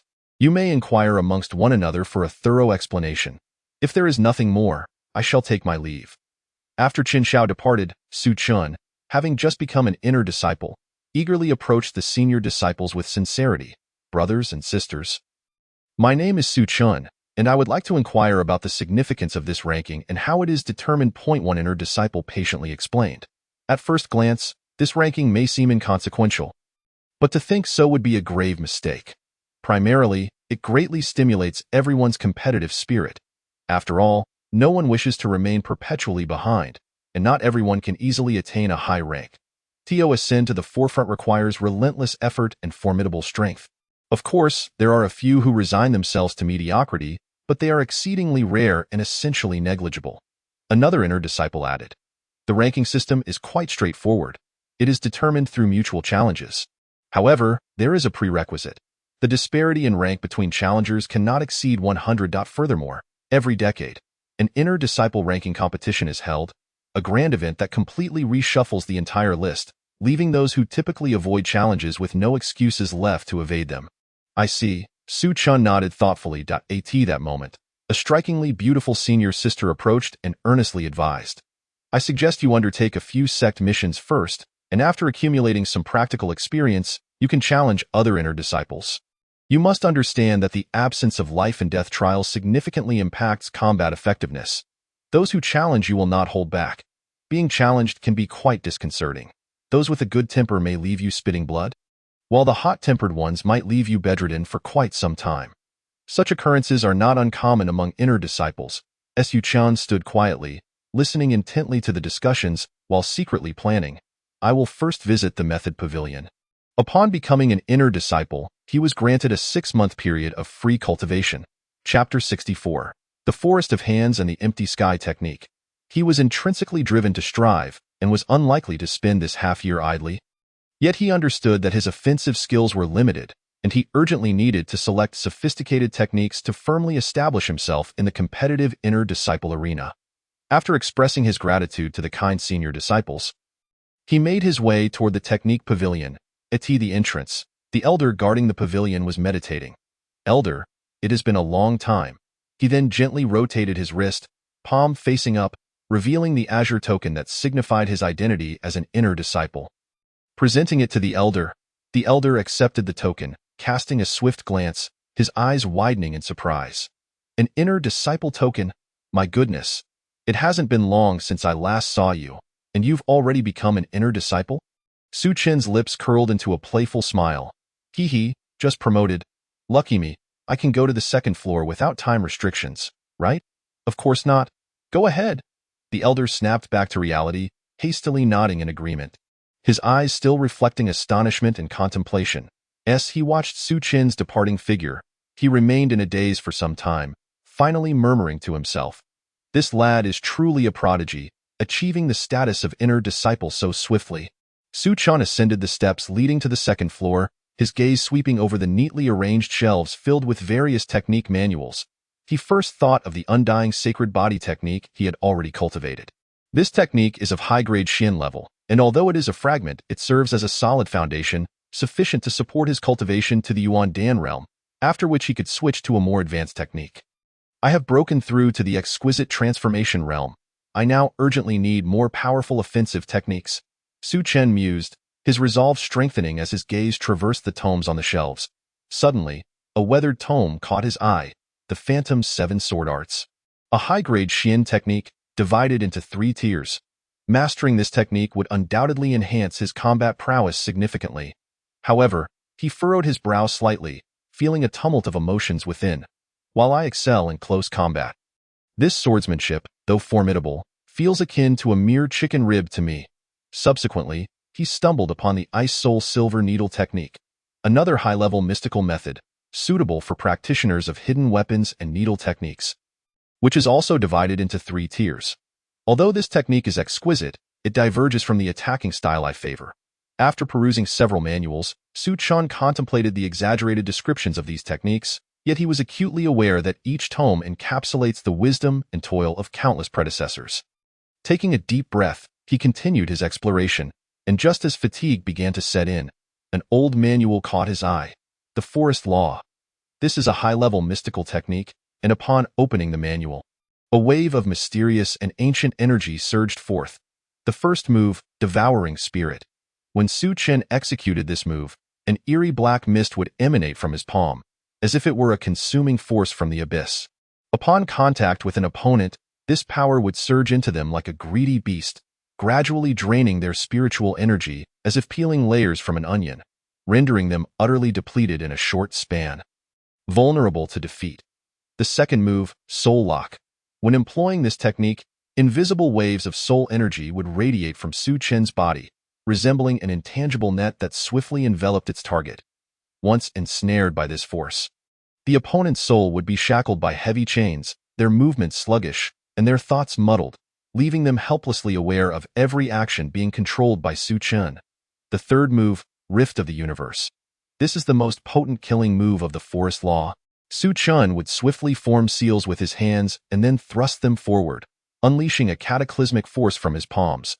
This energy would manifest as a colossal palm imprint, carrying boundless might as it surged forward. Wherever it passed, space would shatter like fragile glass, leaving behind harrowing black fissures as if threatening to tear the very fabric of the universe apart.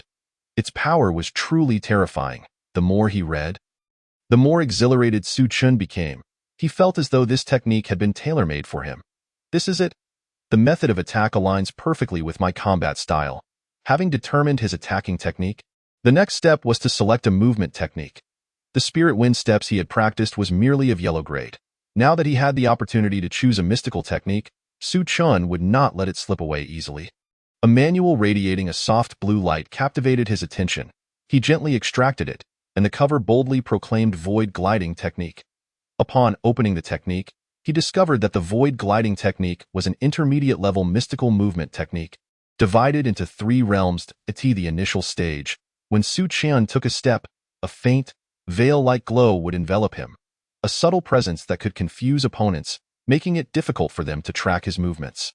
At the minor completion stage, his speed would resemble that of lightning slicing through the air, allowing him to traverse dozens of yards in the blink of an eye, appearing in the enemy's blind spot with breathtaking swiftness, leaving them defenseless. At the major completion stage, each of his movements would leave behind fleeting images, akin to meteors streaking across the night sky. These afterimages would not only bewilder opponents, but could also transform into fierce attacks at critical moments.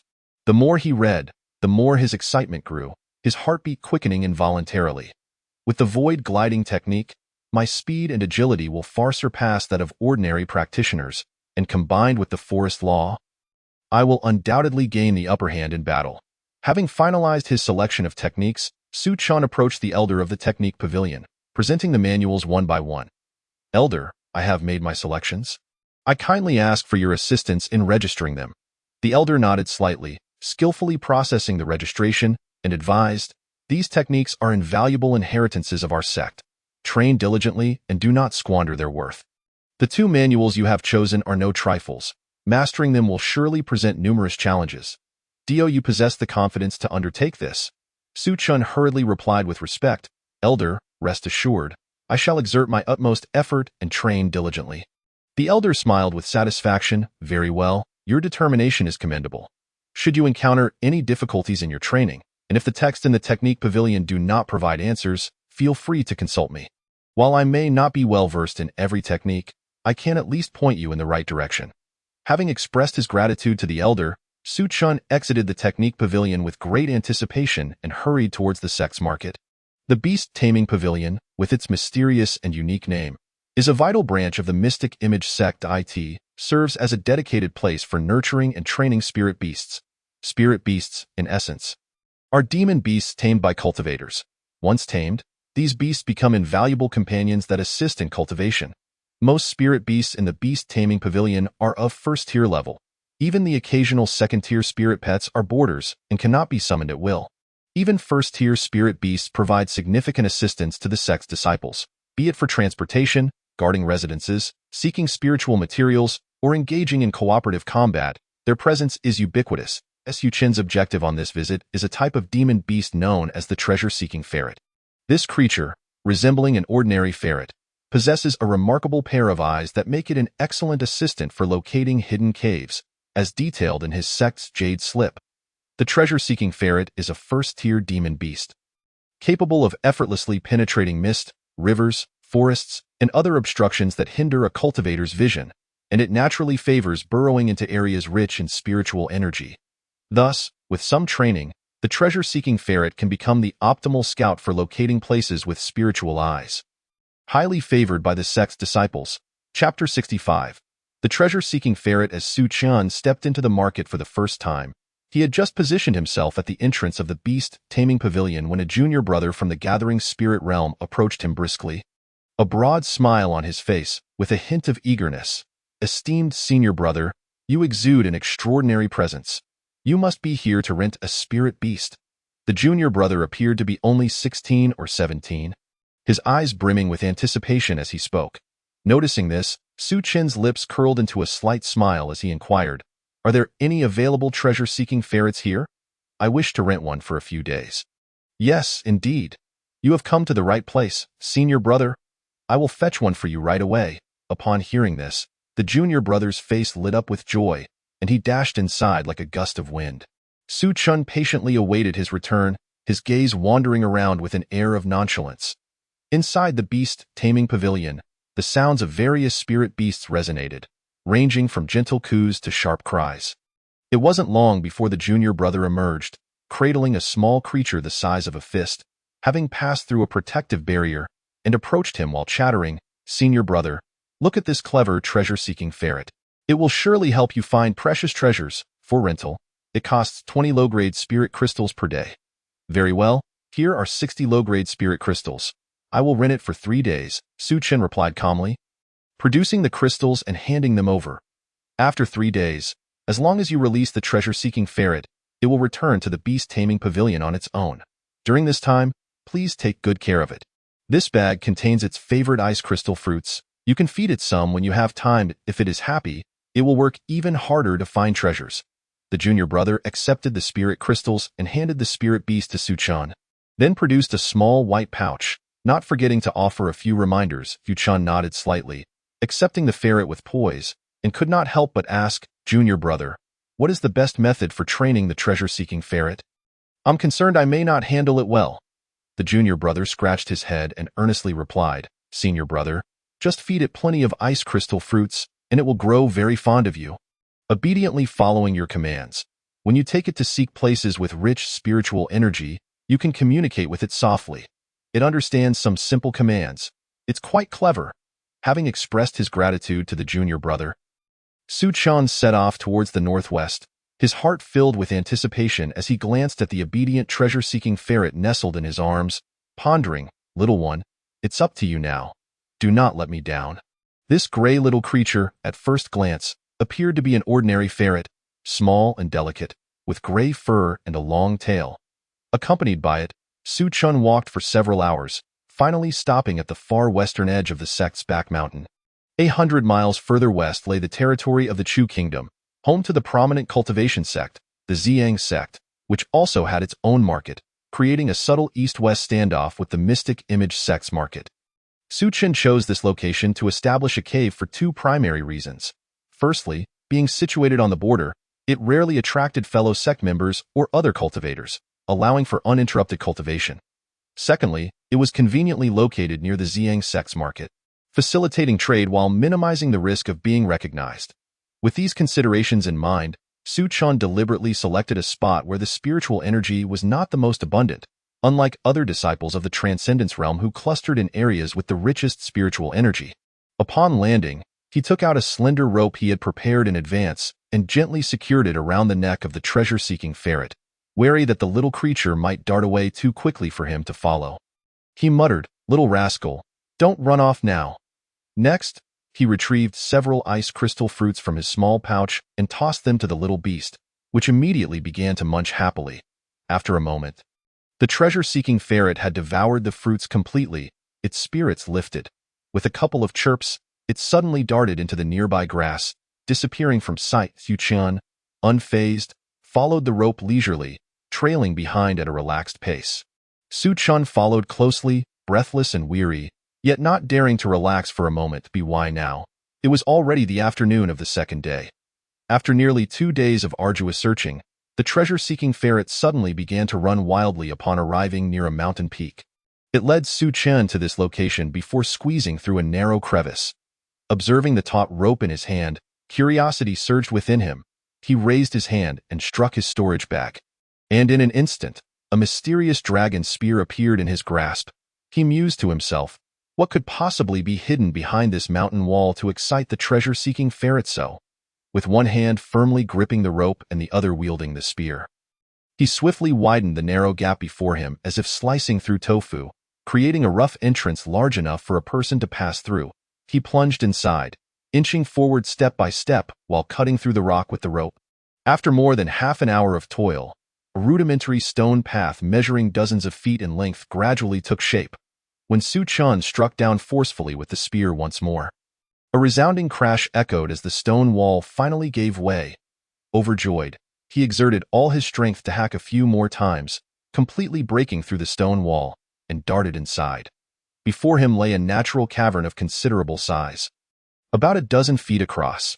The moment Su Chen stepped in, a rich aura of spiritual energy enveloped him, leaving him utterly astonished. He had not anticipated such a dense concentration of spiritual energy hidden here. It seemed the treasure-seeking ferret had indeed not disappointed him. However, his gaze was drawn to the rope in his hand, which extended to the center of the cavern. where a tiny spring bubbled forth with crystal-clear water. The treasure-seeking ferret was blissfully swimming around in a small puddle of water. "What is this?" Su Chun was truly taken aback, his eyes widening in disbelief. The abundant spiritual energy within the cavern emanated almost entirely from this spring. He hurriedly stepped closer, scooping up a handful of the spring water for closer inspection. The water was refreshing, radiating a coolness and shimmering with a faint spiritual glow. This was undoubtedly a spiritual spring. Without much hesitation, Su Chun confirmed his suspicion, his voice trembling slightly with excitement. Although the spiritual energy contained within the spring was not abundant and the spring itself was rather diminutive, it was unequivocally a spiritual spring. He plunged his hands into the water, feeling the coolness and the surge of spiritual energy, whispering in disbelief. Then, he closed his eyes, savoring the continuous flow of spiritual energy from the water, his face alight with joy.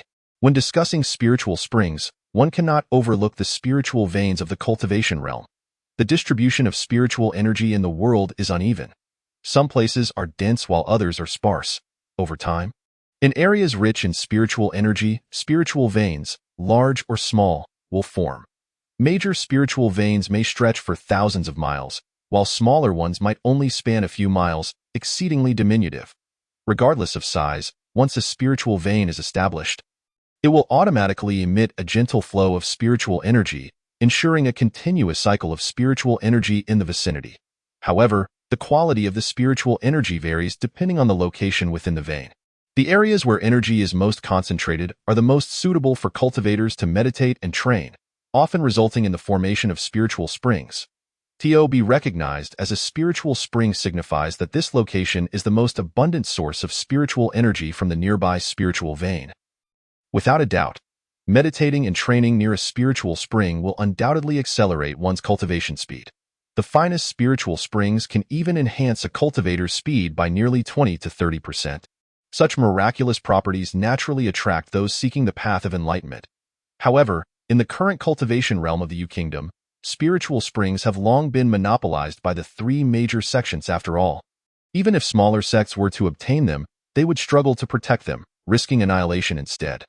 For instance, the spiritual spring of the Xuanxiang sect has been entirely divided among two elder cultivators at the Xiandan realm. With not even a share left for the sect leader. Chapter 66. Guidance from the ancestor. Yet now, Su Chun could scarcely believe that, merely accompanied by an ordinary treasure-seeking ferret and after spending just over a day, he had effortlessly discovered a spiritual spring nearby. Although it was the most basic type of spiritual spring and the spring itself was pitifully small, its efficacy would still be significant, even if it could only enhance his cultivation speed by half. It was an immense boon. However, amidst his joy, Su Chun felt some confusion. Wasn't it said that spiritual springs form only in areas of the densest spiritual energy? Yet, the spiritual energy around this mountain peak was not particularly thick. How could a spiritual spring form here, and such a small one at that? It was truly a mixture of surprise and regret. But since fortune had smiled upon him, Su Chun was not one to let such a chance slip away easily. Although it was possible to relocate a spiritual spring, such a feat was only within the capabilities of those at the Xiandan realm, far beyond Su Chen's current reach. Thus, he promptly decided to establish his dwelling here and designate this spiritual spring cave as his secret training ground.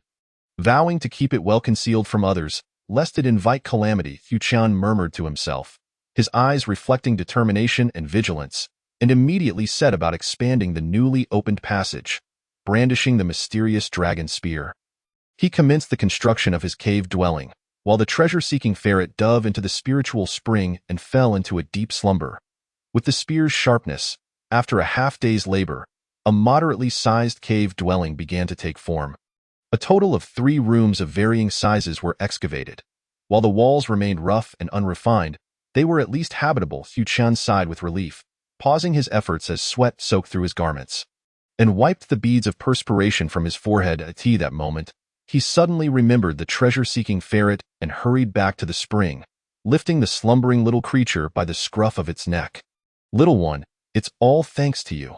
Without you, I would never have found such a splendid place." Yu Qian smiled at the ferret, his eyes filled with gratitude, before sprinting for half an hour to release it, allowing it to return to the Beastmaster's pavilion on its own.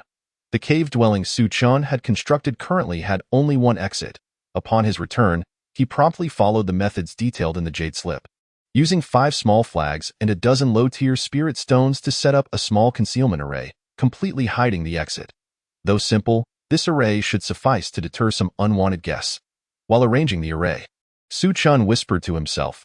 Thus, from the outside, it appeared as a complete mountain wall, with no indication of the newly formed cave. After completing these basic defenses, Su Chun used the mysterious dragon spear to carve out a makeshift stone bed and hurriedly lay down. Sinking into a deep slumber, utterly exhausted in the following days, Su Chun remained busily occupied. He gathered some hard stones from the mountain and fashioned stone tables and chairs for each room, placing a set in each. If only these stone tables could be polished a bit smoother, he mused while sanding the table. Finally, he meticulously smoothed all the walls and embedded some moonlight stones to illuminate the cave like daylight. Thus, Su Chun's cave dwelling was initially completed. Standing in the center, surveying his surroundings, he felt a profound sense of accomplishment. Next, it was time to concentrate on his cultivation. As night fell, the world was shrouded in profound silence, with only the occasional chirping of insects accentuating the stillness. Within his cave, Su Chun was enveloped by the rich spiritual energy, circulating the immortal body technique. With every breath, he could hear the subtle rumblings of his bones and muscles. Akin to the beating of war drums, this technique was immensely powerful. Each inhalation of spiritual energy refined his body, rendering him ever more formidable. At that moment, a shadowy figure appeared within the cave. Gliding in silently like a specter, it was none other than Elder Lu Bai, clad in a flowing purple robe that billowed without wind, exuding a chillingly powerful aura. His snow-white hair danced wildly, and though his face bore the marks of time, the sharpness and depth in his eyes remained undiminished. Su Chun sensed something amiss and abruptly opened his eyes, the ghostly light of his eye piercing through the darkness. In a flash, he appeared before Elder Lu, respectfully bowing deeply. Disciple greets the ancestor. His voice was steady and resonant, echoing within the silent cave. Elder Lu nodded slightly, his gaze tinged with intrigue as he asked with genuine interest, "You appear unfazed by my sudden arrival. Are you not curious?" Su Chun maintained a calm demeanor, a hint of a confident smile gracing his lips as he softly replied, "The entire sect is under the watchful gaze of the ancestor's divine consciousness. As long as you wish, ancestor, you can easily discern who is where within the sect. Thus, your unexpected visit comes as no surprise to me." Upon hearing this, Elder Lu's eyes flickered with a hint of surprise, followed by a warm smile filled with appreciation. "Your insight demonstrates a keen mind. However, true strength lies in maintaining sharp perception and adaptability in any circumstance. Should you encounter someone with ill intentions, do not be so careless." As he spoke, he gently patted Su Chun's shoulder, and a surge of potent energy flowed from his palm into Su Chun's body, aiding him in sorting through his meridians. Su Chun felt a warm current coursing through him, instantly dissipating his fatigue, and his gratitude towards Elder Lu deepened. He nodded slightly, committing the ancestor's teachings to memory, his tone sincere. "I shall certainly remember your guidance, ancestor, and will not dare to be negligent." Elder Lu nodded in satisfaction, his gaze drifting towards the night outside the cave. He spoke slowly. "The path of cultivation is akin to rowing against the current. Progress must be made, or one shall regress. Starting tomorrow, I will begin to guide your training." Su Chun's heart soared with joy, a wave of excitement flooding through him, and he eagerly replied, "Thank you, ancestor." After this exchange between master and disciple, Su Chun embarked on a more rigorous training journey. The following dawn, as the first rays of sunlight struggled through the clouds, Su Chun had already stealthily appeared in a hidden valley behind the cave. Lu Laozu had long been awaiting here. Upon the arrival of Su Chun, a glimmer of anticipation flickered in his eyes as he spoke. "Let us commence our rigorous training today." Su Chun nodded vigorously, and then, with utmost care, he retrieved the manuals for Sun Luo Shou and Lu Kong Shu from his storage ring, along with the Tianlin spear technique that Lu Laozu had previously obtained. With both hands, Su Chun opened the tome of Sun Luo Shou, a profound high-level technique. Lu Laozu stood beside him, his gaze penetrating, fixated on the manual. "Chen Er, each form of Sun Luo Shou is a deadly strike. Each move lethal. The path of cultivation is fraught with peril, allowing for no slightest negligence. He raised his withered yet powerful hand, slowly tracing the air, his voice hoarse as he stated, "Now observe the first form," Shi Ling upon finishing his words. He clenched his fist abruptly, his joints turning white. When executed, this move would summon a bizarre black mist from his palm, a manifestation of the devouring power from the abyss. Once it made contact with an opponent, this force would surge in like a famished beast, voraciously consuming every thread of their spiritual energy, until in an instant, the adversary would be left utterly depleted. At your mercy, Xuchen closed his eyes slightly. Envisioning the terrifying scene described by Lu Laozu, his hands instinctively mimicking the movements, attempting to capture the flow of that dark power, at the same time, he activated the power of his undying sacred body, reinforcing his physique to withstand the onslaught of this dark force. Master, this power is formidable. Are there any particular precautions to heed during cultivation? Chapter 67. Frenzied training. Lu Laozu's eyes shone brightly as he replied earnestly. When practicing this form, it is imperative to maintain a clear mind, lest you fall victim to the backlash of this dark power. Prior to each session, you must meditate to stabilize your spirit. He then proceeded to explain the second form, Suahun. Lu Laozu's voice deepened, resonating like thunder in a valley. Rising to his feet, he circled around Xuchen, his hands weaving swiftly through the air. Upon executing this technique, an invisible wave of spiritual energy would emanate from him, enveloping the target like an intangible net. Once ensnared by this power, the opponent's soul would be shackled, their movements sluggish and thoughts muddled. Every action under your control. Xuchen furrowed his brow, fully concentrating on absorbing each word, channeling his internal energy to simulate that mysterious wave of soul power. Master, how can I precisely control this soul energy wave? Lu Laozu patiently elucidated. You must constantly attune yourself to your own soul power, merging it with your spiritual energy. Through persistent practice, you shall gain mastery. Lastly, the most fearsome killing move, the third form, Liu. Lu Laozu's expression grew solemn, nearly reverent, yet his eyes burned with fervor. This technique requires rapid hand seals, followed by a powerful thrust forward. He demonstrated personally, his movements fluid and seamless, as he thrust his palms forward, producing a howling wind. Instantly, a cataclysmic force erupted from his palms, taking the shape of a colossal handprint, crashing forth with overwhelming might. As it passed, the very fabric of space shattered like fragile glass, leaving behind chilling black fissures. Once Xuchen concluded his training with San Luo Shou, Lu Laozu turned to him, his demeanor softened yet tinged with expectation, saying, Chen Er, the mastery of San Luo Shou is a lengthy journey. Next, I shall teach you Lu Kong Shu. With that, Lu Laozu handed him a manual. Xuchen gently extracted it, and on the cover, the title Lu Kong Shu boldly stood out. As he opened the manual, he discovered that Lu Kong Shu was a mid-level technique of the profound tier, divided into 3 realms. Though not as devastating as San Luo Shou, it could allow one to move several zhang in the blink of an eye, proving invaluable in critical moments. As he finished speaking, Lu Laozu lightly tapped the ground with his feet, his figure vanishing like a specter. In the blink of an eye, he reappeared several zhang away, his robes billowing. The speed was so astonishing that it left only a blurred afterimage, causing Xuchen to widen his eyes in awe and yearning. Taking a deep breath, Xuchen endeavored to recall every detail of Lu Laozu's movements, bending his legs slightly as his internal energy surged. He exerted force and leaped forward. However, his initial attempt did not go smoothly. He only managed to jump a short distance of 1 zhang, nearly stumbling due to excessive force. Seeing this, Lu Laozu quickly approached, patiently advising, Chen Er, Lu Kong Shu emphasizes the instantaneous explosion of spiritual energy and the coordination of the body. You applied too much force just now, and your energy flow was not smooth enough. Try again, and remember to adjust your breathing, gathering your energy at your feet. Xuchen nodded, regulating his breath and attempting once more.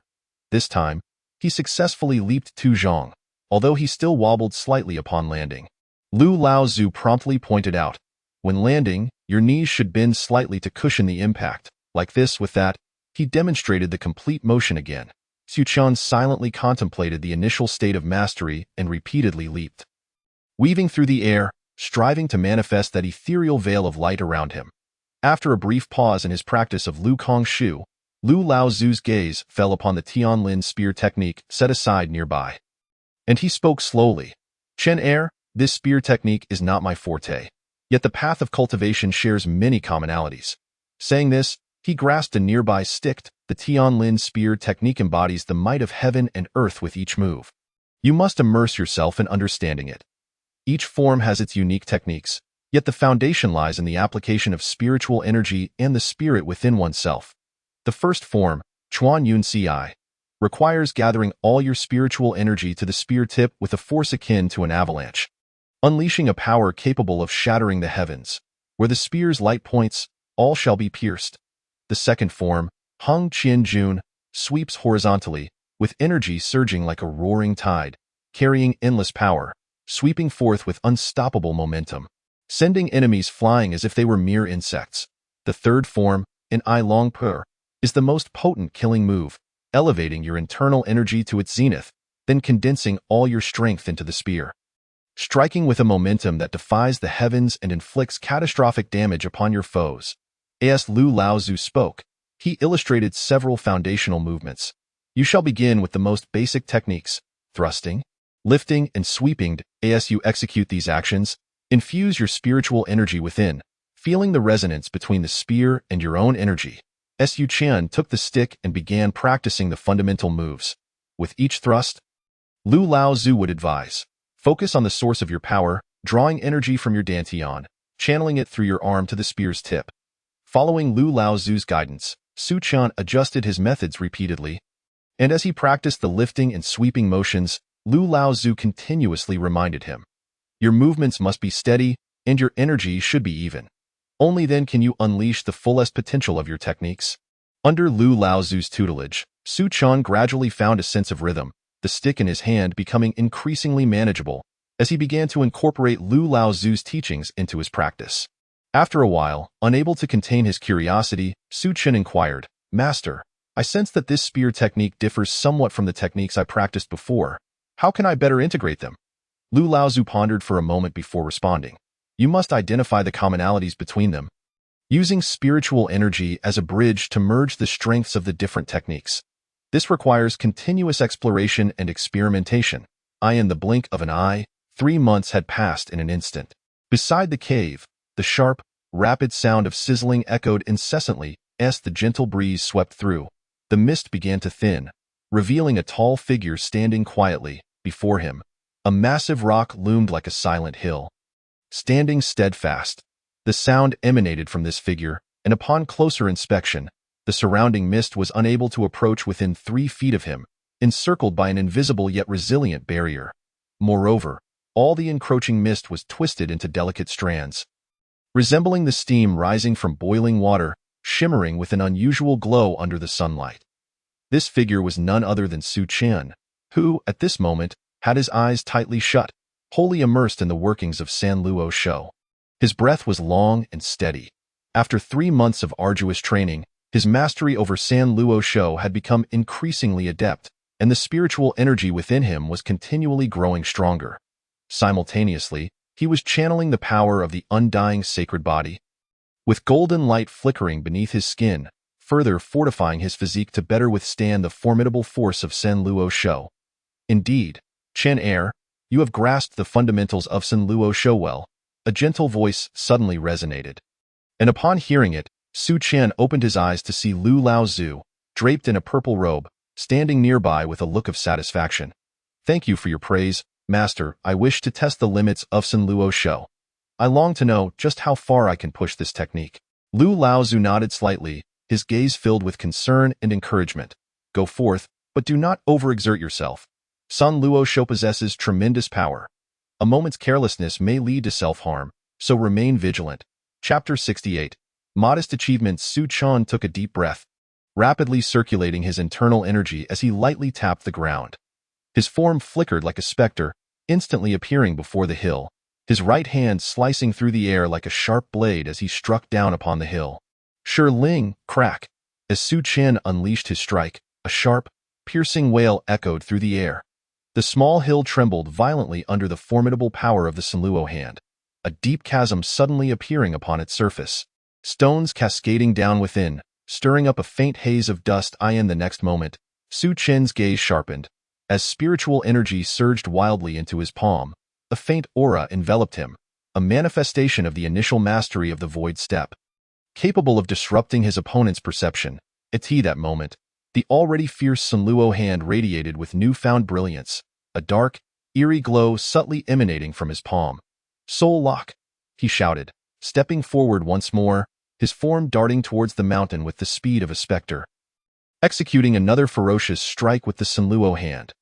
This hand descended with the force of a cataclysm, the gust of energy scraping away the ground beneath it as sand and stones were sent flying, colossal boulders shattering into countless tiny fragments.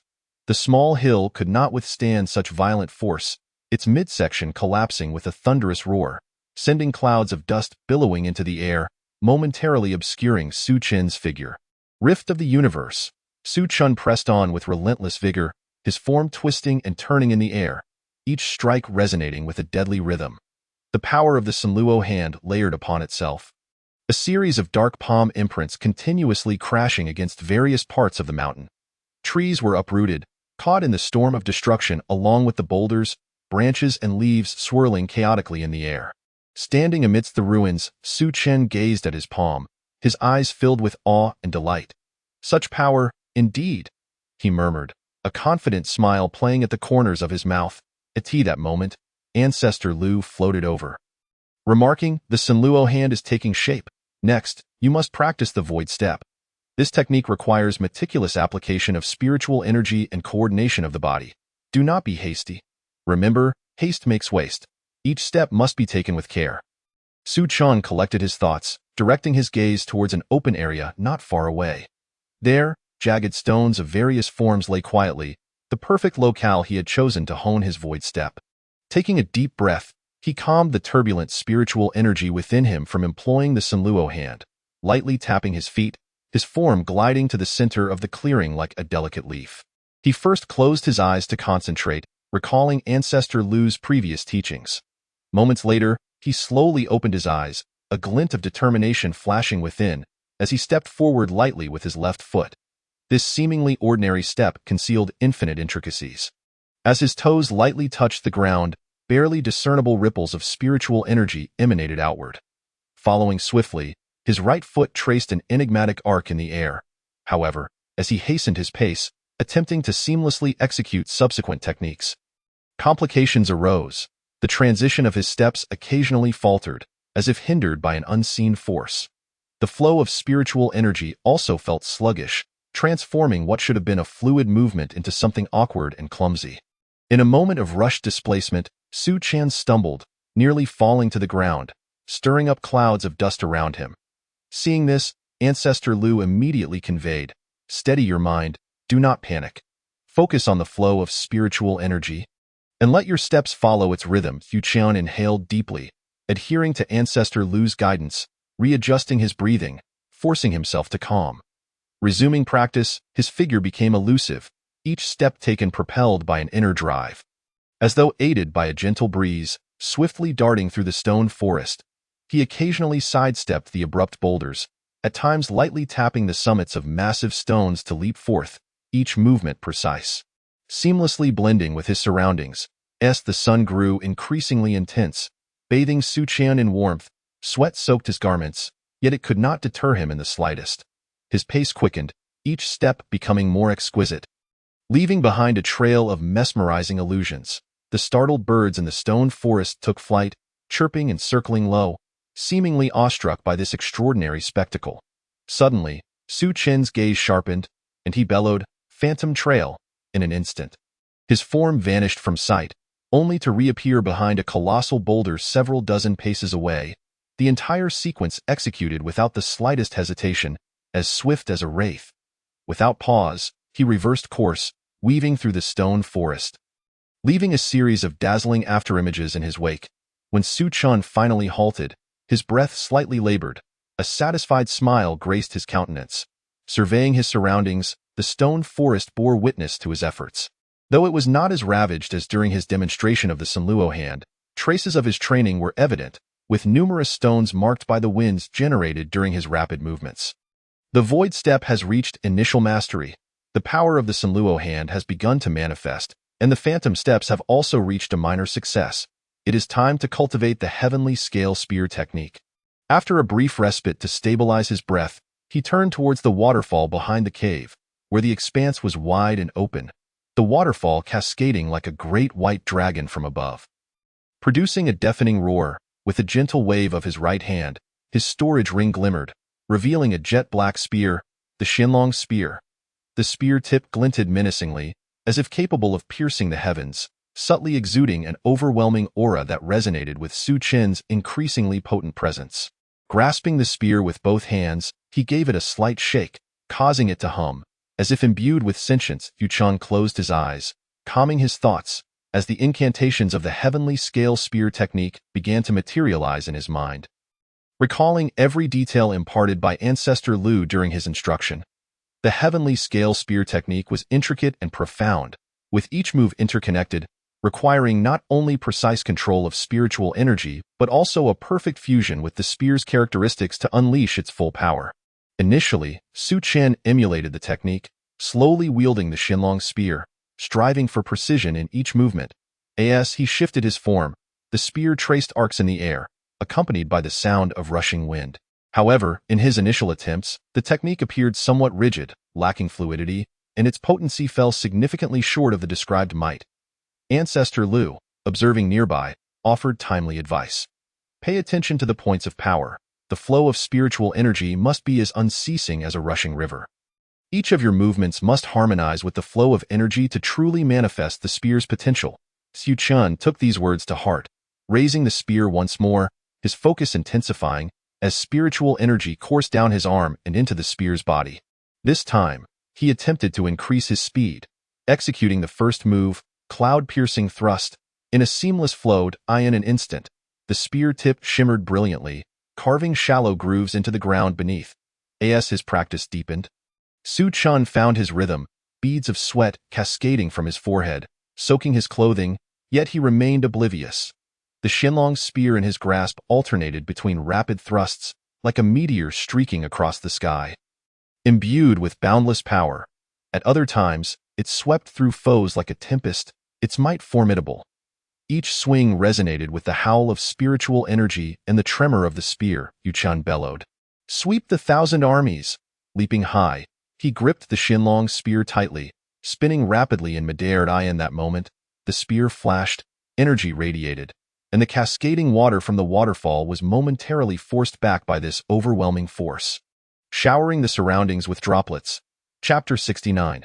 The task hall in the air, Su Chen flickered like a phantom, plummeting at an astonishing speed.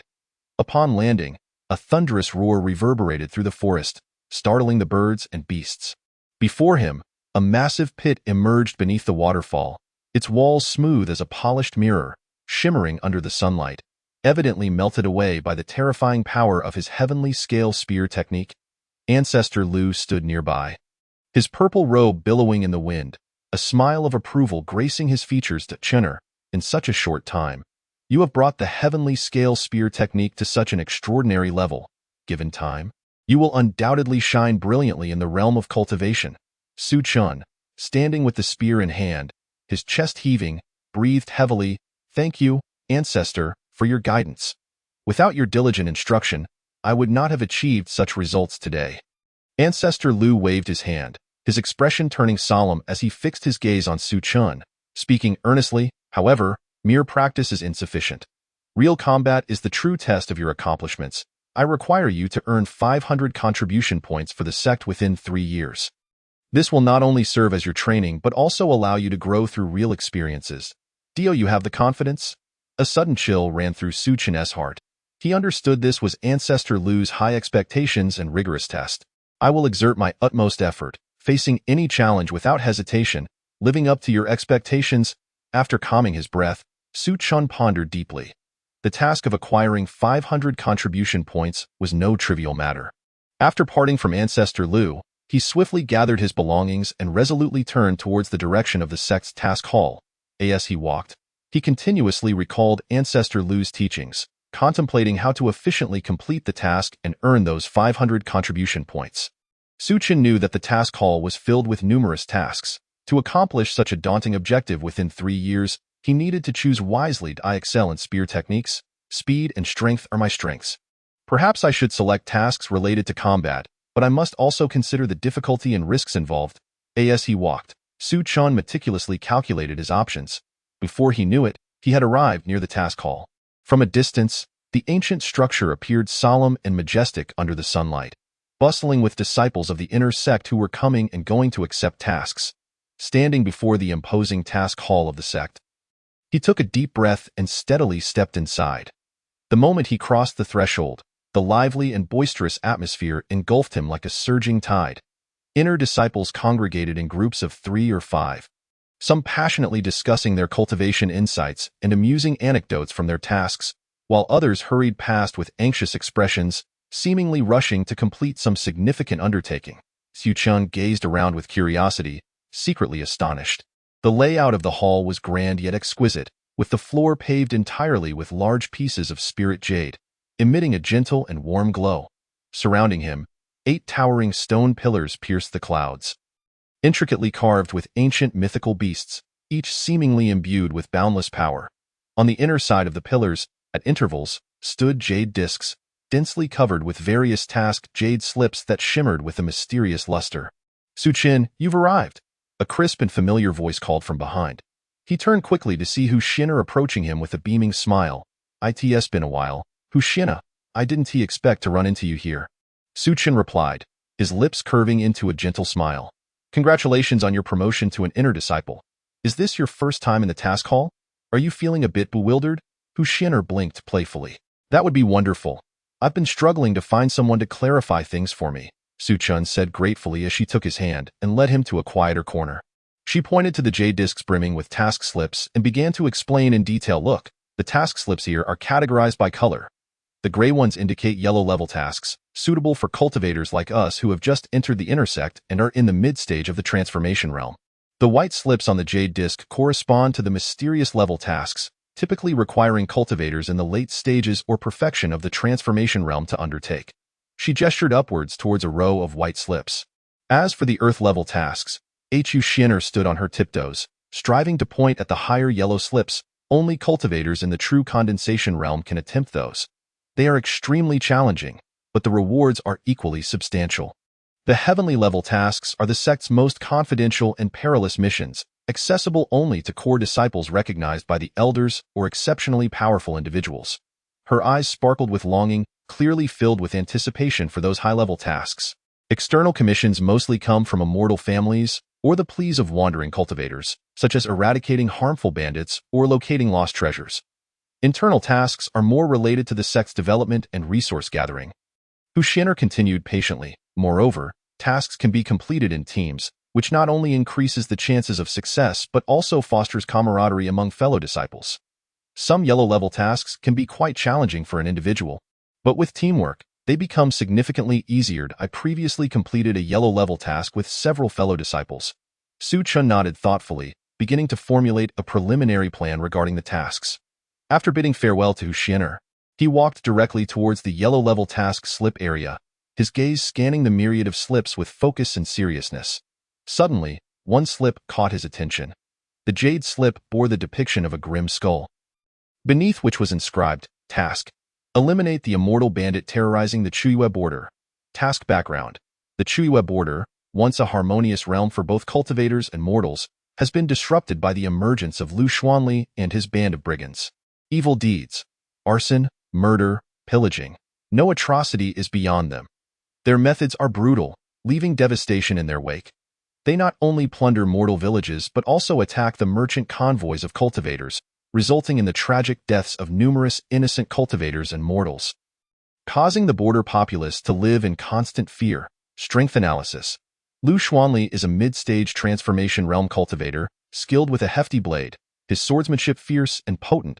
He commands a multitude of henchmen, all in the late stages of the spirit-gathering realm, who have long been engaged in villainous deeds under Liu Beixian's leadership, demonstrating a formidable coordination. Task difficulty: yellow level. The primary challenge lies in Lu Xuanli's relatively strong power and the sheer number of his henchmen, which could lead to fierce resistance and chaotic skirmishes during the encirclement. Task reward, 20 sect contribution points. Recommendation, should be undertaken by a team of 5 early-stage Transformation Realm cultivators or 2 mid-stage Transformation Realm cultivators. A shiver ran through Su Chen, and his brow furrowed slightly as he pondered. This task indeed poses considerable difficulty. Although my strength is not insufficient to complete it, considering it's my first task, it would be wise to proceed with caution. A moment's carelessness could plunge me into a perilous situation. Just as he hesitated, a long and powerful hand reached over, gently taking that jade slip away. Chapter 70. Yellow level task. Su Chen looked up to see a tall young man, his demeanor stern and his eyes radiating an innate confidence. The surrounding disciples cast him reverent glances, murmuring in hushed tones, "It's Senior Brother Li Fei." With Senior Brother Li Fei on the case, those bandits are doomed. Senior Brother Li Fei glanced at Su Chen with a hint of mockery and said, "Kid, this task is not for someone like you.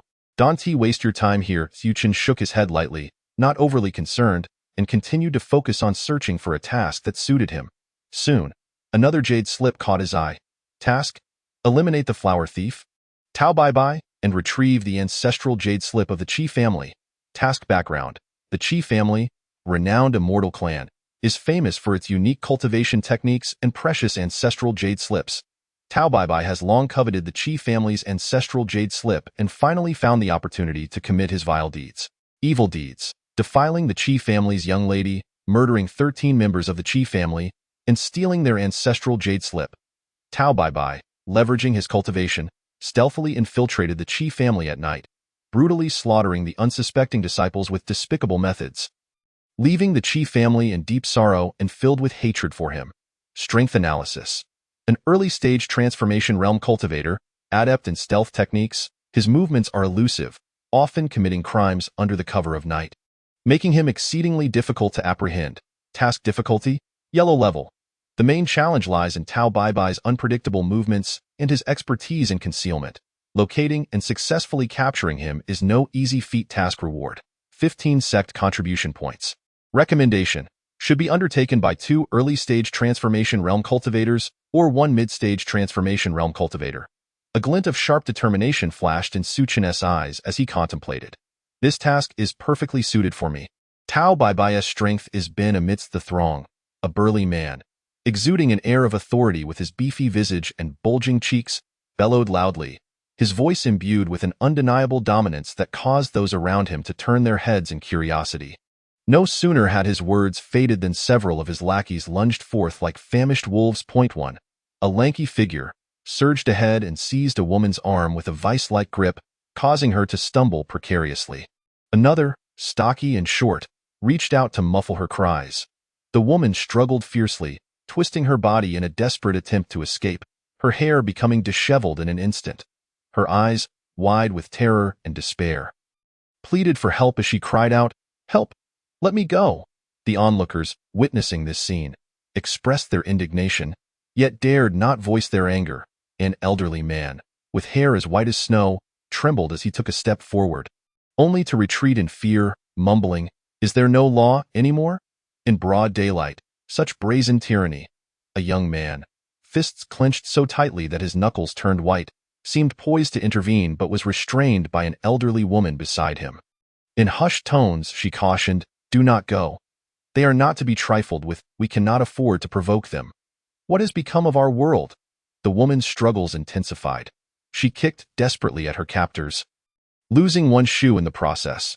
Yet the thugs remained unfazed, dragging her away as her skirt was pulled askew, her fingers grasping at nothingness in a futile attempt to break free.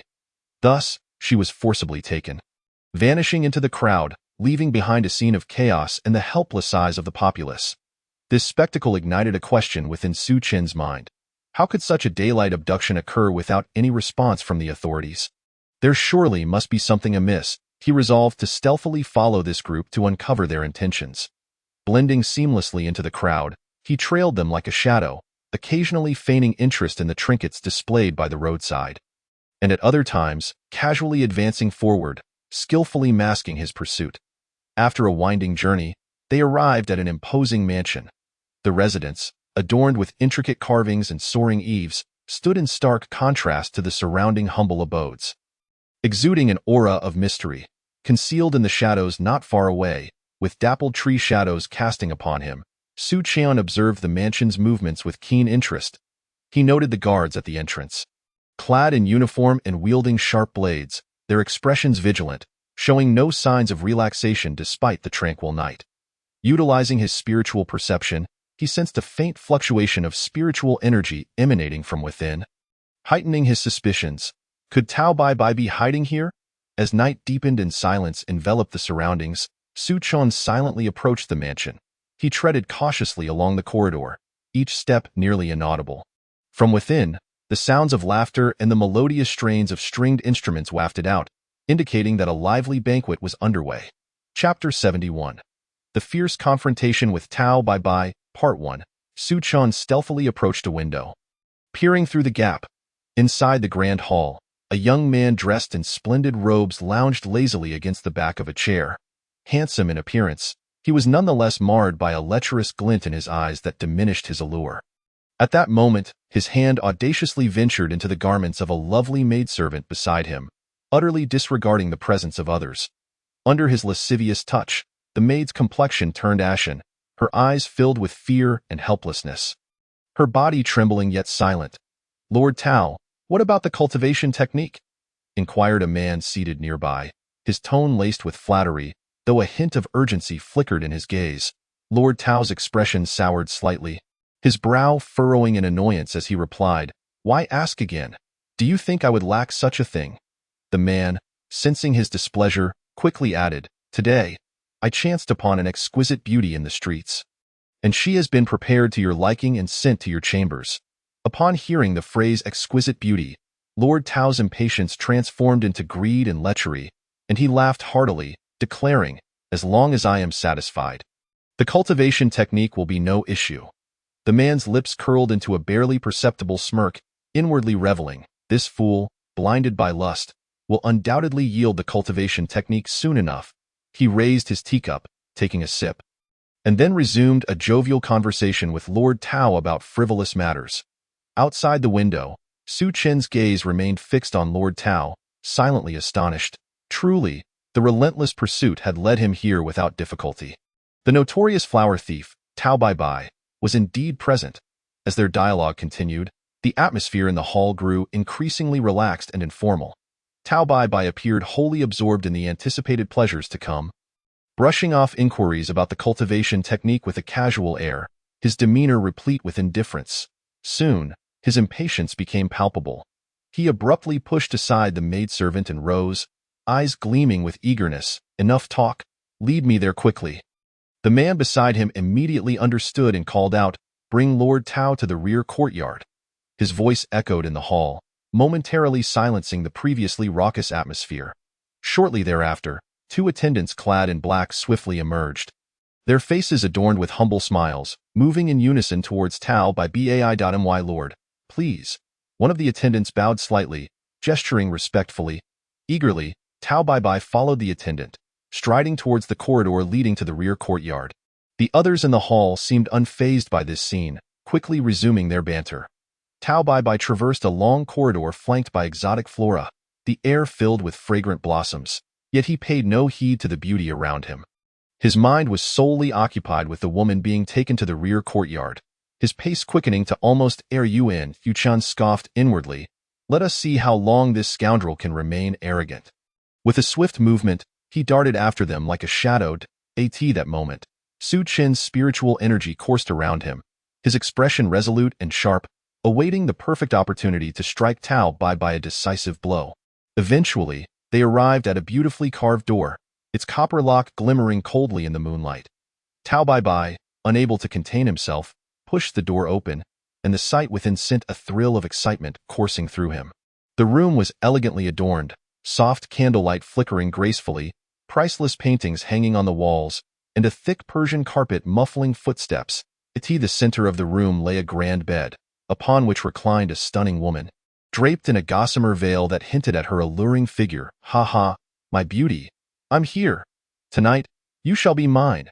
Tao Bai Bai's loathsome laughter reverberated through the room, sending a chill down the spine.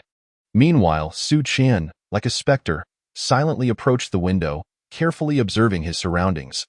Under the cover of darkness, it was the perfect time for a kill. What a fool, utterly consumed by lust, Su Chun mused disdainfully, shaking his head with contempt.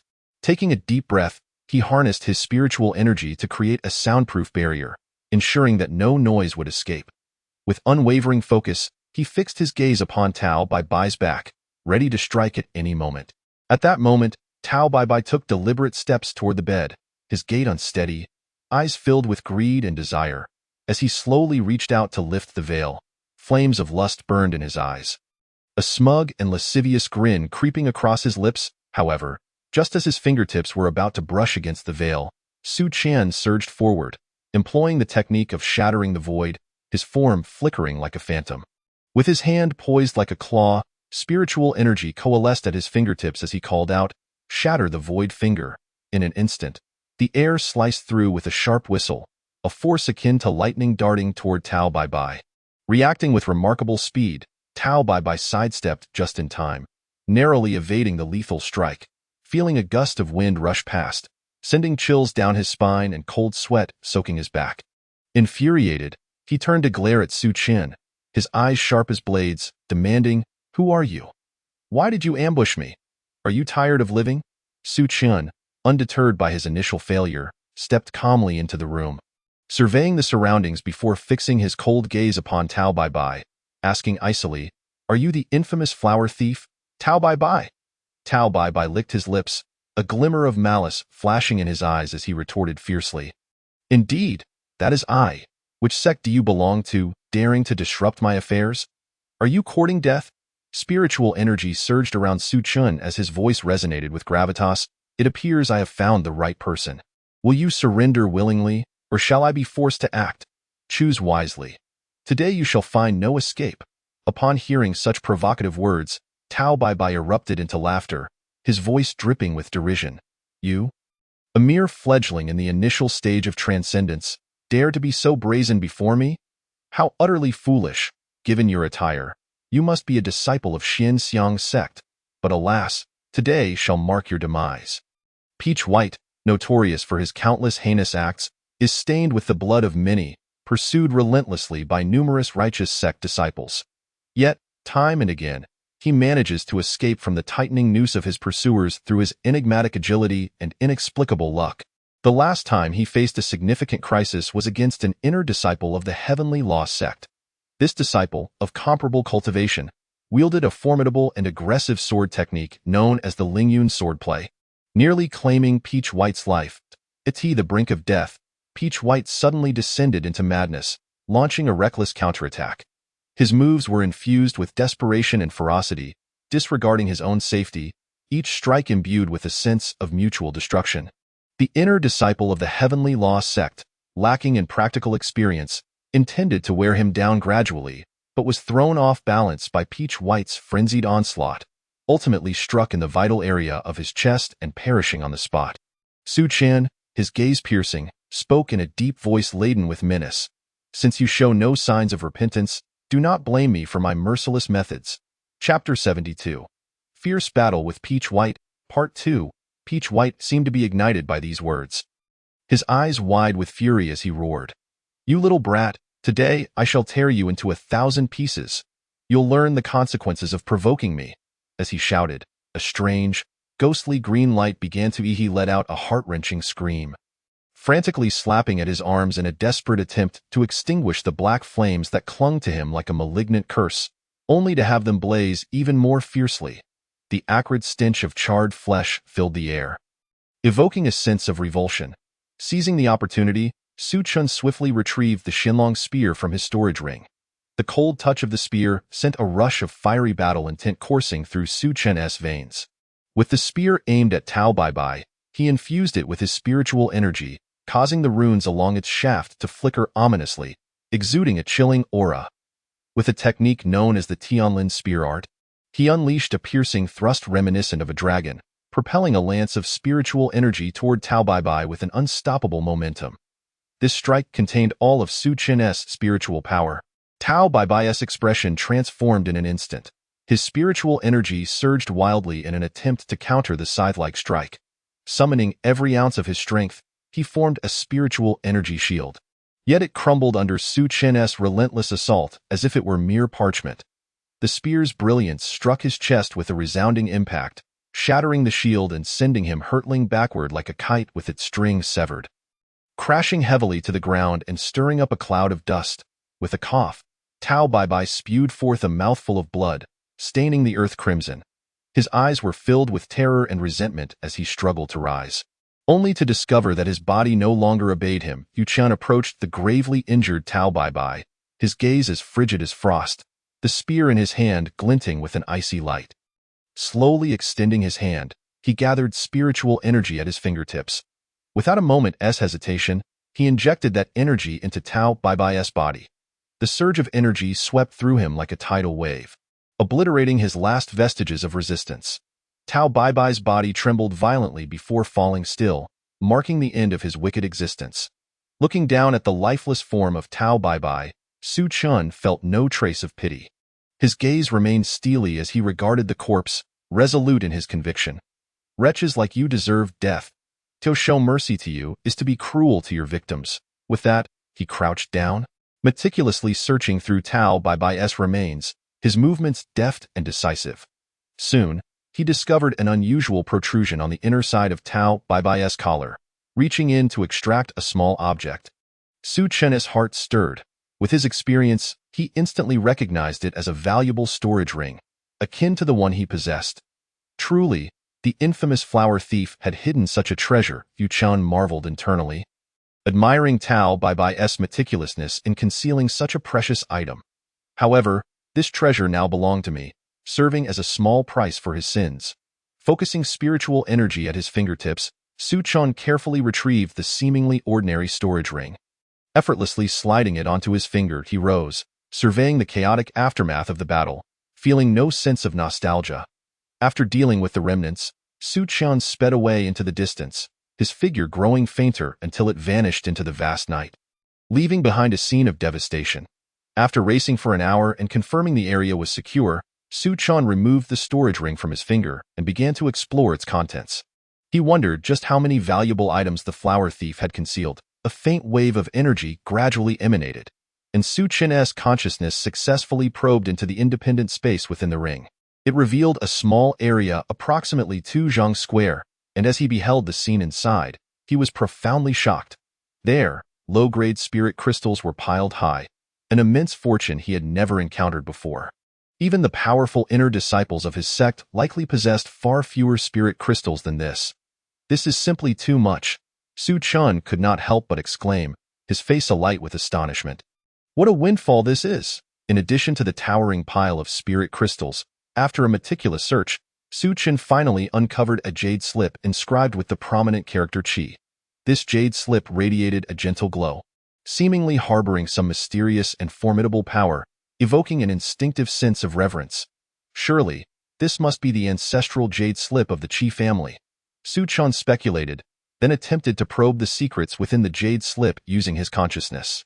However, to his surprise, as soon as his spiritual sense made contact with the slip, it was repelled as if striking an invisible wall, unable to advance further. Humph, it seems it is not so simple after all.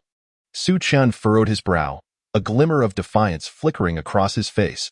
No wonder this task was posted on the sect's mission board. It appears that the ancestral jade slip requires a specific method to unravel its secrets. With a resigned shake of his head, Su Chen carefully stored the jade slip, planning to take it back to complete his sect mission. In a corner of the storage ring, he found 2 books of techniques. Su Chen's heart stirred as he used his spiritual energy to extract one of the technique books. The cover of the first book boldly displayed 3 golden characters, Yuming Claw. The Yuming Claw, a high-level technique of the Xian grade, was one of the unique spells of the Yinshan sect of the Chu kingdom. Practitioners must absorb the exceedingly rare Yuming energy from the heavens and earth. The denser the energy, the greater the power.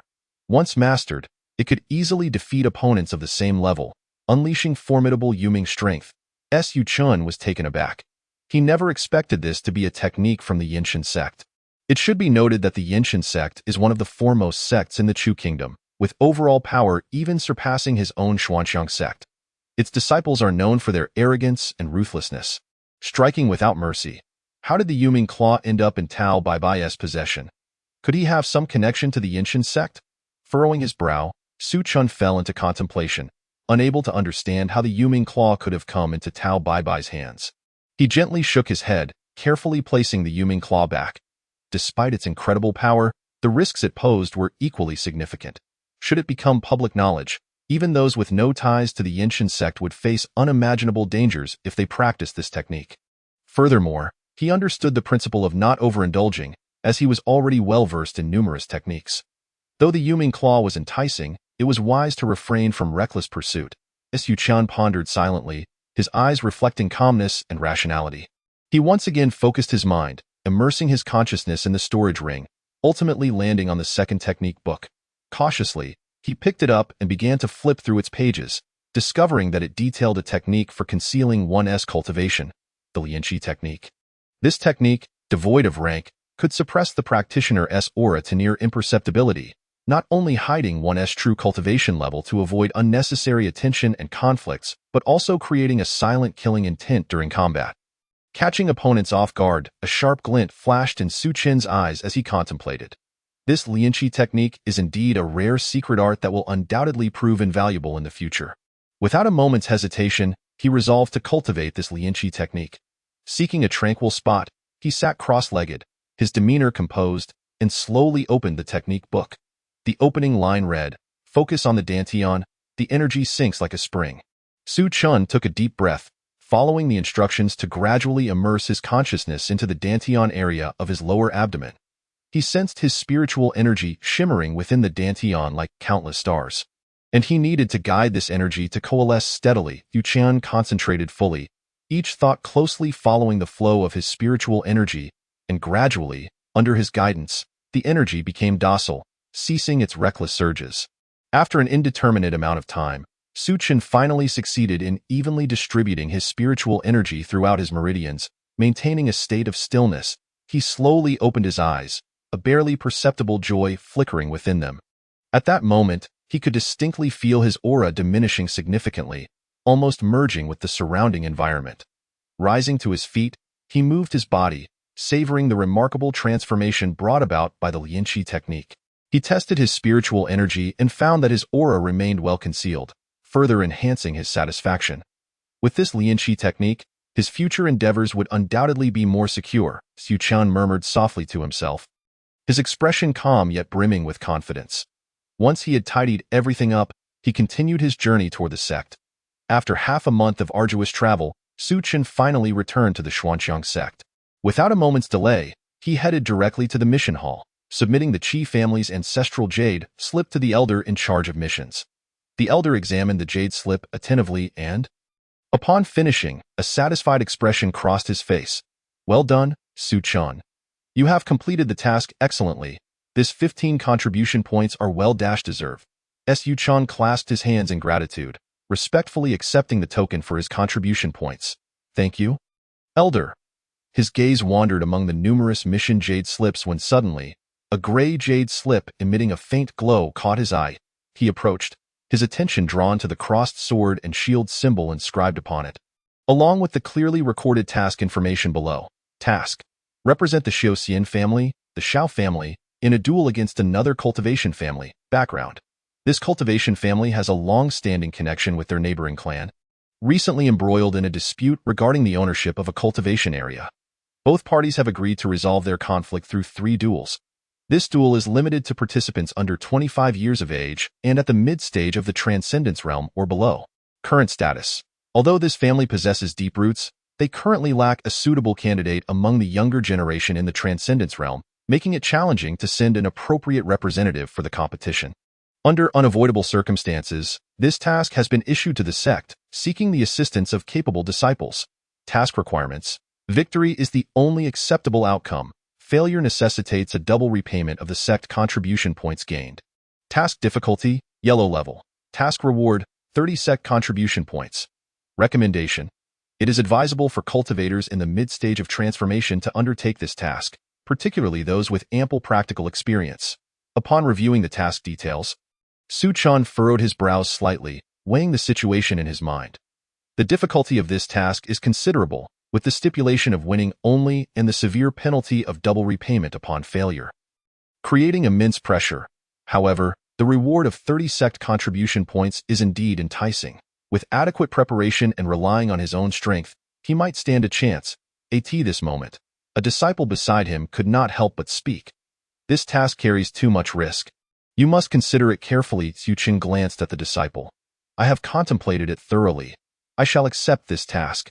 Taking a deep breath, a resolute gleam flashed in his eyes as he reached for the jade slip. After accepting the task representing the immortal family in the combat competition, a disciple from that family soon arrived at the sect to connect with him. This disciple, named Xiao Xian, was at the initial stage of transformation. With a tall and handsome figure, exuding a calm and confident demeanor typical of a scion of a prominent family. Upon seeing Su Chen, Xiao Xian's gaze swept over him, momentarily taken aback, before breaking into a smile. Though his tone still carried a hint of doubt, he spoke with great courtesy.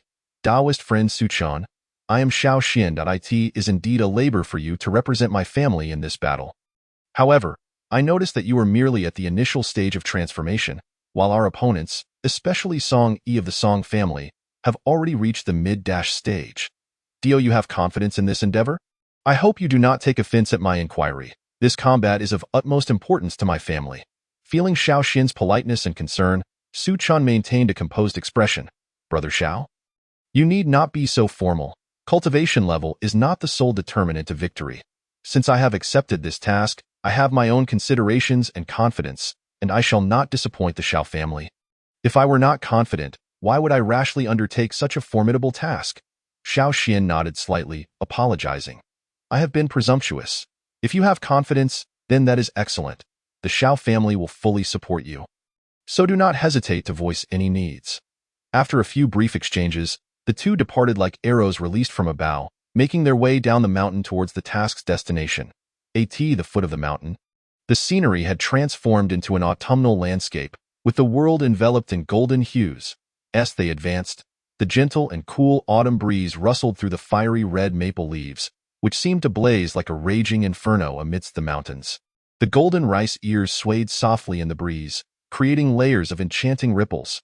The sturdy pines and cypresses remained a vibrant green, standing proudly, intertwining with the sapphire blue sky overhead, forming a breathtaking tableau. Wisps of cottony clouds drifted lazily across the horizon, echoing the ancient adage, every tree is clad in autumn colors, every mountain bathed in the sunset glow. Su Chen rode a vigorous dragon horse along the winding mountain path, his heart filled with exhilaration. This descent from the mountain bore the weighty responsibility of representing the Xiao family in the combat competition. While the pressure was significant, his heart brimmed with eager anticipation. Beside him, Xiao Xian also rode a robust dragon horse. After descending, his expression relaxed noticeably, and his gaze towards Su Chen held a hint of curiosity. Taoist friend Su Chen, as you represent our family in this combat, I would like to express my gratitude in advance. The Xiao family holds a certain reputation in Dayong County. However, this competition has imposed strict age and cultivation restrictions, making it challenging to gather 3 capable youths from our younger generation. Thus, we had no choice but to invite a disciple from the sect for assistance, and I hope you can understand our predicament. Su Chen nodded slightly. Brother Xiao, there is no need to dwell on it. Since I have accepted this task, I will certainly do my utmost. However, I know very little about our opponents. Could you provide me with more detailed information? The more I understand them, the greater my chances of victory. Xiao Xian nodded, his expression growing serious. Our opponents are the Song family of Dayong County, a family of considerable renown.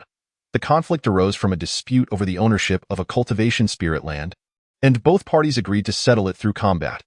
Among the younger generation of the Song family, there are several formidable individuals, particularly Song Yi, who is said to have reached the pinnacle of the mid-stage of transformation. Making him a force to be reckoned with, I hope you can prepare thoroughly. In addition to Song Yi, there is also Song Yao, who excels in illusion arts and is quite a troublesome opponent at her level. Chapter 75. The Xiao family of Dayong County. Su Chen's heart tightened, and he spoke gravely. I see. It appears this will indeed be quite challenging. Nonetheless, having accepted the task, I will exhaust every means to secure a victory. Brother Xiao, please also enlighten me about your family's specific circumstances. Only by knowing both ourselves and our adversaries can we emerge unscathed in battle. Xiao Xian complied and continued. Our Xiao family is regarded as one of the foremost immortal families in Daong County. With a population exceeding several hundred thousand, and the army of the Yu Kingdom stationed here, it is a significant city of military strategy. The Xiao family's position within this city is crucial. Even the city lord must tread carefully in the presence of our elder. Impressive. Su Chun could not help but express his admiration. Brother Xiao, I never expected your family to hold such immense power. Xiao Xian smiled modestly. While that may be true, in this continent where sects dominate, families like ours do find themselves somewhat lacking when compared to those larger and mightier sections. This combat competition is of great importance to our family's reputation. I sincerely hope Daoist friend Su Chun can give it his all. Should you secure victory for the family, the Xiao family will certainly reward you handsomely. Su Chen's expression turned solemn as he spoke earnestly. Rest assured, Brother Xiao, having made this commitment, I will not let the Xiao family down. Xiao Xian nodded in understanding. Upon our return to Daong County, the family will make special arrangements for you and will provide you with detailed information about the younger generation of the Song family, including their cultivation techniques, combat styles, and weaknesses, ensuring you are well-informed. As the two conversed, their understanding deepened, and their insights regarding the task became clearer, fostering a more harmonious atmosphere. Xiao Xian occasionally shared intriguing stories and experiences from his family, allowing Su Chun to gain a more vivid and dynamic understanding of the Xiao family. Meanwhile, as Su Chun listened to Xiao Xian's narratives, he continuously pondered strategies and methods for the upcoming combat. He was acutely aware that this was not merely a fierce struggle for family honor, but also a test of his true capabilities. The two swift beasts raced onward, stirring up a cloud of dust as they sped towards Daong County. 3 days later, a grand and magnificent city gradually emerged within the sight of Su Chun and Xiao Xian. The city displayed a neatly arranged square layout, with its walls stretching for miles. Naturally exuding an air of solemnity and awe, before the city gates, a wide and deep moat wound its way, the shimmering waters reflecting the towering and robust city walls, creating an imposing presence that seemed to declare, "One man stands guard, 10,000 cannot breach." Outside the city, an endless expanse of military camps stretched out, countless vividly colored banners flapping wildly in the wind, resembling a tumultuous ocean. On the city towers stood strong and well-armored soldiers, their posture as erect as pines, their gazes sharp as eagles, emanating an atmosphere of tension and valor. Daoist friend Su Chun, we have arrived. This is Daong County. Let us enter the city. Xiao Xian could hardly contain his excitement, his voice tinged with an unmistakable tremor. Ha ha ha, finally back home. What a relief. After being away for so long, nothing compares to the comfort of our own city. What a magnificent city, Su Chun exclaimed as he gazed at the towering Daong County. His eyes filled with wonder and astonishment. Indeed, the disparity between the city and the towns was as vast as the heavens and the earth, compared to the inconspicuous villages he had previously visited. Such as Qingstone Town and Longjiang Town, this extraordinary Daong County was akin to a mere speck in the grand scheme of things. Come, Brother Xiao, let us enter the city and explore. Perhaps we might encounter something intriguing and experience the unique charm of Daong County. Su Chun was equally enthusiastic, his eyes sparkling with anticipation and curiosity. The two rode side by side, their dragon horses resembling fleeting rays of light as they swiftly traversed the drawbridge over the moat. Arriving at the city gates, as the citizens preparing to enter the city noticed them, they instinctively stepped aside, gazing up at them with curiosity and expressions filled with awe and speculation. Just as the guards at the gate were about to call out, one middle-aged leader spotted Xiao Xian and immediately halted his companion, his face breaking into a warm smile as he said, "Young master, you have finally returned. Ha ha ha, please, do enter the city. The master and mistress have been thinking of you. Not long ago, the master was still lamenting over when you would return, and it truly distressed him. Li Shu, my dear uncle, I shall certainly treat you to drinks on another day to express my heartfelt gratitude. This time, I have accomplished a significant task. After I report back to the master and madam, I will have a proper conversation with you." Xiao Xian respectfully cupped his fists towards the head of the soldiers, exhibiting impeccable courtesy, and then, accompanied by Su Chun, he slowly rode into Daong County. Su Chun possessed exceptional hearing. Even after they had advanced a considerable distance, he could still clearly hear the whispers of the soldiers behind them. "Li Shu, who was that young master we just passed? Tisk, Look at his bearing and appearance. He must have a remarkable background. That is the young master of the Shao family's direct lineage. Not only is he exceptionally handsome and possesses extraordinary charisma, but he is also an exceptionally good person, entirely devoid of the arrogance and extravagance typical of those from noble families. He often comes to reward us. The soldiers guarding the city, and everyone holds him in high regard. Moreover, I hear this time he has ventured out for an important family matter and has enlisted the help of powerful figures from the sect. Wow, that is impressive. So, this skilled individual is the young master's companion, I presume. I wonder how formidable he is. It truly piques my curiosity. As they passed through the grand gates of Daong County, Su Chun was enveloped by an overwhelming aura of prosperity.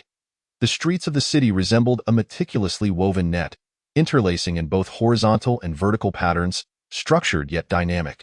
The main thoroughfare was astonishingly wide, exceeding 10 zhong, spacious enough for several teams of carriages to race side by side without appearing crowded. The renowned 10-mile-long street buzzed with activity, akin to a pot boiling over.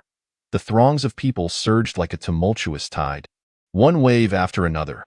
The shops lining the streets were densely packed, each one adjacent to the next, their brightly hanging signs reflecting a kaleidoscope of colors under the gentle caress of sunlight. Dazzling the eyes, the sounds of bustling pedestrians, vendors shouting, laughter, and the rumble of wheels intermingled in a symphony of life. Observing the vibrant scene before him, Su Chun could not help but exclaim to Shao Xian, "Brother Shao, Daong County truly lives up to its reputation. Such vibrant hustle and bustle is truly eye-opening. And no wonder you long for this place." Shao Xian chuckled in response, "Haha, Su Chun, this is merely the tip of the iceberg. Stay in the city a bit longer, and you will discover even more intriguing places." Su Chun could not help but marvel, yet he remained focused on his path, viewing the worldly splendors with an appreciative mindset. To him, the clamor resembled ephemeral fireworks, evoking no longing or attachment. Chapter 76. Doubt. Of course, not every cultivator or sect disciple could possess such indifference towards worldly glory as Su Chun did. Shao Xian expressed his thoughts with a hint of pride, his chest slightly puffed out. "Friend Su, to be candid, our Shao family possesses at least half of the industries within Daong County." Su Chun felt a stir within and could not help but inquire. "Brother Shao, in such a prosperous land, with such wealth at your disposal, have you truly never considered spending your life safeguarding these?" Shao Xian paused briefly, then replied with a smile, Friend Su, the truth is, in this continent, strength ultimately reigns supreme. The prosperity you see before you holds little significance in the eyes of true powerhouses. Tio put it bluntly, if Daong County inadvertently provoked a formidable being of the condensation realm, it could very well be reduced to ruins in the blink of an eye, with the lives of all its inhabitants resting solely in their hands, leaving no room for resistance. Shao Xian continued. Thus, if one wishes to enjoy wealth and glory in the mundane world, it is astonishingly easy. However, I suspect you would certainly not place any importance on these external possessions. Su Chun smiled faintly. Opting for silence, the two rode leisurely, admiring the scenery along the way as they proceeded toward the Shao family estate. Following Shao Xian, Su Chun entered the grand estate of the Shao family. The residence was vast and imposing, with pairs of intricately carved stone beasts at the entrance exuding an air of extraordinary authority. Upon stepping into the mansion, Su Chun felt as though he had entered a luxurious labyrinth. The courtyards were deep and interconnected, the layout so exquisite that it was awe-inspiring. Jagged rocks adorned the artificial mountains, while ripples danced across the ponds, and the internal lake shimmered with light, reflecting the splendid structures lining its banks. The eaves and brackets of the pavilions were arranged in an artful manner, surrounded by lush greenery, creating an atmosphere of tranquility and solemnity. Along the way, the maids, all possessing charming features and graceful demeanor, moved with light footsteps, clad in uniform attire, clearly trained to perfection. Shao Xian led Su Chun to the main residence, and upon entering, they were greeted by a chorus of excited servants exclaiming, "The second young master has returned." Soon after, Shao Xian's parents, a middle-aged man dressed in splendid attire, exuding a scholarly demeanor, and a regal-looking middle-aged woman, along with a tall, stern-looking young lady, came forth to welcome them. Shao Xian's father, at the late stage of the transformation realm, wore a delighted expression upon seeing his son returned. Xin'er, your year of training in the sect must have been arduous, hasn't it? Xiao Xin's mother, filled with maternal concern, grasped her son's hand, her gaze brimming with love and a hint of tenderness as she gently caressed the back of Xiao Xin's hand. Mother, I am not weary at all. I have already reached the initial stage of the transformation realm. Xiao Xin could hardly contain his excitement, pride radiating from his countenance, his voice rising unconsciously a pitch. Really? That's wonderful. You are truly the pride of our Xiao family. Xiao Xin's father beamed with satisfaction, his eyes glistening with pride as he patted Xiao Xin's shoulder heavily, causing him to sway slightly. It seems your years of cultivation have not been in vain. At that moment, Xiao Xin remembered Su Chan standing beside him and quickly stepped aside to introduce, Father, Mother, Elder Sister, this is friend Su Chan, the cultivator whom you instructed me to invite from the sect to assist our family in the upcoming duel. Su Chan stepped forward, respectfully cupping his hands in salutation, slightly bowing, his demeanor humble. Uncle, Aunt, Miss Xiao, I am Su Chan. Xiao Xin's elder sister scrutinized Su Chan with a disdainful gaze, her lips curling into a sneer as she spoke first. Just him? At the initial stage of the transformation realm. How much capability can he truly possess? Brother, do not hastily resort to desperate measures. Our Xiao family cannot afford to fail in this duel. We cannot risk losing face over him. With that, she disdainfully appraised Su Chan from head to toe. Xiao Xin's father furrowed his brow slightly, his eyes scrutinizing, his tone cautious. Young Master Su, this duel is crucial for our Xiao family, impacting our reputation and interests. However, considering your current cultivation level, I wonder what exceptional qualities you possess to undertake such a significant responsibility. He placed his hands behind his back, taking a few steps forward, his gaze fixed intently on Su Chan. Father, although friend Su's cultivation level is not high, he dared to accept the sect's mission, which surely indicates his confidence. Xiao Xin hastily defended Su Chan. Xiao Xin's mother chimed in, Young Master Su, our Xiao family's standing in Dayong County has not been easily established. This duel must be won. Not lost, we are counting on you. So please give it your all. With that, her eyes were filled with earnestness, her hands unconsciously clasped together. Humph, such sweet words. I shall see what true capability he possesses. Xiao Xin's elder sister crossed her arms, her tone unfriendly. Let us hope he does not falter at a critical moment, leaving us with nothing but disappointment. Su Chan maintained a calm demeanor, respectfully cupping his hands as he replied, Uncle, Aunt, Miss Xiao, rest assured. Since I have accepted this task, I will exert every effort and will not disappoint your trust. Should any errors occur, I willingly accept any punishment. His voice was steady and powerful, exuding a reassuring strength as he gazed unwaveringly at the Xiao family members. Following this, Xiao Xin's father nodded slightly, his expression softening, instructing the servants to prepare refreshments, saying, Young Master Su, please rest in the estate for now. During the banquet, my father wishes to meet you to discuss the details of the duel. Su Chan nodded in gratitude, understanding that he would soon face not only the impending challenge of the duel, but also the scrutiny and tests from the Xiao family. As night fell, Dayong County was quietly enveloped by darkness, yet the most magnificent of the Xiao family's residences was ablaze with light. The night sky was exceptionally clear, devoid of clouds, and the air was filled with a subtle fragrance from unknown blossoms, delicately wafting into one's nostrils. Looking up, the stars were densely embedded in the profound night sky, resembling countless glittering gems, freely radiating resplendent light. As the gathering commenced, a robust and vigorous elder stepped steadily into the hall. Though he was quite advanced in years with graying temples, he appeared full of vitality, his eyes sparkling with vigor, and a warm smile gracing his face. The elder smiled, nodding slightly to the surrounding family members, his every gesture exuding poise and authority, before leisurely making his way to the main seat at the head of the hall and sitting down.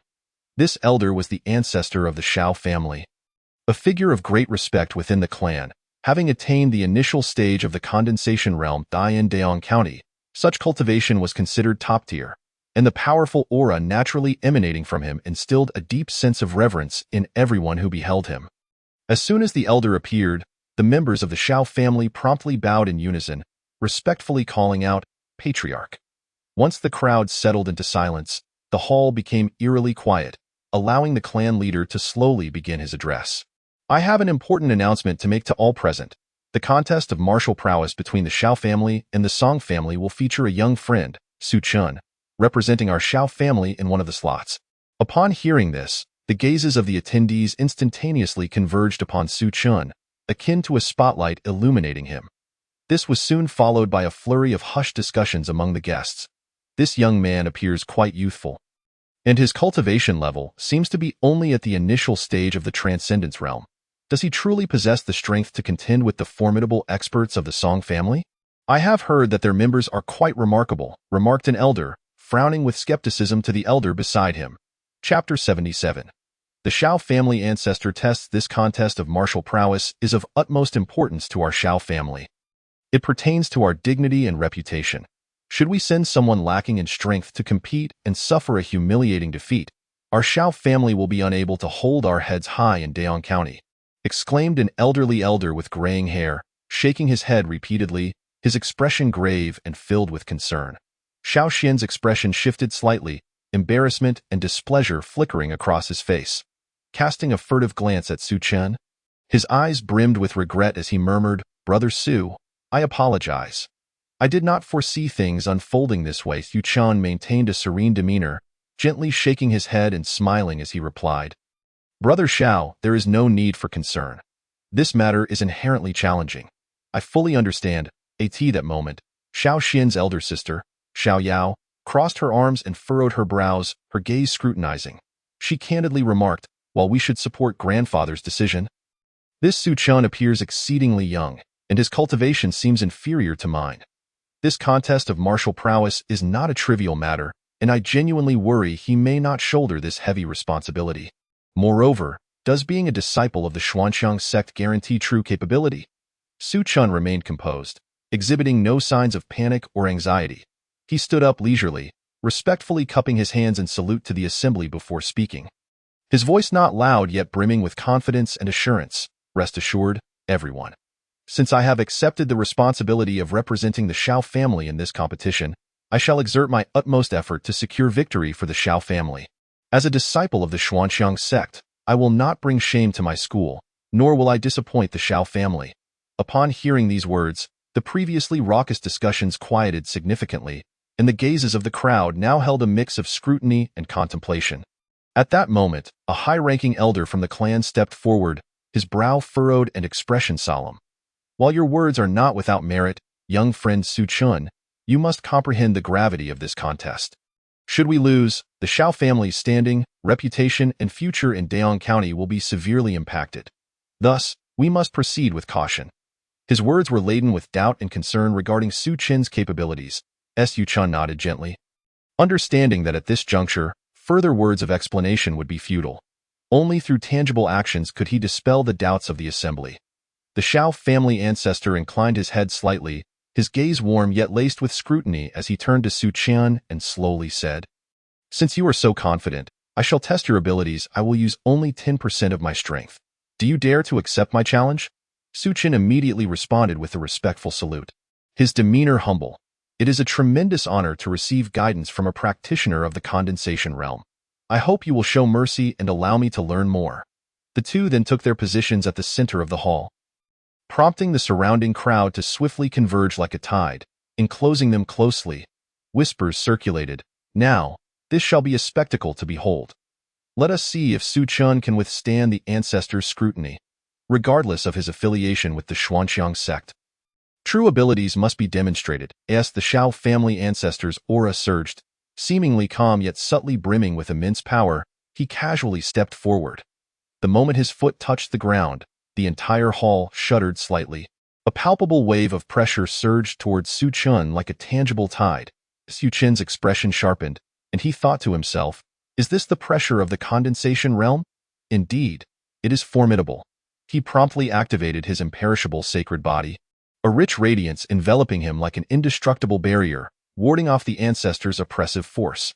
Noticing Su Chen's response, the Xiao family ancestor nodded slightly, appearing quite pleased with his countermeasure. He then waved his right hand gently, conjuring a spear of spiritual energy that pierced towards Su Chen. Su Chen's gaze sharpened, a flicker of determination flashing in his eyes. In an instant, he moved like lightning, employing the sky-sweeping technique to evade the attack just in time.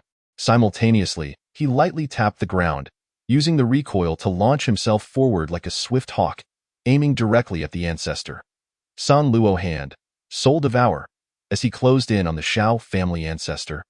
He swiftly formed his left hand into a palm, spiritual energy surging within, carrying an overwhelming momentum as he struck fiercely toward the ancestor's shoulder. The Shao family ancestor remained unfazed, his expression as tranquil as water. Slowly raising his left arm, seemingly unhurried, he met Su Qin's palm in an instant. A resounding thud echoed as Su Qin's palm force dissipated into nothingness, effortlessly neutralized by the ancestor, with a deft motion. A powerful force of resistance surged forth, attempting to unbalance Su Qin. However, Su Qin reacted with remarkable speed. Utilizing his keen combat intuition and exceptional adaptability, he twisted his body mid-air, regaining his balance. Following this, his right leg whipped out like a raging dragon, slicing through the air towards the Shao family ancestor's lower body. Seeing this, the Shao family ancestor shifted his stance slightly, appearing nonchalant yet perfectly positioned to evade Su Qin's attack. Almost simultaneously, he transformed his right hand into a fist, gathering the terrifying spiritual energy of the initial stage of the condensation realm. Striking fiercely towards Su Qin's chest, Su Qin swiftly withdrew his right leg. His reflexes as quick as lightning, crossing his arms over his chest as he fervently circulated his spiritual energy. San Luo hand, Soul Lock, he formed a solid defensive barrier, successfully blocking the ancestor's punch. The impact reverberated against his arms, producing a thunderous roar, the sheer force causing Su Qin to stagger back several steps, leaving deep marks on the ground beneath his feet. Employing his exquisite techniques, Su Qin had successfully parried 2 attacks from the Shao family ancestor. The ancestor slightly retracted his strength, stepping back to signal the temporary conclusion of their sparring. Su Qin too withdrew at the appropriate moment, respectfully cupping his hands in gratitude toward the ancestor, a humble smile adorning his face. Thank you, ancestor, for your guidance. I have gained invaluable insight into the might of the condensation realm. The Shao family ancestor regarded Su Qin with an appreciative smile. Indeed? Young friend Su Qin, your prowess is commendable. Your composure and calmness in battle inspire confidence in me regarding our representation in this contest. The crowd, witnessing this exchange, displayed expressions of astonishment and admiration. The previous doubts regarding Su Qin's abilities vanishing entirely. Xiao Yao's face also reflected surprise. She had not anticipated Su Qin to possess such strength. Her skepticism had transformed into acknowledgement, though she still feigned indifference. Letting out a huff, "Humph, consider this a modicum of skill." Xiao Xian's expression brightened with satisfaction, genuinely pleased that Su Qin had earned the recognition of the Shao family ancestor and the assembly. Brother Su? I knew you could do it. The elder who had previously questioned Su Qin approached him, cupping his hands in apology. Young friend Su Qin, your strength is indeed extraordinary. We were blind to your potential and have wronged you. I hope you will not hold it against you. Su Qin smiled and returned the gesture, his demeanor courteous and humble. You flatter me, esteemed elder. The ancestors' profound cultivation and rich experience have greatly benefited me. The crowd nodded in agreement, acknowledging Su Qin's capabilities. Under their watchful gazes, Su Qin returned to his seat. Even as he sat down, their eyes continued to linger on him, filled with curiosity and scrutiny. Chapter 78. Contest arrangements. At this moment, Xiao Xian's father, who had remained silent thus far, slowly rose. His countenance was both dignified and affectionate, his deep gaze sweeping over Su Qin, Xiao Xian, and the others. As he spoke with measured calmness, now that young friend Su Qin's strength has been validated, we must carefully strategize for the upcoming 3 versus 3 contest. On the Song family's side, Song Yi and Song Yao are both mid-stage Transcendence Realm practitioners. Their strength cannot be underestimated. Moreover, the mysterious practitioner they have enlisted from the Tianfa sect poses the greatest variable for our battle. Xiao Xian furrowed his brows slightly, pondering for a moment before speaking. I have crossed blades with Song Yi. He excels in the Tianfa sect's yin-yang sword technique, known for its fierce strikes and explosive power. His offensive rhythm resembles a raging fire, and once he gains control over the tempo of the fight, it becomes exceedingly difficult to escape in combat. We must employ flexible movements and robust defenses to disrupt his rhythm. Xiao Rong continued the analysis. Song Yao's illusionary arts are exquisite. In a minor contest, she effortlessly toyed with her opponent using mere illusions, securing an easy victory. Her illusions not only create lifelike phantoms but can also disorient the opponent's senses, leading them to lose their bearings or even attack their own allies. We must exercise utmost caution. Su Chen's expression was serious as he contemplated inwardly. Although illusionary arts are enigmatic and unpredictable, I possess the underworld eye, which grants me the ability to perceive the illusory. I wonder if it can unravel Song Yao's illusions. After a moment of reflection, he spoke. I have studied some ancient texts on dispelling illusions. While these arts are indeed extraordinary, they ultimately disrupt the mind.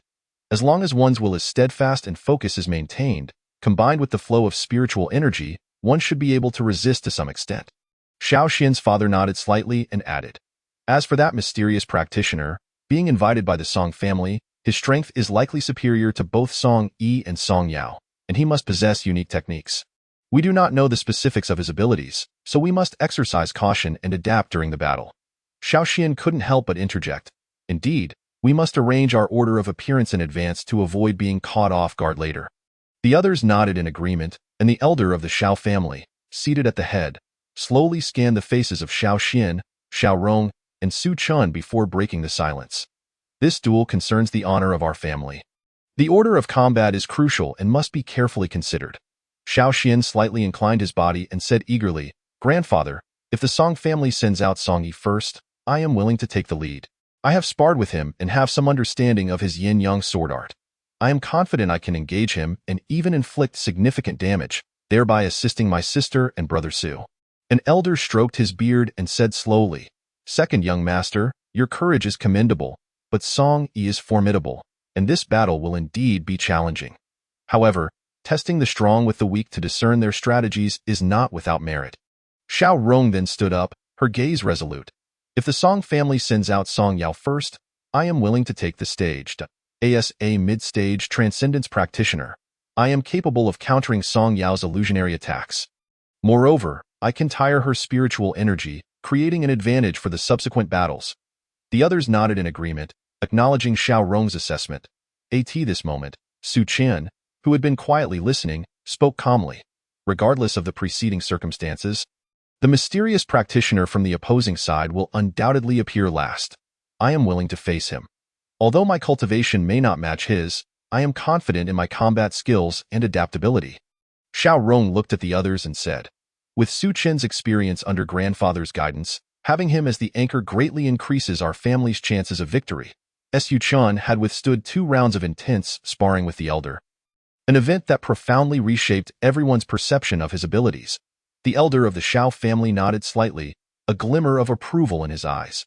In that case, let us proceed with this strategy. If the Song family sends out Song Yi first, Xiao Xian will take the lead. If they send out Song Yao first, Xiao Rong will step up, and our friend Su Chen will anchor the team. I hope you all will give your utmost effort to bring honor to the Xiao family. Time passed swiftly in their intense discussion, and before they knew it, dusk had fallen, and lights were lit in the hall. The elder of the Xiao family, seeing that the discussion had reached a conclusion, spoke. Everyone, please return and rest. Take these few days to adjust your conditions in preparation for the duel with the Song family. This battle concerns the honor of our family, and we must not take it lightly. The crowd rose, bowed, and dispersed. Upon returning to his residence, Su Chen did not immediately rest but began to cultivate in the courtyard. He repeatedly practiced his techniques, familiarizing himself with the flow of spiritual energy, his mind constantly revisiting the scenes from his sparring with the elder, gathering insights. As he trained, he murmured. The elder's punch was executed with perfect force. I must find a way to respond. If I encounter such an attack again, I could attempt to redirect the force using spiritual energy. As night deepened and silence enveloped the world, only the subtle sound of Su Chen's spiritual energy in motion could be heard. Days flew by in the blink of an eye, and the day of the duel finally arrived. The martial arts arena in Daong County was bustling with activity.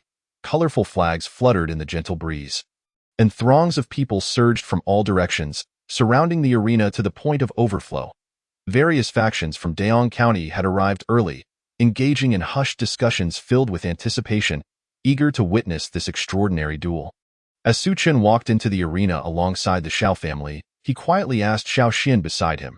Is it always this crowded during significant events at the arena? Xiaoming nodded slightly. Yes. This duel is a major event that concerns the reputation of our Xiao family. At the forefront of the arena stood an extraordinarily lavish viewing platform. Upon it, exquisite chairs were arranged, accompanied by small tables laden with an array of delicate snacks. The aroma of tea wafting gently. The city lord, clad in a resplendent robe embroidered with golden threads, moved gracefully among a retinue of imposing, stern-looking guards and respectful attendants, eventually taking his seat with a measured gait. Su Chen's gaze fell upon the city lord, activating his underworld eye. Despite the distance and the considerable effort it demanded, he distinctly sensed the powerful aura emanating from the city lord, akin to a towering mountain, an overwhelming presence that bore down upon him. The strength of this city lord was indeed terrifying. Curiously, Xiao Xian inquired, Su Chen, what do you perceive? Su Chen lowered his voice and replied, the city lord's cultivation appears to be at mid-stage true condensation, likely stronger than your Xiao family elder. Such prowess is undoubtedly among the elite in Dayong County. Upon hearing this, Xiao Xian's expression shifted to one of discontent and resignation, and he pouted, naturally. Otherwise, how could the city lord suppress both our Xiao and Song families? The Xiao family, led by their elder, entered the arena in unison, their steps synchronized and resolute. The elder stood tall, his gaze unwavering, and approached the viewing platform first, halting before the city lord, cupping his fists. Your presence, city lord, brings great honor to this duel, and the Xiao family will certainly give our all to meet your expectations. As he spoke, he slightly lowered his head, his eyes filled with respect. The city lord nodded slightly, a faint smile gracing his lips as he warmly replied, the Xiao and Song families are both esteemed clans in Dayong County. May this duel be a friendly exchange, and let us not harm our camaraderie. Just then, the members of the Song family also stepped into the arena. The leader of the Song family, tall and proud, strode forth with an air of arrogance, casting a disdainful glance at the Xiao family. He then walked directly to the viewing platform, saluting the city lord before deliberately raising his voice, laced with haughty arrogance. City lord, this duel will showcase the true strength of the Song family and bring glory to Dayong County. The moment these words left his lips, the surrounding air seemed to freeze, clearly a provocation towards the Xiao family. Chapter 79. Xiao Xian vs. Song Yi. Su Chen's heart stirred, and his spiritual energy quietly began to flow as he cautiously reached out towards the elder. The elder exuded a calm aura. His spiritual energy fluctuations reminiscent of the Xiao family elder, Su Chen thought to himself. With such cultivation and a revered status in the Song family, he must be the Song family elder. Looking back at the Xiao family elder, his expression remained as tranquil as water. Facing the seemingly nonchalant, yet provocatively charged gaze of the Song family elder, he showed no sign of disturbance, merely allowing a slight smile to curve his lips as he responded, Brother Song, your confidence is commendable. We shall see whose disciples prevail. As the elders exchanged these verbal jabs, the atmosphere in the arena grew increasingly tense. Su Chen's brows knitted together as his gaze swept the arena. He noticed, at the rear of the Song family's ranks, a figure cloaked in black, shrouded and indistinct, revealing only a vague outline. This person was surely the external practitioner invited by the Song family. Su Chen quickly turned to look at the Xiao family elder, who was also intently observing the figure in black, his expression revealing a barely perceptible gravity. Just as Su Chen was deep in thought, the city lord slowly rose to his feet. Dressed in resplendent robes, his demeanor imposing, he cleared his throat. The duel between the Xiao and Song families will follow a wheel battle format. The match ends when one side concedes, loses combat capability, or is knocked out of the arena. I hope both sides will uphold fairness and justice, showcasing the talents of the younger generation of Dayong County. As the city lord's words fell, it was as if a stone had been cast into a tranquil lake, stirring waves of fervor. The atmosphere around the arena was instantly charged, as the audience could no longer contain their excitement, erupting into deafening cheers and shouts. This duel was truly a once-in-a-decade spectacle. The Song and Xiao families were among the elite in the realm of immortal families in Dayong County, steeped in profound heritage and filled with skilled practitioners. Amidst the crowd, an elderly man clad in a simple gray robe, his beard trembling with excitement, gently stroked his beard while eagerly discussing the upcoming duel with his companion. his words brimming with anticipation. You are absolutely right. The Shao and Song families have been in a contest for years. This duel concerns the dignity and reputation of both families, and neither side will yield easily. They will undoubtedly give their all. A young man nearby chimed in, his face alight with barely contained eagerness, leaning forward slightly as if afraid to miss any thrilling moment, as the fervent and tense atmosphere enveloped them in the Song family's ranks. Song Yi stepped forward with an air of pride, his presence exuding a formidable energy. The yin-yang sword in his hand thrummed like an awakened ancient fire beast, its blade engulfed in raging flames. The scorching sword energy radiating wildly on the Shao family's side. Shao Xian's expression was resolute as he gripped his shimmering sword tightly. Song Yi, today you shall witness the exquisite mastery of the Shao family swordsmanship. Xiao Xuan's gaze blazed like a torch, piercing directly at Song Yi, as an overwhelming aura suddenly erupted from him. Despite being merely at the initial stage of the Transcendence realm, his eyes were filled with fearlessness and determination when faced with the higher realm of Song Yi. Humph, is that all you have? I shall see what tempest you can conjure.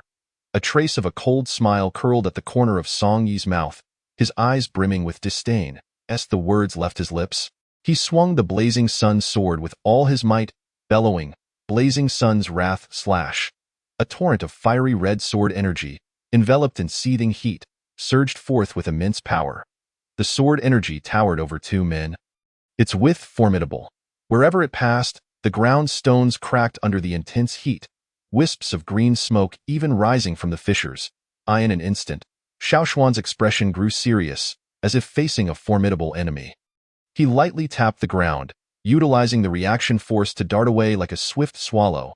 He narrowly avoided the oncoming sword energy, which grazed the edge of his clothing, leaving behind a charred mark that emitted a pungent, burnt odor. Immediately, he unleashed the exquisite sword techniques of the Shao family, and in a blink, flickering sword shadows formed an impenetrable silver barrier, shielding him completely. With a rapid flick of his wrist, the long sword traced arcs in front of him. While he shouted, Celestial Star's Guardian Technique. Each arc carried a sharp sword energy, as if intent on cleaving through the torrid air, producing a hissing sound. Meanwhile, his feet moved steadily, employing a unique footwork to advance towards Song Yi. Su Chun, standing nearby, focused intently on the battle, his eyes sparkling with a mysterious light, capturing every nuanced movement of the two combatants. Though Xiao Xuan's sword technique was masterful, Song Yi's superior realm and the overwhelming power of the Blazing Sun sword were beyond imagination. His assaults crashing like relentless tides. For now, Xiao Xian could only defend, seeking flaws amid the onslaught. Yet, his steps were steady, each one hiding a clever strategy, indicating he came well prepared. However, bridging the gap in power would not be an easy feat. Su Chen furrowed his brow, his expression grave, murmuring to himself. Seeing Xiao Xian narrowly evade his attack, a flicker of anger surged within Song Yi, darkening his demeanor. He then pushed the Blazing Sun sword technique to its utmost limit. With a loud shout, he declared, Blazing Sun's whirlwind wave. The flames on the Blazing Sun sword surged several feet high as he spun rapidly, causing the long sword to carve fiery circles in the air. Each circle brimming with raging heat, sweeping towards Xiao Xian. These fiery circles stacked upon one another, forming a powerful flaming tempest, igniting the air in their wake, emitting a dazzling brilliance. Caught within the fiery storm, Xiao Xian felt the pressure mount. Gritting his teeth, he wielded his long sword with unwavering resolve, the silver barrier firmly shielding him against the onslaught of fire circles.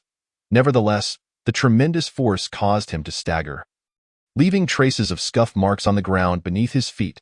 At this critical moment, a glimmer of determination flashed in Xiao Xuan's eyes.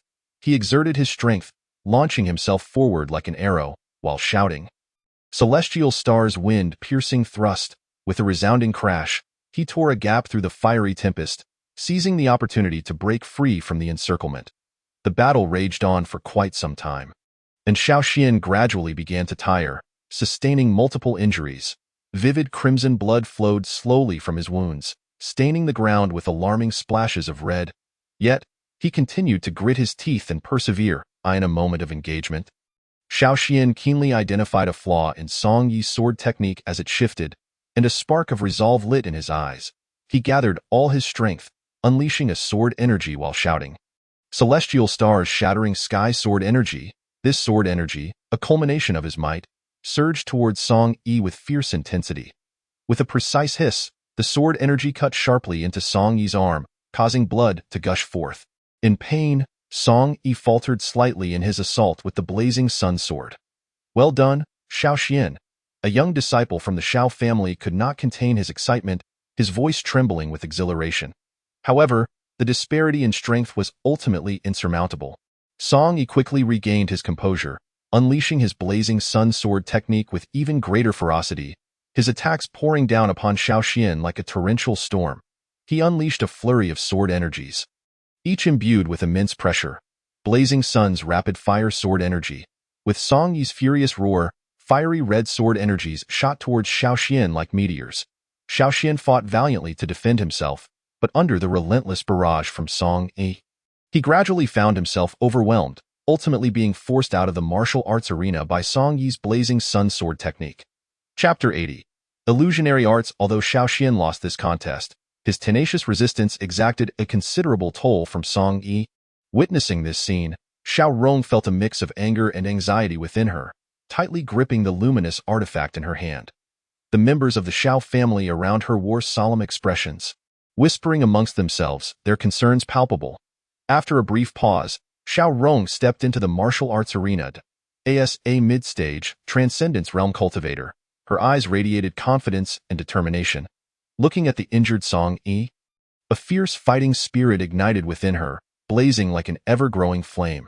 Song Yi, prepare to receive my challenge, Xiao Rong exclaimed, her voice ringing out as her artifact shone brilliantly, unleashing torrents of icy spiritual power that surged towards Song Yi like a raging cold current. While she shouted, Mystic Ice's cold wave technique. This icy torrent carried a bone-chilling aura, freezing the air into mist wherever it passed, while the ground rapidly formed a thick layer of ice, contrasting starkly with the surrounding sweltering heat. Emitting a hissing sound accompanied by a biting chill, though Song Yi's arm was injured, his power remained formidable. He gritted his teeth against the pain, beads of sweat dotting his forehead, as he swung the blazing sun sword. Fervently resisting Xiao Rong's icy spiritual power, he swiftly maneuvered the long sword, forming a firewall in front of him to keep the cold current at bay, bellowing, blazing sun's fire barrier. However, the corrosive power of the icy spiritual energy was formidable. And under the impact of the cold current, the firewall began to crack, threads of chill seeping through the fissures, sending shivers down Song Yi's spine. Xiao Rong adeptly exploited Song Yi's disadvantage from his injury, continually varying her attack methods times. She manipulated her spiritual energy into sharp ice blades, striking towards Song Yi from various angles like lightning, shouting, ice blades wind-piercing thrust. These ice blades, as thick as an arm, glimmered with a sharp, cold light under the sun. Song Yi hurriedly swung the blazing sun sword to defend. The clash between the ice blades and the sword rang out with a crisp sound, sending shards of ice and sparks flying. Occasionally, she would conjure sturdy ice shields, firmly blocking Song Yi's sword energies. The surface of the ice shields rippled as they absorbed the impact of the sword energies. While she keenly sought opportunities for counterattack, calling out, Mystic Ice's solid shield technique, Song Yi, relying on his profound spiritual power and exquisite swordsmanship, struggled to hold his ground. Each defense appearing increasingly laborious, Fu Chen's gaze remained fixed on the martial arts arena, the light in his eyes flickering uncertainly. Xiao Rong's tactical application is commendable, effectively draining Song Yi's spiritual power by leveraging his injury. However, Song Yi's foundation is deep, and the power of the blazing sun sword still endures. Both sides are locked in a stalemate. If Xiao Rong wishes to secure victory, she must devise an unexpected strategy to break this balance. Xiao Rong, give it your all, defeat him. Another elder from the Xiao family shouted passionately. After a fierce exchange, Xiao Rong finally seized an opening in Song Yi's defenses. She concentrated all her spiritual power into her artifact, shouting, Ice Spike Break. Instantly, countless ice spikes erupted from the artifact like a torrential downpour, each uniquely shaped, some triangular, others slender like needles, each infused with potent icy power. The ice spikes whistled through the air, emitting sharp sounds as they enveloped Song Yi. Caught off guard, Song Yi was struck by several ice spikes. his body flying away like a kite with a severed string, crashing heavily outside the martial arts arena. Xiao Rong successfully turned the tide for the Xiao family. During the brief intermission, the atmosphere in the arena remained tense. The members of the Song family wore grave expressions, huddled together in hushed discussions, each face reflecting a hint of anxiety and concern. Meanwhile, though the Xiao family had reclaimed a victory, everyone understood that the upcoming battles would still be arduous. And no one dared to let their guard down. Hu Chun closed his eyes to rest, but in truth, he was rapidly analyzing the details of the previous two battles in his mind, contemplating strategies for what lay ahead. However, Song Yao from the Song family soon stepped into the arena, a strange smile playing at her lips, a smile that sent chills down one's spine. She swiftly formed hand seals, and in an instant, an unusual and mysterious power spread forth, summoning countless phantoms that surrounded Xiao Rong. These phantoms took on various forms, some resembling grotesque demons with claws and fangs, emitting bone-chilling howls, while others appeared as enchanting fairies, graceful yet exuding a dangerous aura. "Humph, do you think these mere illusions can trap me?" Xiao Rong scoffed, a glimmer of disdain in her eyes. She altered her hand seals. A faint blue light enveloped her body, forming a water-like defensive barrier in an effort to counter Song Yao's illusionary assault, murmuring, "Water curtain spirit shield technique." The flowing blue light appeared soft yet contained formidable power, like a sturdy shield protecting Xiao Rong within. Yet, Song Yao's illusionary arts proved to be far more formidable than anticipated. The phantoms not only appeared vividly lifelike but also emitted a cacophony of chilling sounds, some reminiscent of ghostly wails, sharp and piercing, while others resembled shrill whistles that sliced through the air, sending shivers down one's spine. They even mimicked the voices of Xiao Rong's loved ones, calling for help in an attempt to disorient her. With her hands weaving intricate gestures and a low incantation escaping her lips, Song Yao invoked illusory sound enchantment. Xiao Rong's expression gradually shifted to one of gravity, her steps becoming increasingly unsteady, compounding her plight. The injuries sustained in her earlier battle with Song Yi had hastened the depletion of her spiritual energy, rendering her defensive barrier increasingly frail. The once vibrant blue shield, reminiscent of a flowing water curtain, began to show signs of hairline fractures. Hu Chun furrowed his brow, fully engaging his nether eye in a bid to penetrate the mysteries of this illusion. Song Yao's sorcery was exceedingly sinister, capable not only of conjuring lifelike phantoms but also of precisely unraveling the human psyche.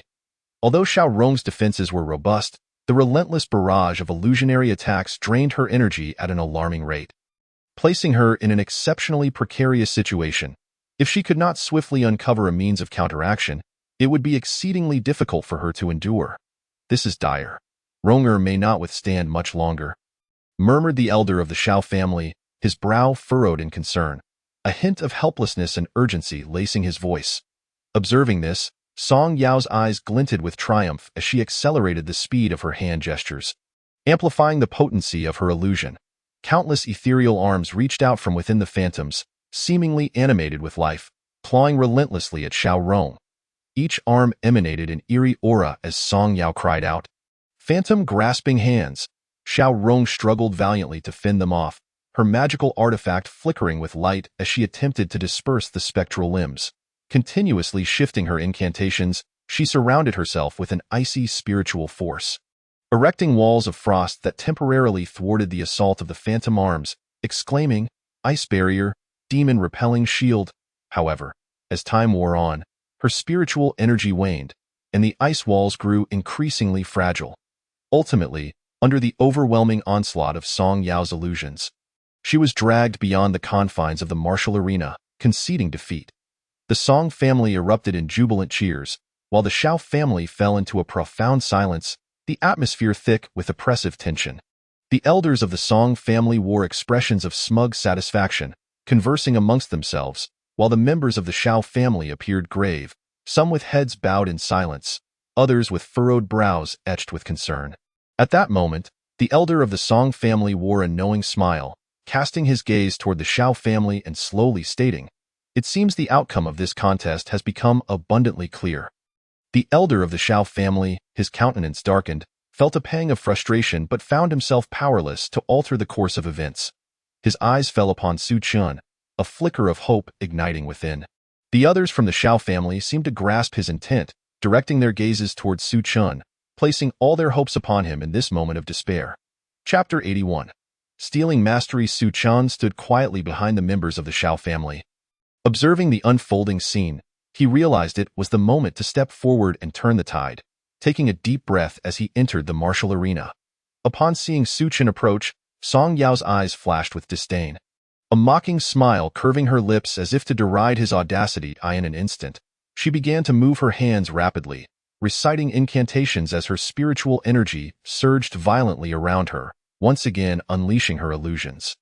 In a heartbeat, the martial arena transformed into a tempest of chaos, winds howling and dust swirling as countless phantoms surged forth like a tidal wave from all directions.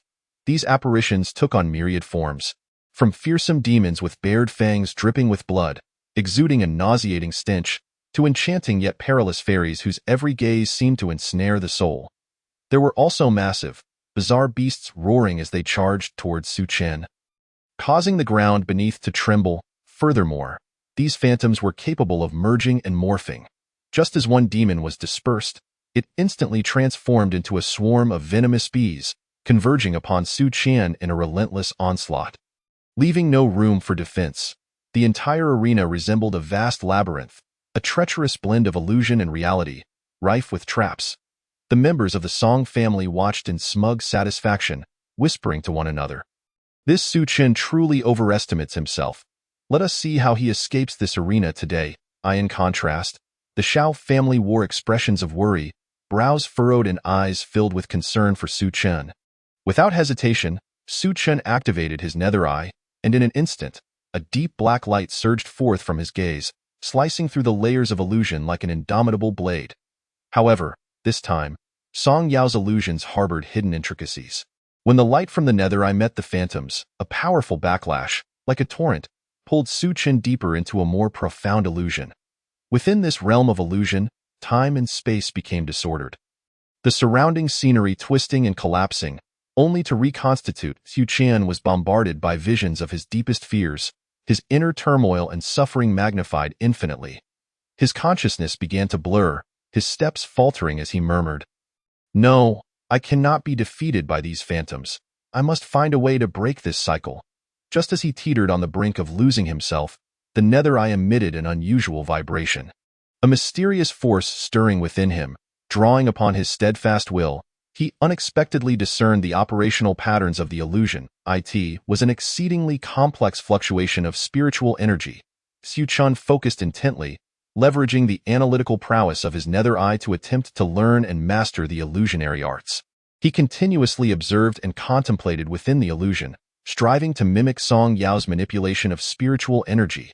He dismantled each component of the illusion in his mind, from the initial convergence point of the spiritual energy, through its flow pathways, to the ultimate nodes where various phantoms were conjured, leaving no detail overlooked in his quest to uncover the source of the barrier's emergence. After several failures, Su Chun gradually realized that mere imitation would not suffice. He needed to forge a method that suited his own style to harness this illusionary power. Recalling his training in foundational spiritual energy, where he achieved greater purity and stability through meditation, he decided to similarly calm his mind while attempting to wield the illusion. He focused on dispelling distractions, allowing his internal energy to settle like a tranquil lake, then gradually guiding it to flow in accordance with the patterns of the illusion. Just as he began to make progress and stabilize his energy flow, Song Yao seemed to sense his intentions, secretly intensifying the power of her illusions, multiplying the disruptive elements within the illusionary realm.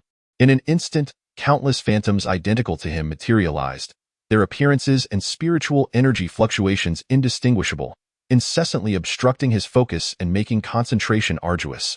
"Song Yao, do you truly believe this will hinder me?" He immersed himself within this model. Continuously iterating and refining, he discovered that when his spiritual energy aligned closely with the illusion's rhythm, the interference from the phantoms diminished. Thus, he persistently adjusted the output intensity and frequency of his energy, striving for perfect synchrony with the rhythm of the illusion. At last, Su Chun successfully broke free from Song Yao's illusions, leaving her wide-eyed in shock, her expression one of disbelief. Yet, What astonished everyone even more was that not only had Su Qian escaped the illusions, but he had seized the opportunity to learn this formidable technique. With swift movements, he formed hand seals, channeling the same illusionary power that surged from him towards Song Yao. "How can you wield my illusions?" Song Yao exclaimed in astonishment. "This is impossible. What sorcery have you employed?" The crowd exchanged bewildered glances, utterly unable to comprehend how Su Qian had achieved this feat. At that moment, the city lord rose. His gaze fixated on Su Qian's right eye, concern etched upon his face. The elders of both the Shao and Song families turned to look as well, their expressions suddenly grave. "The right eye of this lad is indeed extraordinary," declared the elder of the Song family, his voice low. "There is an undercurrent of mysterious power flowing within, far beyond that of an ordinary gaze."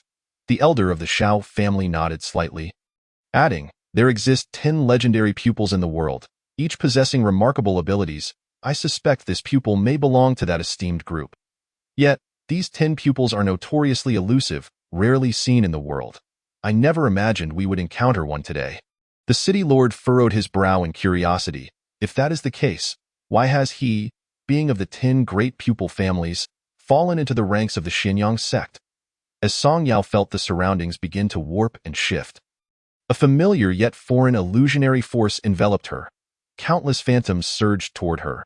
Those terrifying scenarios she had once wielded against others now descended upon her. The members of the Song family, witnessing this turn of events, were instantly struck with shock, their earlier smugness evaporating as they stood frozen in disbelief. Meanwhile, the Shao family erupted in joyous cheers. "Su Qian has succeeded. He has truly broken through Song Yao's illusions and turned them against her." Song Yao's expression shifted abruptly, her eyes widening in disbelief as she hastily summoned her spiritual energy, attempting to force her way out of the bonds of the illusion. Her spiritual energy surged wildly, crafting a powerful shield that shattered the oncoming phantoms. Observing this, Su Qian scoffed, "Do you still wish to struggle?" With renewed determination, he rapidly formed hand seals once more, amplifying the power of his illusions several-fold. The phantoms that had originally surged towards Song Yao suddenly split into numerous duplicates, encircling her from all sides, rendering escape impossible. In a state of panic, Song Yao attempted to break free, hastily forming seals with her hands, striving to invoke another illusion or summon a defensive barrier. However, Su Qian offered her no respite. In a flicker, he appeared behind Song Yao like a wraith, wielding a glimmering blade that seemed to reflect a cold light, and he lunged viciously at her back. Song Yao reacted with remarkable swiftness, sidestepping just in time to narrowly evade the lethal strike. Yet, before she could catch her breath, Su Qian unleashed a relentless barrage of assaults. Each blow aimed at her vital points, infused with formidable spiritual energy that forced Song Yao into a desperate defense, her steps faltering as she staggered backward. A mix of shock and fury surged within her, for she recognized that she had encountered a formidable opponent today. Gritting her teeth, she summoned her internal energy to its utmost limit, unleashing a powerful wave that dispersed the surrounding illusions. Chapter 82.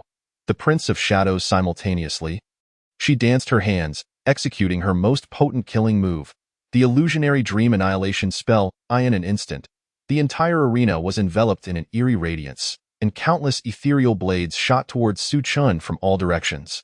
Unfazed, Su Qian's eyes gleamed with confidence and resolve. He bellowed, "Come forth." Just as I wished. Following this, he flawlessly merged the power of the Nether Eye with his newly acquired illusionary techniques, forming an impenetrable shield of spiritual energy before him. The spectral blades struck against the shield with a cacophony of sounds, yet they failed to inflict any harm upon Su Qian. Seizing the moment while Song Yao was drained and yet to recover her strength, Su Qian exerted his force, propelling the blade in his hand with the might of a battering ram, resembling a streak of black lightning as it hurtled towards Song Yao. Unable to evade in time, she was struck in the shoulder, blood instantly staining her garments. With the momentum on his side, Su Qian pressed the attack, once again deploying his illusions, sprouting countless vines beneath Song Yao's feet that ensnared her legs tightly. Struggling in vain, she found herself unable to break free as Su Qian advanced, his gaze filled with a sense of oppression.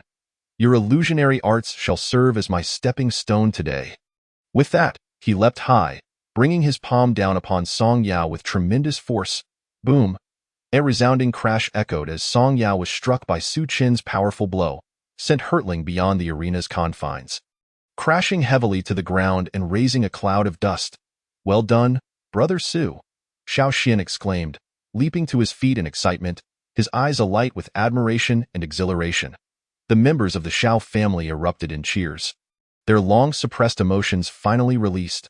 Meanwhile, in the esteemed seating area of the arena, the elder of the Song family, who had been closely monitoring the battle, wore a grim expression and let out a heavy snort. "This lad possesses such capabilities. I underestimated him."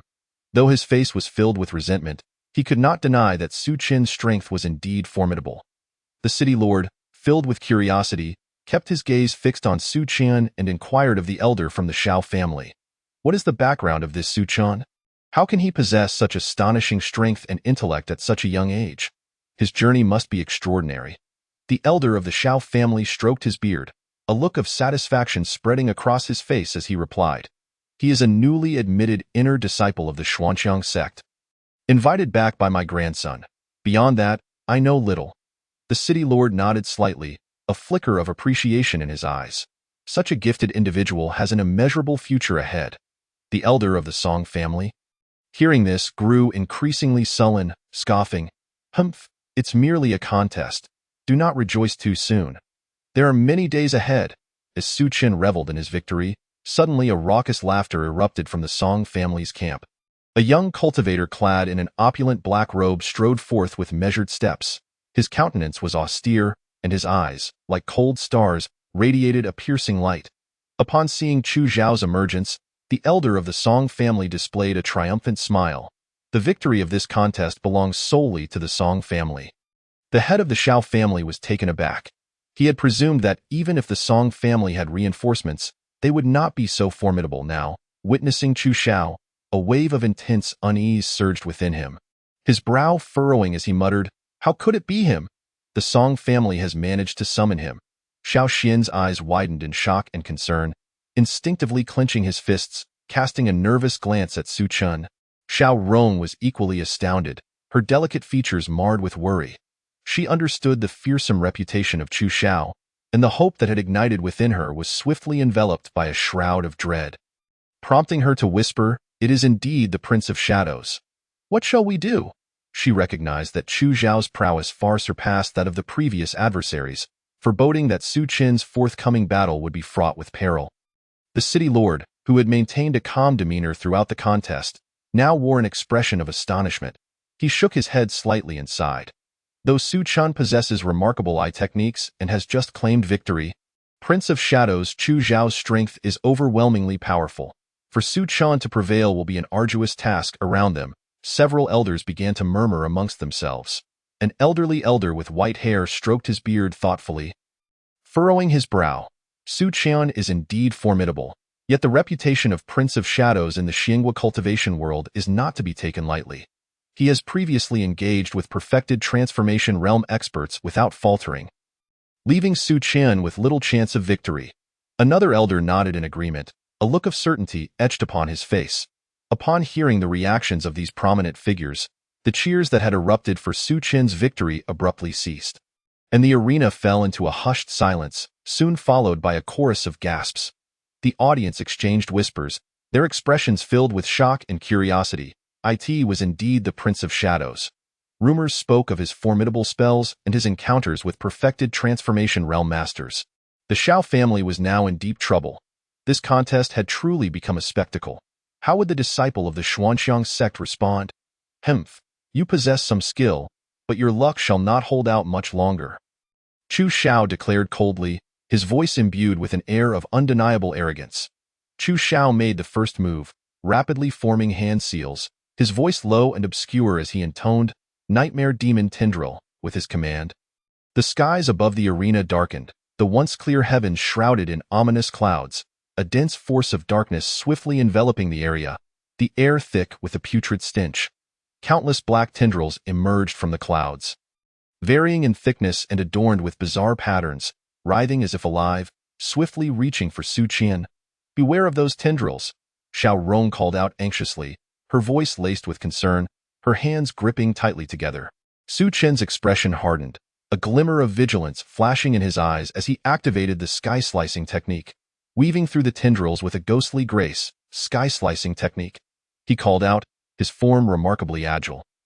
Dodging left like a nimble swallow, and right like a swift fish, the tendrils always falling just short of their target. Simultaneously, he unleashed the Shattering Finger and the Forest of Death, coordinating with the soul-shattering attack emitted from the Nether Eye. The spiritual energy waves from the Shattering Finger relentlessly battered the tendrils, while the Forest of Death deftly seized the approaching tendrils, twisting and shattering them, and the soul shattering from the Nether Eye caused the tendrils to dissolve into black smoke upon contact. Vanishing without a trace, however, the sheer number of tendrils was overwhelming, an unending tide that seemed inexhaustible. Su Chen understood that remaining in a passive defensive stance was not a viable strategy. While evading the onslaught, he meticulously observed the patterns and origins of the tendrils. At last, he seized an opportunity, leaping high and unleashing the full might of the Forest of Death, Forest of Devouring Spirits. His palm grew immensely, radiating a brilliant light that shattered vast swathes of tendrils in an instant. Harnessing this newfound power, Su Chen charged toward Chu Xiao. Upon seeing Su Chen approach, a cold smile crept across Chu Xiao's face. He waved his hands, and the dark energy coalesced before him into a black shield. Etched with mysterious runes that exuded an eerie aura, Su Chen's assault collided with the shield, producing a dull thud. The tremendous force left his arm numb, sending him stumbling back a few steps. Yet the shield remained unyielding, impervious to his attack, the mysterious runes flickering with a faint light. Himph, with such meager strength. You think to breach my defenses? Chu Xiao scoffed, his eyes brimming with disdain as he lifted his chin, his contempt unmistakable. Chapter 83. A fierce clash. Su Chen paid no mind to his mockery, his mind racing to devise a strategy. Suddenly, a spark of inspiration illuminated his thoughts. Recalling the illusionary techniques he had learned during his confrontation with Song Yao, he decided to give them a try. He swiftly channeled his spiritual energy and executed the illusionary spell. Illusory Realm. In an instant, the space surrounding Chu Xiao seemed to warp, creating layers of phantoms, as if he had been thrust into a bizarre world where the scenery constantly shifted. Dazzling the eyes, the vibrant hues intertwined, at times morphing into blooming flower fields, and at others transforming into surging waves, blurring the line between reality and illusion. Chu Xiao's steps faltered momentarily, a flicker of confusion crossing his gaze. But he quickly regained his composure. He snorted derisively. You think this paltry illusion can sway me? Although the illusion had little effect on Chu Xiao, it did slightly disrupt his movements, causing a brief pause in his attack rhythm, rendering his previously fluid motions somewhat sluggish. Seizing this fleeting opportunity, Su Chen activated the Nether Eye once more, scrutinizing Chu Xiao's shield, observing that while the shield was robust, it exhibited brief fluctuations in its spiritual energy every time it withstood an attack. Instantly, Su Chen altered his approach. Forest of Soul Chains. His palm expanded dramatically, emanating an overwhelming pull and destructive force as it reached for Chu Xiao's shield. Under the dual influence of suction and destructive force, the shield was marred by cracks that rapidly spread, accompanied by a series of sharp, cracking sounds. Observing this, Chu Xiao's expression shifted slightly. He intensified his output of spiritual energy, attempting to mend the shield. With swift hand gestures, he infused it with a continuous stream of black light, causing the mysterious runes to flicker more intensely. Su Chen, put in more effort. Break his shield. The members of the Xiao clan shouted in unison, their voices deafening as they rallied behind Su Chen. The elder of the Xiao clan glanced at the elder of the Song clan, a hint of provocation curling his lips as he remarked, Old Song, the expert you summoned from Tianfa sect is nothing impressive. Today, it seems your Song clan is destined to stumble. In truth, he felt a great unease within, reluctant to show weakness before his adversary. His palms were slightly damp with sweat as his gaze remained fixed on Su Chen in the arena. The elder of the Song clan's expression darkened, responding with a cold snort, Old Xiao. It is still too early to speak. Chu Xiao's strength is not something you can easily estimate. Once he deals with this brat, you will see. He had unwavering faith in Chu Xiao's prowess. Convinced that victory belonged to the Song clan, a glint of ruthlessness flashing in his eyes. Seizing the opportunity, Su Chen once again executed the technique of fleeting through the air, phantom mirage. He circled behind Chu Xiao. Song Luo rending the universe, he shouted, his left palm imbued with the force of annihilation, striking towards Chu Xiao's back. The gust of his palm howled, compressing the surrounding air into white shockwaves, akin to tangible blades that sliced through the space around them. Chu Xiao reacted with remarkable speed, instantly pivoting, crossing his arms to block Su Chen's assault. With a resounding clash, their powers collided, generating a tremendous wave of force that sent the onlookers staggering backward. Cracks appeared on the ground, spreading outward like a spider's web. Su Chen's strength is astonishing. Fiercely contending with young Master Xiao, gasped an astonished spectator, his eyes wide with shock, his mouth agape as if capable of accommodating an egg. Indeed, this contest is becoming increasingly thrilling.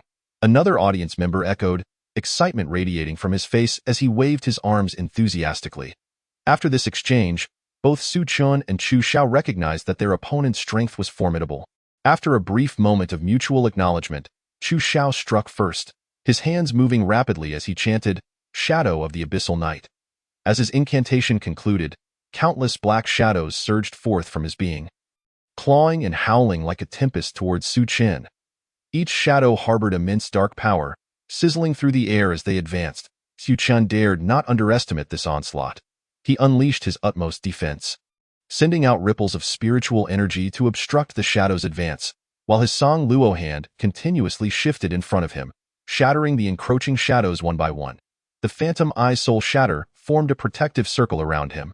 Yet, the sheer number of shadows began to overwhelm him, his breath becoming labored, beads of sweat forming on his forehead. However, Chu Xiao's assault grew increasingly ferocious.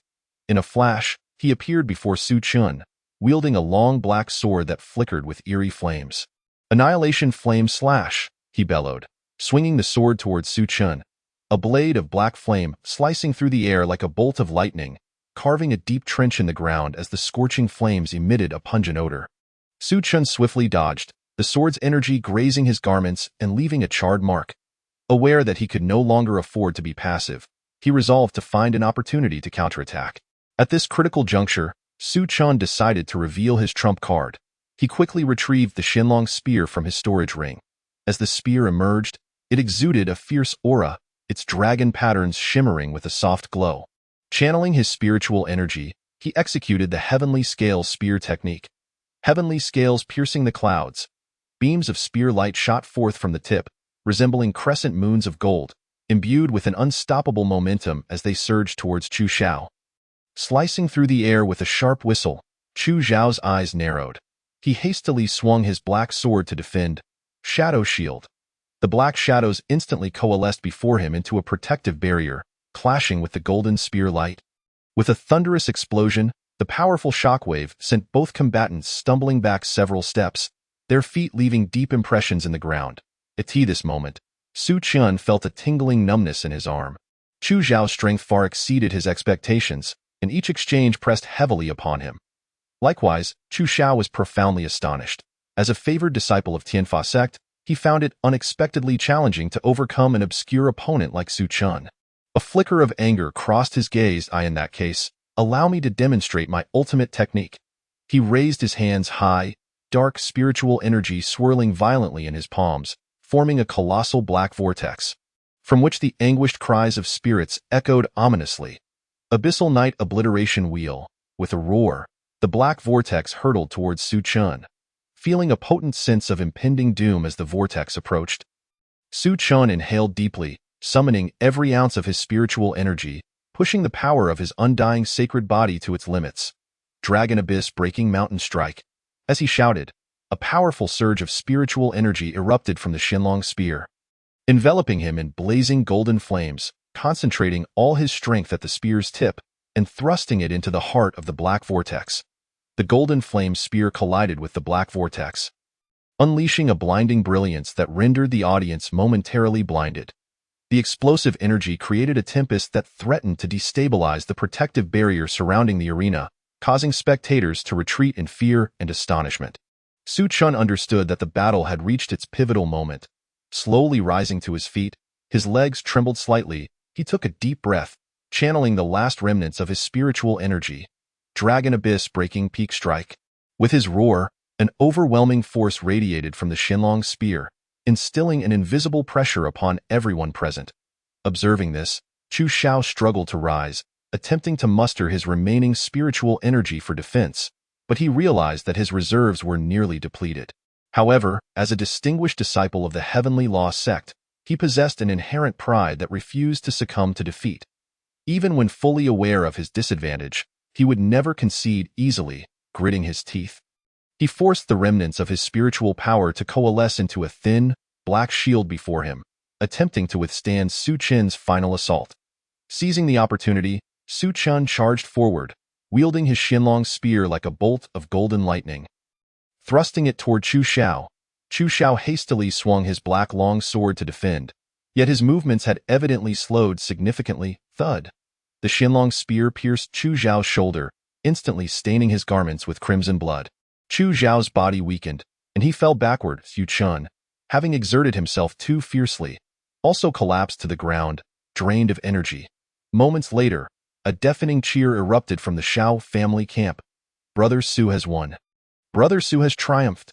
Xiao Xian, his face flushed with excitement, leaped high into the air, waving his arms and shouting loudly, tears of joy sparkling in his eyes, as though he himself had claimed victory in this battle. The members of the Xiao family, emerging from their shock, surged forward like a tide to assist Su Chen, each face brimming with joy and admiration. The once tense expression of the ancestral elder of the Xiao family transformed, delight blooming like fireworks on his face. His eyes widened in disbelief, filled with surprise and relief, his hands trembling slightly as he murmured to himself, He actually won. He could hardly believe that, with Chu Xiao's arrival tipping the scales against them. Su Chen had managed to turn the tide. The head of the Xiao family wore an expression of uncontainable joy, his eyes reddening as the corners of his mouth involuntarily lifted. He hurried to Su Chen, grasping his hands tightly, his voice trembling with excitement. Young friend Su Chen, you have truly aided us immensely. Xiao Rong quickly approached Su Chen, her tone soft yet filled with enthusiasm. Taoist friend Su Chen, you are simply marvelous. I am in awe of you. Xiao Xian, still bubbling with excitement, danced around, continuously patting Su Chen on the shoulder, exclaiming, Brother Su, you are incredible. I knew you would create a miracle. Meanwhile, the Song family camp was shrouded in a chilling silence, akin to the depths of winter. The ancestral elder of the Song family wore a grim expression, as if he could wring water from his face, his fists clenched tightly, veins bulging on the backs of his hands. His eyes fixed on the unconscious Chu Xiao and the weary yet victorious Su Chen, his heart brimming with anger and resentment.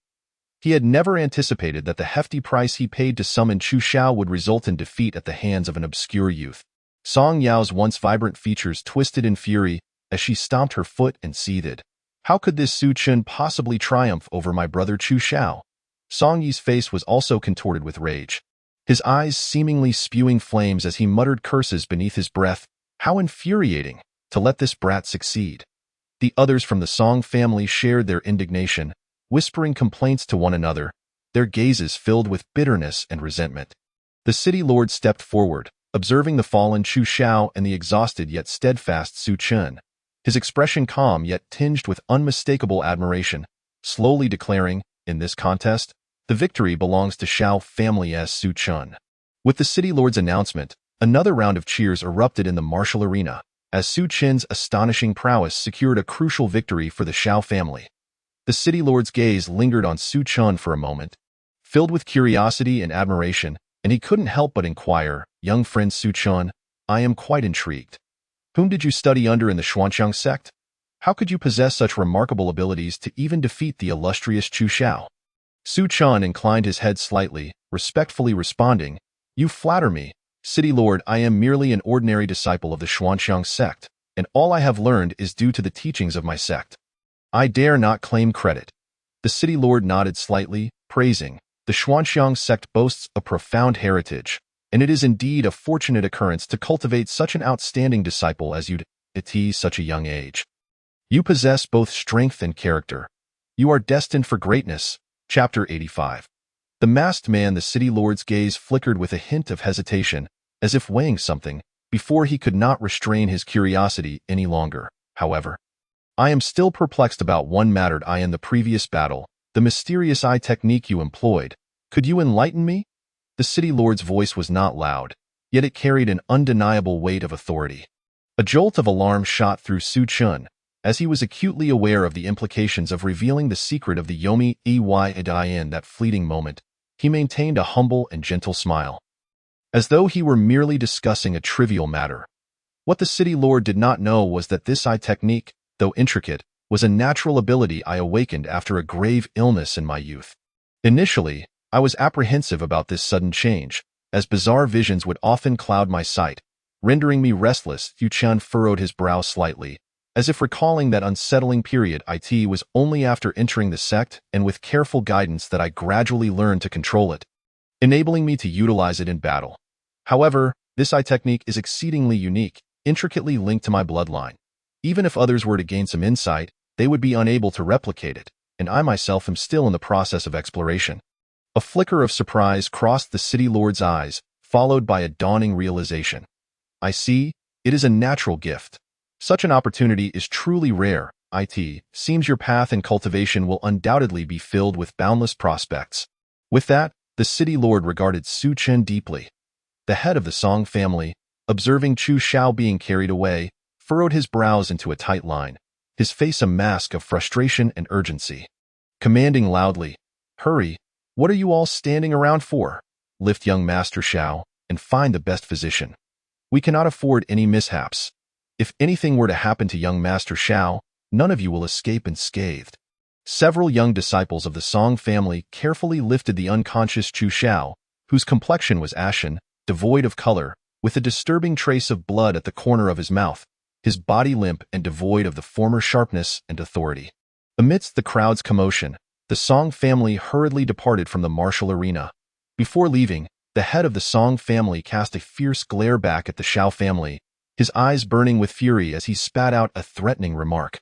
"We will remember this debt today. You shall not enjoy the spiritual land in peace. You will see what is to come."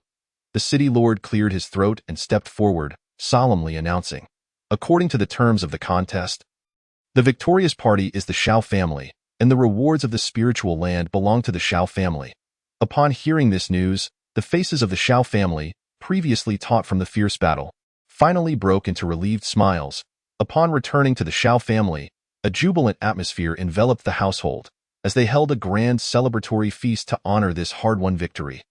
The banquet hall was adorned festively, with red lanterns hanging high in walls draped in auspicious silks, the air thick with the aromas of delectable dishes and rich wines. The ancestral elder of the Xiao family raised his cup, filled with gratitude, and approached Su Chun, his voice slightly trembling as he said, "Young friend Su Chun, you have secured the spiritual land for our Xiao family. I toast to you." The head of the Xiao family also stepped forward. "Young friend Su Chun, you are our family's great benefactor. This banquet is held in your honor. Had it not been for you, our Xiao family would have faced dire trouble. In the future, should you require anything from the Xiao family, we shall not refuse." As he spoke, he patted Su Chen's shoulder, his eyes brimming with sincerity and appreciation.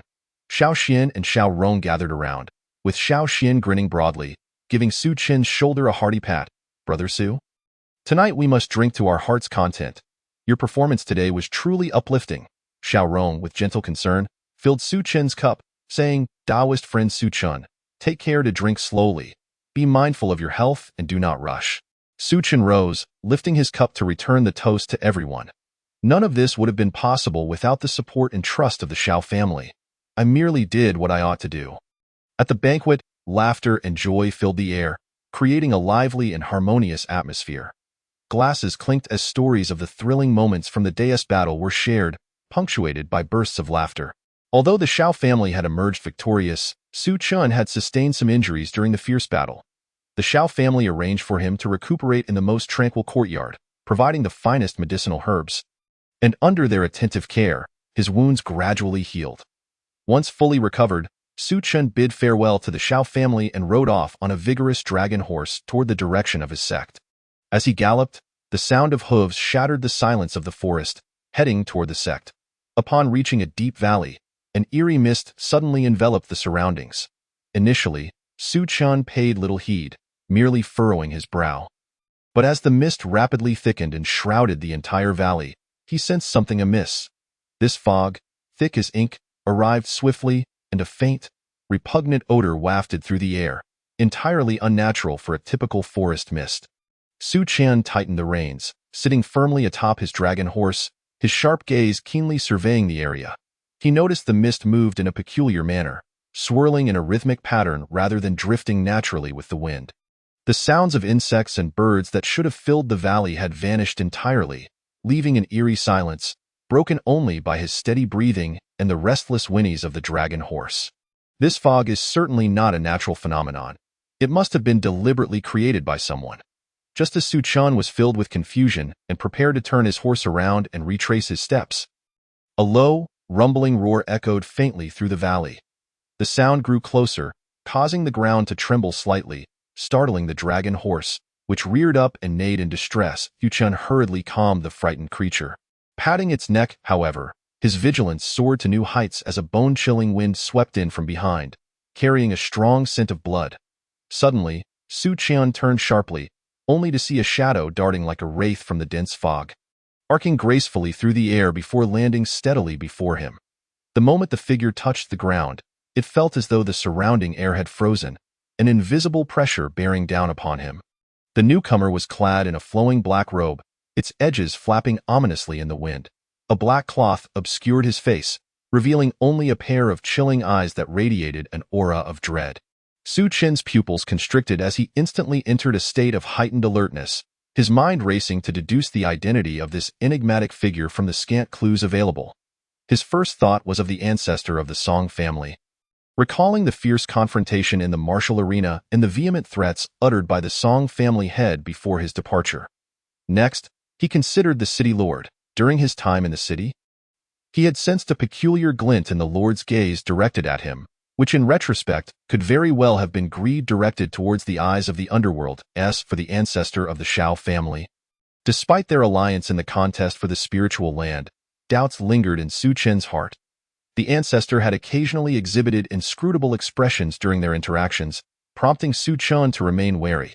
He shook his head and murmured to himself, "I can only hope it is not the Shao family." Regardless of which of the three sought to obstruct him, Su Qian was prepared to fight to the bitter end. "Who are you? Why do you impede my path?" Chapter 86. Injured and escaping, the masked figure let out a low, mocking laugh and rasped, "Kid, surrender your ocular technique, and I might spare your life." A chill ran through Su Qian. His suspicion had been confirmed. The masked figure was indeed after his eyes of the underworld. He scoffed defiantly, "Never. This ocular technique is innate to me. I would never relinquish it to a scoundrel like you." Refusing a toast only to drink a penalty, the masked man roared, swiftly forming hand seals as he intoned, "Black Flame Demon Palm." In an instant, a colossal black flame hand materialized from thin air, radiating intense heat and a pungent smell of charred flesh as it lunged towards Su Qian. This fiery appendage towered over him, and wherever it passed, the air crackled ominously. Nearby trees began to smoke under the oppressive heat, their leaves curling and wilting before being engulfed by flames and reduced to ice. Su Qian did not dare confront this head-on. The formidable might of his immortal body allowed him to react swiftly. Evading the fierce assault with a deft sidestep, the scorching gust brushed past him, singeing his skin and scorching his garments. He understood that ordinary attacks would pose little threat to the masked man. So he summoned his spiritual energy, shouting, "Shatter the void finger." Su Qian's Chapter 87. Encounter with the fierce Gale Demon Pig. In an instant, the river engulfed him, sweeping him downstream until he gradually vanished from the masked figure's sight.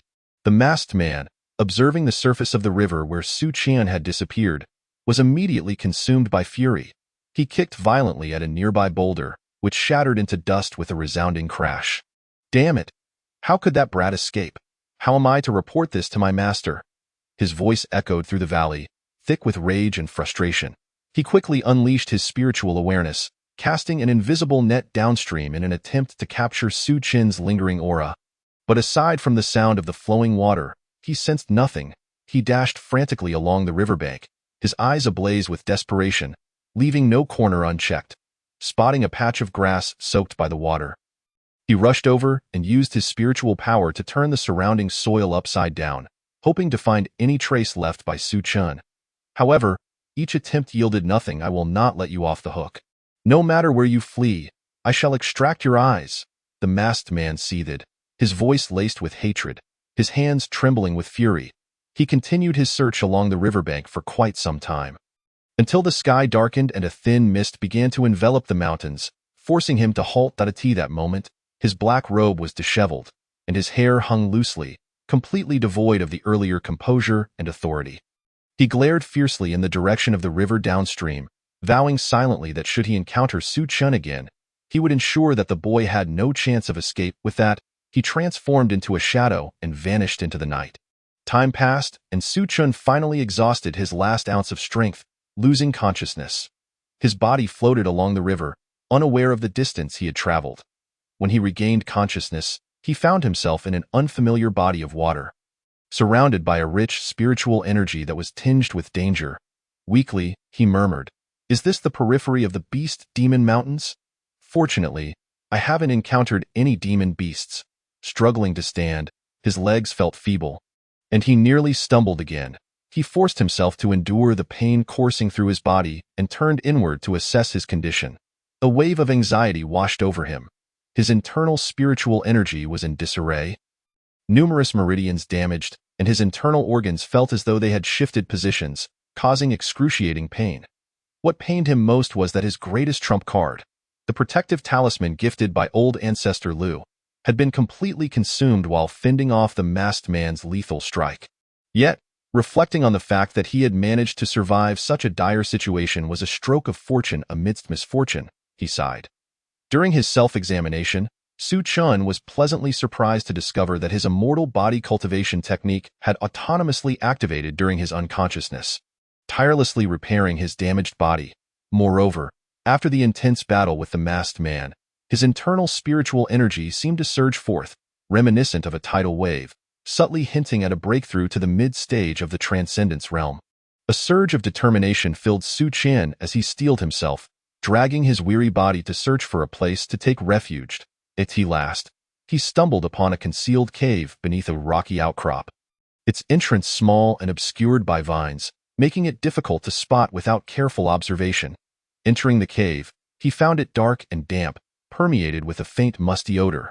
Not bothering to dwell on it, he sat cross-legged in the cave's center, regulating his breath and activating the immortal body technique.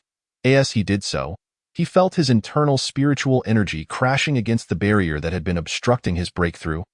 Wave after wave, each impact akin to thousands of steel needles piercing his meridians, sending him teetering on the brink of unconsciousness. Sweat poured from his forehead, cheeks, and neck, quickly soaking his garments and dripping onto the cave floor. His complexion shifted from pale to ashen, his lips bloodied from biting down too hard. Throughout this arduous breakthrough, images of his battle with the masked man flooded his mind, each perilous moment intensifying his yearning for power. After an indeterminate amount of time, a dull yet resonant sound echoed within him, signaling that the barrier obstructing his breakthrough had finally shattered. A vast and pure power surged through his body, and he could distinctly feel his meridians becoming more resilient and expansive, akin to raging rivers capable of accommodating more spiritual energy. His bones cracked audibly, as if undergoing a profound metamorphosis, each muscle brimming with newfound strength. Su Chun slowly opened his eyes, feeling the tumultuous spiritual energy within him, and couldn't help but marvel. I never imagined that escaping death would lead to such fortunate gains, breaking through to the mid-stage of the transcendence realm. He clenched his fists, a resolute expression crossing his face. The masked man is likely still lurking near the sect, waiting for me to fall into his trap. Perhaps I should hone my skills in the Beast Demon Mountains before returning. Once my strength is sufficient, I shall make you pay dearly for today's transgressions. With that, he rose and exited the cave, gazing deep into the Beast Demon Mountains. A hint of anticipation flickered in his eyes as he tilted his head back and released a powerful howl that reverberated through the forest, echoing in the air. Almost instantly, deep and resonant responses came from afar, shaking the woods and startling flocks of birds into flight. Suddenly, the ground began to tremble slightly. He opened his eyes wide, seeing a massive figure racing toward him through the forest. Clouds of dust swirling in its wake, exuding a formidable aura in the blink of an eye. A gigantic golden figure charged forth, effortlessly uprooting stout trees and sending boulders tumbling. The wild beasts in the forest scattered in panic. "Moo!" The figure roared as it ran, and as it approached Su Qian, it seemed to notice him, accelerating suddenly like a golden cannonball hurtling straight toward him. "What the?" Su Qian's eyes widened, and he waved his arms, shouting, "Stop! Please stop! You'll knock me flying!" Perhaps having heard his cries, the colossal golden figure skidded to a halt just a short distance away, creating a gust of wind that swept past him. As the dust settled, Su Qian discerned the enormous creature before him. It was none other than the fierce Gale Demon Pig he had encountered at the outskirts of the Beast Demon Mountains. Months had passed, and this demon pig had grown significantly, now towering at least 4 zhang high and stretching 6 or 7 zhang long, standing before Su Qian like a small mountain. Yes, he felt the powerful aura emanating from it. He couldn't help but gasp, pondering, a few months ago, this fierce Gale Demon Pig was merely at the late stage of the gathering spirit realm. Now, its overwhelming presence has reached the late stage of the Transcendence realm. Such a pace of cultivation is simply unfathomable. The fierce Gale Demon Pig locked eyes with Su Qian for a moment before suddenly leaning in closer, its long tusks nearly touching him, excitedly emitting loud moo sounds that made Su Qian's eardrums ache and his blood surge. He quickly retreated several paces, exclaiming, all right, enough with the noise. Your volume is nearly deafening," observing Su Qian's flustered demeanor. The fierce Gale Demon Pig seemed to display a hint of mischief, playfully nudging him with its long snout and bounding around joyfully while continuing to moo. With a wry smile, Su Qian couldn't help but marvel at the creature's rapid growth not only in strength but also in its increasingly playful nature during their time apart. The fierce Gale Demon Pig seemed to sense Su Qian's surprise, letting out a soft grunt through its nostrils, standing tall and looking down at him with all 4 legs straightened. Chapter 88. The Underground Cavern. Su Qian pursed his lips, reassuring himself, "Never mind, I won't quibble with a foolish pig." He then smiled and asked, "So, big fellow, what brings you to the outskirts of the Beast Demon Mountains? Surely you're not here just to find me?" Holding a fondness for this somewhat cunning yet deeply loyal fierce Gale Demon Pig, Su Qian felt warmth in his heart. The fact that it had rushed to see him upon hearing his howl was enough to touch him. Upon hearing Su Qian's words, the demon pig pointed its snout toward the distance, repeatedly mooing as if trying to convey something significant. Su Qian, bewildered, scratched his head and tentatively asked, "Are you saying there is something good over there? Is it a treasure or some rare item?" The fierce Gale Demon Pig nodded excitedly and gestured with its hoof, indicating for Su Qian to climb onto its back. Without hesitation, Su Qian leaped onto the broad back of the fierce Gale Demon Pig. With a thunderous rumble, the fierce Gale Demon Pig took off at an astonishing speed, far outpacing Su Qian's full sprint by several times. Utilizing its massive frame, it barreled through the forest, ignoring any obstacles in its path, racing in a straight line.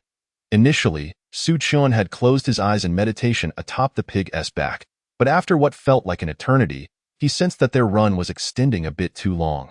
He couldn't help but voice his concern, "You foolish pig, where exactly are you taking me? If we keep this up, we'll run out of the Beast Demon Mountains." The fierce Gale Demon Pig responded with a few excited moo sounds. Pointing its hoof ahead, Su Qian shook his head in resignation, patting its head, saying, "All right, fine. Lead the way. I'm curious to see where you intend to take me. Let us hope it's not into a den of dragons and tigers." The sun blazed overhead as the fierce Gale Demon Pig let out a spirited moo, galloping away like an arrow released from its bow. Its speed is astonishing, whipping up a gale that causes the flowers, grasses, and trees along the roadside to sway chaotically. This sprint lasted a full 3 days, traversing mountains and rivers, cutting through dense jungles, and covering a staggering distance of 1,000 miles along the way. They encountered fierce demon beasts multiple times. The cruel glint in their eyes suggested imminent danger. Yet, inexplicably, upon spotting Su Qian beside the fierce demon pig, they all chose to retreat rather than attack. As dusk fell on the 3rd day, the horizon was painted a brilliant orange by the setting sun, resembling a magnificent canvas. The fierce demon pig, with Su Qian on its back, laboriously navigated through treacherous swamps. The air was thick with a nauseating stench of decay, and the black muck occasionally bubbled ominously. They finally arrived before a sinister canyon. Outside the canyon, wild grasses grew wildly, resembling countless twisted hands swaying in the wind. Su Qian leaned forward in curiosity. A chilling dread washed over him, sending a shiver down his spine. He keenly sensed a heavy aura of death emanating from this place, and his heart filled with caution. This was undoubtedly a perilous realm. Foolish pig, do you wish to enter? This place seems ominous. Could there be traps? Su Qian furrowed his brow, glancing at the fierce demon pig, worry etched in his eyes. The fierce demon pig nodded resolutely, its gaze shimmering with an undeniable light. With a resigned sigh, Su Qian said, "All right, since you are so insistent, I shall accompany you. Let us hope we emerge safely." The fierce demon pig let out a small, excited squeal and dashed into the depths of the canyon like a flash of golden lightning. The canyon was engulfed in darkness, eerily silent. Su Qian sat atop the fierce demon pig, his eyes wide open, his ghostly vision struggling to penetrate the endless blackness in search of their surroundings.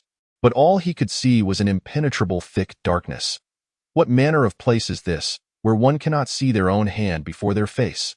Su Qian could not help but mutter, his voice barely audible in the obscurity. Strangely, the fierce demon pig seemed to know this place intimately, weaving effortlessly through the darkness, its speed increasing, producing a series of eerie sounds. Su Qian clung tightly to the pig's fur, marveling inwardly. Could this foolish pig possess the ability to see in the dark? How bizarre!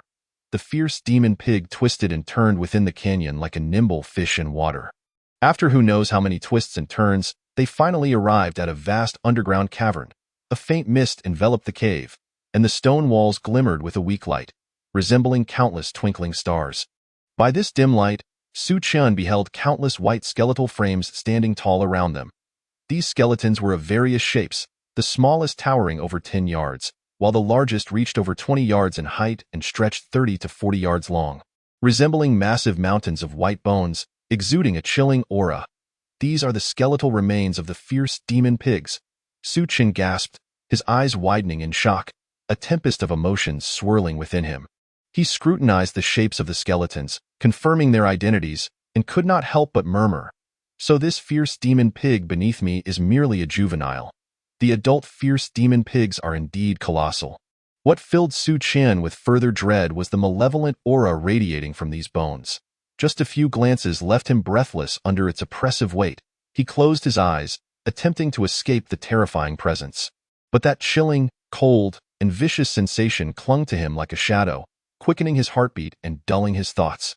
Taking a deep breath, Su Qian struggled to suppress his inner fear, his voice trembling as he asked, "Foolish pig, why have you brought me here? Surely, you do not wish to scare me to death." The fierce demon pig let out a couple of soft grunts, carefully maneuvering past the heaps of bones until they reached a massive azure door deep within the cavern. Su Qian looked up, instantly struck speechless by the sight before him. This door stood 30 to 40 yards tall and over 20 yards wide, glowing faintly with a blue light. Intricate patterns and runes adorned the surface. Flickering with a soft glow, the fierce demon pig let out a squeak, pointing its hoof at the giant door. Its eyes filled with longing. Su Qian felt a stir within his heart and asked, "Foolish pig, do you wish to enter this door?"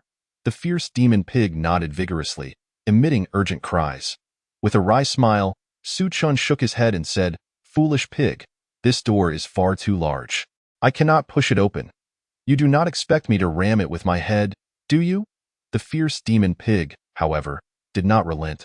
It squeaked softly, suddenly nudged Su Qian, and with a powerful toss, sent him soaring upwards. Su Qian felt the rush of wind beside his ears as he flew over the top of the giant door. Looking down, he saw a faint black stone slab on the cavern's ceiling, radiating a mysterious energy. Understanding that this slab must be the key to opening the massive door, he reached out and secured it. The fierce demon pig caught Su Qian safely before eagerly taking the slab in its mouth. It bit down on the slab, and blood dripped onto it. In an instant, something extraordinary occurred.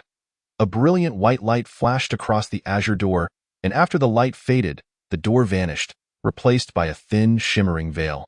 The fierce demon pig squealed with excitement, galloping towards the veil. However, the moment it collided with the veil, an unexpected turn of events unfolded. The seemingly fragile veil proved as solid as stone. The fierce demon pig's powerful charge did not budge it in the slightest. But instead, the fierce rebound sent it staggering backward. Su Qian was thrown from the pig's back, crashing heavily to the ground, his blood surging, nearly causing him to spit blood. What on earth is this veil? How can it be so unyielding? Filled with shock and dread, Su Qian quickly sat cross-legged, channeling his spiritual energy in an attempt to calm his turbulent blood. Yet, as he settled his mind, he sensed the environment around him was exceptionally eerie. The skeletons within the cavern exuded a formidable presence, as if countless invisible hands were suppressing his spiritual energy, rendering him incapable of achieving tranquility. His inner energy struggled to flow freely. The incessant rumbling interrupted Su Qian's thoughts, and he looked up to see the fierce demon pig, undeterred by its injuries, charging once more at the veil. Its body, heavy as a mountain, carried the force of 1,000 tons with each impact. Yet the veil remained utterly unmoved. Instead, the fierce demon pig was bloodied from the recoil, its golden fur stained crimson, appearing tragically battered. Foolish pig, do not charge again. With your current strength, you cannot breach this door. We must leave this place and return when we are stronger. Su Qian's calls finally halted the fierce demon pig, which let out a reluctant bellow before slowly releasing the stone slab from its mouth. Miraculously, the moment the slab was freed, it began to emit a soft azure light, drifting back to its original position. Just as the slab returned, the veil flickered and transformed back into the mysterious azure door.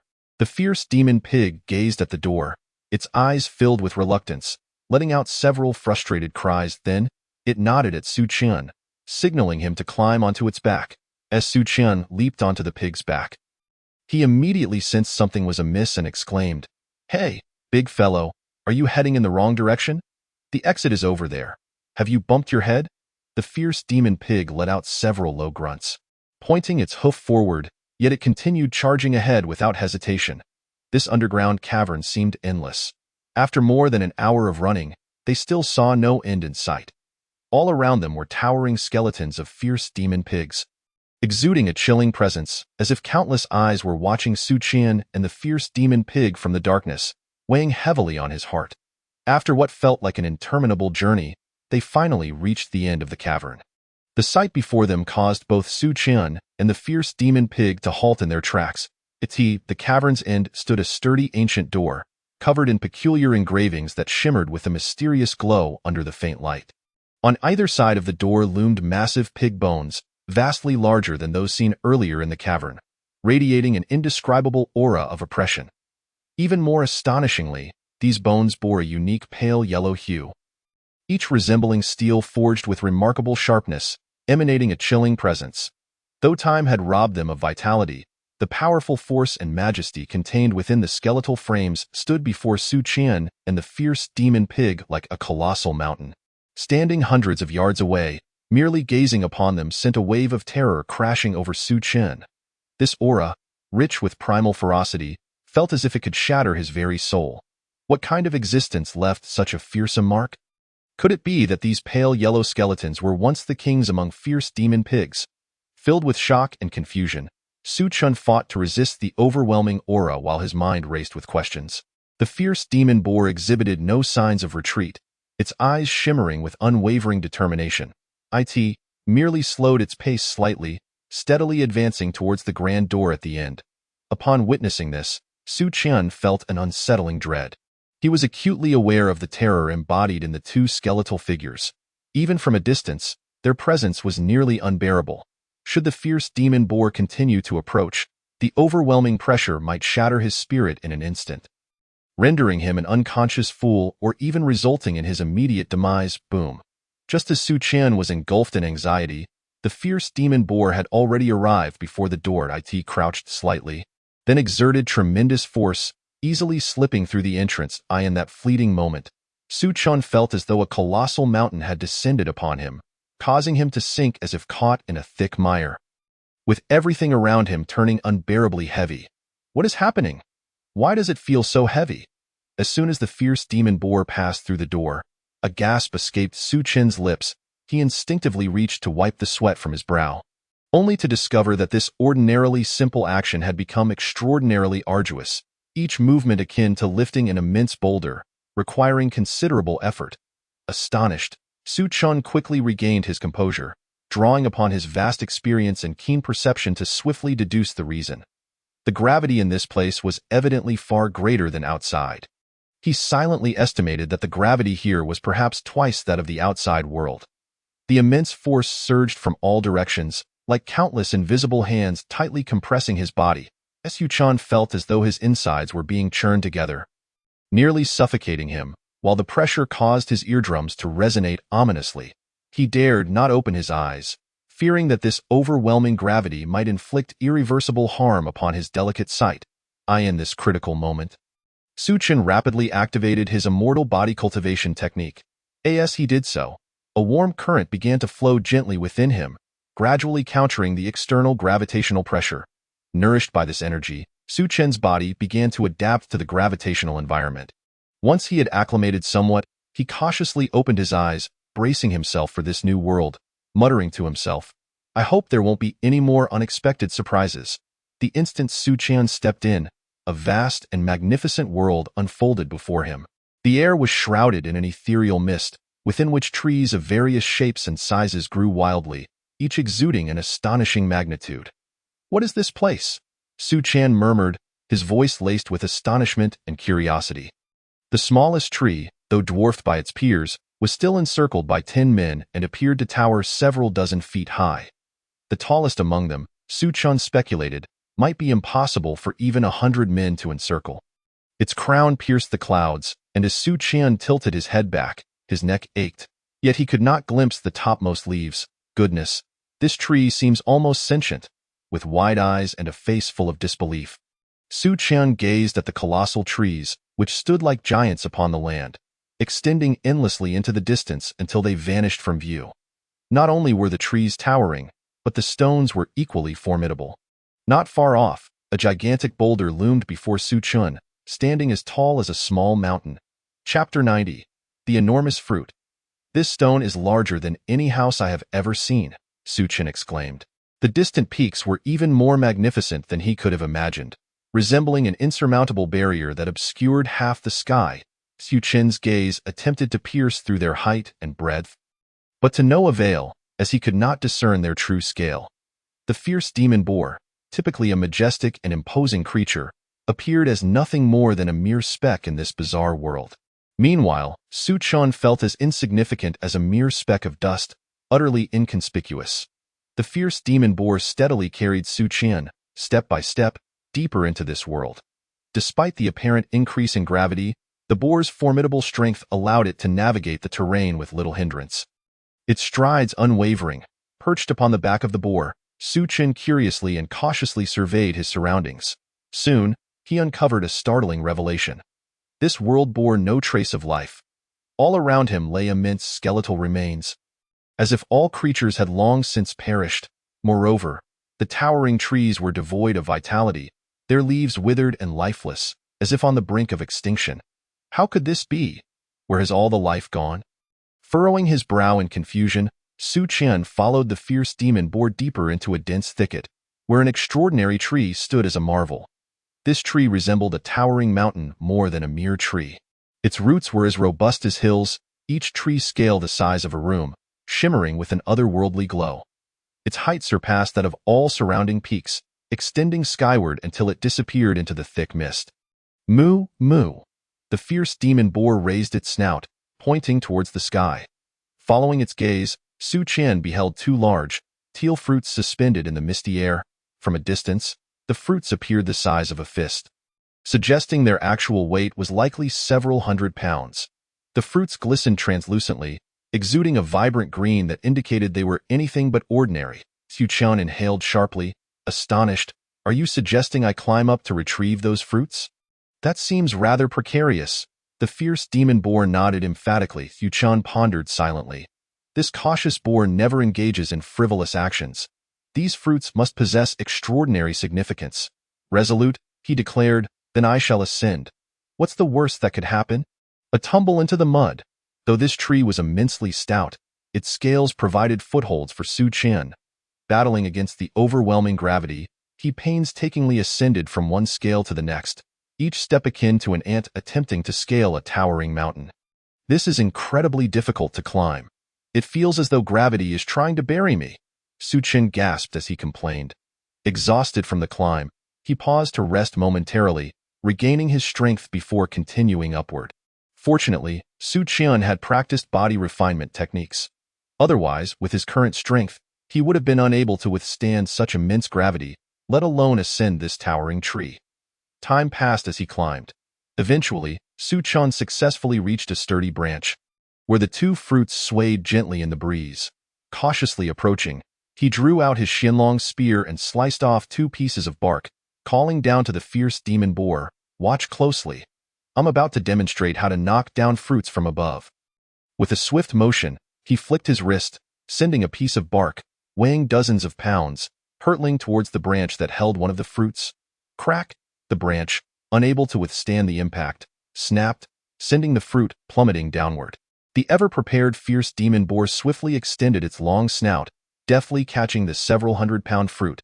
Following the same method, Su Chen knocked down the second fruit.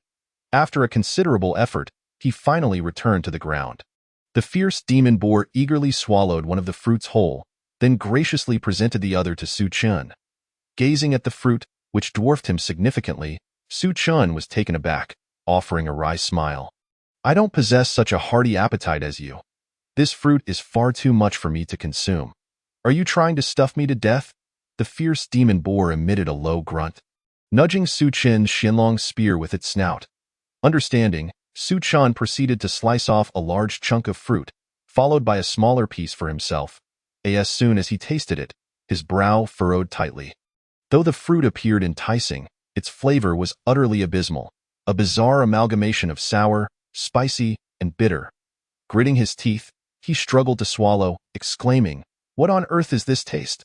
It's downright culinary horror. Strangely, as soon as the fruit entered his stomach, it transformed into a faint current.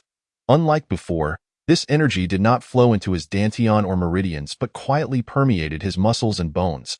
Instinctively, Su Chen clenched his arm and delivered a powerful punch towards the ground.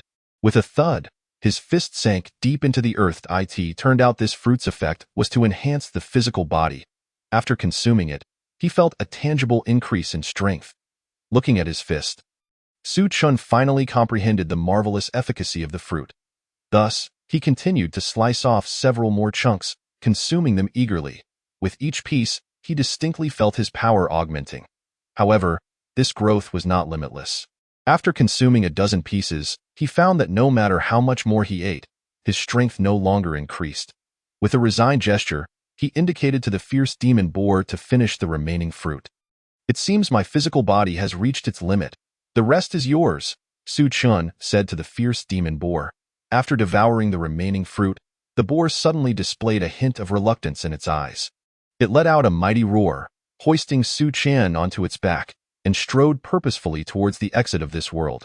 A lone individual accompanied by a beast stepped through the threshold of the door. An earth-shattering roar reverberated from behind. Su Chen hastily turned to behold the scene. The entire realm was quaking violently, towering mountains crumbled and shattered in an instant, the ground split open with a thunderous crack, and countless majestic trees succumbed to the chaos, toppling like mere twigs. Following this, an indescribably powerful black storm howled forth from the void, engulfing the entirety of existence. "What is happening?" Su Chen exclaimed in terror. This tempest of darkness wielded tremendous might. Wherever it passed, trees, soil, and mountains were mercilessly devoured. The once grand and magnificent landscape was, in the blink of an eye, rendered into a mere void under the storm's rampage. Suddenly, a green stone slab soared forth from the door. As it emerged, the great door vanished without a trace, leaving only a faintly glowing stone wall in its wake. Instinctively, Su Chen reached out to catch the slab. And upon contact, a surge of warmth coursed through his hand, accompanied by a chilling intent emanating from the stone. Upon grasping the meaning of this intent, a look of horror spread across Su Chen's face as he murmured to himself, "So it is, indeed." From the message conveyed by the slab, Su Chen learned that the world he had just witnessed was, in fact, an ancient realm crafted by a formidable being through unparalleled divine prowess. The purpose of this small world-esque creation was to establish a trial ground for the young of the Demon Pig clan. The name of this trial ground was none other than the Demon Pig Trial Ground.